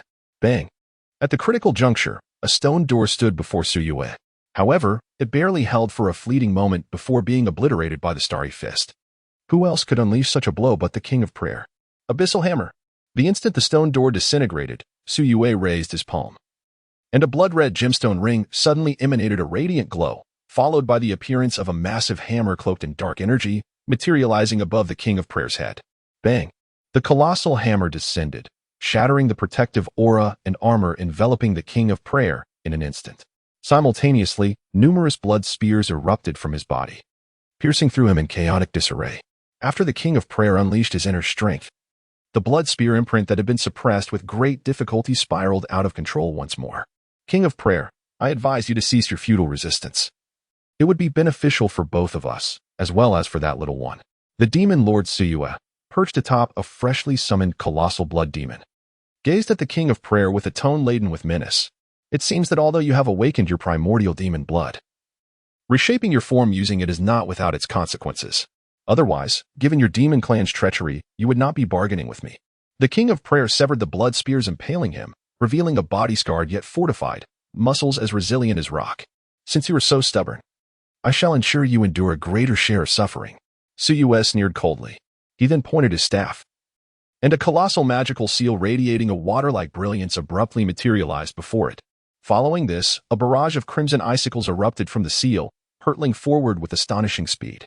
"Even if I must perish today, I shall drag you into the depths of hell with me." The King of Prayer scoffed, then struck out with his fist against the oncoming icicles. The time agreed upon with Xuan was nearing, and he felt no hesitation, prepared to expend all his strength in a bid to ensure mutual destruction with the demon lord Xuan. Meanwhile, within the sword suppression tower, Xuan, having received guidance from Mr. Gu, seemed as if he had suddenly gained clarity. From initially being unable to withstand even a single move under Mr. Gu's tutelage, he had now reached a point where he could engage in a back-and-forth exchange. This time, he felt as though he had pierced through a veil in his understanding of the sword path. In the sword, there is no self, In self, there is no sword. I am the sword. After the full moon unfolded like a scroll, Lu Xian suddenly found clarity in his mind upon dismantling Mr. Gu's sword strike. In that moment, the Qianjun sword in his grasp erupted with a resonant cry. To the observing Xuan, it seemed less a sound of the sword and more like a long howl emitted by Lu Xian, who had just broken through his limits. With a sharp clang, accompanied by another piercing sword cry, Lu Xian vanished from his original position, transforming into a fleeting shadow of energy, encircling Mr. Gu from 7 distinct directions. The 7 kills sword, an absolute strike, a life-taking maneuver. Little fellow, merely this is insufficient. Mr. Gu maintained his relaxed demeanor, having previously thwarted this very move from Lu Xian on numerous occasions. However, this time, he faltered in his speech. Just as he began to speak, the 7 shadows surrounding him once again multiplied, transforming into a staggering 49 phantoms. With a thunderous roar, the 49 shadows and their accompanying sword lights converged around Mr. Gu, forming the character for kill in a grand display. As Mr. Gu began to slash through 6 of them, he ultimately faltered, and the final strike of the 7 kills sword pierced through him, severing his sword-wielding arm entirely and embedding it into his shoulder. A profound silence enveloped the sword tower. Mr. Gu was astonished by Lu Xian's rapid progress. Lu Xian was astonished by Mr. Gu's astonishing swiftness in drawing his sword. Remarkably, with but one hand and a single blade, he effortlessly neutralized the 6 deadly strikes of Lu Xian's 7 killings, all without employing any intricate sword techniques, something beyond Lu Xian's imagination. Congratulations, Sword Master, on successfully completing the first sword inquiry trial on the 2nd floor, exclaimed Tian Xuan, her cheerful voice shattering the profound silence within the sword suppression tower. As her words resonated, an indescribable surge of formidable energy suddenly surged into Lu Xian, elevating his cultivation directly to the 1st rank of Sword Master, while simultaneously cleansing the blood demon mark from his body completely. Lu Xian felt an unexpected sense of relief wash over him, as if the guillotine that had long loomed over his head had finally been lifted. Little fellow, I was simply too fatigued this time. Next time you inquire about the sword, you may not be so fortunate. At that moment, Mr. Gu scratched his head, yawning as he turned to Lu Xian and said, "Thank you, Mr. Gu, for your guidance. I have gained much from it." Lu Xian sincerely expressed his gratitude. This inquiry into the sword was not so much a test as it was akin to a seasoned chess master guiding a young apprentice towards the correct path through a game of instructive chess. Spare me the flattery. I shall return to my slumber. Once I have amassed enough gold coins, do remember to invite me out for a drink. Gu Yushan yawned repeatedly, waved his hand dismissively, and then vanished from sight. A drink? Am I permitted to bring alcohol into the Jiantown Tower? Lu Xian looked at Tian Xuan with a hint of confusion. Mr. Gu's intention wasn't to bring wine into the Xinjian Tower. Rather, he meant for you to accumulate enough gold coins from the Xinjian Tower before taking him out for a drink, Tian Xuan explained with a smile directed at Lu Xian. Is it really possible to take Mr. Gu out? Lu Xian was taken aback. If such a formidable being could be brought forth, where in this continent would he be unable to traverse? Chapter 65, The Frost Prison. Certainly, but as per the esteemed sword ancestor's regulations, you, master of the sword, must pay a sum of 10,000 gold coins in one go, and Mr. Gu may only wield power that surpasses your own by 1 realm. Tian Xuan looked at Lu Xian with a smile. Lu Xian was momentarily rendered speechless. As for these matters, and the rewards from the trial, I shall seek your guidance later, Sister Tian Xuan. For now, I urgently request that you exchange for me that treasure capable of sealing the blood spear's mark. He cast a somewhat anxious glance at Tian Xuan beside him. Even without the rewards from this sword trial, he still had the opportunity to claim the previous prize freely. Very well, Tian Xuan replied solemnly, nodding her head. As she spoke, she gestured with her hand and retrieved a brocade box from the shelf that had just appeared in the sword suppression tower, presenting it to Lu Xian. Inside this box lies a ring embedded with a sunstone, a relic from 100,000 years ago, which has now vanished from the continent. Although it possesses no other extraordinary functions, it is precisely effective in countering the primordial demonic blood of the demon race. Thank you, Sister Tian Xuan. Please deduct it directly from my rewards. I shall discuss other matters upon my return. Lu Xian took the brocade box in his hands. As soon as he opened his eyes, he found himself back in the cave of the Qi Wang Palace. Lu Xian was about to call out for Qi Wang, but he realized that the cave was completely empty except for himself. Could it be that Qi Wang had ventured out to thwart that blood-robed demon cultivator? Lu Xian's heart tightened. Following his gaze, he noticed 2 storage rings left by Prince Qi on the ground, along with 2 jade slips of transmission. Instantly, a warmth spread through his heart. The rumors from his previous life within the military were not unfounded. His Highness Prince Qi, who spared the lives of other princes, was indeed a rare individual in the royal family, known for his compassion and loyalty. Lu Xian picked up the 2 storage rings and the jade slip, and could not help but utter a heartfelt sentiment. Sister Xuan, am I now permitted to release the sword servants from the sword tower? As he pulled up the hood of his dark cloak, he inquired within his heart. According to Xuan's previous assertion, once he ascended to the 2nd floor, he would be able to free the sword servants he had subdued. Which sword servant would you like to summon, my lord? Xuan inquired. The 2 assassins from the Xianming Hall. As Lu Xian walked towards the cave's entrance, he replied, according to the rules set by the ancestors. Based on the current cultivation levels of the 2, it amounts to 30 gold coins for Yu Si and 70 gold coins for Yu Qi. Xuan's voice resonated once more. Do we still require more gold coins? Lu Xian stumbled slightly. Indeed, this is the rule set by the ancestor. Xuan replied in an undeniable tone. Then let it be Yu Qi. Lu Xian nodded slightly.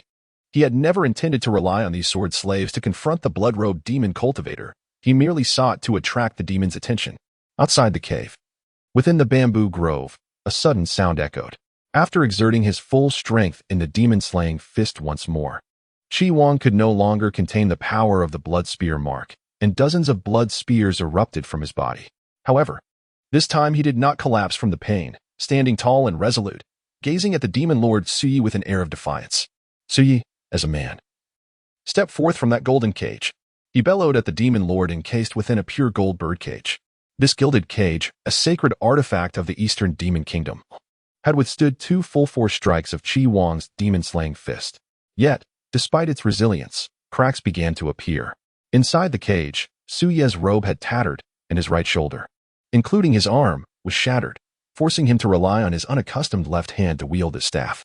Madman! Suye glared at Xuan with eyes full of resentment. He could hardly believe that anyone could endure under the blood spear mark of the demon lord for so long. The blood spear mark not only devoured the vitality of its host but also consumed their soul and will. Even he had to concede that Xuan's spirit and determination were unparalleled, both in the past and likely in the future. This man must die.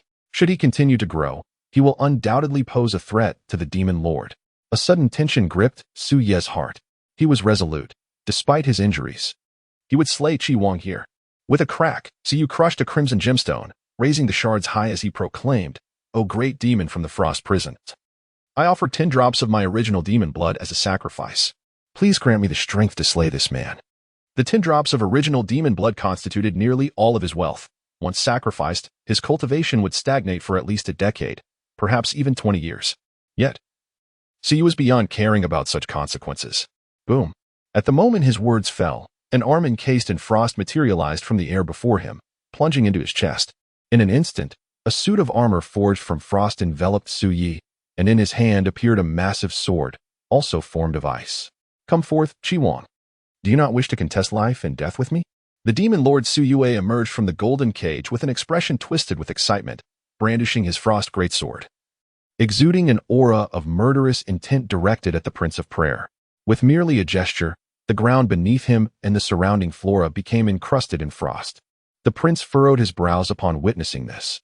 He sensed that within the demon lord Siwei resided an overwhelmingly brutal power, and should it be unleashed, not only he, but all living beings within a radius of several dozen miles would succumb to the icy demise. Had it not been for the suppression of the blood spear brand, he might have been able to contend with him. Alas, now he saw only the path of mutual destruction ahead. Contemplating this, the prince no longer hesitated. Shattering the blood spear upon his body with his internal energy, relinquishing the suppression of its power, and allowing his inner force to surge freely throughout his being. Thus, when his energy was ultimately depleted, he would surely suffer the backlash of the blood spear's curse. "I, the Prince of Prayer, have never feared the likes of you. Demon spawn," he roared, casting aside the fear of life and death. Boom. Accompanied by a sonic boom, the prince's towering form abruptly vanished from his position, reappearing as a dazzling fist resembling starlight, aimed directly at the demon lord Suyue. Bang! A tremendous sound echoed through the bamboo growth. Although the prince's fist struck the demon lord's chest, Suyue remained nonchalant, standing unscathed. It turned out that his icy armor had absorbed a significant portion of the force from the blow. Boom! With a mere shrug of his shoulder, the demon lord sent the prince flying. Prince, you have tasted my fist. Now, allow me to present you with my sword. As he spoke, the demon lord raised the frost greatsword with both hands and swung it down towards the prince. Chapter 66. The Sword-like Fireboom. Amidst the sound of a shattering airwave, a tempest of snow transformed into a colossal sword shadow, cleaving directly towards the prince. Yet, the prince faced this onslaught with unwavering resolve, his surrounding energy morphing into blazing flames as he countered with a killing blow meant for demons. The path of a warrior dictates that even if the heavens were to collapse, they would still strike with their fists. Bang! Another resounding collision reverberated. The prince's killing blow shattered the frost sword shadow, yet he could not halt the overwhelming chill of frost, which ensnared the entire bamboo grove, including himself. In a frozen grip, crack, he exerted all his might to shatter the ice encasing his upper body. However, at that moment, the curse of the blood spear began to retaliate violently within him. Splat, splat, splat. A blood spear erupted from his body, rendering him conspicuous amidst the icy desolation. It seemed that he would have no choice but to resort to the burning lantern spell. King Shi clenched his jaw, casting a glance at his palm. In the center lay a complex and esoteric sigil, resembling a lantern from a distance. This was the incantation he referred to as the burning lamp spell. Once the sigil was unsealed, it would utilize the martial artist's own vital essence and spirit as a wick, igniting their life force to unleash a powerful surge of strength. For a martial artist of King Chi's caliber, it could even equate to the might of a martial sovereign, albeit at the perilous cost of their life essence extinguishing, leaving no chance for reincarnation. Previously, when he was in the territory of the Crimson Wolf King, King Chi had intended to employ this burning lamp spell. But the unexpected appearance of Lu Xian deterred him from his resolve. Who, in their right mind, would take such a desperate step unless truly cornered? Moreover, King Chi harbored ambitions to reclaim lost lands for the Great Way and expel the demon race. The notion was indeed disheartening. As he pondered this, he stealthily drew his palm across a nearby ice crystal, allowing his blood to stain the sigil red. Boom. Whoosh. Just as King Chi prepared to activate the blood lamp spell, a sudden explosion erupted from behind the demon lord Xuan, followed by a flurry of whistling sounds as numerous steel beads enveloped in battle aura struck the demon lord with fervor. The force of these steel beads shattered the ice encasing Xuan, compelling him to wield his frosty greatsword in defense. You, a mere assassin from the Xianin Palace, dare to ambush me? Xuan bellowed in fury, raising his greatsword and sweeping it horizontally at a cloaked figure behind him. An assassin from the Xianin Palace is here? King Chi was equally startled by this revelation. However, before he could fully comprehend the situation, a familiar voice suddenly reached his ears. King Chi, it's me. Do not turn around. I have acquired the item. Raise your hand. A surge of excitement coursed through King Chi as he promptly lifted the hand he had just cut. In that moment, a ring set with a yellow gem sword from behind him, perfectly encircling his middle finger. Could this ring truly suppress the blood spear mark? As the yellow gem ring settled on his finger, King Chi immediately felt the previously restless power of the blood spear mark calm, as if tamed like a rabbit. With the power of the blood spear mark subdued, his own strength surged through him like a tidal wave, and his injuries began to mend at an astonishing pace. Upon reaching the pinnacle of the martial sovereign realm, a martial artist not only generates an unending flow of internal energy from their dantian, but also possesses the ability for self-repair and even regeneration, making them exceedingly difficult to destroy. Thank you. King Chi struggled to suppress his overwhelming emotions. Your Highness, I can still conceal myself for a while. I can assist you from the shadows. Lu Xian, crouched behind King Chi, interjected. That would be splendid. I have a move that requires a brief moment. First, I will shatter his armor with my fist, and then you shall help me stall for a few breaths. Very well. After exchanging a few hushed words, the demon lord Xuan returned to the bamboo grove, dragging a half-dismembered body behind him. The minions are dealt with. Now it is your turn, King Chi. I shall ask you once more, will you surrender or not? His gaze was filled with contempt as he looked at King Chi. To him, King Chi was merely prey waiting to be claimed. It was only a matter of time before he was subdued. I possess a fair amount of literacy, yet I remain ignorant of how to write the word surrender. King Chi scoffed, then sprang into action, employing the shadow step technique to appear before the demon lord Xuan in an instant, once again unleashing his demon-slaying fist upon him. However, this time, King Chi held back his full strength, intentionally suppressing his power to maintain the semblance of being restrained by the blood spear's imprint. The demon lord Xuan, as anticipated, did not suspect a thing. He merely chuckled derisively, refraining from raising his sword, instead plunging the frost greatsword into the ground before him, conjuring a massive frost shield. This was not due to underestimating his opponent. The sacrificial power he wielded exacted a tremendous toll on his own essence, prompting him to conserve it whenever possible. Bang! As the demon lord had predicted, King Qi's fist failed to breach the frost shield. "This is your own doing, King Qi," the demon lord sneered, placing his hand upon the frost greatsword. Suddenly, icy spikes began to sprout from the frost shield. Boom! However, to Su Ye's astonishment, just as the icy spikes began to emerge, King Qi, who should have still been enduring the backlash of the blood spear's imprint, suddenly struck the frost shield with another punch. Bang! This blow not only shattered the frost shield, but also landed heavily upon the demon lord's frost armor, causing it to shatter as well. Through the fractured frost shield, Su Ye's eyes were filled with confusion and dread. Yet, almost immediately, he howled with a twisted expression, "Since you are so eager to meet your demise, then die for me." With that declaration, he forcefully drove his staff into the ground. It was evident that he had lost all patience for slowly wearing down King Qi and was prepared to sacrifice his own demonic essence to directly extinguish King Qi's life. Clang! But just as the frost magic within his scepter was on the verge of being unleashed, a resounding clash of swords echoed through the bamboo grove, followed by a flash of sword light that burst forth like fireworks in the eyes of the demon lord. See. Chapter 67, Fist of the Demon Boom. In an instant, a straight beam of sword light, accompanied by a fierce gale of sword energy resembling a galloping steed, thrust towards Sun's chest. Bang! Despite Sui's last-minute effort to reconstruct his icy armor at the expense of his primordial demon blood, the sharp blade still punctured a significant hole through his chestplate. "Is it you?" Only then did Sui finally discern the identity of his assailant. "Just in time, saving me the trouble of seeking you out." After a fleeting moment of distraction, the demon lord Sui's expression turned cold as he once again expended his primordial demon blood to activate the frost greatsword in his hand. Boom!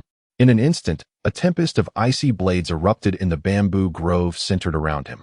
However, Lu Xian, who had already advanced to the front of the demon lord Sui, showed no intention of retreating. Instead, his sword intent surged even higher, disregarding the icy blade shooting toward him, and he continued to unleash the 7 kills sword, pressing forward relentlessly to strike at the demon lord Sui. The 7 kills sword. Absolute kill number 2, Soul Pursuit. The moment the long sword sliced through the icy blades before him, Lu Xian's figure suddenly split into 7 once more, with each of the 7 shadows directing their swords towards the damaged area of the demon lord's armor. Whoosh! Accompanied by a sound of air being torn, the 7 figures converged into one within mere feet of the demon lord, transforming into a brilliant, straight beam of sword light that once again pierced toward the fissure in his armor. "This little trick aims to breach my frost armor?" The demon lord scoffed coldly, then swung his frost greatsword to meet Lu Xian's sword light with a single strike. Though it was merely a simple slash, the sword light conjured countless weapons formed from frost, resembling a barrage of flying swords, all aimed at Lu Xian. Yet, what the demon lord Sui did not anticipate was that the sword light before him appeared to curve, evading his frost greatsword and once again thrusting toward his chest. Bang! A tremendous impact. The sword light struck straight into the demon lord Sui's chest. Even clad in the armor bestowed by the demon god, he was still sent staggering backward a few steps by the force of the blow. The armor, which he had just restored with his primordial demon blood, now bore yet another hole, surrounded by a spiderweb of cracks. At this point, the demon lord Sui was utterly enraged. How could a dignified lord of the eastern underworld be forced to retreat by an anonymous individual of mere swordmaster rank? This was an unparalleled humiliation. "Give me Clang." The demon lord Sui was on the verge of fully unleashing the power of the frost magic blade in his grasp when he was abruptly interrupted by a glimmer of sword light that once again appeared in his line of sight. Bang! Much like the preceding strike, this one seemed to curve, deftly bypassing the frost greatsword in his hand and piercing the same spot on his chest, causing the gaping hole in his frost armor to widen further, fissures multiplying. What truly instilled terror in the heart of demon lord Sui was the increasing number of phantoms of Lu Xian within the bamboo grove before him, swelling from an initial 7 to a staggering 49. These 49 apparitions, each wielding a sword, incessantly split apart to gather strength before converging to strike, as if their onslaught would never cease, surging toward demon lord Sui in relentless waves without respite. You seek your own demise. Ultimately, the demon lord Sui, undeterred by the damage to his armor, infused the frost magic blade with all his primal demonic blood. Boom! Accompanied by a violent tremor and a resounding roar. The once white frost magic blade and frost armor transformed into a deep crimson, while the gaping wound in the armor visibly began to mend at an alarming rate. Get away from me. Raising the frost magic blade, the demon lord Sui swept it horizontally toward Lucian, conjuring a wall of frost blades that struck as one toward Lucian. Bang! The formidable sword momentum accumulated by Lucian's 7 kills sword was utterly extinguished by this blow. In the face of such overwhelming power, no matter how exquisite the sword techniques may be, they proved futile. Full moon. Yet, Lucian did not retreat. Instead, he executed a full moon maneuver, forcefully traversing through the tempest formed by the icy blades and circled behind the demon lord Suyi. You cannot escape. The demon lord Suyu bellowed with a fierce expression, swiftly turning his form and unleashing the icy demonic blade towards Lucian. In response to this attack, Lucian did not flinch or evade. He allowed the remnants of several sword energies to entwine around him, releasing all his fighting spirit to shield his body. Then turned to the demon lord Su Yi with a smile. His mission was accomplished. Upon witnessing that smile, the demon lord Su Yi froze momentarily, his pupils contracting sharply, every hair on his body standing on end. He sensed an unprecedented killing intent. How was this possible? The power of the praying king was clearly suppressed by the Bloodspear seal. How could such terrifying killing intent still be unleashed? In the instant this thought crossed his mind, a golden fist shadow, as large as a small mountain, appeared abruptly above him. Boom! With a resounding crash, the fist shadow, engulfed in golden flames, struck the demon lord Su Yi, shattering both his icy demonic blade and his frost armor. Save me, Lord Demon God, save me. As the frost armor crumbled, the demon lord Su Yi immediately retrieved a red gemstone, desperate to crush it once more. Clang! At that critical moment, Lucian poured all the sword energies from his energy reservoir into the Thousand June sword, transforming his form into a streak of sword light, and severing the demon lord Su Ye's arm with a single strike. No, no. Boom. The demon lord Su Yi, gazing at his severed arm, screamed in horror, attempting to retrieve it with his other hand, but the praying king's killing demon fist reappeared above him. Bang! The colossal fist shadow, enveloped in golden flames, descended like a meteor ignited with fire, shattering the demon lord Su Ye's body while incinerating all of his blood essence, including his primordial demonic blood. This was the true terror of the killing demon fist. Not only could it crush the bodies of the demon race, but it could also consume their demonic blood entirely. There were even rumors that those who perished beneath the killing demon fist would never have the chance for reincarnation, condemned to suffer eternally in the depths of hell. No. In his final moments, the demon lord Su Ye's demonic blood transformed into a twisted, grotesque face, and with a voice filled with profound malice, he cursed, "My mother, the demon sovereign Su Yi, will never spare you. She will never." As the words fell from his lips, the dark essence was completely consumed by the fiery punches of the King of Prayer. Witnessing this scene, Lucian felt an immense relief wash over him. In the 68th chapter, the fire-eating pig, the King of Prayer, appearing somewhat exhausted, leaned heavily on his knees, gasping for breath. He cast an appreciative glance toward Lucian, saying, "Brother Lucian, you possess remarkable courage and outstanding swordsmanship." With the long sword propped against him, Lucian smiled in response, "Your martial prowess is commendable, dear king." The two then shared a hearty laugh. However, amid their merriment, the King of Prayers suddenly succumbed to a violent fit of coughing, possibly triggered by the strain of their laughter. He ceased speaking, quickly tossed a medicinal pill into his mouth, and began to meditate in order to heal his injuries. Although he had just vanquished the demon lord with 2 powerful strikes, the injuries sustained from forcibly channeling his internal energy had begun to take their toll due to the exertion of those full-strength attacks. Lucian was not in a much better condition. As he prepared to approach Prince Qi, he inadvertently aggravated his wounds, which elicited a sharp, piercing pain. Gritting his teeth in agony, he cast a glance at his own body. To his dismay, he observed several grievous wounds on his chest, abdomen, and even his arms, deep enough to expose bone. Had it not been for the protective serpent silver armor, he might have sustained fatal injuries. It is no wonder that sword cultivators engage in combat with their lives at stake. I was utterly oblivious to my own injuries. Fortunately, I had the foresight to request this serpent silver armor from Sister Tianchuang in advance. A sense of trepidation washed over Lucian as he surveyed the horrifying wounds before him. A fine sheen of cold sweat broke out on his forehead. Had it not been for his armor of python silver and the advanced use of his fighting spirit soul body, his physical form might have been rendered utterly ravaged beneath the icy crystalline blade of the nocturnal demon. Unable to withstand the full execution of the 7 kill sword technique, Indeed, the physique of a sword immortal proved to be a weakness. Once he found the time, he would surely seek out a martial arts method for refining the body at the sword tower and acquire a suit of armor with superior defensive capabilities. He silently contemplated this. In truth, aside from the injuries on his body, the sword energy, fighting spirit, and even the water energy within him had been completely depleted. If one were to weigh victory and defeat, it was evident that he had suffered a resounding loss in this battle. It was imperative to continue enhancing his strength. The Sword Master realm was merely a starting point.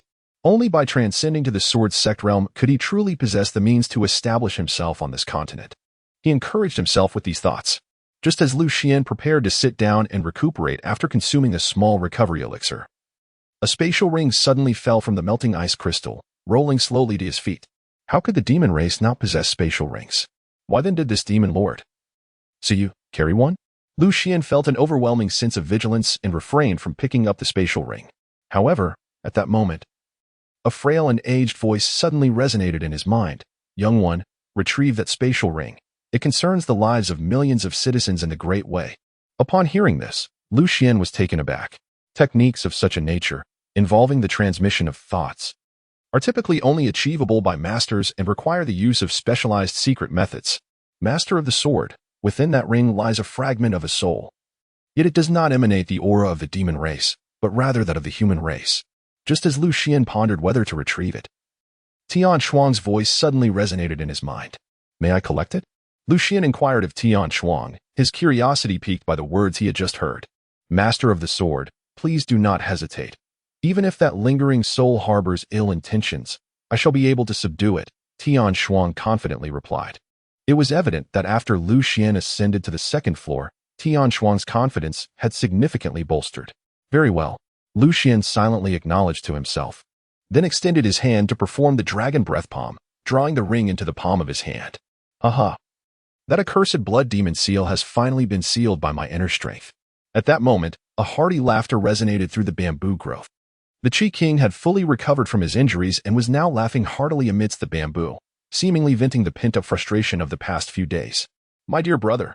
At this juncture, the Chi King strode over to Lu Xian. Are you unscathed, my dear brother? He inquired with genuine concern. Thank you for your concern, Chi King. I am quite well. Lu Xian chuckled and shook his head. Just as Qi Wang was about to utter more words, a sudden rumbling emanated from his abdomen. He awkwardly scratched his head, laughing as he said, I apologize, dear brother. I have not eaten for 4 or 5 consecutive days, and my stomach is rebelling. Unlike cultivators, warriors do not partake in fasting. Rather, they require meat at every meal to replenish the vital energy expended in honing their sinews and bones. Consequently, many warriors must slaughter cattle and sheep to recuperate after a fierce battle. Please wait here, young brother. There is a fireboar king hidden within these woods, which I have long coveted. Today, I shall slay it to warm my stomach. Qi Wang patted Lu Xian's shoulder and then darted into the depths of the forest like the wind. In no time, the anguished cries of the fireboar king echoed from within the thicket. To effortlessly slay a fireboar king, Qi Wang's prowess is indeed remarkable. No wonder the demon clans regard him with such trepidation. As Lu Xian gazed at Qi Wang approaching with the fireboar king in tow, he was filled with both astonishment and relief. Half an hour later, Lu Xian and Prince Qi sat around a crackling bonfire within the bamboo grove. Surrounding the fire were 4 legs of roasted wild boar, each as tall as Lu Xian, alongside a large iron pot simmering with pig liver soup. Both Lu Xian and Prince Qi indulged heartily in their feast, having long heard that the flavor of the roasted boar legs was unparalleled in the mortal realm. Lu Xian was pleasantly surprised to find the rumors were indeed true. Furthermore, dear young brother Lu Xian, your culinary skills are quite impressive, rivaling those of the chefs in my palace. As Prince Qi stuffed his mouth with the golden brown roasted boar leg, he gave Lu Xian a thumbs up, stammering his admiration. Lu Xian was not a mere warrior. His appetite was naturally not as vast as that of King Qi. After consuming nearly half of a fire pig's leg, he found himself unable to eat any further and was currently savoring a broth made from simmering pig liver. The quality of the ingredients was paramount.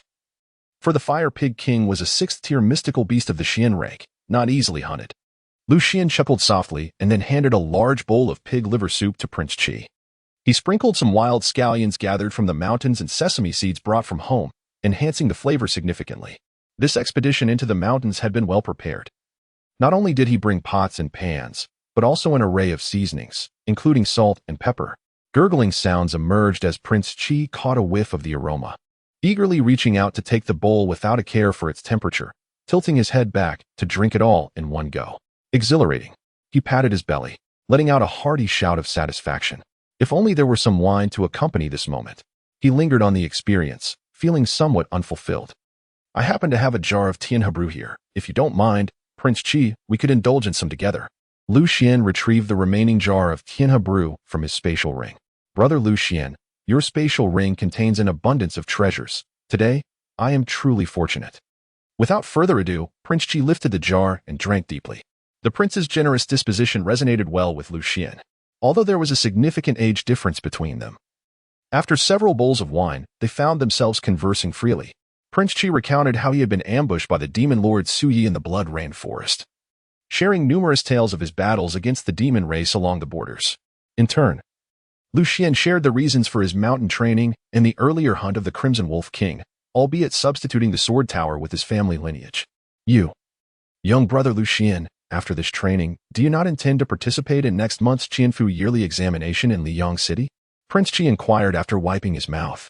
My training in the mountains is precisely to prepare for the Qianfu yearly examination next month, Lu Xian replied.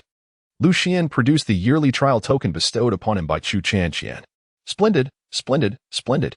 Prince Qi clapped his hands repeatedly, appearing quite elated. This year, I happen to be one of the adjudicators for the yearly trial in Liyang City. I shall certainly have the pleasure of witnessing your remarkable talents, young brother Lu. At this moment, Prince Qi, much like the rumors suggested, bore no semblance of an authoritative figure. He was entirely the embodiment of a caring elder, concerned for the younger generation. Each year, the yearly trial brings forth a plethora of exceptional talents. As a mere country lad, I hope you do not harbor excessive expectations. Your Highness, Lu Xian remarked lightly. You, my lad, act boldly and decisively, yet your words are always laced with caution, hardly befitting that of a youth. The Prince of Prayer, wrapping his arm around Lu Xian's neck, expressed his dissatisfaction. A youth? Lu Xian smiled bitterly to himself. His youth had long since concluded in his previous life. Having finally been granted this opportunity for rebirth, he naturally intended to cherish it wholeheartedly. Ah, by the way, take this. The Prince of Prayer suddenly seemed to recall something, slapping his forehead and retrieving a token from his bosom, which he then handed to Lu Xian. With this token, you shall have unrestricted access to the 4 perilous lands. No one will obstruct your passage henceforth, he explained to Lu Xian. Thank you, Prince of Prayer. Lu Xian's face lit up with delight as he received the jade tablet. Having ventured into the Blood Rain Forest, even in this peripheral area, he had stealthily infiltrated it, relying solely on the Night Sparrow robe to conceal his presence. With this tablet in hand, his future entries and exits from the Blood Rain Forest would be significantly more convenient. I owe my gratitude to you, dear brother, had it not been for your assistance. I might have fallen prey to the demonic minions of the Dark Realm, sighed King Qi, his heart still trembling at the thought. Suddenly, a realization struck him, prompting him to rise abruptly. I must hasten to Liyang City. The demon clan may have left remnants within the city, and I cannot allow them to endanger my friend, the city lord of Liyang. But, your highness, you are still injured. Is it wise to go like this? Lu Xian inquired with a hint of concern. Do not fret, dear brother Lu Xian. Even if it were merely an ordinary blood demon, or should another demon lord appear, I would remain undaunted. Prince Qi responded with a hearty laugh, then added with a touch of apology, however, young brother, I may need to borrow your flame ring for a time. He was referring to the fiery ring that Lu Xian had bestowed upon His Highness Prince Qi. This ring was a gift I presented to you, your highness. There is no question of its return. Lu Xian shook his head. Upon hearing this, Prince Qi's face brightened with joy. Given his status and strength, what treasure could he not acquire? However, this blazing sunstone ring was exceedingly rare, even within the royal treasury. There existed no artifact capable of suppressing the blood demon imprint at the level of a demon lord. Little brother, your generosity is commendable, and I cannot be stingy in return. The jade slips of techniques in the storage ring left in the cave shall serve as my token of gratitude towards you. That was indeed the famed demon-slaying fist of Prince Qi. A look of astonishment crossed Lu Xian's face. Just as he was about to decline, he saw Prince Qi swiftly soaring away, leaving behind a distant remark. Young brother Lu Xian, during the upcoming Qianfu yearly test, you must come to Liyang City to seek me. I shall bestow upon you a fortuitous opportunity. gazing towards the direction in which Prince Qi had departed. Lu Xian smiled and murmured, "Indeed, Prince Qi's temperament aligns perfectly with the rumors, fiery and resolute in his grievances and favors. He offers you a measure of rice, and in return he expects a field of land."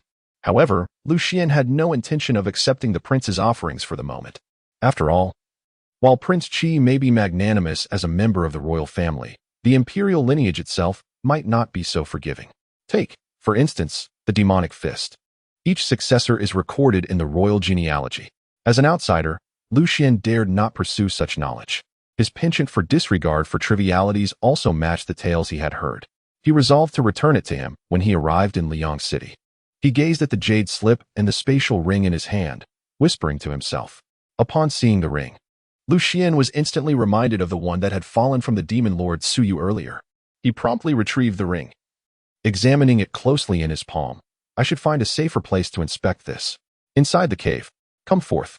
Lu Xian crossed his arms over his chest, quietly gazing at the ring placed upon a stone pedestal. With a calm demeanor, he inquired, "Young man, could you perhaps infuse this ring with a touch of spiritual energy? This feeble remnant of my soul can scarcely endure much longer." The frail and aged voice echoed once more. "Sister Tianshuang, he is not speaking falsely, is he?" In his heart, Lu Xian inquired of Tianshuang. "No, you are indeed very weak at present, Master of the Sword. You may infuse some Gui water qi into that ring," Tianshuang replied. With these words from Tianshuang, Lu Xian felt reassured. In his previous life, having dealt with demons and monsters for years, he harbored a deep-seated fear of entities imbued with spirit. A moment's carelessness could lead to possession or curses. Subsequently, Lu Xian clasped the ring in his hand and began to gather the Gui water qi in his palm. Is it possible for such pure spiritual energy to exist in this world? Upon sensing the potency of the Gui water qi, an ancient voice suddenly gasped in astonishment. And Lu Xian felt the gathered Gui water qi in his palm being voraciously devoured by the ring. After consuming a small portion of the Gui water qi from Lu Xian's dantian, the previously dim ring erupted in radiant brilliance, illuminating the once gloomy cave. Soon after, the light gradually coalesced, transforming into an ancient figure standing before Lu Xian. "Thank you, young hero, for bestowing such pure spiritual energy. Otherwise, I fear I would not have lasted much longer." The ancient figure sincerely bowed to Lu Xian. "There is no need for such formality." Lu Xian waved his hand and then directly inquired, "Could you enlighten me about your origins and the meaning behind your previous statement concerning the lives of countless citizens of the Great Way?" "Young hero, do not be hasty. Allow this old man to explain," the aged figure replied with a smile directed at Lu Xian. After a moment of contemplation, he began. "I am the former master of the Medicine King Valley, known as the Medicine Immortal, Sun Bai Chao." Upon hearing this, Lu Xian could not suppress his astonishment. The name Sun Bai Chao, the Medicine Immortal, was as frequently mentioned in the rumors of his past life as that of the Prince of Prayer. "Did you not perish 11 years ago?" Lu Xian inquired with a look of bewilderment. According to the memories of his past life, the renowned herbalist Sun Bai Chao had perished 11 years ago, and his demise had occurred while foraging for medicinal herbs in the mountains, a fact that had once stirred considerable commotion. Leaving no room for error in his recollection, "I did not meet my end by mere accident. Rather, I was betrayed by my disciple, Lu Anren, who conspired with the demonic lord, Su Yi, to imprison me. Her intention was to compel me to concoct the celestial demon pill. When I refused, she subjected me to relentless torment. It was only 6 months ago that I finally seized the opportunity to destroy my own corporeal form, thus attaining liberation. Yet, before my demise, I sealed a fragment of my residual soul within this ring, hoping that future generations might witness it. This serves not only to preserve the legacy of the Yaowang Valley, but also to unveil the insidious plots of the demon clan to the world." The herbalist Sun Bai Chao lamented. "Please, wait a moment." Lu Xian gestured for Sun Bai Chao to pause. The intricacies contained within this statement were exceedingly profound. He needed to thoroughly contemplate it. "Are you implying that your disciple, the current leader of the Medicine King sect, Lu Anren, has conspired with the demon lord Sugu to frame you? Furthermore, that after your demise, a fragment of your soul was ensconced within this ring, ultimately manifesting before me through the hands of that demon lord Su Ji's progeny?" Lu Xian succinctly summarized the meaning behind the alchemist Sun Bai Chao's words. "Indeed." Sun Bai Chao nodded in affirmation.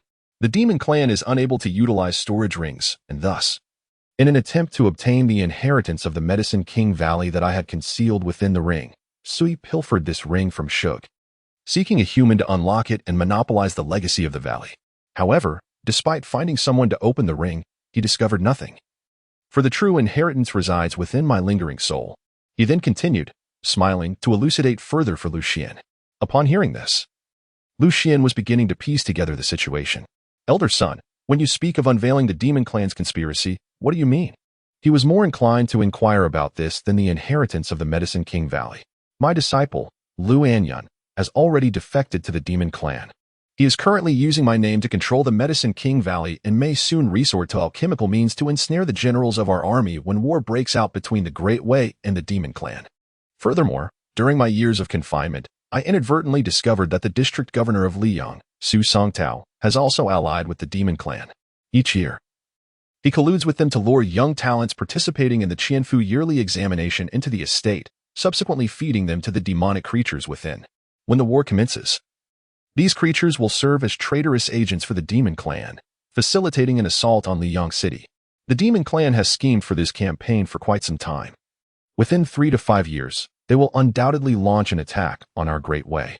When that time comes, with their internal and external cooperation, Great Way will be in dire straits. As he reached the conclusion, Sun Baicao's tone turned exceedingly urgent. Hearing this, Xuan felt a tightening in his chest.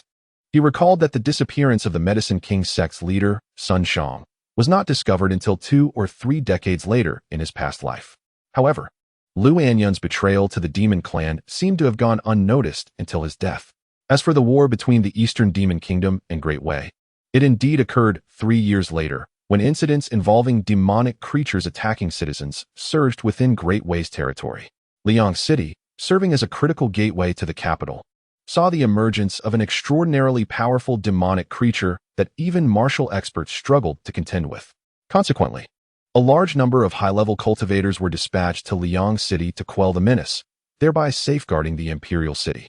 As a result, the eastern border forces were significantly weakened. And when the demon clan finally declared war, the ensuing chaos was catastrophic, nearly allowing the demons to breach the capital.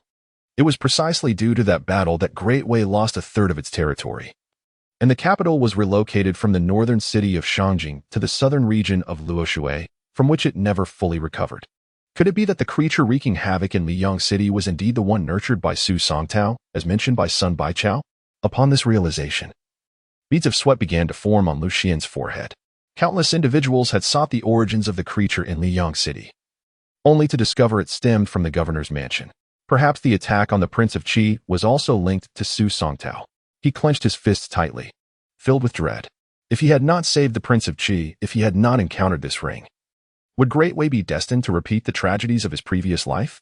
There is no need for haste. I have already rescued Prince Qi.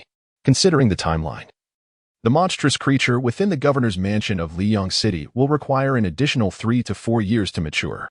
I shall seize the opportunity presented by the upcoming Qianfu yearly exam in Liyang City to devise a plan, gradually revealing this matter to Prince Qi. Xuan murmured to himself, why did you not communicate this matter to King Qi earlier? Surely, he would be more suited to comprehend it than I. Xuan suddenly realized a pressing issue and promptly raised his gaze towards the ethereal figure of Sun Baichao, inquiring about it. This was due to the fact that he bore the blood mark of the Demon Lord. With a sigh, Elder Sun proceeded to elucidate. You may not fully comprehend the implications. The blood spear mark of the Demon Lord not only seals the powers of human cultivators, but also allows the marked individual to sense certain matters. Once I encounter the Prince of Prayer, the Demon Lord will undoubtedly become aware, thus altering the previous arrangements. Upon hearing this, Xuan was taken aback. Does this mean that the Demon Lord has already become aware of my existence? He murmured. Young hero, you are overthinking, Sun Baichao reassured him. With your current level of cultivation, the Demon Lord will not pay you any heed. Moreover, the blood spear mark does not continuously monitor everything. It only reacts when a formidable presence above the martial sovereign realm appears nearby. However, that demoness Suga might indeed take an interest in you, particularly since you joined forces with Prince Qi to slay Su Yi. Sun Baichao smiled at Xuan. Yet, that situation is not much better. Xuan smiled bitterly. Given his current cultivation level, whether he was targeted by a demon lord or the demon sovereign made little difference. Young hero, although your spiritual power aids me, this old soul of mine cannot endure for long. Therefore, before this remnant soul dissipates, I wish to entrust a matter to you, Sun Baichao implored Lu Xian. Speak. Elder son, I will certainly assist with whatever I can, Lu Xian replied earnestly. Lu Xian nodded. All right, all right, all right. Upon hearing Lu Xian's acquiescence, Sun Baichao's expression relaxed considerably. He gestured toward the ring on the stone table and said, Once my soul dissipates, a stone box will materialize within this storage ring. Inside that box, you will find a jade slip containing a technique for combat, a treasure map, and a jade cauldron. The jade slip is a gift from a dear friend of mine from years past, containing an excellent set of combat techniques. The treasure map, which I stumbled upon by chance, is said to lead to the dwelling of an ancient immortal, but since it is located far in the western Shu kingdom, separated by the eastern abyss, I have never had the opportunity to seek it out. These two treasures shall serve as my reward to you, young hero. Please take them at your leisure. As for the jade cauldron, also known as the Medicine King Cauldron, it is a treasured heirloom of my Medicine King Valley, and only those who practice our eternal spring technique may retrieve it. What I request of you, young hero, is to deliver this jade cauldron into the hands of my daughter, Sun Buyu, and to inform her of the true cause of my demise.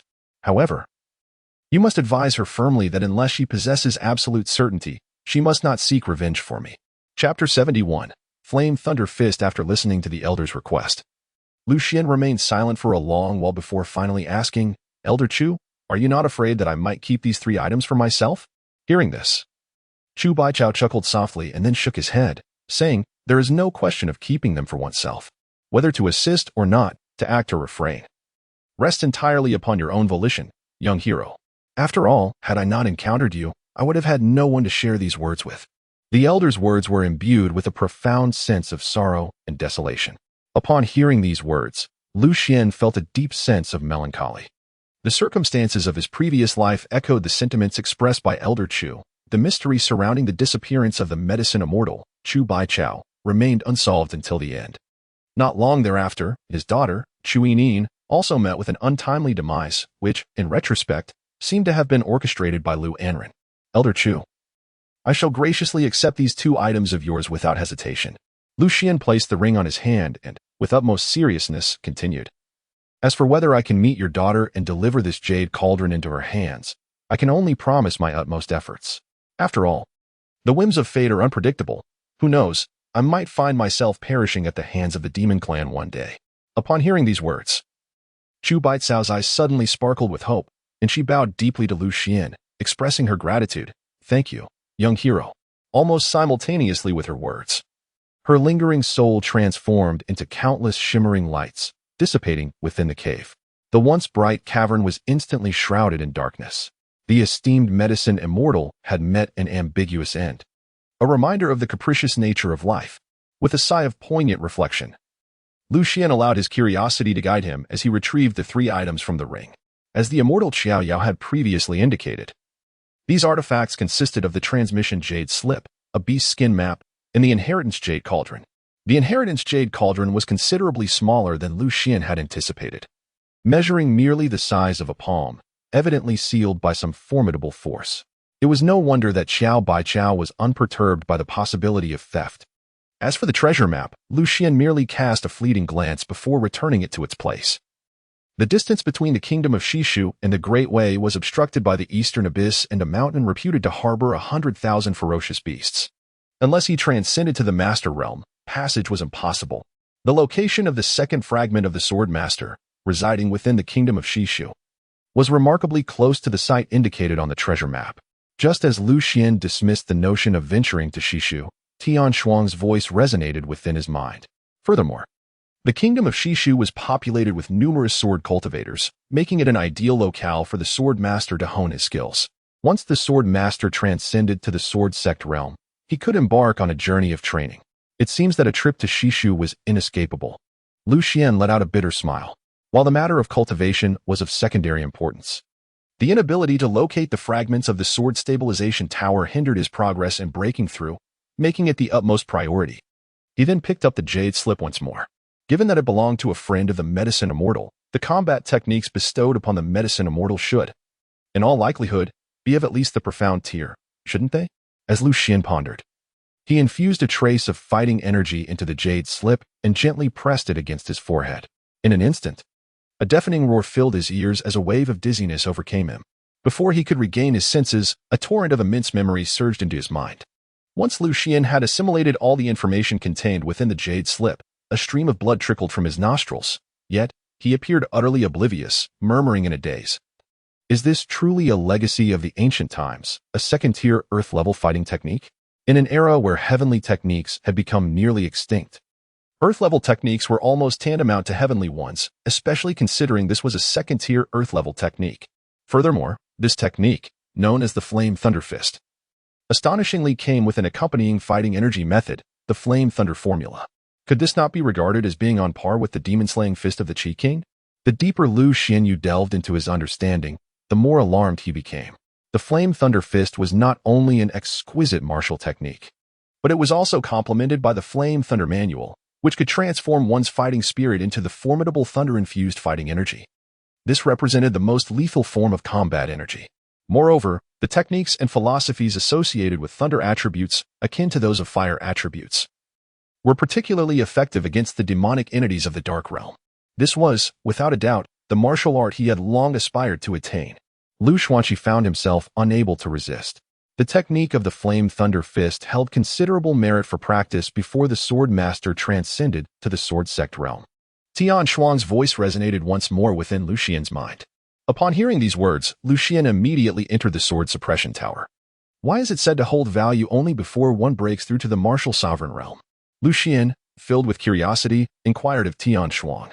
After breaking through to the martial sovereign realm, Master of the Sword, all you need to do is extract a lightning-attributed sword from your Qi mansion, and an endless stream of thunderous sword energy will emerge.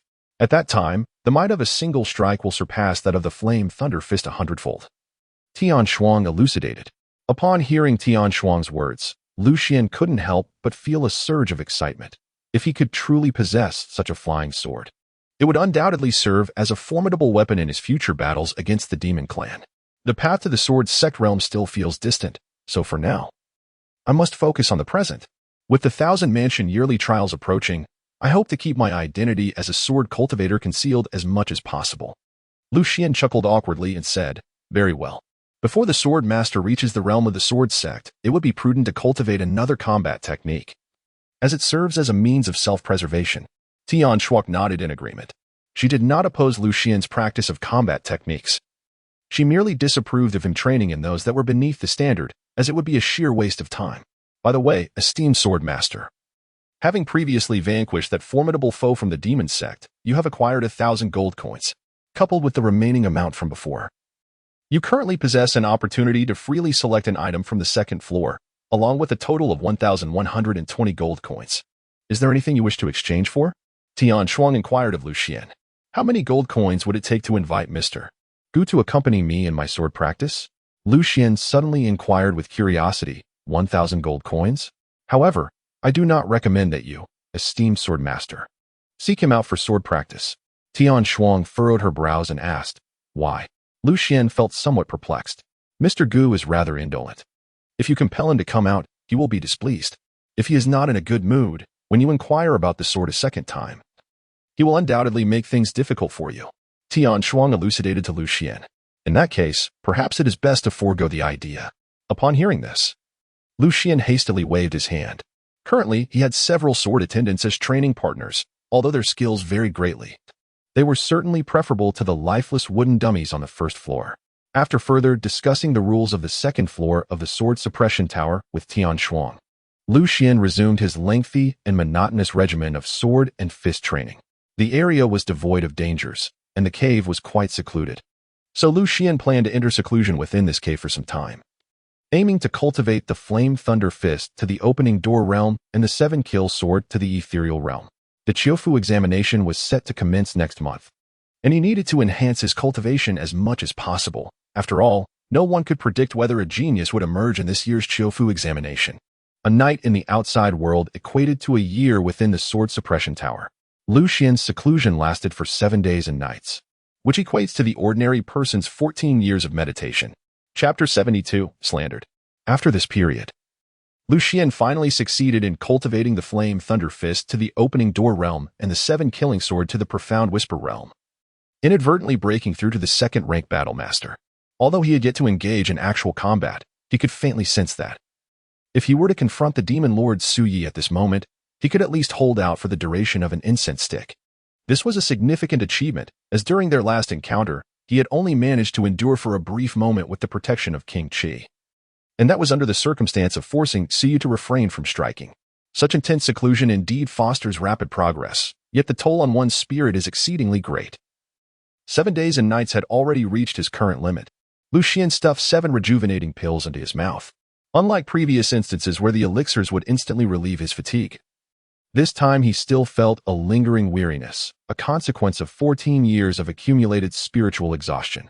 My lord, you must have some warm soup and rest well to completely alleviate your spiritual fatigue, Tian Xuan advised Lu Xian. Understood. Lu Xian nodded. I recall that there was still a considerable amount of meat from the Fireboar King that had yet to be roasted. I shall roast it all at once today. As he spoke, he shouldered the Thousand June sword and exited the cave. Under normal circumstances, the carcass of a demon beast would remain uncorrupted for a year. Moreover, only 7 days had passed, and it was likely that the blood had yet to dry. As for the concern of other demon beasts consuming it, he was not worried. For even in death, the presence of the Fireboar King would deter any creatures from its territory. The thought of the flavor of the Fireboar King's meat made Lu Xian involuntarily swallow. The roasted meat crafted from such premium ingredients would be an unforgettable experience, and any subsequent consumption of ordinary meats would pale in comparison. Upon arriving at the bamboo grove, as Lu Xian had anticipated, the Fireboar King remained. These 2 ribs are indeed exquisite. The meat on a single bone would suffice for several days. I shall collect it all into my spatial ring shortly. Lu Xian contemplated in his heart.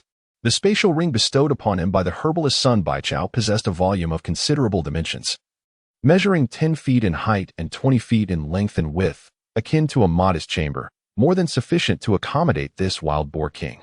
How audacious for a petty thief to dare steal from us.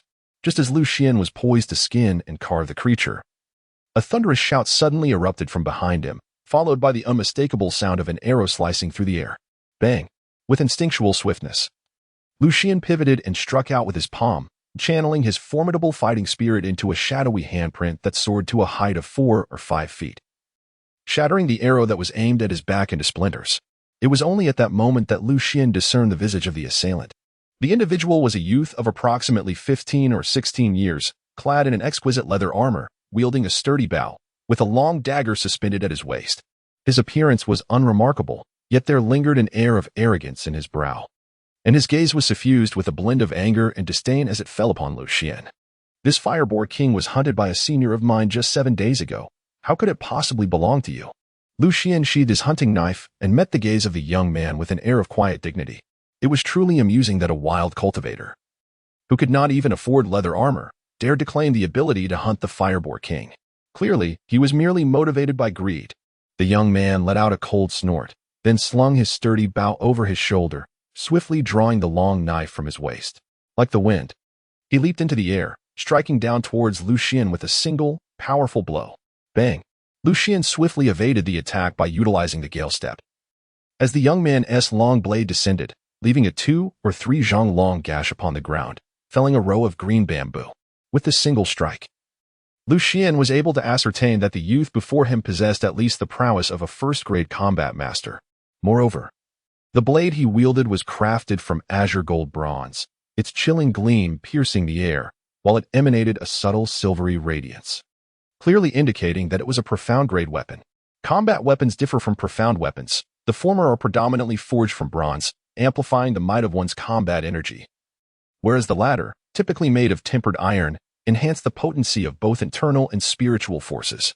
Thus, from these 2 observations alone, Lu Xian could surmise that the young man was undoubtedly a scion of a formidable family or sect. Let us see how you evade this.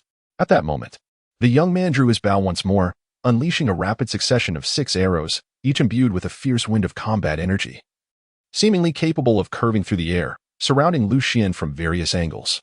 Such astonishing archery is indicative of techniques beyond the profound grade. Lu Xian was only slightly taken aback, remaining remarkably composed. He raised a single palm, and a magnificent golden fighting spirit immediately coalesced into a protective shadow around him. Despite the astonishing prowess of the young swordsman's techniques, he was ultimately unable to penetrate Lu Xian's chi shield formed by the red cloud palm. All arrows were rendered ineffective, shattering upon impact. Setting aside his identity as a swordsman, his mastery of fighting spirit had already reached the second rank of the fighter realm.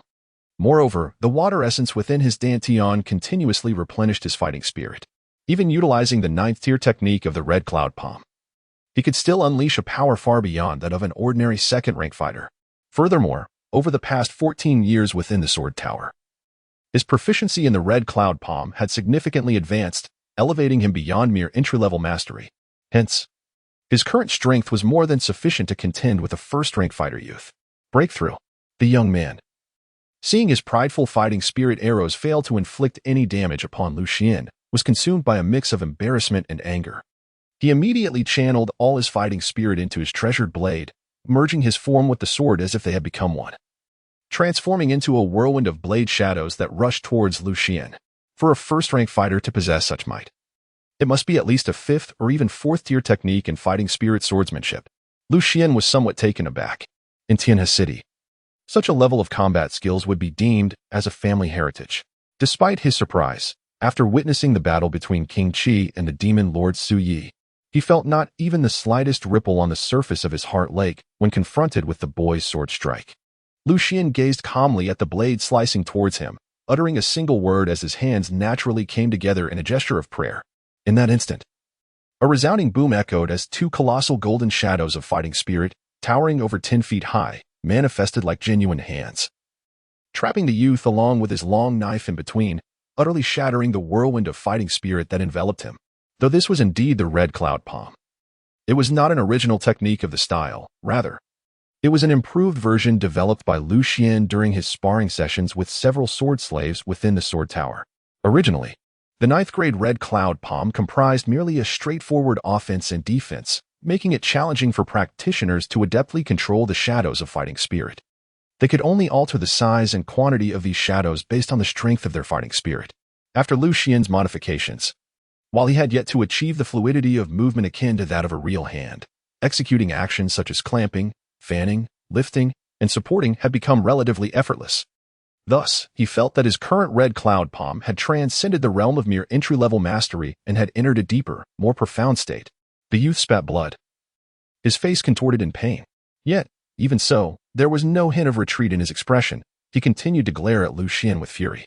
Was it merely a matter of possessing thicker fighting spirit? Suddenly, the youth sneered, and as he fortified his form with fighting spirit, he yanked apart a bracelet of green stones adorning his wrist. Boom. In the moment the bracelet shattered, a surge of potent fighting spirit erupted forth, exploding like golden threads and obliterating Xuan's hand shadow.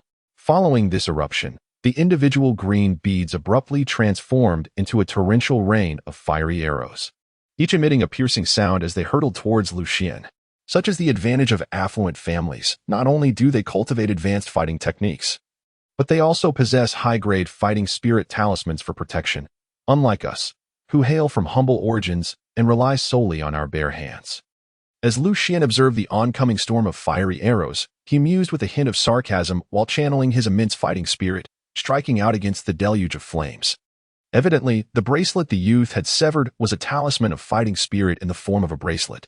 Unlike the magical treasures or talismans of practitioners, fighting spirit talismans are predominantly single-use, serving merely as vessels for storing power. The potency of such a talisman depends on the quality of its container and the strength of the individual who infuses fighting spirit into it.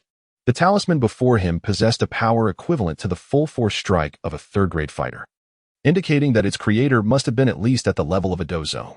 This implied that the youth's family or sect harbored at least one formidable dozone-level expert. Boom. As Xuan's palm struck forth, a towering shadow of a fighting spirit, exceeding 4 feet in height, began to expand before him in rows and columns, ultimately colliding with the torrential rain of fire. Bang! In the clash, the shadow of the fighting spirit and the arrows of fire, formed from the fighting spirit, vanished into thin air. How could this be? That was a 6th-tier fighting spirit talisman. The youth gazed at the falling shards of gemstones in the air, his face a portrait of disbelief. No matter how powerful the fighting spirit talisman, if its wielder lacks adaptability and understanding of the opportune moment, how does it differ from the firecrackers set off by a child? As Xuan spoke, he executed the Gale Step, his figure abruptly vanishing from the original spot and reappearing above the young boy. You seek to take my life, thus I cannot allow you to remain. He snorted coldly. then struck downwards with his palm towards the boy's head. The enormous shadow of his palm, formed from golden battle energy, descended upon the boy like a colossal mountain. Clang! Just as Lu Xian's palm shadow was about to descend upon the boy, several intersecting blades of battle energy whistled through the air, shattering Lu Xian's palm shadow in an instant. Boom! Following this, a battle energy blade over 10 feet long surged forth from the bamboo grove ahead, slicing towards Lu Xian. A Picto Master? Lu Xian furrowed his brow slightly and then executed the Gale Step, retreating swiftly, leaving only a fleeting shadow in his wake. Bang! The domineering aura of the blade struck where he had once stood, carving a deep ravine into the earth and shattering all the bamboo within a radius of over 10 zhang.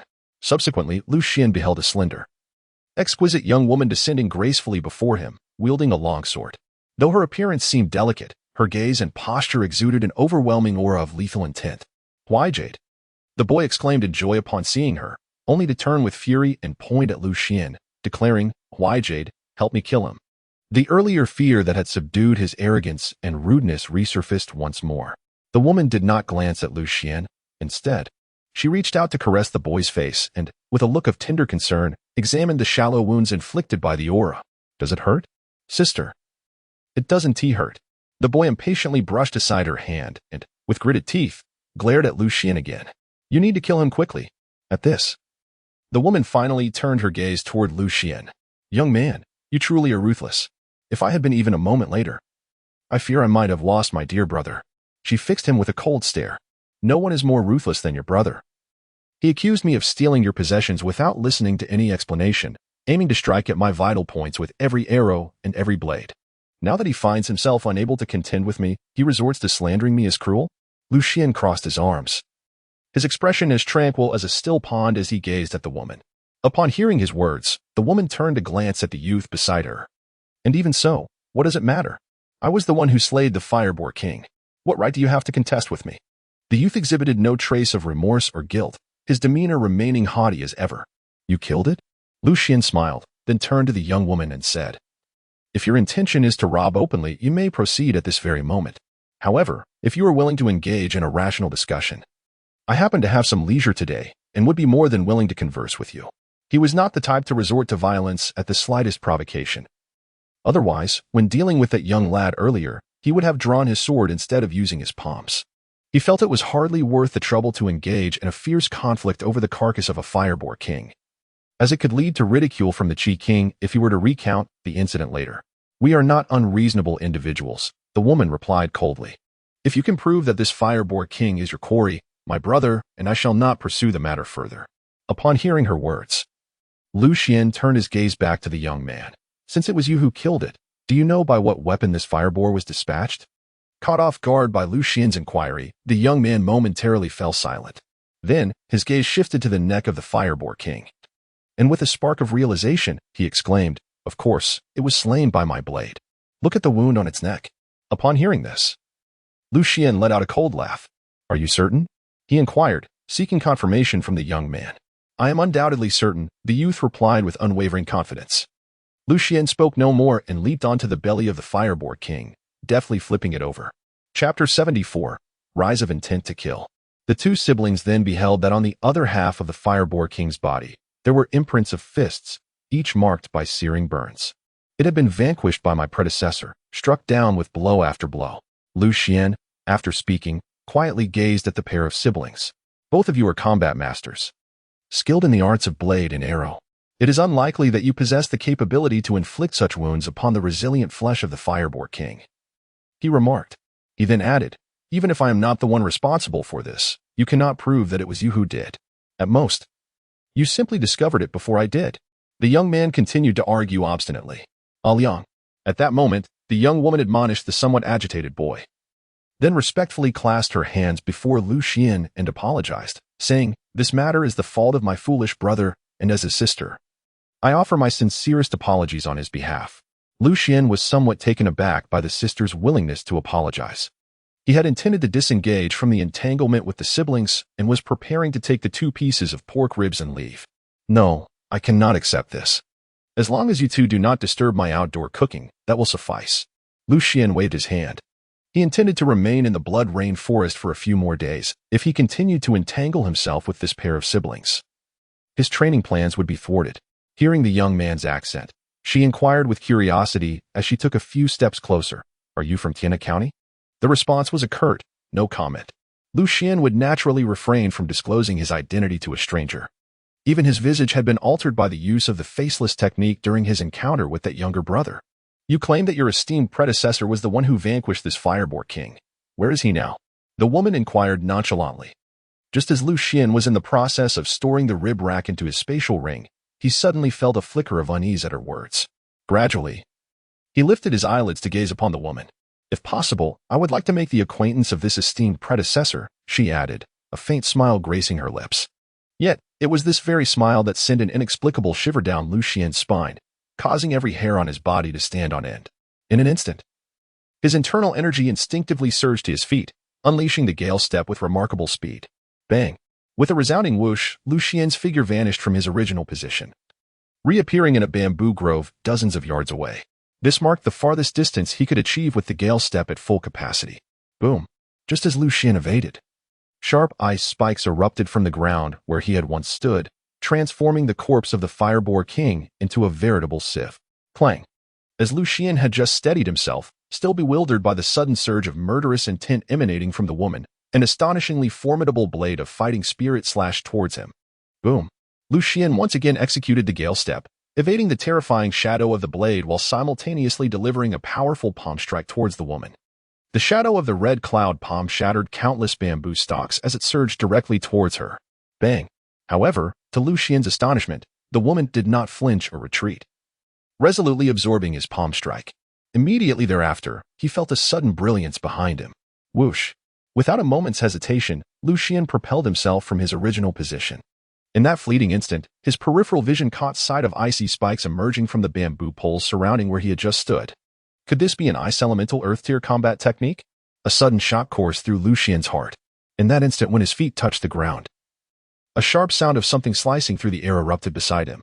By the time he registered the danger, it was already too late. A dart, enveloped in a metallic sheen of battle energy, shot forth from the woman's hand like a bolt of lightning, aimed directly at his chest. Boom! Xuan ultimately regained his composure, his palms coming together with great force. Layers upon layers of his fighting energy manifested as palm imprints, radiating from his very being. Bang! The golden dart pierced through one layer of palm shadow after another, yet it was ultimately halted. Though the defense of the chi in palm shadows was feeble, it could not withstand Xuan's formidable fighting energy. While others could barely condense 5 or 6 layers around themselves, he effortlessly summoned 16. Whoosh! However, before Xuan could exhale in relief, a chain forged from condensed fighting energy suddenly emerged from the rear of the golden dart, binding him entirely from head to toe, ensnaring him along with his surrounding fighting energy. Xuan could sense that after being bound by the chains, the energy within him had become petrified. No matter how he attempted to mobilize it, it remained dormant. Could this truly be a treasure capable of sealing one's martial energy? Xuan could not help but once again reassess his perception of the brother and sister before him. In his recollection, only illustrious families and top-tier sects possessed weapons of such caliber. You are remarkably astute and quick to react, your aura of fighting spirit far surpassing that of ordinary practitioners. However, you ultimately hail from a humble background and lack even a single decent weapon. The woman approached Xuan with an icy demeanor. Might you elucidate the reason behind your sudden intent to kill me? Xuan gazed quietly at the woman before him. You do not strike me as one who revels in bloodshed, he remarked. As the heir to the Dugu family's patriarch in the city of Liang, my brother must bear no blemish, not even the taint of a lie. Therefore, should I eliminate you, the clansmen participating in this mountain trial will remain oblivious to my brother's deceit. The woman's tone was frigid, her demeanor exuding an air of inevitability as she regarded Xuan. The Dugu family? It is no wonder they possess such a wealth of advanced combat techniques and weaponry. Xuan's expression turned serious. He was, of course, well aware of the Dugu family, one of the noble clans that had existed since the founding of the Great Way, and the foremost family in Liang City. The current governor of Liang City was indeed the son-in-law of the Dugu family, and the scions of the Dugu clan were consistently among the most formidable contenders for the title of martial champion in the annual Qianfu competition. How admirable it is for you, dear sister, to overlook your brother's deceitful tendencies and instead seek to silence those who expose his lies. The woman's reasoning left Xuan speechless. Rest easy on your journey. I shall ensure your departure is devoid of any suffering. As she spoke, she raised her blade, a frost beginning to coalesce along the edge. Sister, why waste time on idle chatter? Strike him down swiftly. The young boy rushed forward, incessantly urging the woman to act. Patience, little one. I am about to escort you both on your final journey. Just as the woman prepared to strike, Xuan suddenly narrowed his eyes and smiled, revealing a blade forged from pure dark iron in his grasp. Now, let us go. The moment Xuan gripped the sword, the Duga woman instinctively sensed danger. She quickly pushed the boy aside and, wielding her long knife with all her might, charged towards the bound Xuan. Chapter 75, Defeating Huayu Clang. Accompanied by a piercing sound of the sword's cry, Xuan's aura suddenly dissipated, replaced by a series of golden whirlwind-like sword chi, accompanied by an overwhelming sword intent that bore down upon the pair of siblings like a mighty mountain. The woman, filled with dread, contemplated retreating from the onslaught. Yet she found the culmination of Xuan's sword chi and intent directed squarely at her brother. You scoundrel! She exclaimed in fury, her face contorting as she summoned every ounce of her combat energy, recklessly swinging her blade towards Xuan. Die! However, Xuan, wielding his sword with unwavering steadiness, evaded her strike with effortless grace, simultaneously thrusting his blade towards her midsection. Bang! Although Xuan's sword found its mark upon the woman's abdomen, it was deflected by a protective aura emanating from her, clearly indicating she was clad in armor. Yet, this only fueled her confidence. Realizing that her armor had withstood Xuan's assault, the woman transformed her panic into delight, a look of disdain returning to her features. With a swift twist of her waist, she redirected her blade, unleashing a ferocious slash aimed at Xuan's neck. Whoosh! Unbeknownst to her, Xuan seemed to meld with his sword, and as her blade swept past, his form abruptly transformed into a streak of swordlight, maneuvering behind her at an astonishing speed. Swish! Although invisible to the eye, the woman sensed Xuan's sword piercing towards her back, just in time, rather than feeling alarmed. She was elated, convinced that her armor would withstand Xuan's strike, allowing her to seize the moment to retaliate with her own blade. Bang! As she had anticipated, Xuan's sword was indeed thwarted by her ancestral armor, and she swiftly countered with a powerful slash. Yet, in the instant she turned, terror surged within her eyes. For after Xuan's initial thrust, 6 identical afterimages of him emerged, each brandishing a sword aimed at her. These were not mere illusions, but the result of Xuan's extraordinary speed, leaving residual shadows in his wake. Bang! Before her blade could complete its arc, Xuan's sword struck her armor once more. Although still blocked, she felt the power within the armor diminish significantly, the immense force of the sword penetrating through to her. Bang, bang, bang.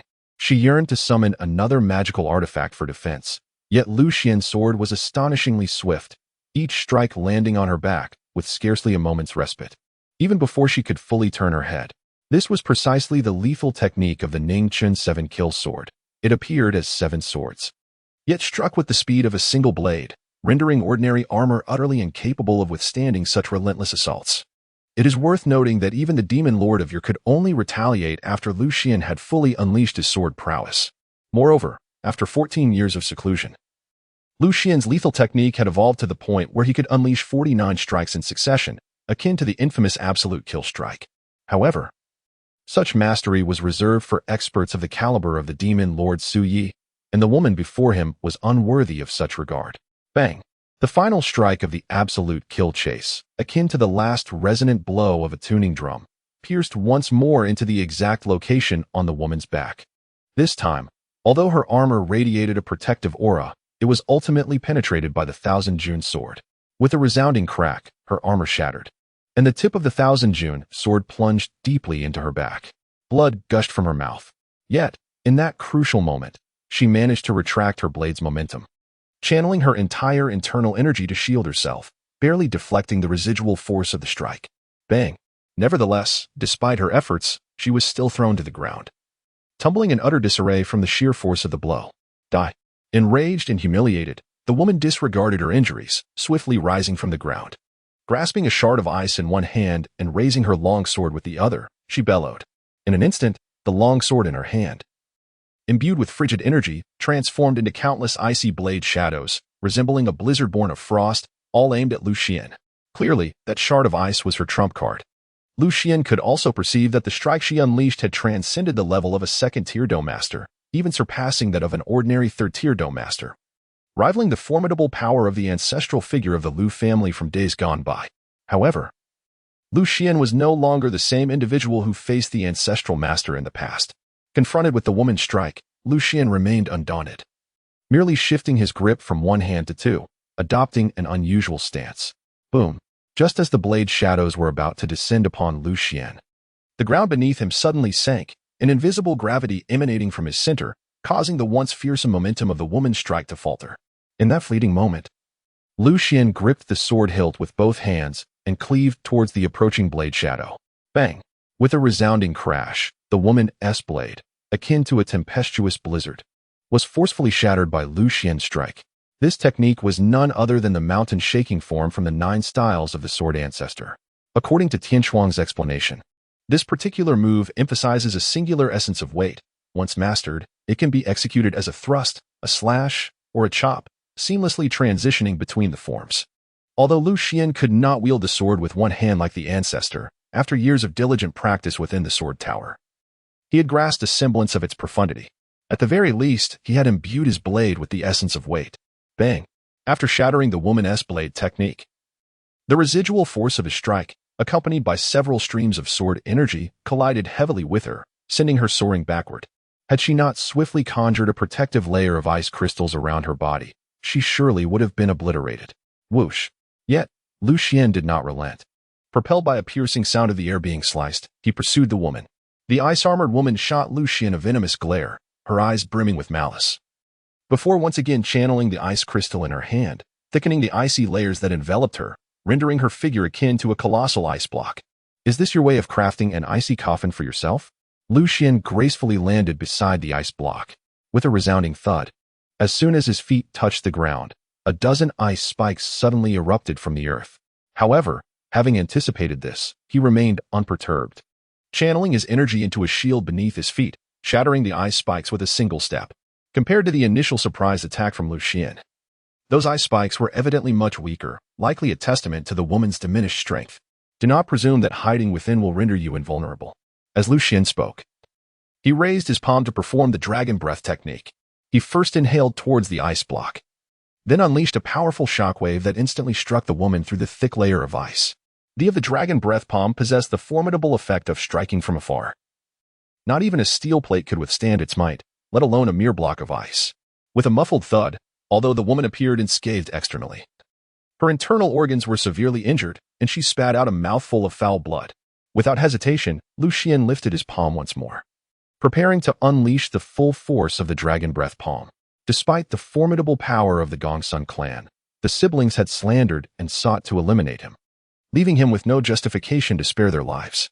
Suddenly, a sound of slicing air erupted from above Lu Xian. A golden spear descended from the heavens, hurtling towards him with a fierce gust. Accompanying this attack was an overwhelming sense of pressure, unlike the oppressive force created by Lu Xian's sword intent. This pressure felt as if a colossal fist was relentlessly pounding against his chest. Indeed, a formidable dozong expert was accompanying the siblings. Lu Xian suddenly struck the ice block with the palm, paying no heed to whether the woman was alive or dead. After delivering the blow, he propelled himself into the air, utilizing the recoil from his strike. Although the energy he had just unleashed was nowhere near as formidable as that of King Qi or the Demon Lord Suyi, facing a dozone-level expert still posed a significant challenge for Lu Xian at this moment. Whoosh! As he departed, the golden spear descended swiftly behind him. Bang! With a resounding tremor, the area where Lu Xian had stood was transformed into a large pit by the spear entwined with fighting energy. Who dares to harm a descendant of the Dugu family? Simultaneously, an ancient voice erupted from the skies like thunder. Chapter 76. Do Huiyun fleeing with all his might. Lu Xian glanced back out of the corner of his eye and beheld a burly figure, adorned with wild crimson hair and a thick beard, descending into the forest. Dugu Huiyun? Could it truly be this old man? Lu Xian held a faint recollection of this elder from his clan, during the tumultuous battles against the demon race. This elder of the Fire Cloud fighting sect had brought a contingent of the Dugu disciples to lend their support. However, what was portrayed as assistance was, in reality, an opportunity for the disciples to accrue military merits while honing their skills on the battlefield. They would never dare to engage in the life and death skirmishes that unfolded. Thus, Lu Xian's impression of the Fire Cloud fighting sect was rather unfavorable. It seems that fate has woven a narrow path for adversaries in a past life. You caused considerable harm to my subordinates, and in this life, your clan has again slandered and pursued me. Very well. I shall indulge in a spirited encounter with you amidst this blood-soaked forest. Xuan coldly gazed at the elder of the Fire Cloud clan for a moment, then infused the Night Sparrow robe with the essence of water, exerting all his strength to execute the Gale Step, vanishing into the depths of the forest. In confronting such a formidable opponent as a Dozong, and under the circumstances of being outnumbered, Xuan naturally could not engage directly. The initial step for a hunter in pursuit of its prey is to disguise and conceal oneself, ensuring the quarry remains oblivious to their presence. Half an hour later. Damn it, he actually managed to escape. The Fire Cloud Dozong, after a futile chase, ultimately lost track of him, infuriated. He struck a nearby tree with his fist, shattering it. Where, Liang, how are your injuries? The Fire Cloud Dozong turned to look at Dugu Huayu and Dugu Liang beside him. Clan Elder, I have already consumed the healing pills. I am currently not in grave danger, Dugu Huayu replied, shaking her head. She bore the most severe injuries. Yet after taking the Dugu family's heart-protecting pill along with several healing elixirs, she had recovered about 30 to 40%. At least her life was temporarily secure. I am fine as well, but Grandpa Fire Cloud, you must help me find that brat. My sister almost lost her life at his hands. He is exceedingly vicious.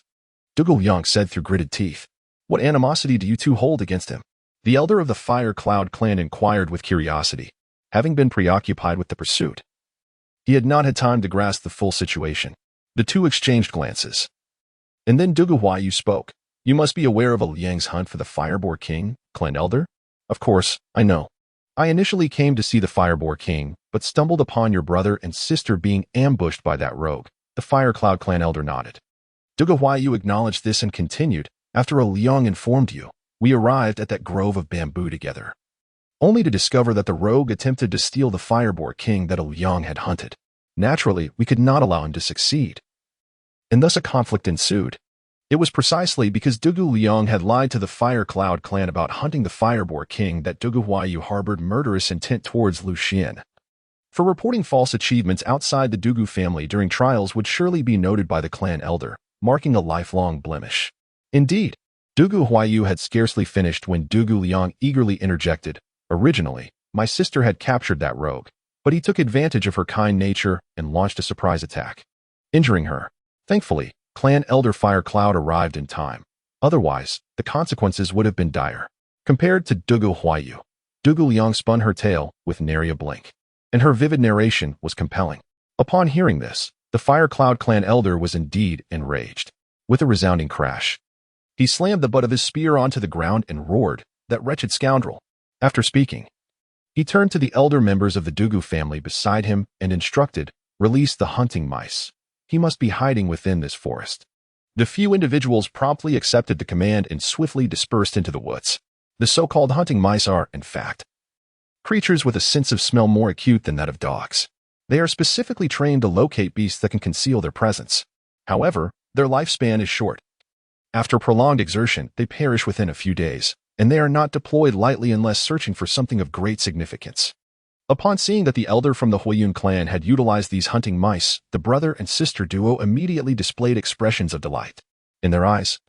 With the Dozong powerhouse overseeing the operation and the hunting mice on the prowl, capturing Xuan was merely a matter of time. Little did they know that the very thief they sought, Xuan, was currently perched atop a cedar tree directly above them, under the veil of dusk. Coupled with the use of the still water talisman and the night sparrow cloak, Xuan effortlessly eluded the probing eyes of the Huayun Dozong. It is worth noting that during his previous use of these two items to mask his presence, even the demon lord Suyu had failed to detect him. What a pair of deceivers these siblings are. After listening to their tale, Xuan could not suppress a cold chuckle. Nonetheless, he understood that even if the siblings were truthful, the elder of the Huayun clan would still favor them. However, their standing within the clan would inevitably diminish. The use of hunting mice indeed signifies a ruthless intent. Very well, since you have taken such drastic measures, I shall not hold back either. Xuan silently pondered. Initially, he intended to lurk in the shadows, occasionally creating some disturbances for the Dugu family. However, he has now resolved to teach this deceitful brother-sister duo, along with the arrogant elder of the Huayun clan, a profound lesson. With this thought in mind, he inwardly called out to Tianchuang, "Sister Tianchuang, please exchange a few water stasis talismans for me. and also summon the assassin Yu Qi from the Xianming Hall. You may deduct the gold coins as you see fit. Understood, my lord. Xuan readily acquiesced to Lu Xian's plans. As night fell, the elder of the Huiyun clan instructed the Dugu siblings. You two should return to your tent to rest, especially you, Huayu. Heal your injuries promptly, in a few days. The clan members returning from the depths of the Blood Rain Forest will likely draw out the. At that time, you must assist in its hunt. Yes, the siblings responded in unison before retreating to their respective tents. Luring the beasts from the depths of the Blood Rain Forest to the periphery for hunting is a common strategy for targeting high-level demon creatures. This is precisely why some of the major families and sects are willing to spend lavishly to purchase entry permits from the court. Slaying even a single Xian-level demon beast could offset the expenses of a team of 30 or 40 members, and if they manage to hunt a beast with special properties, it might rival an entire family's annual income. Did the Dugu family actually dare to venture deep into the Blood Rain Forest to hunt demon beasts? It seems their team boasts at least one Dozon-level expert, Lu Xian noted silently from his concealed position. Knowing oneself and one's enemy is the key to victory in every battle. After the elder of the Huiyun clan departed, Lu Xian did not rush into action. He waited until he saw the lights of the elder's tent extinguish before releasing the two assassin sword slaves from the Xianming Hall. You see. Set fire to the tent storing the food. Lu Xian commanded one of the sword slaves telepathically, although they no longer possessed their own consciousness. The skills of these two Xianming Hall assassins remained instinctively intact. Upon receiving commands, they would instinctively carry out the tasks assigned to them. Moments later, shouts rang out. It's on fire. Someone come to extinguish it. Our horses have all been slaughtered. The previously slumbering members of the Dugu family were startled awake by the commotion. Ordering the assassin from the Xianming Hall to set fire and kill the horses was indeed a waste of resources. Thus, Lu Xian's assigned task was swiftly accomplished. Although no casualties were inflicted upon the Dugu family this time, the absence of food and horses would prove to be an arduous challenge for those in the team, particularly the Dugu members at the Dutu and Dozu levels. Everyone remained calm. Just then, the elder of the Huiyun clan emerged from the tent. Chapter 77, Silver Serpent Demon? He grasped a shimmering blue fan and, with a swift motion, waved it towards the blazing tent. Instantly, a mist enveloped the burning structure, extinguishing the flames within. Let us conclude for today. I shall return tomorrow to join you in your revelries. Observing this scene from the treetop, Lu Xian tossed a piece of jerky into his mouth, then dusted his hands and drew his hood, merging into the shadows of the night. After resolving to take revenge on the offspring of the Dugu clan, he had prepared himself for a gradual game with them. The fire extinguished tonight could easily be rekindled on the morrow. His intent was to wear them down completely. Following his departure from the Dugu camp, Lu Xian made his way to a secluded cave, where he indulged in a restorative slumber. By daybreak, he entered the Jinjian Tower to practice, emerging only after nightfall. Upon consuming the replenishing elixir rewarded by the Jinjian Tower, Lu Xian felt invigorated, although he had spent merely a year there. His fighting spirit and the sword energy within his energy reservoir had significantly coalesced. To an outsider, this would undoubtedly be perceived as a remarkable progression.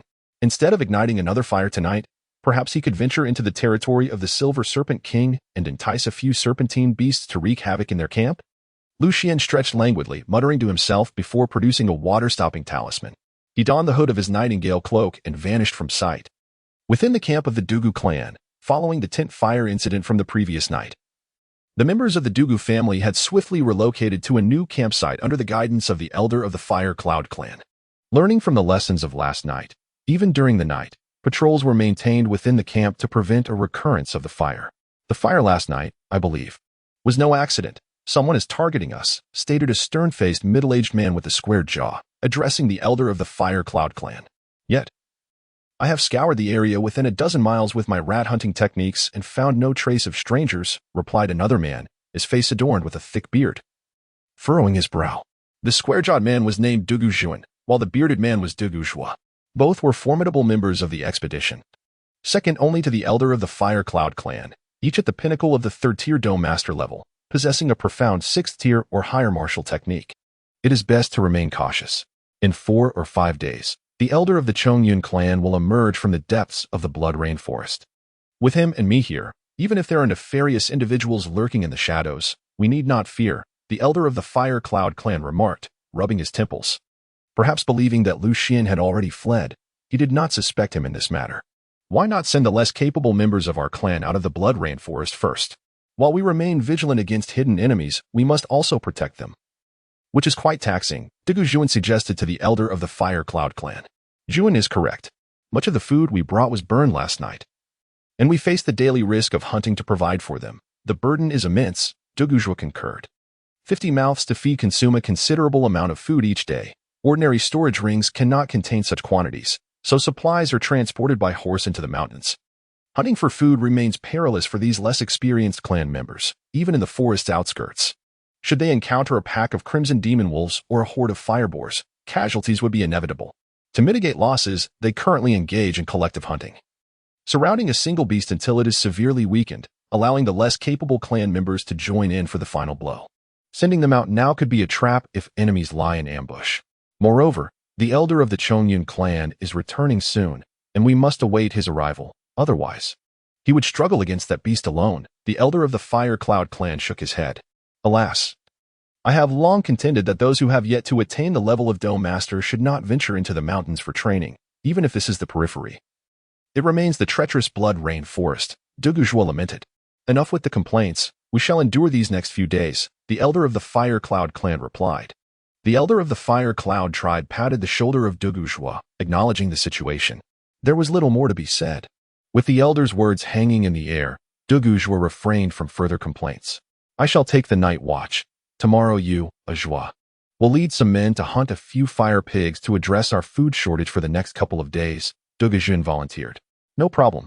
Xuan nodded in agreement. Since there are no objections, Xuan, you may return to the tent to cultivate your skills. Tomorrow, I will accompany you to the wild boar forest to hunt fire pigs, the elder of the Fire Cloud tribe stated as he rose to his feet. That night, Xuan patrolled without encountering anything unusual, leading him to believe that the previous night's fire was likely a mere coincidence. Just as he prepared to return to the tent for a warm cup of tea, the sudden sound of cracking eggshells echoed through the camp. Who? Xuan immediately became alert, raising his torch and brandishing his long knife toward the source of the noise. Brother Xuan, what is happening? Several other patrolling clan members hastily gathered around Xuan, followed closely by the elder of the Fire Cloud tribe and Xuan. What is going on? Xuan, draped in a heavy cloak, approached Xuan. Elder, I just heard something being thrown into our camp and shattering, Xuan replied. Instantly, everyone began searching for the source of the disturbance. Elder, come quickly and see this. Suddenly, one of the clan members shouted. The group hurried over. The elder and Xuan bent down, illuminated by the torchlight, to discover several broken eggshells in a clearing within the camp. The eggs were large, and the egg whites and yolks had spilled across the ground, causing many to inadvertently step on the mess. Eggs? The elder of the Fire Cloud tribe was momentarily taken aback, but his expression shifted dramatically as he exclaimed, These are the snake eggs of the Silver Serpent Demon. Initially, the others were puzzled, but the elder added gravely, The Silver Serpent despises those who steal their eggs. Once they discover the theft, they will pursue you relentlessly with the full might of their clan. At this revelation, the members of the Dugu family gasped in horror. Last night was arson, and tonight it is these Silver Serpent eggs. There is undoubtedly someone scheming against us. Xuan's face turned ashen as he scolded angrily. You despicable coward! Hiding in the shadows to launch sneak attacks is no true skill. Have the courage to confront my grandfather Xuan face to face. Xuan shouted into the surrounding forest. However, scarcely had he finished speaking when a piercing scream erupted from within a nearby tent. Turning to investigate, he beheld a massive serpent, radiating a silvery glow, dragging a disciple of the Dugu clan from the depths of the tent. Almost immediately, a series of rustling sounds echoed from all around. Snakes. They are all snakes. We are surrounded by serpents. Panic ensued within the camp.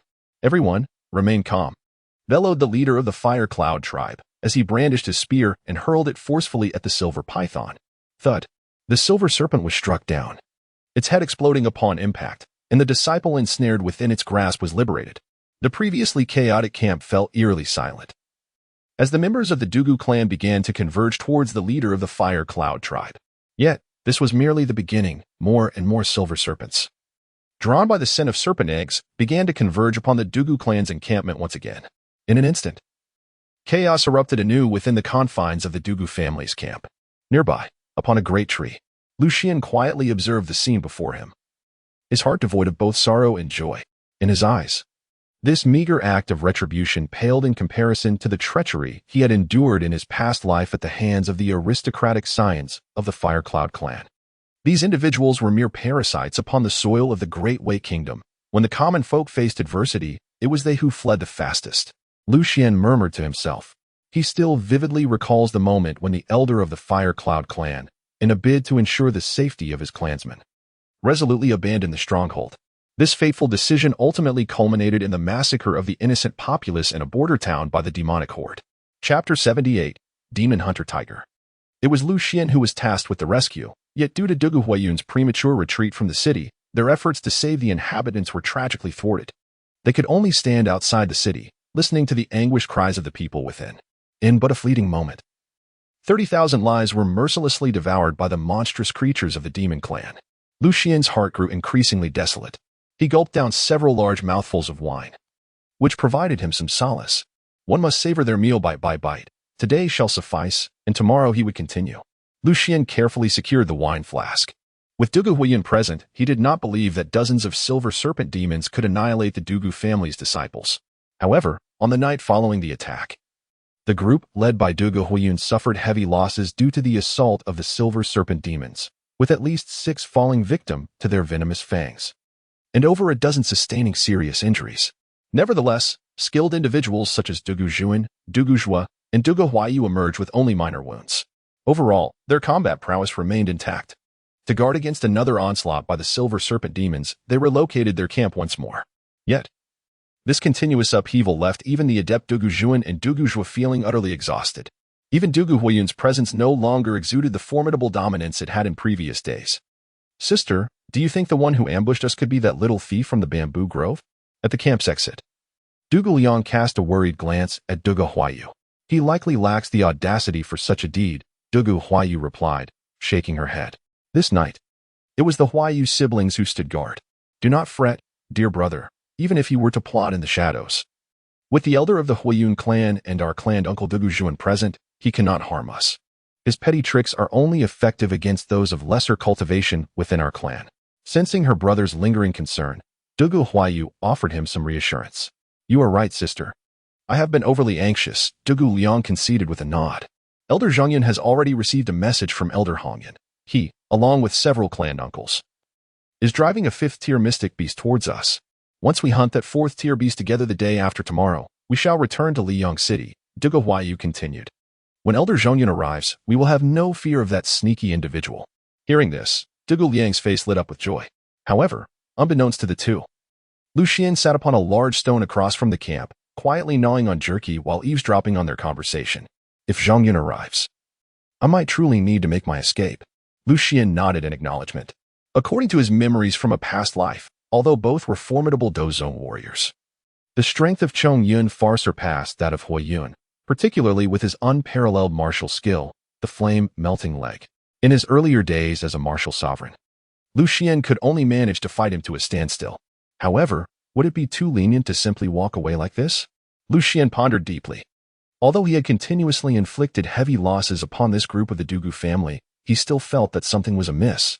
Sister Tianchuan, are there any treasures on the 2nd floor that could provoke the beasts of this forest to actively attack these individuals? Lu Xian suddenly inquired of Tian Shuang in his heart. Given his current cultivation level, it was impossible for him to confront these individuals head-on. However, he could potentially leverage the mindless beasts in the Blood Rain Forest, which attacked others solely on instinct. While there were indeed no treasures on the 2nd floor that could incite the beasts to act against these people, the fragrance of a particular spiritual herb had the power to drive ordinary beasts into a frenzy, making it exceedingly difficult for them to resist the allure of its aroma. Tian Xuan pondered for a moment before responding. Lu Xian had merely asked the question casually, yet he was taken aback to discover such an item on the 2nd floor. With a face full of surprise, he inquired, "Can I exchange for it now?" As long as he could procure this spiritual herb and find a way to ensure that the members of the Dugu family were exposed to its fragrance, he could guide the beasts to launch an assault on them. Certainly, esteemed swordmaster, you still have one opportunity left to freely select a reward. Would gold coins not suffice? Lu Xian furrowed his brow. He hesitated to expend the opportunity to freely choose his reward. You still need 30 gold coins, Tian Shuang replied. I shall hunt a few more Crimson Wolf demons and fire boars to obtain the 30 coins. Lu Xian contemplated for a moment, but ultimately chose not to utilize the opportunity for a freely selected reward. Instead, he resolved to take advantage of the absence of Elder Chongyun to hunt some fireboard demons and scarlet wolf demons in exchange for gold coins. By the way, Sister Tian Shuang, if I were to cunningly eliminate a master at the Dozong realm, would the Sword Tower bestow a reward upon me? As Lu Xian made his way towards the territory of the Fireboar King in the Blood Rain Forest, he inquired of Tian Shuang. As long as it is due to your esteemed self, the Sword Master, the Sword Town will bestow rewards upon you, Tian Shuang replied. Throughout their time together, Lu Xian discovered that as long as it did not contravene the rules established by the Sword Ancestor, Tian Shuang was mostly inclined to support him. Huffing and puffing. Roar. Within the realm of the Blood Rain Forest, the domain of the Fireboar Demon, Lu Xian effortlessly severed the head of a 7th-tier Fireboar Demon with a single stroke of his sword, following the demise of their previous leader. The Fireboar Demons vied for supremacy, ultimately designating a new king, the very one Lu Xian had just slain. In comparison to the Fireboar King that was crushed to death by the mighty blow of the Prayer King, this newly appointed ruler was significantly weaker. Akin to the level of the former Red Wolf King, delicacies such as pig liver soup, pig kidney wine, and barbecued pig ribs were prepared. Lu Xian methodically dissected the valuable parts of the Fireboar King. While it may not compare to the one slain by the Qi King, it was still a formidable 7th-grade demon beast. Even in the bustling Tiana city, it could fetch no less than 1,000 taels of silver. More importantly, there was an abundance of it. In the span of just one day and night, he had already dispatched 14 Fireboar demons and 17 Crimson Wolf demons, totaling over 20,000 taels of silver. This figure did not even include the previous Crimson Wolf King. Even the smallest mosquito is still meat. As Lu Xian spoke, he tossed the severed head of the Fire Pig King into his spatial ring. Fortunately, he possessed the spatial ring gifted to him by the medicine immortal. Otherwise, with merely his 2 smaller rings, he would struggle to accommodate even 3 heads, let alone 30. Master of the Sword. The gold coins you carry can now be exchanged for the drunken cloud lemongrass, came the voice of Tian Shuang within Lu Xian's mind. Thank you. Please proceed with the exchange. The time is drawing near. In his heart, Lu Xian quietly replied to the celestial frost. An hour later, within the encampment of the Dugu clan, the tension that had gripped the hearts of the clan's disciples began to dissipate, as no anomalies had occurred for 2 consecutive nights. The elder of the Fire Cloud clan, Dugu Xuan, remarked with a hint of sarcasm. I suspect that Rogue must have received news of the imminent arrival of the elder of the Chongyun clan, prompting his early escape. At the entrance of the camp, elder of the Fire Cloud clan spoke with a grave demeanor. Regardless of whether he is truly departed, we must remain vigilant. Hunting a 5th-tier demon beast is no trivial matter. Fear not, I assure you, my brother and I will be fully prepared to assist you and Elder Chongyun in slaying the 5th-tier demon beast, the ferocious toothed tiger. Dugu Zhuo pledged earnestly to the elder of the Fire Cloud clan. There is no need for undue anxiety. We have rehearsed the hunt for the ferocious toothed tiger extensively, and all necessary weapons and treasures are at our disposal. We merely need to execute our plan methodically, the elder of the Fire Cloud clan responded with a smile. The hunt for this ferocious toothed tiger had been a scheme they had devised with Elder Chongyun for several years. Both he and Chongyun had been stuck at the 1st-tier dozong for many years, and the tiger's ferocious fangs, as the primary ingredient for the tiger's roar pill, would be instrumental in breaking through their respective limitations. At that moment, a resounding roar echoed from the depths of the forest. The Dugu clan disciples within the camp were initially startled, but soon erupted in joy, for this roar signified the arrival of Elder Chongyun and his party. Disciples of Dosha realm and above, follow me to welcome Elder Chongyun. With a sweeping gesture, the elder of the Fire Cloud clan led the clan members out. No longer concerned about whether the rogue was still lurking in the shadows. It appears I have been underestimated, Lu Xian, who had transformed his appearance to that of a Dugu disciple using the Wuxiang facade, lamented as he surged forward alongside the others. Chapter 79. The ferocious toothed tiger. As Lu Xian spoke, he brazenly plucked a handful of lemongrass and blew with force, causing the fluffy filaments to dance and swirl through the air, silently settling upon the shoulders of the excited disciples of the Dugu family. Engaging in underhanded tactics brings far more satisfaction than adhering to the rigid principles of a gentleman. Henceforth, it would be wise to embrace the role of a true rogue. Otherwise, life would undoubtedly be as burdensome as it was in the previous existence. As Lu Xian spoke, he came to a halt, clapping his hands to brush away the floating fibers of lemongrass that clung to him. Dugu Yi, why have you stopped? Hurry up and catch up. A member of the Dugu family, noticing Lu Xian's pause, suddenly urged him. You have mistaken me for someone else.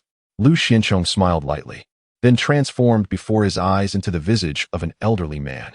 He subsequently raised the hood of his night sparrow robe and vanished into thin air. The solitary disciple from the Dugu family was momentarily taken aback. However, his astonishment was short-lived as a large stone plummeted from the sky, striking him on the head and causing him to collapse to the ground. Positioned at the rear of the group, and with everyone else excitedly rushing forward into the mountains. None noticed this occurrence. Now, it was time to enjoy the spectacle. Cloaked in invisibility by the night sparrow robe, Lu Xianchong gracefully perched himself on a high branch of a towering cedar, quietly observing the throng surging into the forest ahead. According to Xuan, the fragrance of the drunken cloud lemongrass would swiftly disperse with the mountain breeze, capable of spreading for dozens of miles within the span of a tea break. However, this aroma could only be perceived by demonic beasts. Humans would remain unaffected. Suddenly, while Lu Xianchong was squatting on the lofty branch, savoring his meat and wine, a tiger demon, as massive as a small mountain, burst forth from the dense thicket. This tiger demon stood over 10 feet tall, nearly the height of a 2-story building, and exceeded 20 feet in length. Its tail resembled a steel whip, thick as a bowl, and with a single sweep, it could snap nearby trees of similar girth. Moreover, the tiger demon's most striking feature was its 2 enormous fangs, protruding from its mouth like elongated blades. This was undoubtedly the Dugu clan intended to hunt. As the drama began to unfold, Lu Xianchong clapped his hands, focusing intently on the forest ahead. All disciples below the fighter stage, retreat. Disciples above the fighter stage, gather your sturdy shields and encircle the, do not let it escape, shouted the elder of the Huiyun clan, issuing commands as he led Dugu Xuan and several other clan disciples of the fighter stage towards the tiger demon. With a roar, almost as if in synchrony with the elder's commands, they charged fiercely at the elder of the Huiyun clan and the few individuals behind him. Hold your ground. The elder shattered a sturdy shield talisman in his palm, conjuring a massive shield made of condensed earth yellow energy that rose 9 feet in height and materialized before him. Upon hearing the command, the dozen or so fighter stage disciples shattered their own talismans, each wielding a shield of fighting energy as they charged towards the. With a thunderous impact, the combined shields formed a wall, standing resolutely against the oncoming beast. Yet, despite the collective effort, the wall of fighting energy was forced back several feet by the tiger demon's overwhelming strength. Nevertheless, their combined might had succeeded in halting the creature's advance. With such power and cooperation, why would they refuse to apply it against the demonic race? Perched atop the treetops, Lu Xian nodded discreetly. He possessed a certain understanding of the ferocious toothed tiger demon. Apart from its desperate, life-risking maneuvers akin to those of the Red Wolf King, its most formidable aspect lay in its sheer force of charge. Leveraging its own formidable speed and strength as a beast, combined with fangs sharp and hard as high-grade weaponry, the impact of its charge could easily incapacitate even a martial sovereign if met head-on, leading to dire consequences. Consequently, during the hunt for the toothed tiger, most would employ strategies similar to that of the Dugu family to dissipate its charging momentum and prevent it from launching another assault, thus allowing the hunt to proceed. However, the challenge lay in assembling a cohesive force of 14 or 15 fighters, a feat not commonly achievable in the Great Way. This was precisely why Lu Xian found himself reflecting on this matter. How goes your side, Huiyun? A voice, seasoned yet resonant, broke the air. Soon, a venerable elder with a dignified appearance, his hair and beard white as snow, emerged from the wooded backdrop, flanked by 3 or 4 formidable fighters. Clearly, these individuals had been pursuing the toothed tiger from the depths of the Blood Rain Forest, the elder from the Chongyun clan, and several adept warriors from the Dugu family. We can hold our ground. You must swiftly obstruct this beast's path to prevent its escape back into the Blood Rain Forest. Elder Huiyun bellowed in response. It cannot flee. With another thunderous command from the elder of the Chongzhen clan, the Dugu warriors beside him activated their aura shields, which were evidently far superior to those wielded by the fighters alongside Elder Huiyun. With just 4 individuals, they formed a barrier of energy comparable to that presented by the opposing dozen. Roar, just as Elder Huiyun had anticipated. After the toothed tiger failed to breach the formidable wall of energy shields, it abruptly pivoted to retreat. Crash, with a resounding impact. The toothed tiger collided with the wall of energy shields formed by the Chongan elder and his companions. Remarkably, the elder and the Dugu warriors did not yield an inch. Instead, it was the toothed tiger that was sent reeling backward by the rebound force of the shields. Continue to encircle it. Do not afford it any opportunity to gather momentum for another charge. Elder Huayun commanded sharply, prompting the Dugu warriors to swiftly advance with their shields raised. Their cooperation seamless and adept. In mere moments, under the dual assault from both flanks, the Toothed Tiger found itself ensnared by nearly 20 Dugu fighters wielding their aura shields. Unable to muster even a step forward, let alone charge. A flawless beginning. Observing this, even Lu Xian could not help but silently applaud the synergy displayed by the group. For their meticulous execution in the hunt for the Toothed Tiger, along with their impeccable coordination, was a rare and commendable achievement. Roar. At that moment, driven by resentment and fury, the aberrant Toothed Tiger demon let out a deafening roar, and soon, droplets of blood began to emerge from its white fur, enveloping it in a mist of crimson. Brother Chongyun, this beast is about to go berserk. It is time for us to take action. The elder of the Fire Cloud clan retracted his aura shield and grasped a spear. Leaping into the air. Spread out. He bellowed, and with his spear, which was enveloped in flames of fighting spirit, he thrust fiercely towards the head of the aberrant Toothed Tiger. Boom. At the moment the spear descended, the tiger twisted violently, swinging its tail towards the elder of the Fire Cloud clan, effortlessly sweeping away the multitude of spear shadows.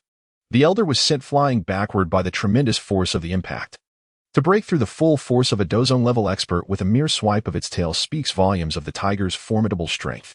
Had it not been for the meticulous planning, even the combined efforts of everyone present would likely have been insufficient to subdue it. Clang. Just as the tiger's tail struck the elder, the previously silent elder of the Chonzhen clan suddenly appeared above the tiger's rear, delivering a swift slash at the base of its tail. Crack. Under the chilling blade aura, a knife-like shadow, nearly the length of the tail, descended from its root. Thud. The hefty tail of the tiger fell to the ground, sending tremors through the forest floor, followed by an agonizing howl from the aberrant Toothed Tiger. The severed tail was a crucial step in hunting aberrant Toothed Tigers and other tailed beasts. By cutting off the tail, one can prevent the beast from going berserk. Otherwise, once enraged, its ferocity and combat prowess would surge tenfold. However, this step is equally fraught with difficulty. A failed attempt to sever the tail would immediately trigger the beast's rampage. Thus, this task is typically entrusted to the most experienced and powerful members of the team. Boom. Thud. Following the tail severing, the two elders from the Dugu clan clearly had no intention of granting the aberrant Toothed Tiger any respite. Spear and blade shadows alternated as they targeted the tiger's neck, and in a matter of moments, its neck was left lacerated and torn. Now, it was merely a matter of exhausting its strength before delivering the final blow to sever its head. Lu Xian murmured softly, having followed a hunting party for several years. He was well versed in these procedures. He could even calculate that the extraordinary saber-toothed tiger could hold out for no more than the duration of a tea break. The lemongrass should be taking effect by now, wouldn't it? Lu Xian felt a twinge of concern. Chapter 80. The Chaos of Beasts. Should the head of the beast severed before the surrounding beasts converge, his plan of utilizing the situation to his advantage would undoubtedly falter. At the very least, with the combined strength of Huayun and Chongyun, escaping with the treasures of the beast should pose no difficulty. Oh. If you can endure just a little longer, I shall avenge you. Lu Xian gazed at the struggling, murmuring softly. Roar. It was uncertain whether to heard the call resonating within his heart, but it suddenly surged with renewed vigor. Bang. With its razor-sharp fangs, it fiercely pierced through the battle aura shield of a descendant of the Dugu family, lifting him effortlessly and swallowing him whole. Ordinarily, such a battle aura shield would be quite resilient, suggesting that the Dugu descendant had grown complacent, failing to continuously channel his battle aura into the shield. Lu Xian calmly offered his commentary. The shielding talismans, though predominantly single-use, would persist as long as one continuously infused them with fighting spirit. Such occurrences are not rare during the hunting process. The casualties of one or two fighters are to be expected. Therefore, the hunting team of the Dugu family remained unfazed, methodically confronting the monstrous Toothed Tiger. However, the subsequent scene left Lu Xian somewhat astonished. After the Toothed Tiger devoured the body of a Dugu family member, its originally golden eyes suddenly transformed into a deep crimson, and once again, a mist of blood began to emanate from its fur. Berserk? How could this be? Its tail had been severed, after all. Lu Xian was somewhat taken aback. After losing its tail, it was virtually impossible for a demon beast to enter a state of frenzy, yet the features of the tiger demon on the ground clearly indicated a state of madness. Brother Chongyun, something is amiss. Continue the assault without pause. Both Dugu Huayun and Dugu Chongyun, who also sensed the anomaly, hesitated for but a brief moment before resuming their attack on the aberrant-toothed tiger demon. They felt a sense of relief as, with their torrential onslaught, the tiger demon once again fell into a weakened state, the crimson glimmer in its eyes fading away. It was evident that a demon beast could not inexplicably enter a state of frenzy, nor could it see such a transformation without reason. Xuan remained deep in contemplation. As he surveyed the area around the tiger demon, his gaze unexpectedly fell upon the half-eaten body of a disciple from the Dugu clan. Could it be that the creature had not fully consumed its meal? Wait, could it be due to the lemongrass clinging to the disciple's body? Suddenly, a spark of realization illuminated Xuan's thoughts. Sister Xuan, does this lemongrass have the potential to incite a frenzy in the beasts? He inquired urgently. Indeed, but Master Jian, it is advisable that you refrain from indiscriminately feeding lemongrass to the demon beasts. There exists a slight chance that they may undergo a demonic transformation after consuming it. Xuan cautioned Xuan. Demonic transformation? Xuan was taken aback. Perhaps I should give it a try. However, as he witnessed the head of the about to be severed completely, and the army of beasts he was waiting for had yet to arrive, he ultimately resolved to take the risk. With this thought in mind, he wrapped the last handful of lemongrass in a piece of cloth, placing a silver ingot in the middle, and then hurled it fiercely towards the. With a resounding thud, the package struck this head accurately. Everyone present, including the, was so engrossed in their confrontation that they failed to notice the package. Yet, as the cloth unfurled, the lemongrass was released, and its fragrance wafted through the air, catching the attention of the. Once on the brink of collapse, the suddenly revived upon inhaling the enticing aroma, eagerly consuming the scattered lemongrass. Meanwhile, the duo of and remained oblivious, relentlessly attempting to behead the, mistaking its moment of revival for a final flicker of life. Cut it off. At that moment, having gathered momentum, descended from the air with his long knife poised, its blade resembling a guillotine, aimed directly at the already battered neck of the. Should the strike connect, the beast would surely not rise again, even if its neck remained intact. However, to his astonishment, the, which had seemed barely able to stand, suddenly erupted in a sanguine mist and leaped from its position, its sharp fangs lunging towards his blade. With a resounding crash, S knife struck this forehead, shattering its skull. Yet one of its fangs pierced through his abdomen. How is this possible? Gazed incredulously at the bloodshot eyes of the. With a furious roar, the beast threw back its head and, with a swift motion of its jagged teeth, sent soaring into the air. Vile creature, just as it was poised to swallow whole, arrived just in time, brandishing his spear like a descending arrow, driving it forcefully into the forehead of the. With a powerful thud, this head was smashed down, and spear penetrated deeply into the fissure created by, embedding itself within the beast's brain. In its final moments, the emitted a lingering, defiant howl, followed by the emergence of sharp, bony spikes from its body. In an instant, these bloodied spines erupted outward, creating the illusion of a mountain of bones from Xuan's vantage point. The strike pierced through the energy shields of at least 7 or 8 disciples of the Dugu family, with some being violently thrown back by the bone spikes, sustaining grievous injuries despite their shields remaining intact.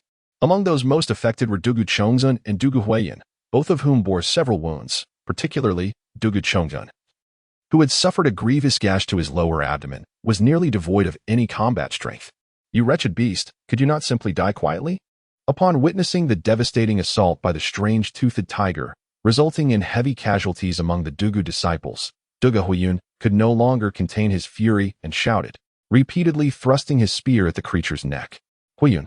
Suddenly, Dugu Chongyun called out to Dugu Huiyan with great effort, suppressing the surge of blood within him. Quickly, behead that beast, and let us return to the camp at once. For reasons unknown, despite the strange toothed tiger being slain, an unsettling feeling gnawed at him, as if some imminent danger loomed. His instincts, as it turned out, were indeed correct. A chilling howl erupted from the surrounding forest, accompanied by the ominous sounds of wolves growling, the roars of beasts, and the thundering of their stampede, causing the entire mountainous region to tremble. What is happening? Dugu Huiyan looked around in bewilderment. Elders Huiyan and Chongzun, we are surrounded by demonic beasts. They are everywhere, flooding the mountains.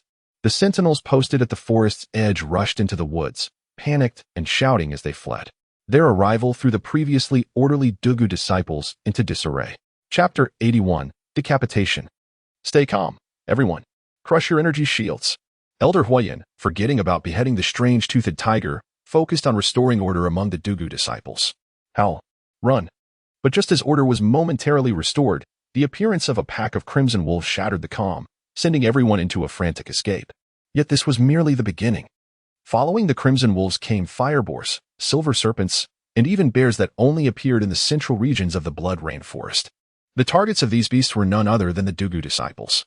Seeing this unfold, Dugu Chongun and Huiyun set aside their confusion and wounds, channeling their efforts to rally their kin and charge towards the forest's edge. The transition from chaos to order transpired in mere moments. Even Lu Xian could not help but admire the capabilities of these two elders. Indeed, the prominent families of the Great Way possess substantial resources. A cadre of combatants emerges to train, all under the protection of formidable fighters, equipped with numerous battle artifacts and talismans. Gazing at the throngs of people making their way beyond the forest, Lu Xian couldn't help but sigh as he observed individuals occasionally casting powerful talismans to drive away the demonic beasts. It was worth noting that during his initial foray with the hunting team, each member was allotted a mere 10 restorative elixirs and a single martial talisman for their expeditions. Although the old scoundrel, Huiyun, still lived on, causing a twinge of displeasure, the lesson dealt to the Dugu family was significant. Revenge would surely come in due time. And it was now opportune for me to depart from the blood rainforest. Lu Xian murmured to himself. In just a few days, the annual examination of the Qianfu would commence, and it was time for him to set off for Liyang City. His expedition to the blood rainforest had proven to be remarkably fruitful. Not only had he successfully ascended to the second floor and dispelled the blood demoness curse, but he had also made significant advancements in his swordsmanship and unexpectedly acquired an earth-tier combat technique. Undoubtedly, the most significant gain from this venture was his acquaintance with King Qi, as well as the revelation of the demonic clan's impending scheme gleaned from the words of the medicine immortal. The head of the Yichihu could also be considered a noteworthy trophy. At that moment, Lu Xian's gaze fell upon the head of the nestled within the forest. Although its head had not been completely severed, it had already lost all semblance of life, presumably having expended its final strength in that last strike. Suddenly, as Lu Xian prepared to rise and deliver the fatal blow to this head, a figure appeared in the woodland with a rush of wind. A few beasts were in pursuit behind him. "Get out of my way," he exclaimed, sweeping his long spear with fervor, causing the heads of several to be sent flying, their bodies ignited by the fierce aura of his battle energy. Who else could this be but the indomitable Dugu Huiyun? Even at such a critical juncture, he still harbored intentions towards this head. Lu Xian was somewhat taken aback. The fact that Dugu Huiyun would risk so much to retrieve this head serves as a testament to the significance of the creature's dual fangs to him. I recall from my previous life that Dugu Huiyun ultimately achieved the rank of second-grade dozong, likely due to the acquisition of these dual fangs of the. Lu Xian pondered within his heart. After transcending to the dozong realm, the chasm between the first and second ranks could be likened to an insurmountable divide between realms. Achieving a breakthrough was exceedingly arduous, often necessitating the assistance of medicinal pills. Anyone could take away this extraordinary tooth, but you, Dugu Huiyun, absolutely must not. Lu Xian contemplated briefly before resolutely making his decision. He placed his hand upon the hilt of his sword, his gaze silently fixed on the figure of Dugu Huiyun below, and then began to await the opportune moment. In the forest, this hunt had been meticulously planned for 5 years. No one could thwart his ascent to the second tier of dozong. Dugu Huiyun stood before the head of the bizarre-toothed tiger, wielding a sharp, long knife, his eyes brimming with excitement and fervor. He had already reached the age of 60 when he broke through to dozong. At this age, if he could not continue to advance, his fighting energy would gradually dissipate, ultimately leading to the reclosure of his energy points. Although he had only delayed for a mere 6 years, his combat prowess had waned significantly, making him yearn for a breakthrough more than anyone else. Boom. Without a moment's hesitation, Dugu Huiyun infused his fiery duki into the long knife and struck down upon the bizarre-toothed tiger's head with the blade emanating a blazing flame. Crash. The strike was executed with remarkable precision, severing the tiger's head cleanly. Overcome with joy, Dugu Huiyun reached out to claim the severed head, but at that instant, he felt a chill creeping down his spine, instinctively sensing a looming danger approaching. He turned around instinctively and summoned the vast energy within him to defend. Yet when he caught a glimpse of the descending sword light from the corner of his eye, he realized it was too late. Boom. Accompanied by the sound of a sword's cry, Dugu Huiyun's head was cleaved from his body by a straight beam of sword light that descended from above. From a distance, the sword light appeared as a luminous beam, a direct connection between the ground and the canopy above. Such a demise is a fitting end for you. In your past life, you caused the deaths of countless innocents. I ought to have ensured your departure from this world was far more agonizing. Lu Xian coldly gazed upon the unblinking head. Swordmaster, this corpse possesses considerable combat prowess. You may take it as your sword servant. Tian Xuan's voice echoed within Lu Xian's mind. Very well. Lu Xian nodded, extending his hand to draw the lifeless body of Dugu Huiyan into the sword suppression tower. Subsequently, he stowed the head of the extraordinary toothy tiger into his storage ring. After accomplishing these tasks, he pulled up the hood of his night sparrow robe, blending seamlessly into the forest as if he had never existed. 5 days later, at the entrance of Ruyi Pavilion in Liang City. Before embarking on my military journey in my previous life, the place I frequented the most in Liang City was indeed this Ruyi Pavilion. Gazing at the signboard of the pavilion, Lu Xian could not help but express his sentiments. Much like the Wanbao Pavilion in Tiana City, Ruyi Pavilion served as a store for items related to cultivation. However, unlike its counterpart, Ruyi Pavilion not only sold goods, but also accepted them. For instance, it dealt in the bones, flesh, and hides of demon beasts, rare minerals and crystals, as well as various techniques and treasures acquired from secret realms. Before his military service, Lu Xian primarily earned his livelihood through hunting demon beasts. Although he could not venture into perilous locales like the Blood Rainforest, there were still numerous low-tier demon beasts lurking deep within the mountains. During that time, Lu Xian made it a point to visit Ruyi Pavilion almost daily. As the fresher the prey, the better. There were instances when he would forego meals just to ensure he delivered his catches before the pavilion closed its doors. As for the current proprietor, it remains uncertain whether it is Sister Green Orchid. If not, it would be rather unfortunate. This time, having procured such a bounty from the Blood Rainforest would suffice for her to meet this year's quota. As Lu Xian made his way towards Riyizai, he pondered in his heart. The shopkeeper named Greenvine had shown him considerable kindness in his previous life, often deliberately extending the closing hours. There were times when she noticed he had not eaten and would graciously set aside a portion of her own meal for him, all the while lamenting about the burdensome tasks assigned to her, lamenting that this year she would undoubtedly fail to meet the expectations and face salary deductions. Little Lu Xian, if only your strength were a tad greater, then I could secure a pass for you to stealthily venture into the Blood Rainforest and hunt for some valuable treasures. In that case, you could earn money to repay your debts, and I could fulfill my employer's demands, she would say. Her cherubic face adorned with a melancholic expression, a visage that Lu Xian still vividly recalled. However, by the time Lu Xian returned to Liang City after amassing sufficient military merit, Greenvine had vanished from Riyizai. Rumors circulated that she had offended the owner and was sent back to her hometown, while others claimed she had married a wealthy man and now lived a life free from want. Ah, beggar! Go beg elsewhere. This is not a place for you. Lost in his reverie, Lu Xian stumbled slightly and, upon looking up, saw a shop assistant pushing him aside. Chapter 82, Beggar? Are you referring to me? Lu Xian, somewhat perplexed, pointed to himself. Is there anyone else here besides you? It's filthy, get out. The shop assistant waved his hand in front of his nose and then spoke with a look of disgust.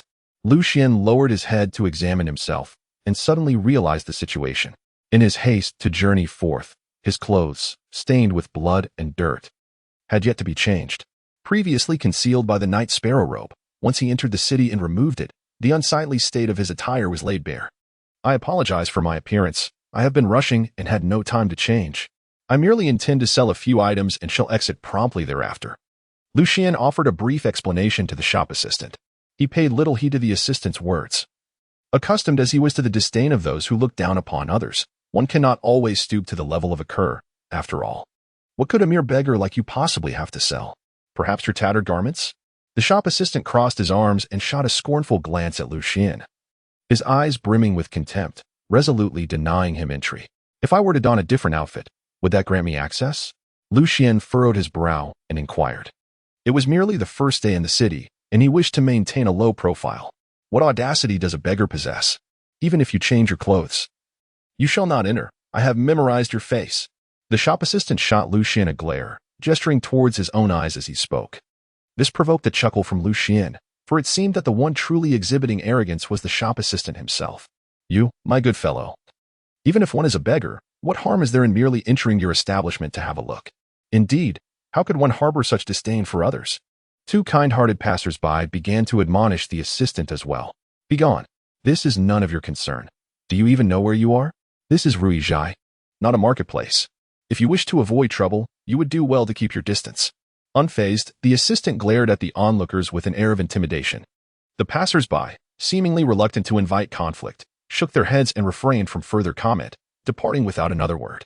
The two vendors at the corner, disheartened, withdrew their heads and ceased to meddle in the matter, although Lu Xian had grown accustomed to such occurrences.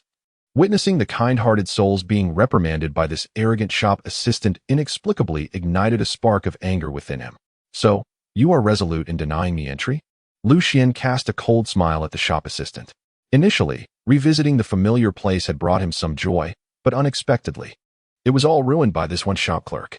What are you still dawdling for? Get lost, hurry up and leave.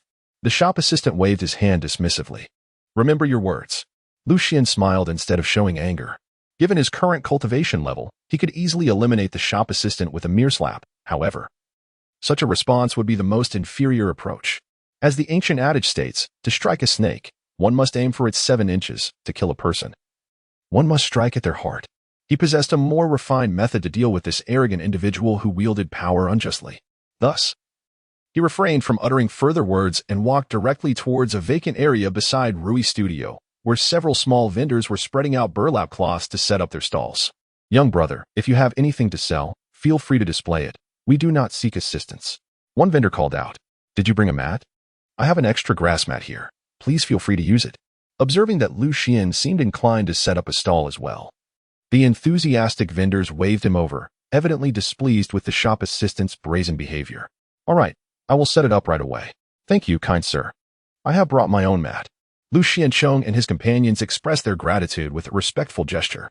In truth, he had no need to set up a stall to sell the items in his possession, for they were indeed valuable goods. The Beast Bone and Flesh Trading House in Liyang City was not the sole establishment procuring such wares. However, upon witnessing the attitude of the attendants at the trading house, he reconsidered his decision. Not only did he intend to sell, but he also resolved to present his finest offerings. Young lad, come here to this old man's spot.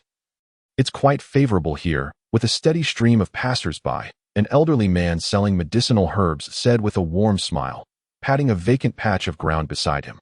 Thank you, kind sir. I shall take up your offer, the young man replied, expressing his appreciation. Lu Xian approached with a smile. He had originally set his sights on that very spot.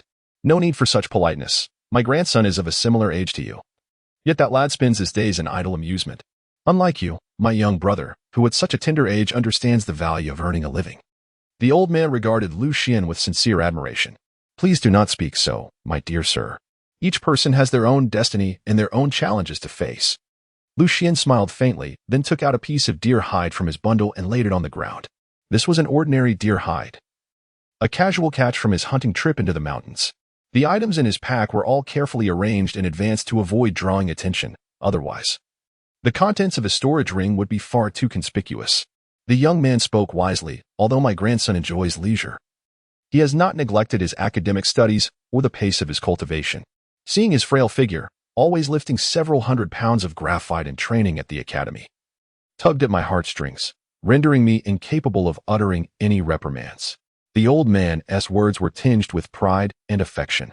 Old Lu, your grandson is already a first-tier fighter. Once he passes this year's provincial examination, prepare to enjoy your rewards, someone remarked. Indeed. Just remember to invite your old brothers for a few drinks then. Several merchants chimed in playfully. To be honest, Lu Xian found this lively atmosphere quite enjoyable. In his past life, he often set up stalls, though he only sold items that were of little value or ones that were rejected by the Rui Pavilion. Amid the laughter and banter of the old man and the merchants, Lu Xian had already spread out the deer hide, preparing to place his belongings upon it. Young man, that's a fine piece of deer hide, worth at least 30 taels of silver. Using it as a mat is quite wasteful, exclaimed a merchant seated to Lu Xian's right. Astonished. Young man, I have a mat. You can use mine, the elderly vendor said, promptly producing his own straw mat. Better use mine. Why are you so shy? I just asked if you had one, grumbled the burly miner, slightly displeased as he tossed his remaining straw mat to Lu Xian. Lu Xian took the grass mat, feeling both amused and touched. Thank you, dear uncles. Unable to decline their warm hospitality, he set aside his deerskin and laid the grass mat on the ground. Young man, bring forth your items. I shall assist you in discerning their value, lest you fall prey to deceit and sell them for a pittance. The elderly herbalist remained exceedingly enthusiastic. Very well, esteemed elder. Lu Xian nodded slightly. He did not belittle the opinions of those around him due to his cultivation level or status. After all, Each of them possessed a heart full of passion. Meanwhile, the shop assistant at the entrance of Rui Shai, witnessing this scene, wore a scornful smile and coldly remarked, "A group of mere street vendors, hardly different from that little beggar. Once I whisper a few words to the master, you won't even be able to set up your stalls." He was a distant relative of the proprietor of Rui Shai, and although he had only recently arrived in Liang City, he already considered himself among the city's elite. At the same time, under the watchful eyes of the small vendors, Lu Xian retrieved 3 neatly folded skins of the red wolf from the prepared package. Although these were merely the hides of a 9th-grade red wolf beast and had not undergone special treatment, their texture was significantly softer than that of ordinary animal skins.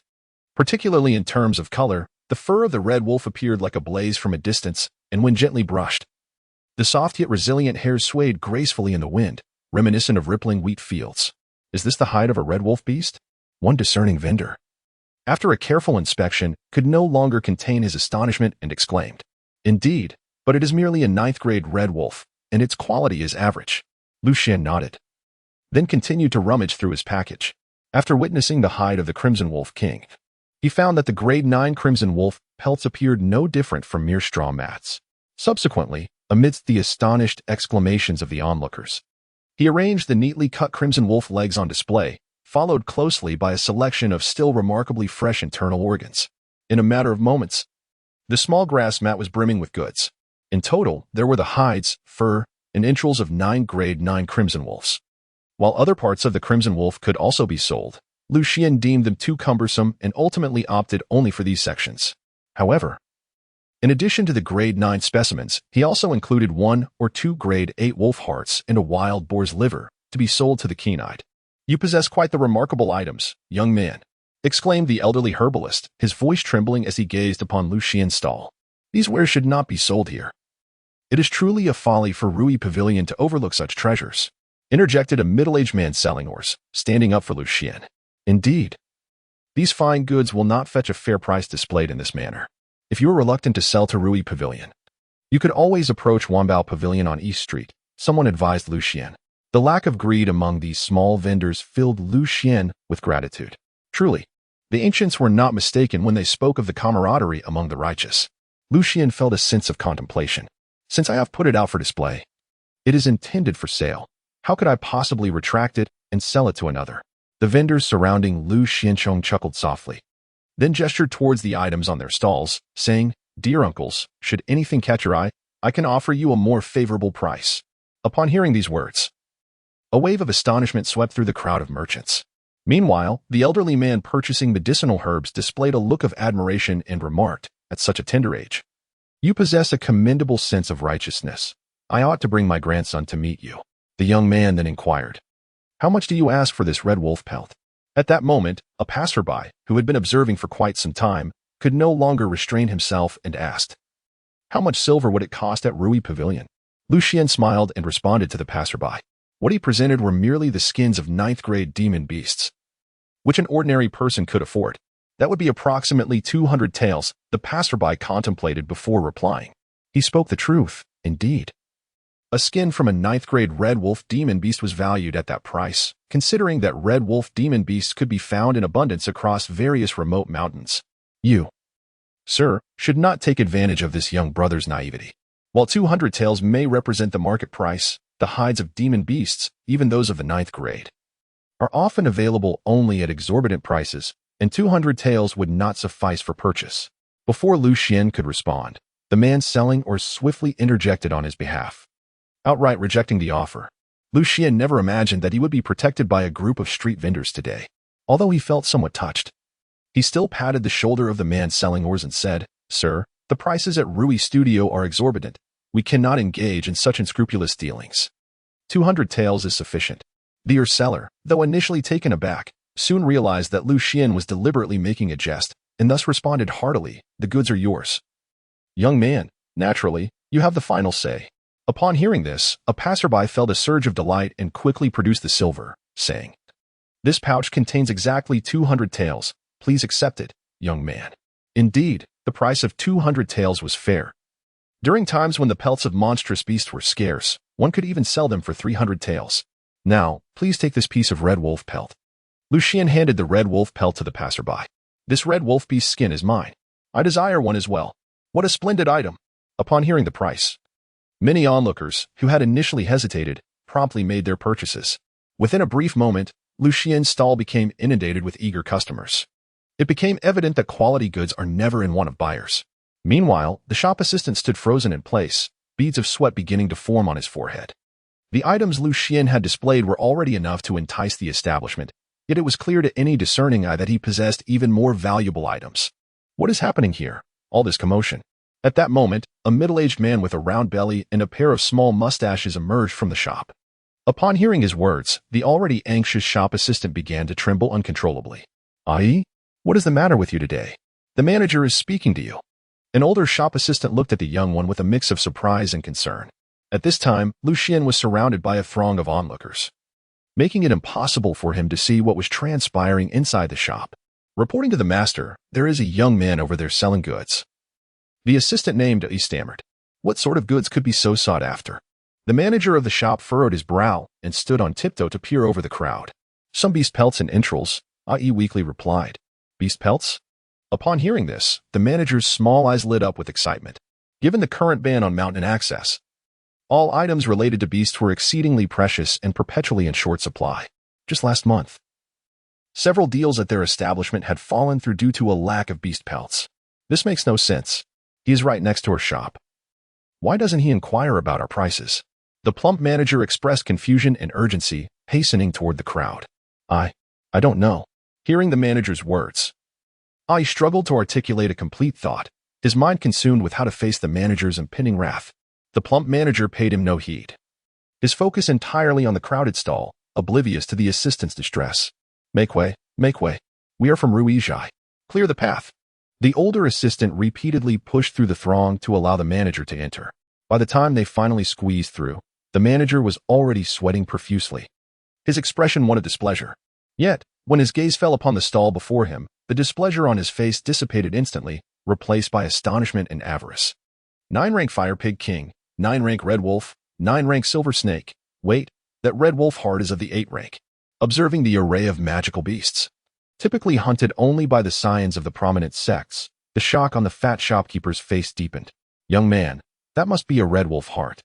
How much for one? I wish to purchase it for my son's nourishment."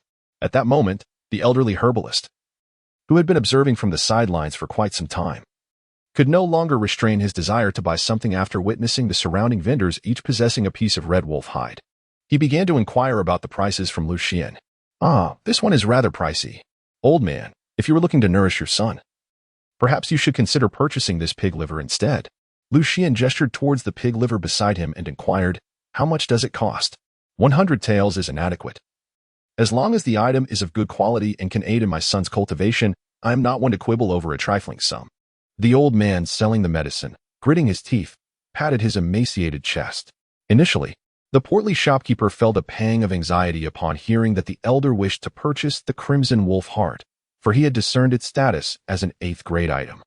However, upon hearing the elder's offer of 100 taels, he immediately relaxed, rolling his eyes inwardly in derision. This old man thinks he can acquire an 8th-grade Crimson Wolf heart for merely 1 tael? Dream on. 300 taels would be a bargain. Very well, in light of your generosity in clearing my space, I shall sell you this Crimson Wolf heart for 100 taels. Yet, to the shopkeeper's astonishment, the young vendor actually agreed to the sale. Wait. The portly shopkeeper, recovering from his momentary shock, lunged forward to intercept Xian, who was about to hand over the Crimson Wolf heart to the elder. "This is an 8th-grade Crimson Wolf heart. Selling it for 100 taels? Are you even aware of the value?" The shopkeeper looked at Xian with an incredulous expression. Upon hearing this, the surrounding crowd erupted in murmurs of astonishment. While they lacked the discerning eye of the shopkeeper, they were nonetheless aware of the classifications of demon beasts. In a certain sense, a 9th-grade demon beast could only be considered a semi-demon, while the 8th grade truly represented genuine demon beasts. Thus, the worth of their components would naturally surpass that of a 9th-grade demon beast. Chapter 84. The portly shopkeeper. I recall that previously someone was willing to offer 600 taels for this. Young man, have you perhaps mispriced it? A kind-hearted miner cautioned Xian. Young lad, is this truly an 8th-grade Crimson Wolf heart? The old man selling the herbs also regarded Xian with disbelief. Indeed, it is unquestionably an 8th-grade Crimson Wolf heart. Xian nodded slightly. Upon hearing these words, the surrounding crowd erupted into a cacophony of discussions. Some even began to question Lu Xian's sanity, as he knowingly offered the 8th grade red wolf heart for a mere 100 taels. Well, I cannot afford it. The elderly vendor, who sold medicine, retracted his hand, a sheepish smile gracing his face as he withdrew. Yet, from the reluctant glimmer in his eyes, it was evident to all that he deeply desired the 8th grade red wolf heart. For those of grade 8 and above were reputed to possess the ability to open a vital acupoint, with the old vendor opting to step back. The plump shopkeeper wiped the sweat from his brow, a sense of relief washing over him. His establishment, Rui Studio, was in dire need of such an item. Even at a purchase price of 600 taels, he would be able to at least double his profit after the spirit chef worked his magic. Old man. Just as the elderly vendor was about to turn away in despair, Lu Xian suddenly called out to him. Young man, is there anything else? The old man turned to Lu Xian, a puzzled expression etched upon his face. Lu Xian remained silent, carefully wrapping the 8th grade red wolf heart in oil paper before solemnly placing it in the old man's hand. Please take good care of this, sir. The elderly man looked bewildered. Is this really appropriate? I have no concern for how much this red wolf heart sells elsewhere, but here, I can only offer it to you for 100 taels. The elderly apothecary, Lu Xian, offered a faint smile. My young brother, your kindness is commendable. Please take this. Upon hearing these words, the middle-aged man selling ores could not help but express his admiration, subsequently urging, Old man L, just accept it. There's no need for hesitation. With that red wolf heart, your grandson may very well become a second-rank fighter by next month. The other vendors chimed in with laughter, encouraging him. It was evident to those present that, despite Lu Xian's tattered appearance, he was no ordinary individual. Very well, I shall accept it on behalf of my inept grandson. The apothecary's face lit up with joy as he accepted the red wolf heart. Young brother, do not sell your other wares at such a low price, otherwise you will undoubtedly incur losses. Indeed, as long as the goods are authentic, I am willing to pay a higher price. Precisely. Such integrity deserves our support. After witnessing Lu Xian sell the red wolf heart at a bargain to the elderly man, the other merchants and passers-by began to urge Lu Xian to raise his prices. This scene left the corpulent shopkeeper utterly astonished. He had never encountered such foolish sellers and buyers before. During his moment of bewilderment, most of the items on Lu Xian's stall had already been purchased by the surrounding vendors and onlookers, even without further reductions. The prices of these beast skins and bones were remarkably low compared to other places. Acquiring them was a profitable venture. Young brother, please cease your sales. From Rui Pavilion, we'll take everything at double the price. As the items dwindled, the plump shopkeeper forcefully pushed aside those standing before him. Guarding the stall like a protective sow, he spoke urgently to Lu Xian. You from Rui Pavilion should refrain from this. Indeed, just moments ago, the young brother visited your Rui Pavilion, and your staff refused him entry, even going so far as to insult him as a beggar. Before Lu Xian could respond, several vendors who had been attentively observing him began to voice their indignation on his behalf. What? Young brother, you just visited our Rui Pavilion? The shopkeeper's expression shifted in surprise. Please, esteemed shopkeeper, step aside. Do not hinder my business. Rui Pavilion is a grand establishment, and I lack the qualification to enter. The portly shopkeeper, Lu Xian, chuckled softly, harboring a grudge. Who was it that obstructed me just now? Who dared to stand in my way? He bellowed in exasperation at his two attendants nearby. Master, it wasn't me. I have been by your side the entire time. The elder attendant vehemently shook his head in protest. Upon hearing this, the shopkeeper's predatory gaze fixated on the assistant who had previously mocked Lu Xian, his expression darkening as he intoned, Master, please spare me. How was I to know this lad possessed such remarkable treasures? Pleaded the assistant, as he fell to his knees. Who gave you the audacity to impede a guest of Rui Zhai? Who granted you such boldness? The shopkeeper unleashed a furious kick at Get out. Return to your hometown and tend to sheep, and take your cousin with you. His rage continued to erupt. Master, please don't cast me away. I cannot bear to return to the countryside. I wish to never herd sheep again. Clung desperately to the shopkeeper's leg. Weeping. Old son, take him away. The shopkeeper glanced at the elder attendant, who nodded in agreement, summoning his strength to grasp and declare, Do not embarrass the master any further.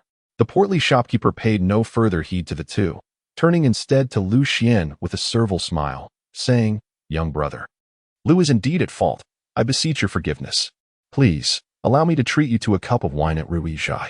I appreciate your kindness, Master Lu, but But I have sold out of my wares and must close for the day, Lu Xian replied. Lu Xian meticulously folded the straw mat and handed it to a middle-aged man selling wares nearby. Today, the items he brought forth.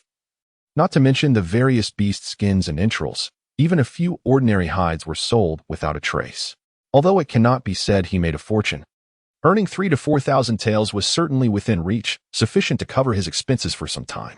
Do not be disheartened. Where trade fails, camaraderie remains, urged the plump shopkeeper earnestly, setting aside the possibility that Lu Xian might possess even better treasures. Merely befriending an adept capable of acquiring such a plethora of beast skins would be a considerable achievement for Ru Yizhai. There is no need for hesitation. Lu Xian was on the verge of dismissing the matter, yet upon casting his gaze towards the portly shopkeeper, he inadvertently caught sight of a figure at the entrance of Ru Yizhai. It was a frail, delicate young girl clad in a green dress. Her waist-length black hair cascading gracefully, her fair skin radiant, and her round, charming face captivating. In her hand, she held an abacus. Although she bore slight discrepancies from his memories, Lu Xian was nonetheless able to confirm that this girl was indeed Green Orchid, the proprietor of Ru Yizhai, whom he had known in his previous life. To his astonishment, Sister Green Orchid was truly present. Lu Xian felt a surge of joy within. Manager Lu, let us speak frankly. I do indeed possess a few items I wish to part with, but you must demonstrate your sincerity. He turned to gaze upon the portly shopkeeper. Even for the sake of Green Vine, Lu Xian deemed it unnecessary to let matters escalate to an irreconcilable state with Ru Yizhai. Furthermore, the shop assistant named Ae had already received the punishment he deserved. Rest assured, young brother, Ru Yizhai will undoubtedly offer you the sincerity you seek. The corpulent shopkeeper, noticing Lu Xian's softened tone, joyfully acquiesced. However, inwardly he harbored a cold thought. He is clearly a somewhat capable yet background-less rural fighter. I shall indulge him for now, but once he enters Ru Yizhai, I will compel him to relinquish all his valuable possessions. With this notion in mind, he wore a beaming smile while ushering Lu Xian into Ru Yizhai, simultaneously casting a discreet glance at a nearby assistant. The old assistant instantly comprehended the shopkeeper's intent, quietly nodding in agreement before turning to stride down the street. Unbeknownst to the corpulent shopkeeper, his ulterior motives were entirely discerned by the young man beside him, who even understood the forthcoming machinations in detail. This was not due to Lu Xian's exceptional insight, but rather the shopkeeper's infamous reputations. Lu Xian had heard Green Vine lament about him on numerous occasions in his previous life. Chapter 85. The Smiling Fox, the rotund shopkeeper of Ru Yizhai, known as Lu Fu, bore the nickname Smiling Fox. Rather than engaging in legitimate business, he favored deceitful schemes devoid of risk. Many cultivators without connections in Liyang City had fallen victim to his trickery, particularly after the prohibition orders in the Blood Rain Forest and other forbidden areas were enacted. He profited immensely through deception until he inadvertently swindled a member of the royal family, leading to his disgraceful actions being exposed, culminating in his execution. It was only after his demise that Green Vine took over Ru Yizhai. If memory serves, his beheading should occur 4 years from now.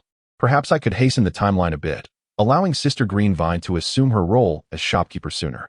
As Lu Xian entered Ru Yizhai, he mused quietly. In the future, he would inevitably engage with establishments like Ru Yizhai in Liyang City. Having a trustworthy shopkeeper to collaborate with would undoubtedly prove advantageous. Moreover, he was privy to a certain unsavory secret about Lu, a secret that remained undiscovered until after his death. Armed with this knowledge, he would surely maintain the upper hand in any encounters with Lu. He would not force matters but rather remain attuned to the circumstances as they unfolded. Lu Xian secretly shook his head. Green Lo, what are you dawdling for? Hurry and serve this young master some tea. At that moment, the plump shopkeeper Lu Fu suddenly reprimanded Green Lo, who stood aside.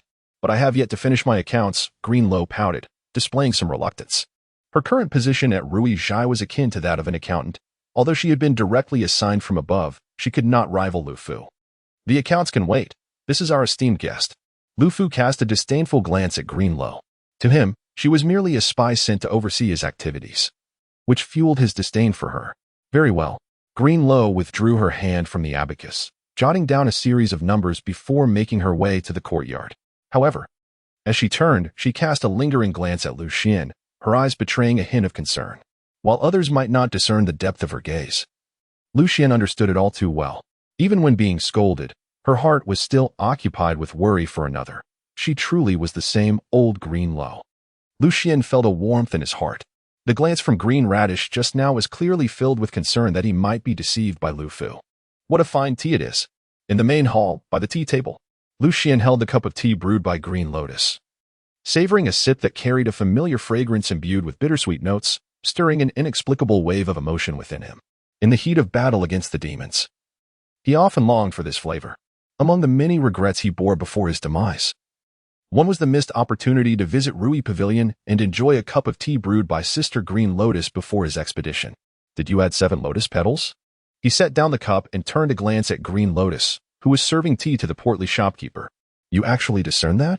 Green Lotus exclaimed with surprise. Once the tea is brewed, hurry back to settle the accounts.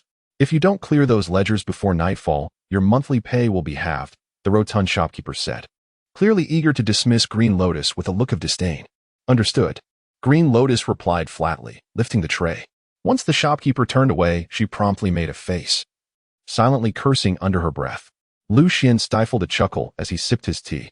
May I inquire how I should address you, young sir? The plump innkeeper, oblivious to any peculiarities, inquired with a beaming smile. I am sure Nitya. You may call me 80, as Lu the innkeeper does. Lu Xian replied with a smile. Naturally, he would not disclose his true name.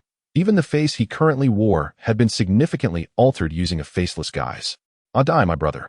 When you come to the city of Blazing Sun in the future, feel free to seek me out, Lu Fu. In this small corner of the world, I still possess some connections. Although he found the name somewhat peculiar, Lu Fu still cheerfully called out and took the initiative to forge a friendship. That would be splendid. Lu Xian exclaimed with delight. By the way, Adai, did you come to Liyang City alone this time? Is there no one accompanying you from home? Lu Fu inquired cautiously. Well, my family resides in Baishui City, which is quite distant. They wouldn't be of much assistance, so I came by myself, she replied.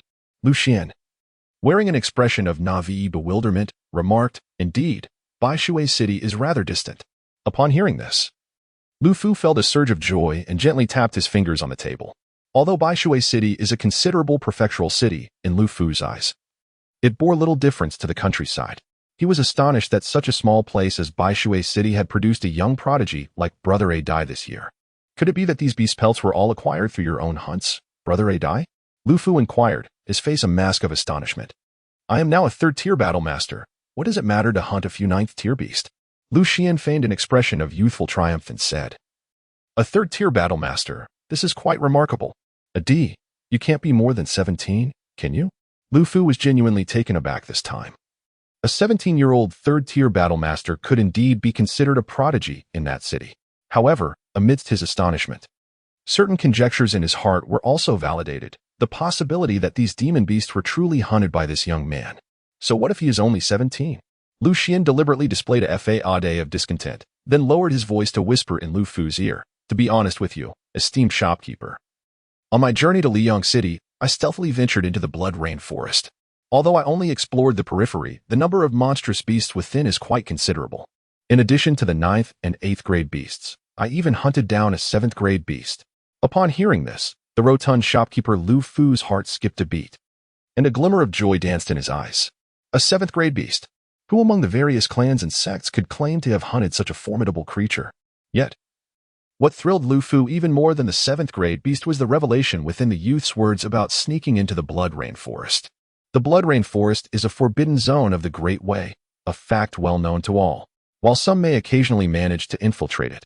As long as they do not make a commotion, the authorities tend to turn a blind eye.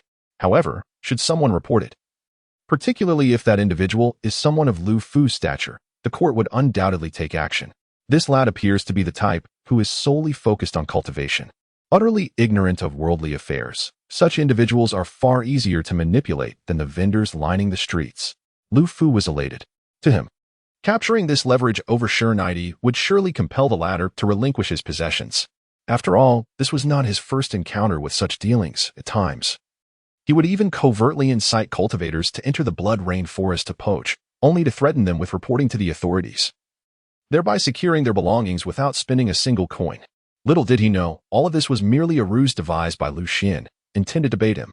Ah, my dear brother, might I indulge my eyes and behold the beasts you have slain? Lu Fu asked eagerly, rubbing his hands together. Certainly, but your space is somewhat limited. As you know, the carcasses of these beasts are quite large. Lu Xian cast a disdainful glance at the modest hall. There is indeed space. I shall make arrangements for you, young brother Adai, Lu Fu exclaimed, rising with excitement. The rear courtyard of Rui's studio was evidently designed for the training of its subordinates, yet at this moment, Lu Fu had dismissed all present. Young brother Adai, allow me to behold the beast you have hunted, Lu Fu said, rubbing his hands together as he addressed Lu Xian. Very well. Lu Xian smiled and nodded. He then raised his hand, releasing from his spatial ring all the beast corpses except for the. With a resounding crash, dozens of 8th and 7th grade beast carcasses landed in the backyard, forming a towering heap that caused the ground to tremble. Chapter 86. Su Hu, such treasures, such treasures. All are magnificent. Faced with the sheer number of beast remains, Lu Fu was momentarily taken aback, then clapped his hands in delight, as joyous as a 3-year-old child. The spatial ring capable of containing such an abundance of beast carcasses was more precious than the corpses themselves. I must acquire it, he added in his heart. Shopkeeper Lu, you've had a good look. Quickly make an offer, for I am pressed for time to return to the inn. The Qianfu yearly examination is in 2 days, and I must prepare in advance. Lu Xian pressed down on the bones and flesh of the demonic beasts, retrieving them all. Witnessing the collection, a fleeting glint of malice flickered in Lu Fu's eyes, for in his heart, these remnants of the beasts already belonged to him. No one could take them away. Rest assured. My young friend Adai, I shall acquire this batch at Rui's studio, and I will offer you a price 20% higher than elsewhere. Lu Fu tempted Lu Xian. 20% higher, you say? That is somewhat acceptable, but you must act swiftly. I can grant you no more than the time it takes to burn half a stick of incense, Lu Xian said anxiously. It won't take more than half a stick of incense. I merely need to consult our boss at the Rui Merchants Association. You can wait here for the duration of a tea break at most. Lu Fu replied with a smile. Very well. I shall take this opportunity to practice my martial arts. Lu Xian adjusted his shoulders and elbows while nodding in agreement. Please, do as you wish. However, I advise you, Brother 80, to refrain from venturing anywhere until my return. The regulations of Rui's studio are stringent, and outsiders are not permitted to enter freely. As Lu Fu walked out of the courtyard, he cautioned Lu Xian. Go on, go on. I prefer solitude while practicing my martial arts. Lu Xian waved his hand dismissively, his expression betraying his indifference. This fool, not only shall I seize what he possesses, but I shall also compel him to serve Lu Fu without remuneration in the future. Observing Lu Xian stride towards the center of the training ground, Lu Fu's lips curled into a sly smile. Noticing Lu Xian's complete lack of caution, Lu Fu resolved to employ a harsher tactic, directly using the threat of trespassing into the blood rainforest to make Lu Xian his hunter, bound to serve him without pay henceforth. This was not a spur-of-the-moment decision. In truth, he already had several martial artists and wrestlers under his control, coerced for various reasons, entirely manipulated by him. Ensure the gate is secure. That boy must not wander freely. Upon exiting the gate, Lu Fu issued a stern command to his subordinates, while he himself made his way towards the Night Patrol Office. The Night Patrol Office, an establishment of the Great Wei Kingdom dedicated to managing practitioners, is directly overseen by the Emperor, independent of the 6 ministries, wielding varying degrees of authority. When it pertains to matters concerning practitioners, they hold the power of life and death. However, regarding ordinary civilians, their authority is often lesser than that of a mere constable. Lu Fu, regarding the incident of the practitioner intruding into the blood rainforest, your servant has already reported this to me. Why the urgency? A burly man with a thick beard shot Lu Fu an irritated glance from within the Night Patrol Office. Lieutenant Su, let us speak candidly. I, Lu, have taken an interest in that young man and wish for him to serve my Rui Shai, Lu Fu stated, presenting a silver note worth 1,000 taels to Lieutenant Su. Lieutenant Su stroked his beard, casting a glance at the silver note on the table, then smirked, saying meaningfully, Manager Lu, as I understand it, below the champion level, entering the blood rain forest is tantamount to a death sentence. That young man, braving the forest alone, is indeed a rare talent for our Great Wei. Upon hearing this, Lu Fu inwardly cursed, not satisfied with 1,000 taels. No wonder everyone calls you Su the Hungry Tiger. You will eventually perish in your greed. Yet, his face remained adorned with a forced smile. Lieutenant Su, I can personally add 500 taels. This is already my utmost limit. I truly cannot offer more, he lamented. Very well. I shall consider this a favor to Rui Shai. Lieutenant Su accepted the silver note, rising to his feet. Let us go. Take me to see that unfortunate fellow. In the rear courtyard of Rui Shai, Miss Green Ivy, Manager Lu has decreed that no one is to enter. one of the guards halted Green Ivy, who was carrying tea. But it is Manager Lu's wish for me to deliver the tea inside. The green vine blinked its large eyes, gazing at the guard with a look of utter confusion. Upon hearing this, the guard furrowed his brow and whispered a few words to another guard beside him before turning back to the green vine and saying, "Miss Greenvine, once you have delivered the tea, you must come out immediately." His tone suggested that staying inside was of little interest to him. The green vine shot him a glance of disdain, then, without looking back, gracefully carried the tea toward the training grounds. In the northwest corner of the training grounds, a loud bang echoed.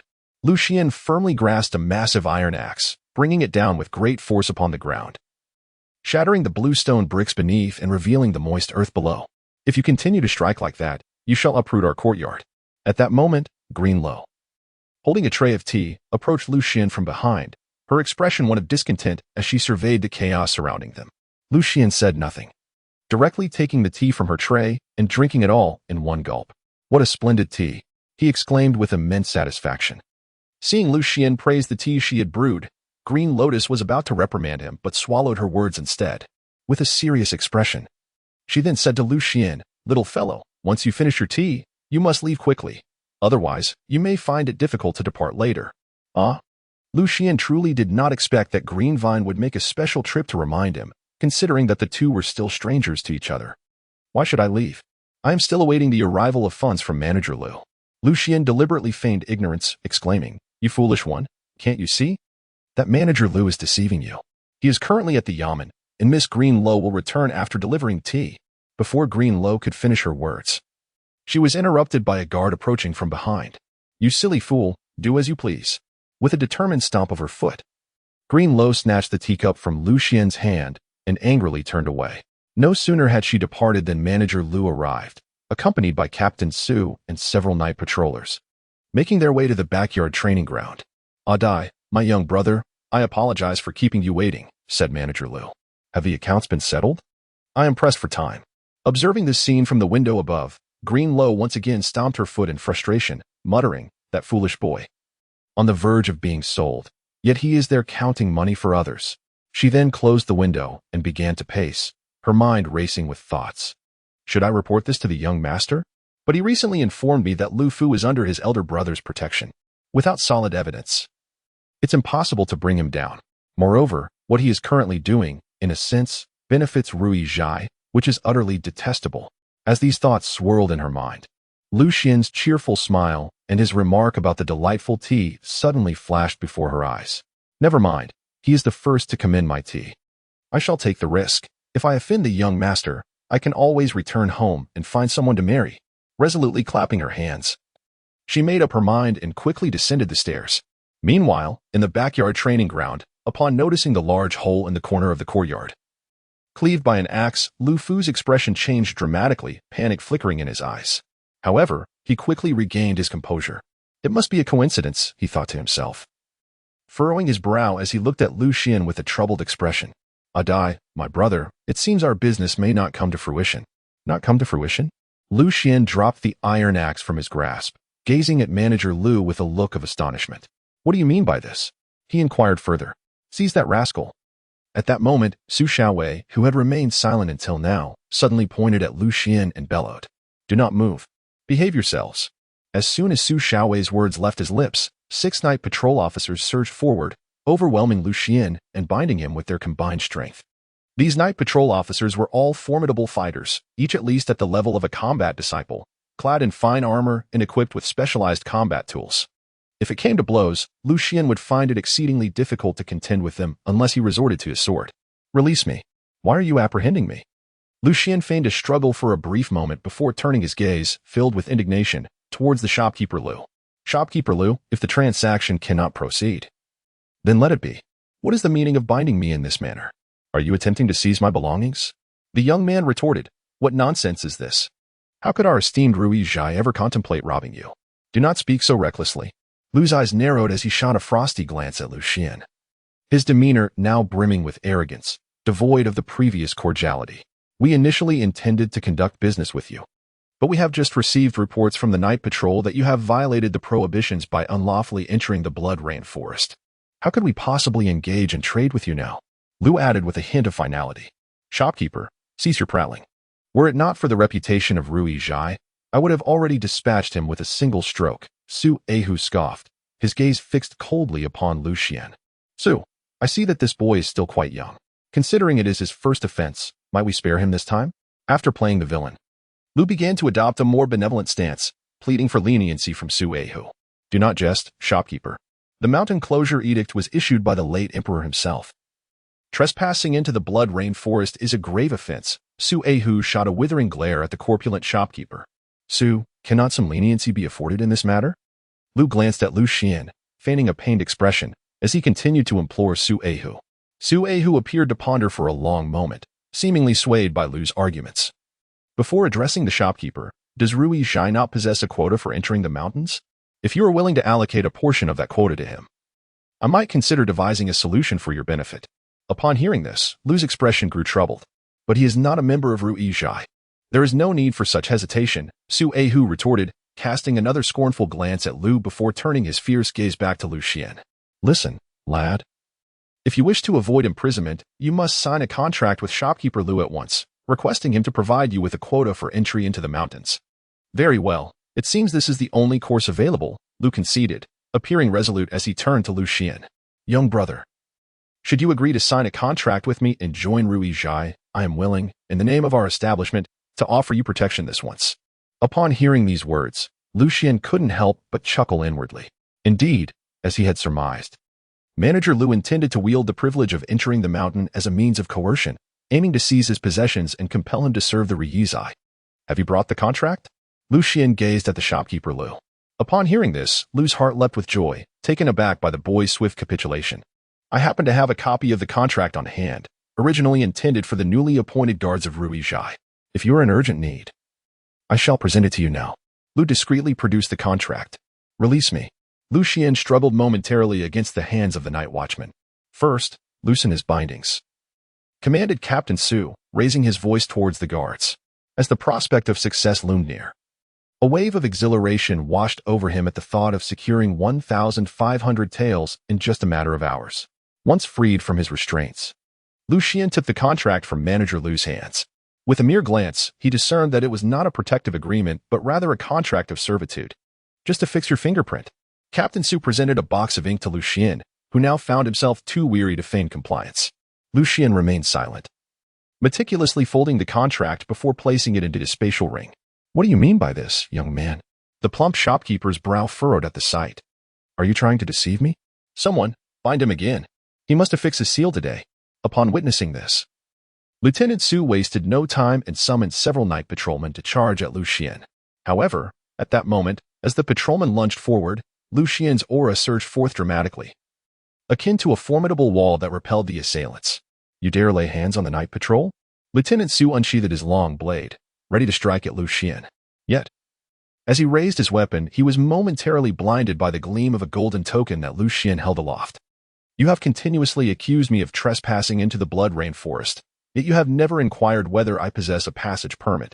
Such a hasty judgment is rather inappropriate. Is it not? Lu Xian held the token aloft, gazing intently at the Captain Su and the portly shopkeeper. Is this the Xuan order of the Prince Qi? After a moment of stunned silence, Captain Su suddenly exclaimed, Indeed, this is the very token bestowed upon Lu Xian by the Prince Qi, known as the Xuan order.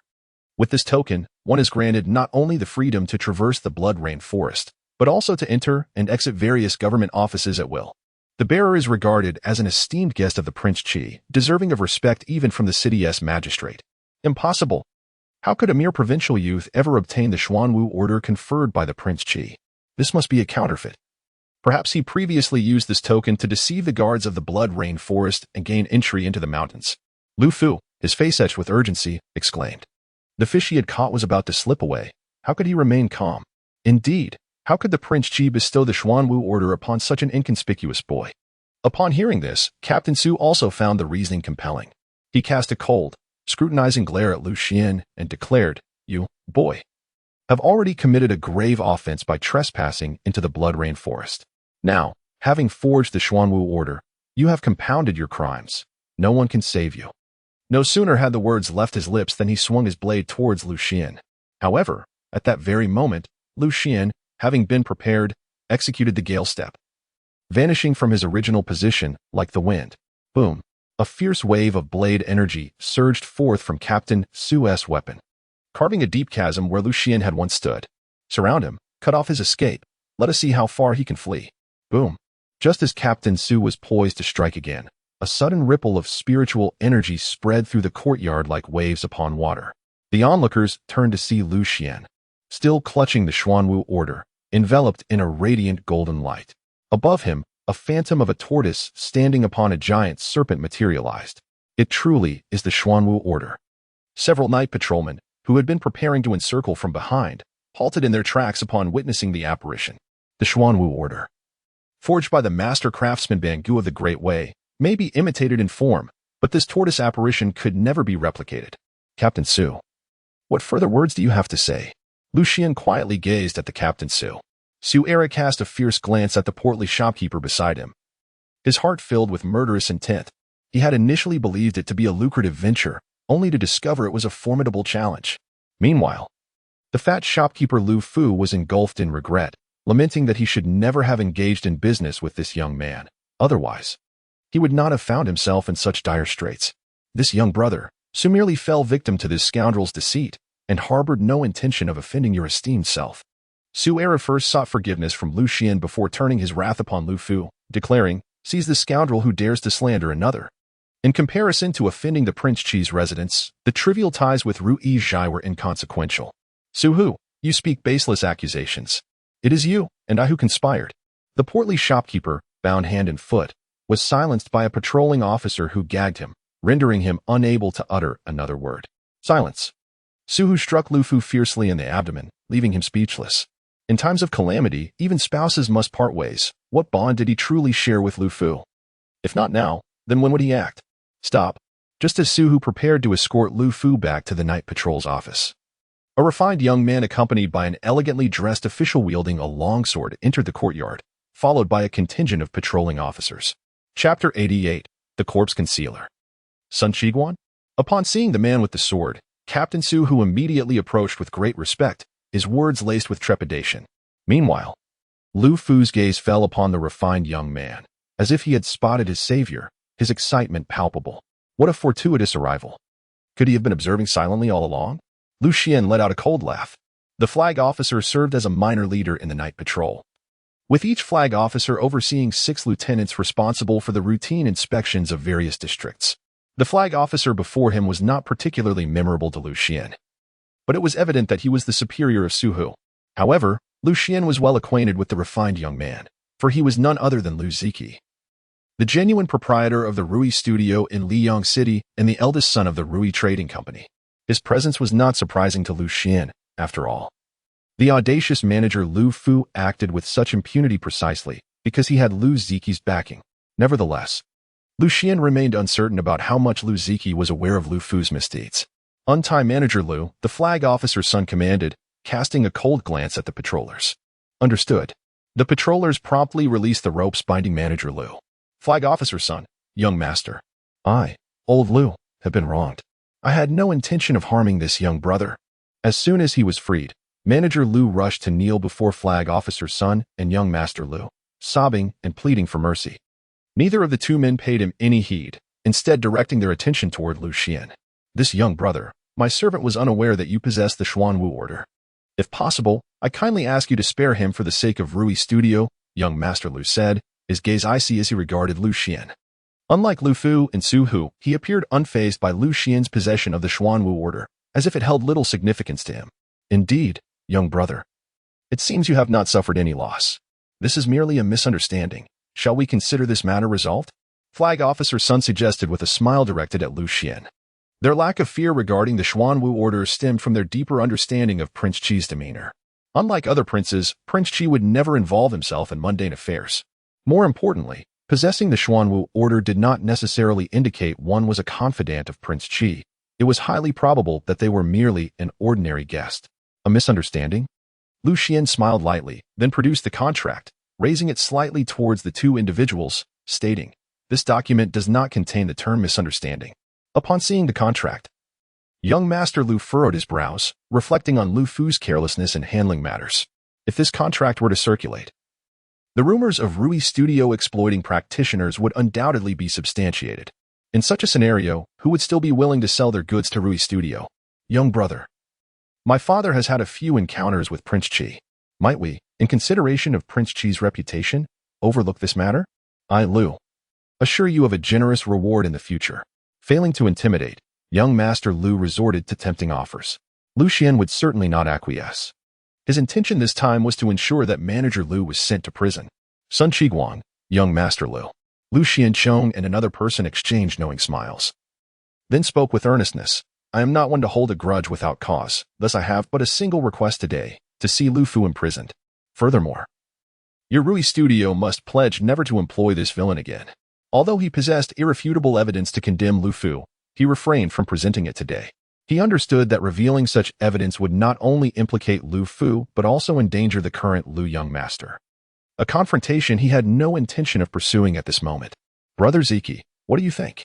Sun Qiguan turned to Lu Ziki, who stood nearby, to speak candidly. Even he felt that this demand was not unreasonable. In his view, irrespective of today's events, given Lu Fu's ruthless demeanor, imprisonment was merely a matter of time. Young Master, for the sake of this old servant's unwavering loyalty to Rui Studio, I implore you to spare my life. Upon sensing Lu Ziki's wavering resolve, Lu Fu fell to his knees, bowing repeatedly. In his mind, being sent to the Night Patrol Bureau meant certain death. Young Master, this mere boy, wielding a token, seeks to condemn me. What right does he have? How will outsiders perceive our Rui Studio in the future? Lu Fu added, tears streaming down his face. Upon hearing this, a flicker of malice crossed Lu Ziki's eyes. Lu Fu's lament regarding the perception of Rui Studio struck a chord within him.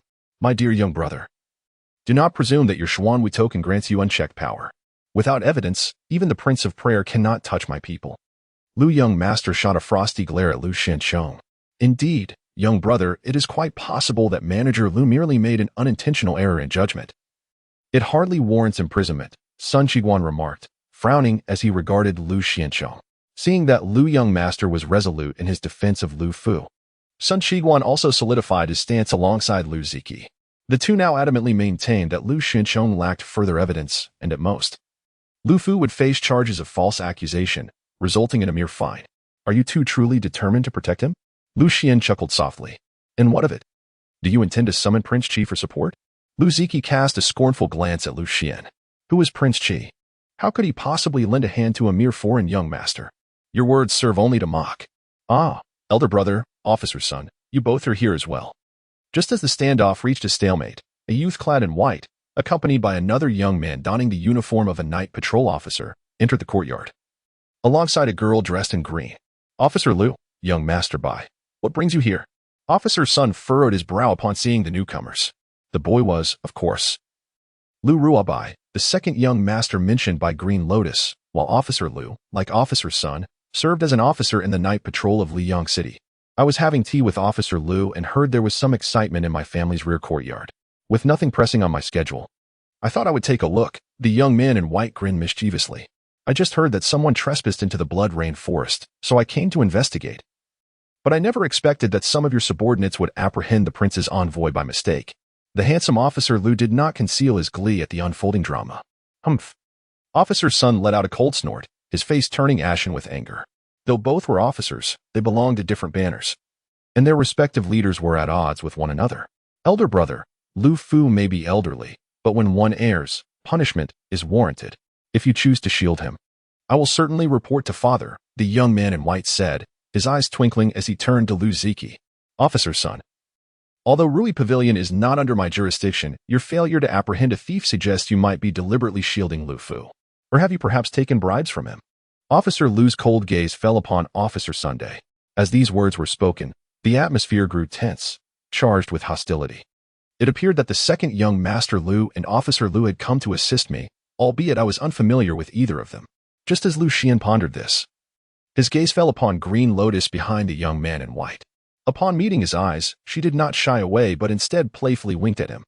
So these two are the ones you summoned, Sister Green Lotus. Lu Xian felt a moment of bewilderment. He was somewhat surprised and touched. He had not anticipated that this green vine would go to such lengths for someone as unfamiliar as himself. In light of this, I shall bestow upon Sister Green Vine an exquisite gift for your esteemed young master. As for young Master Lu, since you are so devoted to Lu Fu, may you accompany him to the depths of despair. With this thought in mind, he no longer hesitated, turning directly to young Master Lu. Young Master Lu, do you truly wish to protect Lu Fu? Protect? He is innocent. There is no need for such a term. Lu Ziki sneered. With Lu Ruabai's arrival, he felt even less inclined to show any weakness. Sun Qiguan, Lu Qiguan. Lu Xian smiled faintly, pocketing the Xuanwu token, and then directed his gaze towards the two flag officers. Isn't the matter of murder and concealing corpses within the jurisdiction of your night patrol division? Upon hearing this, Officer Sun's face turned pale with shock, and he glanced at Lu Ziki beside him, seemingly seeking confirmation. Chapter 89, The Grave Digger Murder and Concealing Corpses? What a farce. Lu Ziki cast a reassuring glance at Officer Sun, then turned to Lu Xian with a face full of indignation. Are you attempting to slander Manager Lu? And now you wish to defame Wanbao's studio as well? Seeing Lu Dazhao's unwavering confidence, Officer Sun felt a sense of relief. He coldly regarded Lu Xian and said, Young brother, even if you are a guest of the Qi Prince's residence, such baseless accusations against others carry consequences. Not only Officer Sun, but even Officer L, who stood on Lu Xian's side, furrowed his brow, seriously advising, without evidence, young brother, you must refrain from making such statements. Lu Xian offered no further explanation but signaled to the two banner officers, saying, I inadvertently discovered something while practicing in the training ground. You two should accompany me to take a look. Upon hearing these words, the shopkeeper Lu was struck as if by lightning, frozen in place. How could this be?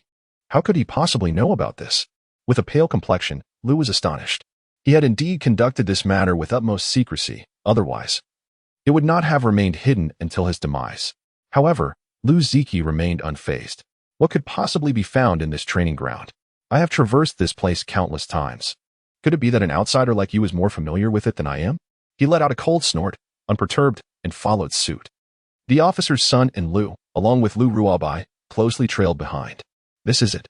Before long, Lu Xian led them to a corner of the training ground. Little fellow, you didn't bring us here just to gaze at this pile of dirt, did you? Young Master Lu pointed disdainfully at the mound of earth, his expression reflecting displeasure.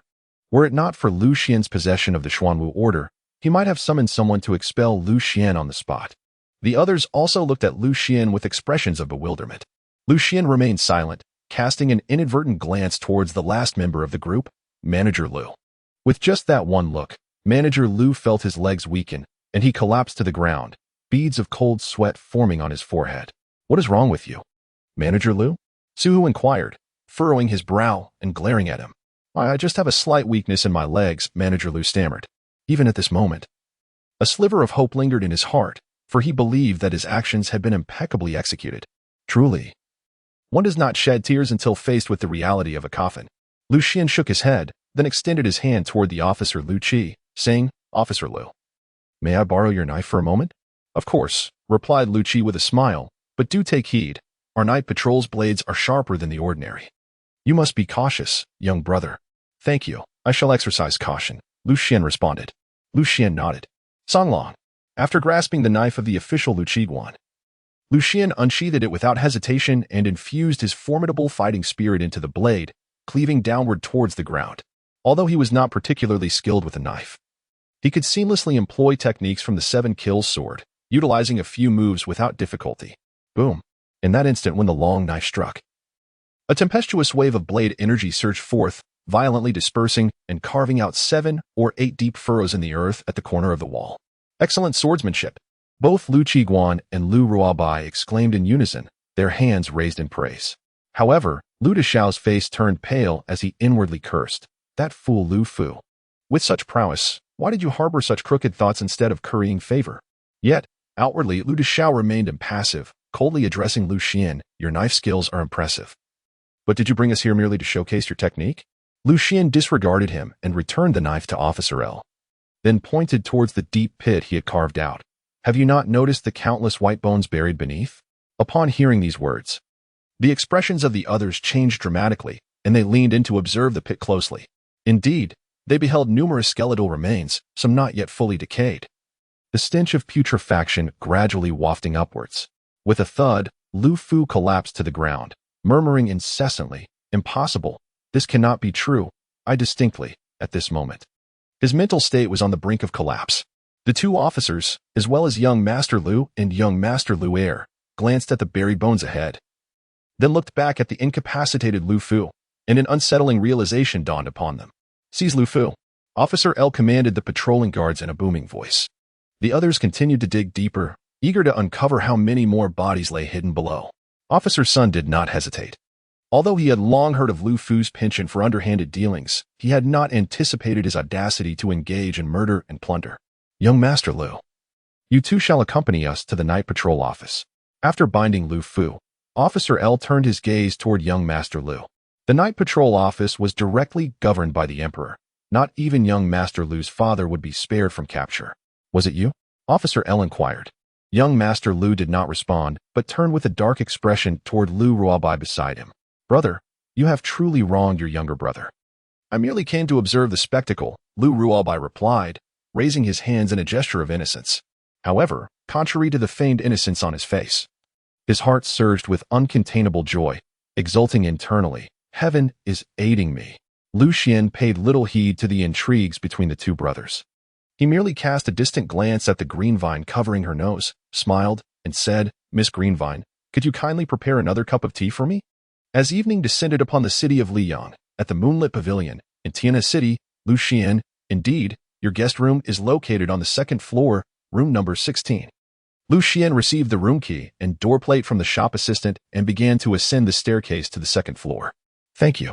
Lu Xian nodded, silently expressing gratitude in his heart. It was fortunate that Qian had been so considerate as to secure a room for him. Otherwise, he would likely have found himself sleeping on the streets. This room had been reserved in advance by Qian for during the annual examination period in Qianfu. Most inns in Liyang City had long since been fully booked. Now, even with money in hand, one could not secure a room. First, he would return to his lodgings to take a bath and rest. After the day's tumult, he felt even more exhausted than he had in the blood-rain forest. As Lu Xian ascended the stairs, he murmured to himself. Although the matter concerning the Rui studio had been resolved, the incident had escalated significantly, leading him to be summoned for an extended inquiry at the night patrol office. Once the affair concluded, the second young master of Rui Studio extended an invitation for Lu Xian to return, citing an important matter requiring discussion. Given that he would need to maintain relations with Rui Studio and with Sister Green Loquat involved, Lu Xian acquiesced to Lu Ruobai's request. Yet he did not consent to go immediately, stating instead that he would visit after settling matters the following day. In truth, the annual examination at Qianfu would commence the next day. However, the first round of assessments would span 6 days, allowing him ample time without urgency. Lu Xian approached room 16, holding a key in hand. "Are you Lu Xian?" Just as he was about to unlock the door, a young man with a stern expression emerged from the opposite room, abruptly calling out to him. "How do you know my name?" Lu Xian gazed at the young man in astonishment. "Qian is my cousin." The young man let out a cold snort in response to Lu Xian. Lu Xian furrowed his brow. "And what of it?" He coldly inquired of the young man. He was naturally acquainted with this distant cousin, Qiu, who, like Su Fu of the Su family, harbored a deep infatuation for Qian and harbored intense disdain for any man who drew close to her. "What of it?" Qiu scoffed, then gestured towards the staircase, saying, "If you dare, come down with me." Chapter 90. By what right? In the backyard of the inviting moon pavilion. It was unclear whether it was due to the remoteness of the location or if the people had been discreetly sent away, but when Lu Xian and Wu Yu arrived, the courtyard was devoid of any presence. "If there is something to discuss, speak up." Lu Xian cast a glance at Wu Yu. Despite having already surmised certain things in his heart, he wondered why Wu Yu persistently troubled and entangled Qian. Wu Yu, with a furious gaze, confronted Lu Xian. Trouble and entangle? Although Lu Xian had anticipated that Wu Yu had come to him due to matters concerning Qian, he was taken aback by the choice of words. "When have I ever troubled or entangled Miss Qian?" Lu Xian furrowed his brow slightly. "Were it not for your deliberate attempt to elicit sympathy from Qian, how could she disregard her family's objections, assist you in registering for the Thousand Mansions examination, secure accommodations for you, and even part with all her savings?" Wu Yu, filled with indignation, pointed an accusatory finger at Lu Xian. "Who has spoken to you about all this?" "Su Fu?" Lu Xian inquired with a smile. "And so what? Do you still wish to take revenge on him?" Wu Yu scoffed coldly and continued to taunt. "With your status as a discarded scion of the Lu family from Tiana City, coupled with your unimpressive martial prowess as a mere fighter?" Lu Xian did not expect that his conjecture was indeed correct. Su Fu was truly a troublesome pest, causing chaos wherever he went. He let out a cold snort in his heart, and then raised his gaze towards Wu Yu, saying, "Enough with the nonsense. Why did you summon me here?" Wu Yu responded with a sneer. "You are forbidden from participating in the 1,000 Prefectures yearly examination.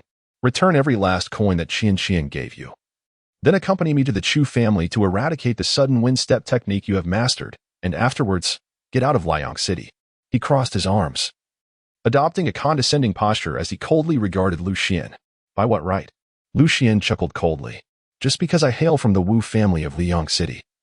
And just because I am a disciple of the Tianling sect, and because my fists are mightier than yours." As Wu Yu spoke, he suddenly clenched his fist, unleashing a wave of invisible energy that rippled through the courtyard. Simultaneously, four formidable figures, exuding the aura of battle masters, silently materialized behind Wu Yu. It was evident that these individuals had lain in ambush here beforehand.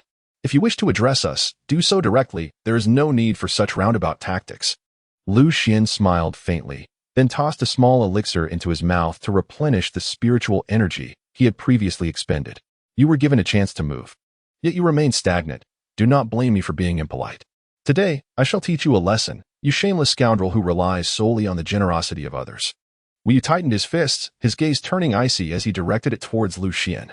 In response, Lu Xian raised his eyes to meet his. Boom. At the moment their gazes locked, a sharp sound pierced the air, and both Lu Xian and Wu Yu left behind fleeting after images as they surged towards each other in an instant. Bang, bang, bang. In the blink of an eye, they exchanged dozens of punches, yet each blow was deftly evaded by the other. Unfortunately, the trees and ornamental rocks in the courtyard bore the brunt of their fierce onslaught, swaying precariously under the force of their strikes. This young man has actually reached the 3rd rank of the combat master. As Lu Xian made his move, several Dome masters standing behind Wu Yu immediately recognized his cultivation level. However, before they could begin their discussions, they witnessed Wu Yu's figure being struck and sent flying by a tangible shadow of a Douqi fist. Bang! Amidst the thunderous sound, Wu Yu's body soared backward. After enduring the trials of the blood-soaked forest, Lu Xian found himself capable of contending with a formidable Dome master solely through his physical prowess, without resorting to any Do techniques. Moreover, he had amassed invaluable combat experience from countless practice sessions with the sword slaves within the sword tower. The moment Wu Yu revealed a weakness, he would undoubtedly seize the opportunity. Consequently, even the Dome masters present were caught off guard. By the time they realized Wu Yu was in peril, Lu Xian's foot had already descended like an axe, striking forcefully against Wu Yu's chest. With a thud, Wu Yu collapsed to the ground, blood spewing from his mouth.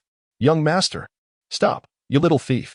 cried the 4 Do masters, launching a coordinated assault on Lu Xian, each unleashing their unique Do techniques. In an instant, shadows of palms, fists, legs, and blades converged upon him.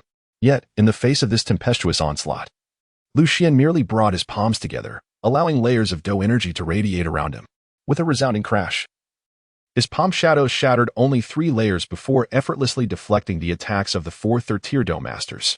Lu Xian did not allow the others a moment to be astonished. With a mere gentle push of his palms forward, a multitude of layered and cascading shadows of fighting energy surged forth with a resounding boom toward the 4 combatants. Bang! Amidst the tremendous sound of collision, the 4 were simultaneously sent flying, ultimately crashing to the ground, spitting blood. "Are you so fragile that you cannot endure a single blow?" Lu Xian gazed at the group with a look of astonishment. He was not intentionally mocking them. Rather, after enduring the perilous trials of the blood-rained forest, he found himself inexplicably unsatisfied when facing these ordinary masters. To Wu Yu and the others, however, his words were undeniably a profound humiliation. The 4 combatants, who had been recuperating from their injuries, once again coughed up blood, and their wounds consequently worsened. Lu Xian cast a glance at the 4 individuals before redirecting his attention to Wu Yu. This time, it was merely my underestimation. Wu Yu shot a defiant glare at Lu Xian. Lu Xian chuckled coldly. He approached Wu Yu step by step, then crouched down beside him, gazing at him with a frigid demeanor as he remarked, "Do you realize that if this were a battlefield or a life-and-death duel, you would already be dead?" As Lu Xian uttered these words, infused with an aura of lethal intent, Wu Yu felt a chill creep down his spine, and the hairs on his body stood on end. "Young man, should you dare to harm our young master, the Wu family shall ensure that you find no peace." Not for a single moment. A nearby Wu family fighter, despite enduring his own injuries, mustered the strength to threaten Lu Xian. "What? Do you still dare to kill me?" Wu Yu feigned courage, casting a defiant glance at Lu Xian. "You made a rather accurate statement just now." Lu Xian did not respond to him, but instead spoke to himself. What words? Wu Yu frowned. In this world, the one with the strongest fist holds the truth. Lu Xian smiled broadly, then delivered a powerful punch to Wu Yu's cheek, causing his head to crash heavily onto the ground. Young master, please do not harm our young master. Several combat masters, despite their injuries, rushed to Lu Xian's side. However, Lu Xian refrained from further attacks, demonstrating a measure of restraint. After all, Wu Yu was Qianqian's cousin. And should he truly kill him, Qianqian would face considerable difficulties at home. Do you know who I am? Lu Xian cast a cold glance at the four individuals. Although he appeared to be merely a youth of 16 or 17, that single gaze instilled in them a sense of dread, as if they were confronting a ruthless fiend. Lu Xian of Tianhe City. One of the Wu family's combat masters forced himself to meet Lu Xian's eyes, suppressing the fear that surged within him. Indeed, that is correct. Lu Xian nodded and continued. During the Qianfu annual examination, I shall reside in room 16 of the E building. Should the Wu family seek vengeance upon me, you are welcome to approach me openly, without the need for the furtive tactics employed this evening. His words left the several combatants blushing with embarrassment. In the martial culture of the Great Way, any aspiring practitioner with a sense of ambition would disdain the underhanded methods of ambush and group attacks to prove their mettle. I hope the Wu family will send someone capable next time, he added. We shall remember this. One of the combatants, suppressing his humiliation, shot Lu Xian a fierce glare before the group dragged Wu Yu away from the courtyard of the inviting moon tower. Master of the sword, you have just defeated 4 third-tier combatants and 1 second-tier combatant, earning a total of 28 gold coins. Tian Xuan's voice echoed in Lu Xian's mind after they departed. Moreover, your recent challenge was an excellent way to hone your sword chi, she added, offering him praise. To receive a compliment from you, Sister Tian Xuan, is truly a rare honor. Lu Xian smiled faintly. Inviting the Wu family to battle was not an act of recklessness, for, according to his recollection, the most formidable ancestor of the Wu family was merely at the first rank of the Dozong, while the majority of the clan elders were at the pinnacle of the Do Shi, renowned for their profound fighting spirit and exceptional combat techniques. Under such circumstances of an open challenge, the Wu family's ancestor would hardly deign to confront a mere Do Shi like himself. As for the others, Lu Xian felt no fear. It was indeed an opportune moment to practice during the trial period of the Thousand Mansion. Tonight, he truly needed to indulge in a long bath. Otherwise, he would risk being mistaken for a beggar once more. Lu Xian sniffed his clothing, immediately furrowing his brow. Wu family, you worthless lot. The head of the Wu family kicked a fighter aside. Your young master is reckless, and while it's one thing not to restrain him, how could so many of you end up heavily injured? He pointed at the several fighters kneeling before him, unleashing a tirade of insults. What infuriated him more than indulging Wu Yu's mischief was the fact that his own family could not even defeat a mere country bumpkin. Chapter 91. The New Steward? My lord, although Lu Xian is merely a third-tier fighter, his martial prowess is extraordinary, far from the frivolous techniques of the ordinary, one of the kneeling fighters explained. Indeed, my lord, his fighting spirit is far beyond that of an average third-tier fighter. He unleashed his ultimate techniques with such force that they were impossible to block. Another fighter chimed in. A bunch of useless fools. Where did all this come from? The head of the Wu family was about to continue his outburst when he was interrupted by an elderly man with graying hair, who looked at him with a smile. In the realm of fighting spirit, even among those of the same tier, the depth of one's power and the mastery of techniques can vary drastically. You should not be too harsh on them. My lord, they have only recently broken through to the fighter level. Upon hearing this, the 4 fighters immediately cast grateful glances at the old man. Old Shui, you are too lenient with them. The Wu family head shook his head. They believe they are being discreet, yet they do not realize that within half a day's time, the tale of the Wu family's disciples being bested by a country boy will spread across every tavern and tea house in Bianjing. He sighed and continued, his demeanor softening in the presence of the elder. You need not worry about this matter, my lord, old Shui said with a smile, then turned to a robust man beside him. Shikun, you need not accompany the young master for practice tomorrow. Instead, go to the inviting moon pavilion and openly challenge Lu Xian to a duel, allowing those who mock the Wu family to witness what 30 years of dedication can achieve. Understood. The red-haired, burly man clasped his hands in respect. Old Shui, you are finally willing to let Shikun take action? The head of the Wu family inquired, his face lighting up with delight. Shihun was a direct disciple of the family elder, Wu Chunshui, having trained under him for 30 years. A third-tier fighter a decade ago. He possessed an exceptionally pure azure fighting spirit and inherited the Wu family's ultimate technique, the steel-shattering fist. Even without relying on fighting spirit, he could contend with third-tier martial artists.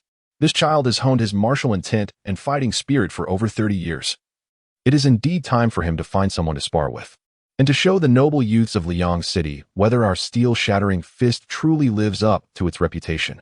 Old Xuan nodded in agreement. My disciple shall not disappoint. In the midst of a pure and serene moment, Xuan returned to her chamber after a day of rigorous training at the school grounds in preparation for the upcoming Qianfu annual examination. As she shed her garments and immersed herself in a medicinal bath, a thought crossed her mind. She wondered if Xiao Xian had arrived. Leaning against the edge of the tub, she murmured to herself, "He must have come. Did you not say, my lady, that young Master Lu is a man of his word?" replied the cheerful maidservant attending to her bath. "Indeed, she will surely arrive." Xuan nodded in agreement. "Fortunately, Cousin Wu Yu is here. Otherwise, I would be quite uneasy about Xiao Xian staying alone at the inviting moon tower." She sighed deeply. "My lady, what is the caliber of this young Master Lu? I have heard that this year's Qianfu annual examination is teeming with formidable talents, a rarity seen only once in decades," the maidservant inquired with a hint of concern. "When I visited him the other day, it seemed he had broken through to the fighter stage. At just 16 years old, even if he does not advance to the final round of the Qianfu examination, securing a bronze martial crest in the first round should pose no challenge." Xuan pondered aloud. "That is reassuring. Even if he can only attain the bronze martial crest, he could secure a position in Liang City, allowing you, my lady, to meet him frequently, alleviating the heartache of longing you endure daily." The maidservant smiled. "Oh, Su Yu, you audacious girl, how dare you tease your own mistress?" Xuan's cheeks flushed, and she playfully splashed a handful of water from the tub onto the maidservant. "Alas, my lady, you are blushing." Su Yu, undeterred, giggled as she circled the tub merrily. The following morning, at the Ruyi Pavilion, Lu Ruabai presented a beautifully crafted wooden box to Lu Xian. "My brother Lu Xian, we at Ruyi Pavilion acknowledge our missteps in this matter, and I humbly ask that you accept this token of goodwill." "Your words are too grave, Ruabai. The grievances directed at me, Lu Xian, pertain solely to Lu Fu and Lu Ziki. They are not reflective of you or Ruyi Pavilion," Lu Xian replied with composure. Lu Xian did not retrieve the wooden box. Given their acquaintance, Lu Xian did not conceal his true identity from him. This gesture was not merely an act of atonement. It also aimed to foster future collaboration with my esteemed Ruyi Zhai, Lu Ruabai stated forthrightly. Just moments ago, his father had informed him via a communication talisman that he was entrusted with the management of Ruyi Zhai. Thus, in the presence of such a formidable individual, capable of traversing the blood rain forest at will, it was only prudent to cultivate a friendship. If that is the case, then I shall graciously accept. Lu Xian no longer hesitated and accepted the wooden box. In this unfamiliar place, forging a connection with the second young master of the Lu family, a local power, would undoubtedly facilitate his endeavors in Liang City in the future. It was only fitting. Seeing Lu Xian accept the box, Lu Ruabai immediately felt a surge of joy, as establishing a bond with Lu Xian was also his father's intention. "Why not open it, brother Lu Xian?" Lu Ruabai suggested, pointing to the exquisite rectangular wooden box. "Very well."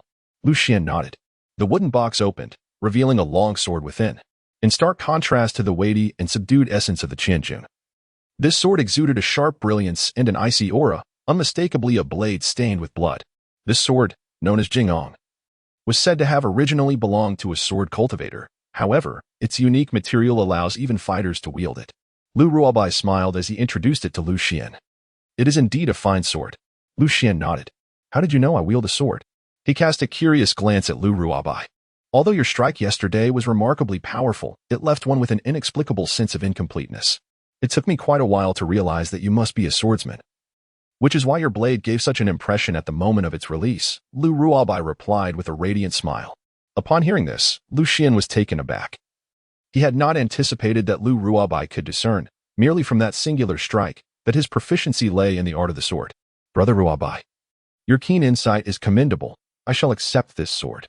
Lu Xian smiled. He had initially intended to seek out another sword, for the Qianjun was more suitable for the Ancestor's mountain-shaking technique than the seven-killing sword. Now, with this exceptionally sharp treasure in his possession, the power of his seven-killing sword technique would undoubtedly increase by at least 30%. "By the way, brother Ruabai, Lu Xian carefully stored the sword and then gently touched the spatial ring on his hand, turning to Lu Ruabai with a smile. Might I request your assistance in finding a steward to help me inventory this batch of monster bones and flesh? He inquired. Lu Ruabai was overjoyed at Lu Xian's willingness to sell these items at the Rui Pavilion. However, you may need to wait for 2 days. Our Rui Trading Company is currently in the process of selecting a new steward for the branch in Liang City, which will require a bit of time, Lu Ruabai replied, a hint of embarrassment in his voice. Although he was the owner, specific tasks such as appraising treasures had to be entrusted to the steward. A new steward? Upon hearing this, Lu Xian chuckled softly and then pointed towards the young woman, Green Ivy, who was brewing tea not far away. I believe Miss Green Ivy would be a splendid choice. There is no need to look elsewhere. Chapter 92. The Battle with Xuan. What? Startled by the sudden mention of her name, Green Ivy nearly dropped the teapot. No, I cannot possibly take on the role of the manager, she insisted, shaking her head vigorously. Although Green Ivy had been by my side since childhood, her experience was still somewhat lacking. I had originally intended for her to learn alongside the seasoned managers for a few more years. Lu Ruabai appeared somewhat hesitant. Unlike young Master Liu, who acted with great ease, he approached matters with utmost seriousness and would never hastily appoint Green Ivy as the manager of Rui Pavilion simply based on my words. In fact, I still possess the head of the Red Wolf King. Lu Xian lightly tapped his fingers on the table before turning to Lu Ruabai with a smile. The Red Wolf King, Lu Ruabai exclaimed, standing up in astonishment. Lu Xian offered no explanation. Instead, he gently gestured outward, and a massive wolf's head promptly crashed into the courtyard. It was indeed the Crimson Wolf King, Lu Ruabai exclaimed in astonishment. After a brief moment of shock, he swiftly turned to the bewildered Lulua and declared, from this day forth, you shall be the proprietor of Rui Pavilion. What? Lulua remained utterly perplexed, her teacup clattering to the ground with a resounding thud. That night, after concluding the transaction at Rui Pavilion, Lu Xian returned to Yao Tower. His haul from the exchange, immensely rewarding. The batch of demonic beast bones and flesh had netted him a total of 130,000 taels of silver. And the head of the Crimson Wolf King had further yielded a 6th-grade profound combat technique, the transformation of martial arts. This technique allows a small area of land to transform into marshland within mere moments, thereby ensnaring the movements of adversaries. It is a combat skill exceptionally suited for practical application. For the average fighter, mastering even 1 or 2 combat techniques is often considered a formidable challenge. However, with the Sword Town at his disposal, Lu Xian felt no trepidation regarding time constraints for training.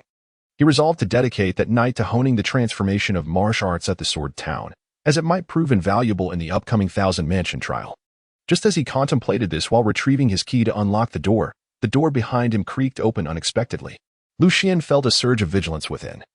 Promptly resting his hand upon the hilt of his sword and turning to glance behind him, there stood a man, towering at a height of 10 feet. With flowing crimson hair, regarding him with an appraising gaze. Are you the Lu Xian of Tiana City? The man inquired in a deep, resonant voice. Indeed, I am. Lu Xian replied. Lu Xian nodded. I am Wu Shikan, a disciple of the venerable Wu Chunshui from the Wu clan of Liang City. Last night, you defeated a member of the Wu family, and today I have come to challenge you. Wu Qichuan's somewhat vacant eyes quietly regarded Lu Xian. Had the Wu clan arrived so swiftly? Lu Xian was somewhat taken aback, but he quickly smiled and inquired, have you come alone? I wouldn't mind if more of you joined. Bang. Upon hearing this, Wu Qichuan's gaze suddenly sharpened, and he struck the wall of the inn with a punch. Following it with a frigid tone, I alone am sufficient. After a brief moment, Lu Xian and Wu Shihan descended the stairs, arriving once again at the desolate backyard of the Invitation Moon Pavilion. However, this time was different. The Wu family had disseminated news early on that their prodigy, Wu Shikan, would challenge Lu Xian of Tiana City this very night, seeking to avenge the shame inflicted upon the Wu clan's younger generation the previous night. Consequently, a considerable number of spectators had gathered in the courtyard. Though the number of skilled fighters present was limited, the atmosphere was nonetheless lively. Regardless of the outcome, the events of today's contest would undoubtedly be the talk of various taverns and tea houses in Liang City come tomorrow. Naturally, many members of the Wu clan had also arrived, including Wu Yu, who had been thoroughly beaten by Lu Xian not long ago. Brother Shikan, tonight, you must make sure to knock out a few of that little thief's teeth for ambushing me yesterday. Wu Yu shouted from his sedan chair, displaying an astonishing lack of shame, even going so far as to slander Lu Xian. Numerous members of the Wu clan cast sideways glances at him, while Wu Shikan walking alongside Lu Xian, did not even bother to acknowledge his presence. In addition to Wu Yu, the clan elder, Wu Chunshui, along with several outside clan members, were also present, albeit discreetly observing from a small building close to the backyard. "This Wu Yu seems unlikely to achieve greatness," remarked one of the outside clan members with a resigned shake of his head. "Being a bit flamboyant in youth isn't entirely bad. What I truly detest are those who are overly submissive." Wu Chunshui shook his head, stroking his beard, a serene smile gracing his features, as if victory were already assured. At that moment, the keenly perceptive Lu Xian happened to glance upward, catching sight of Wu Chunshui's confident smile. He then turned to Wu Shikan and asked with a smile, "With such a grand spectacle tonight, are you not concerned about losing face?" Lu Chunshui was someone he had encountered a few times in his previous life. "We shall never lose." Wu Shikan shot Lu Xian a sidelong glance before coming to a halt. The two stood in the center of the courtyard. "Then I shall watch with great anticipation." Lu Xian smiled slightly, then distanced himself from Wu Shikan. Tonight's battle, apart from the prohibition of using talismans above the Xian level, places no restrictions on weapons or martial arts, continuing until one side concedes. Wu Shihan did not spare a glance at the surrounding crowd. His gaze remained fixated on Lu Xian, akin to a beast that has locked onto its prey. This aura was palpable. Not only did Lu Xian sense it, but even the onlookers felt an inexplicable sense of trepidation when their eyes fell upon Wu Shikan. "Please enlighten me," Lu Xian said, bowing slightly in his lightweight attire. "Draw your sword." Wu Shikan directed his gaze toward the long sword strapped to Lu Xian's back. "Just for show, it won't be needed tonight." El Xian chuckled as he caressed the hilt of his sword. At this utterance, the previously calm gaze of Wu Shikan abruptly ignited with a fierce intensity. "You shall regret this," he bellowed, taking a powerful step forward, his fist descending like a boulder from a mountaintop, striking forcefully towards El Xian. Ordinarily, El Xian would likely have evaded the impending danger before seizing an opportunity to counterattack. However, this night, he intentionally chose to refine his sword intent against Wu Qichuan's fierce aggression, and thus he did not flinch. Instead, he raised his own fist to meet the challenge head-on. Bang! With a thunderous sound reminiscent of shattering rock, their fists collided, yet astonishingly, neither retreated an inch. The ground beneath their feet, however, cracked under the tremendous force radiating from their clash. Fist against fist. Although El Xian could not retrace the path of a martial artist, his years of training at the sword restraining tower, coupled with the essence of beast blood from the blood rain forest, had endowed him with strength rivaling that of a third-tier martial master. Boom. Realizing he could not overpower El Xian in sheer strength, Wu Shihan was instantly consumed by rage. His aura surged forth like a torrential flood, transforming into a barrage of shadowy fists that rained down upon El Xian, forcing him to evade repeatedly. With each dodge, the ground beneath El Xian's feet was pounded into deep craters by Wu Qichuan's relentless assault, and soon the courtyard of the moon-inviting pavilion was littered with fist-shaped depressions. What formidable azure fighting spirit! How domineering is this azure fighting spirit? Someone could not help but exclaim. Those with even a modicum of martial prowess could see that Wu Qichuan's seemingly effortless punches were beyond the capacity of an ordinary third-tier fighter, who would struggle to unleash even a single blow, let alone sustain such a relentless barrage. Ah, that fool is courting death. Just as the onlookers presumed El Xian would continue his evasions, they were taken aback as El Xian suddenly halted after dodging a punch from Wu Shikan, firmly planting his feet and retaliating with a punch of his own. Boom. In the next instant, the crowd was left in stunned silence as El Xian unleashed his fist. A torrent of fighting spirit erupted around him, rapidly transforming into a series of shadowy fists that surged towards Wu Shikan. The air reverberated with the thunderous clash of their energies, akin to a roaring tempest, nearly overwhelming the spectators' senses, prompting some to channel their fighting spirit to shield their bodies. In the contest of fighting spirit, beneath the rank of fighting sovereign, El Xian feared no one. His mastery of the breathing technique from the sword restraining tower allowed him to continuously supply fighting spirit to his energy points, enabling him to employ techniques that others could only execute once or twice without fatigue. Too slow, too slow. You are far too slow, big man.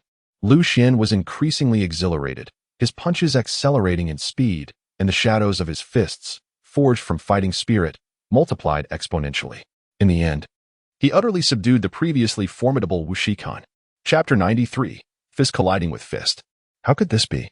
Upon sensing that his own fighting spirit's fist shadows had been completely shattered by Lu Xian, the usually resolute Wu Shikan, whose will was as unyielding as iron, suddenly found himself engulfed in doubt. It was this fleeting moment of uncertainty that allowed Lu Xian, seasoned by countless harrowing experiences of life and death. To seize upon his vulnerability, it was over. Lu Xian's gaze suddenly sharpened as the energy of the water element surged into his body's energy points. In an instant, with the movement of his fists, he conjured hundreds of shadowy punches, forming a wall of martial might that relentlessly struck towards Wu Shikan. The thunderous sound reverberated like rolling thunder, as Wu Qiquan's punches were instantly engulfed by Lu Xian's onslaught. His protective energy was shattered, and the heavy punches rained down upon Wu Qiquan's body, one after another. Bang! To an ordinary cultivator, it appeared as though Wu Shihan had merely received a single blow. However, after that strike, his body was violently propelled towards the ground, creating a deep dent in the bluestone pavement. From above, it resembled a massive pot, with the center occupied by Wu Qiquan's robust form. How could this be? What just transpired? What did that outsider do? Expressions of astonishment and exclamations filled the small courtyard. In the small building behind the courtyard, Wu Qinshui and several members of the Wu family stood, gazing towards the back with disbelief etched on their faces. When did the Lu family of Tianhe City give rise to such a genius?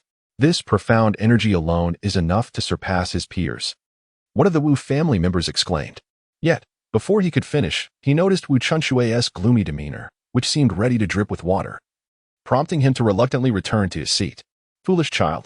Wu Qinshui stepped forward, positioning himself by the window, and bellowed. Why must you compete with him in strength and energy?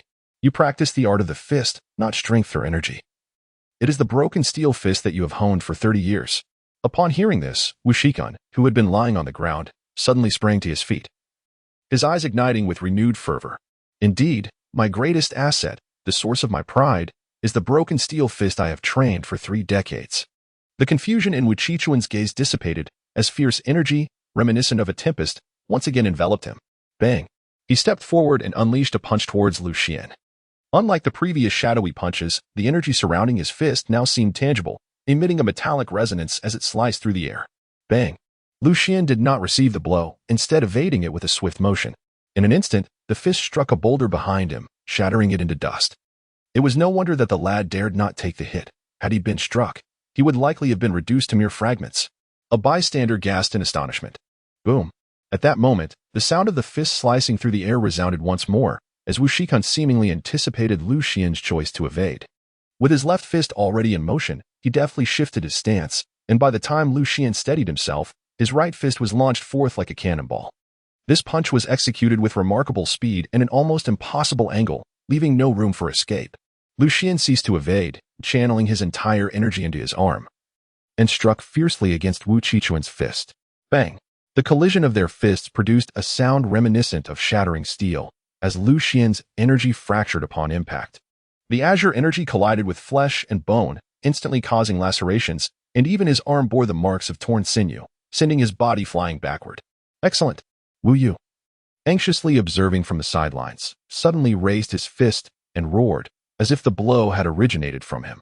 With 30 years of cultivation behind this punch, how could you possibly withstand it? Wu Shikan, seemingly venting his frustration, let out a primal scream and, in an instant, created afterimages as he dashed towards Lu Xian, who had only just regained his footing. Smack! Just as his fist was about to connect with Lu Xian, the latter neither dodged nor retaliated. Instead, he pressed his palms together in a sudden gesture. Boom! Another resounding explosion, akin to metal shattering, echoed as Wu Qiquan's fist struck a series of overlapping palm shadows formed by Lu Xian's defense. Lu Xian's body remained securely shielded by this intricate barrier. After breaking through 13 layers of energy palm shadows, Wu Qiquan's formidable strength finally waned. Crash! At the moment Wu Qiquan's power dissipated, the protective energy shadows surrounding Lu Xian surged outward, forcefully propelling Wu Shikan away. What kind of defensive technique possesses such astonishing power? Someone exclaimed, unable to contain their astonishment. It resembles the red cloud palm, but isn't that technique limited to 3 layers of palm shadows at most? The red cloud palm? Impossible! A 9th-grade technique cannot possibly withstand the Wu family's crushing steel fist. The courtyard erupted into heated debate. Regardless of your technique, my crushing steel fist will shatter it without fail. Regaining his breath, Wu Shikan bellowed once more, radiating a metallic sheen as he unleashed a relentless barrage of punches upon Lu Xian's palm shadows. Boom! In mere moments, the energy shadows around Lu Xian were obliterated by Wu Qiquan's onslaught. The sheer might of the crushing steel fist compelled even Lu Xian to silently commend its power. However, He felt no fear. Bang! At the instant the protective palm shadow shattered, Lu Xian thrust forward with a powerful strike, unleashing layers of palm shadows that surged towards Wu Shihun like an unstoppable tide. Bring it on. I will break through every single one. Wu Shihun roared, shattering one palm shadow after another. But just as he was about to demolish the final shadow charging at him, a massive hand, formed from crimson mist-like energy, suddenly grasped him within its grip. How could a third-tier dome master manipulate energy into such forms with such ease? What kind of technique is this? Within the small building, a member of the Wu family could not contain his curiosity. The ability to manifest fighting spirit was a skill reserved for those at the dozone level, leading them to believe that Lu Xian's actions were undoubtedly a manifestation of some advanced combat technique. In truth, Lu Xian yearned to disclose that he was merely employing the 9th-grade combat technique, the Red Cloud Palm. His proficiency stemmed solely from extensive practice. He had spent nearly 50 years, or at least 30, tirelessly training with the sword slaves in the sword tower, mastering the manipulation of the Red Cloud Palm's fighting spirit. Release me. At that moment, Wu Shihun bellowed once more, and with a powerful strike of his fists, he shattered the colossal hand of fighting spirit that had him ensnared. Yet, in the next instant, another enormous hand descended from above, striking him with such force that it sent a tremor through his azure fighting spirit. The battle was far from over. Before Wu Shihun could extricate himself from beneath that massive hand, another palm, resembling a blade, swept towards his waist with ferocity. Summoning all his fighting spirit, he managed to disperse the two shadowy palms with a forceful punch.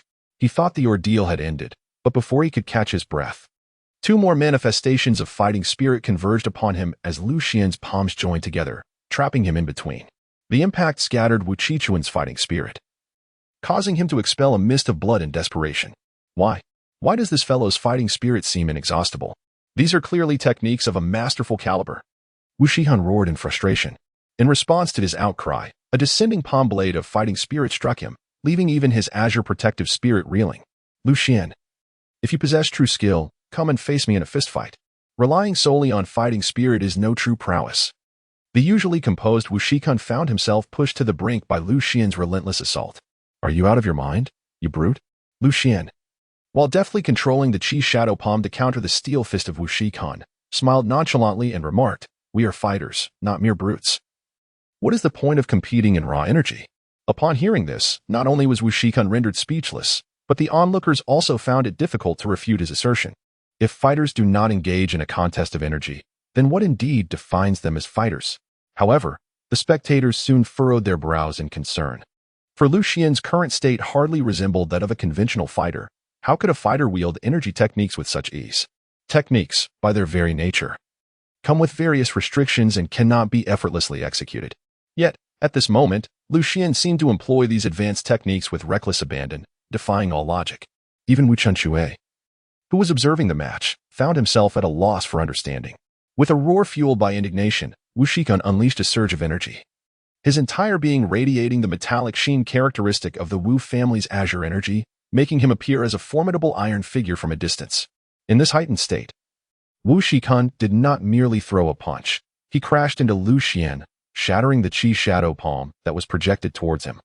This was the remarkable essence of azure energy. When fully activated, it could render a fighter's body as resilient as steel, effortlessly breaking through opposing energy defenses. Let this young lad witness what it means to possess 30 years of martial prowess, to understand the might of a fist that can shatter steel and split stone. After demolishing the Qi shadow palm, Wu Shihun closed the distance to Lu Xian, roaring loudly before launching a devastating punch. As his fist descended, a tangible shadow resembling a massive iron fist erupted forth, propelled by his strike. The impact shattered the 16 layers of protective Qi shadow surrounding Lu Xian, showcasing the overwhelming advantage of high-tier techniques. Yet, Lu Xian remained unfazed, having anticipated this moment. He stood firm, adopting a stable stance with his left palm extended forward and his right fist drawn back, as steadfast as a mountain. As Wu Qiquan's fist approached within mere feet, Lu Xian swiftly unleashed a powerful grasp from his left palm, emitting an immense force of attraction. Are you resorting to trickery? Although Wu Shihun did not fall, his punch was abruptly deflected, striking the air beside Lu Xian, inciting his fury further. Lu Xian paid him no heed. Suddenly, with one hand transforming from a fist to an open palm, he seized upon Wu Qiquan's momentary instability and delivered a forceful strike to his abdomen. Bang! The sound of metal colliding resonated through the air. Ha! You cannot break my Azure Force. Wu Shikan intended to mock Lu Xian's inability to breach his protective energy. However, before he could finish his taunt, a piercing pain surged through his abdomen, as if an unseen force had penetrated his Azure Chi and body, violently impacting his innards. Wu Shihan abruptly expelled a mouthful of blood. He was about to curse Lu Xian for employing such a treacherous tactic, but upon meeting Lu Xian's cold, indifferent gaze, a chilling aura of death surged within him. In that fleeting moment, he felt as though he glimpsed an endless sea of corpses and blood within Lu Xian's eyes. Without a moment's hesitation, he summoned all of his Azure Chi and leaped backward, striving to escape Lu Xian's line of sight. However, as another wave of suction emanated from Lu Xian's palm, Wu Qiquan's retreat was abruptly halted mid-air. In the blink of an eye, Lu Xian stepped forward once more and struck Wu Qiquan's abdomen again with a powerful blow. The sound of shaking technique, bang, accompanied by a muffled thud. Wu Qiquan's body shuddered violently, and a mist of blood exploded around him. Having initiated the confrontation, Lu Xian had no intention of allowing Wu Shikan to retreat unscathed. Otherwise, would the Wu family not become a target for any lowly challenger in the future? That simply would not do. If his cultivation level remained too low, Sister Tian Xuan would not reward him with gold coins, rendering his training pointless. Stop. Just as Lu Xian contemplated whether to leave Wu Shikan with a sliver of life or to leave him half dead, a stern voice suddenly echoed from behind him. Accompanied by several fierce gusts of energy, Lu Xian turned around and beheld a gaunt old man leaping down from a small building behind him. Before him, a metallic claw shimmered ominously, lunging towards him with alarming speed. Boom. Lu Xian did not engage in a direct confrontation. Instead, he expended all his energy to execute the Gale Step, deftly evading the menacing claw and retreating to the opposite side of the courtyard. With a resounding thud, the Elder's claw struck the very spot where Lu Xian had stood moments before, leaving behind 3 deep gashes, each measuring 4 to 5 feet. The formidable power of that strike was evident. Could this be the esteemed Elder Wu Chunshui of the Wu family? Lu Xian glanced at the claw marks on the ground, then turned his attention to the elderly man standing beside Wu Shikan, silently contemplating. The old man was none other than Wu Chunshui, one of the 5 esteemed elders of the Wu family. In Lu Xian's recollection, Wu Chunshui had reached the pinnacle of the 3rd rank of Doshi for at least 60 years, possessing an extraordinarily profound reservoir of fighting spirit. Even with the influence of the Kuei Shui Qi, it was likely that their levels of fighting energy were evenly matched. As for combat techniques, Wu Chunshui practiced one of the Wu family's unique skills, the Eagle Claw technique, which, when combined with the Azure fighting energy, became exceedingly formidable. Overall, Wu Chunshui's prowess was undoubtedly on a different level compared to Wu Shikan. Did he truly intend to resort to the sword or the Flame Thunder Fist? Lu Xian silently contemplated. He was reluctant to reveal the Yen Lei Fist before the Qianfu yearly examination, let alone his identity as a sword practitioner. As for the recent strike, it was merely a manifestation of the Qi from the stunning Hong sword. Chapter 95. See you tomorrow, you little thief. How treacherous your methods are. Wu Chunshui, supporting Wu Shikan, cast a gaze filled with resentment towards Lu Xian. I employed a perfectly legitimate combat technique. How can it be deemed treacherous? One must acknowledge their inferiority when bested. Lu Xian gazed calmly at Wu Chunshui. Caution does not equate to fear. Even standing before a formidable opponent of the Dozong realm, he spoke with audacity. Wu Chunshui found himself momentarily at a loss for words in response to Lu Xian's assertion. The onlookers, aside from the members of the Wu family, nodded subtly in agreement upon hearing Lu Xian's remarks. Such is the nature of the people of the Great Way. If you are stronger than me, I will submit to you. If you are weaker, I shall look down upon you. It is getting late, Elder Chunshui. If you wish to spar with a mere junior like myself, although I have just engaged in a battle, I would still be willing to oblige. Lu Xian smiled as he gazed at Wu Chunshui. His words immediately provoked Wu Chunshui. Upon seeing his disciple's injuries, although Wu Chunshui was filled with a desire to eliminate Lu Xian, he could not afford to lose face in front of everyone, especially after the latter had just engaged in a fierce battle. Humph. Wu Chunshui let out a cold snort and then, with a frosty gaze, addressed Lu Xian. A mere child hardly warrants my involvement. Lu Xian chuckled to himself, pondering how, at such an advanced age, one could still possess such stubbornness, truly akin to a woodpecker. However, choosing not to confront this old man tonight was indeed a wise decision. He could retreat to the Sword Town Tower for a year of cultivation, further enhancing his Dragon Breath Palm and Red Cloud Palm, while also practicing the Transformation Swamp technique. You are correct. I dare say there must be many fighters of my caliber within the Wu family. Am I right? Lu Xian nodded in acknowledgement, then turned to Wu Chunxue with a serious expression and inquired, "This lad possesses quite a heavy heart." Wu Chunxue inwardly cursed upon hearing these words. For with Lu Xian's declaration, it would be inappropriate for the Wu family to send forth another elder-level cultivator to challenge, as it would imply a lack of capable youth within their ranks. Tomorrow night, at the same hour and place. Do you dare to face my Wu family as disciples in battle once more? Wu Chunxue coldly gazed at Lu Xian and stated, "Given the circumstances, the Wu family must accept the challenge. Otherwise, their reputation within the Blazing Sun City would plummet." "Dare? How could I not?" Lu Xian nodded in acknowledgement, then shifted the conversation. "Do you intend to engage in a one-on-one duel or a multiple versus one? If it's to be a group confrontation, I shall concede to the Wu family at this very moment. Naturally, it shall be one-on-one." Wu Chunxue bellowed. "Very well, old Master Wu. Your reputation is one I still hold in high regard." Lu Xian nodded with a smile. He had been troubled by the lack of sparring partners to hone his sword energy, and now the Wu family had come to him, offering a one-on-one challenge against opponents of comparable strength. It was indeed a timely boon. "What are you still standing there for? Move." Wu Chunxue, with a face flushed with anger, shouted at the defiant members of the Wu family. As he left, he couldn't resist casting a disdainful glance at Lu Xian, inwardly seething. "You insolent young brat, laugh all you want. Just wait until my eldest disciple deals with you tomorrow." Instead of feeling anger at Wu Chunxue's glare, Lu Xian merely smiled in return and waved his hand, saying, "Take care, Elder Wu. We shall meet tomorrow evening." The only response he received was a heavy, disdainful snort from Wu Chunxue. "Master of the sword, for this spar, based on your opponent's strength, you have earned a total of 12 gold coins. Furthermore, if you continue to train at this pace, with just 1 or 2 more matches, you will be able to undertake the second sword inquiry." As the others departed, the voice of the sword attendant, Tian Xuan, echoed in Lu Xian's mind. Just 1 or 2 more matches before the second sword inquiry. Lu Xian felt a surge of joy. The last time he inquired about the sword, his prowess had experienced a remarkable leap, granting him the ability to contend with the demon lord, even if only for a brief moment. Thus, he eagerly anticipated the forthcoming 2 sword inquiries.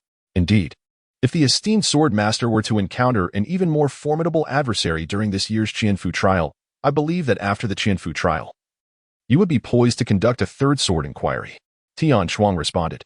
Should a 3rd sword inquiry truly take place, our journey to the Blazing Sun City would indeed be deemed worthwhile. Lu Xian nodded excitedly. Upon returning to his guest room, he indulged in a soothing hot bath before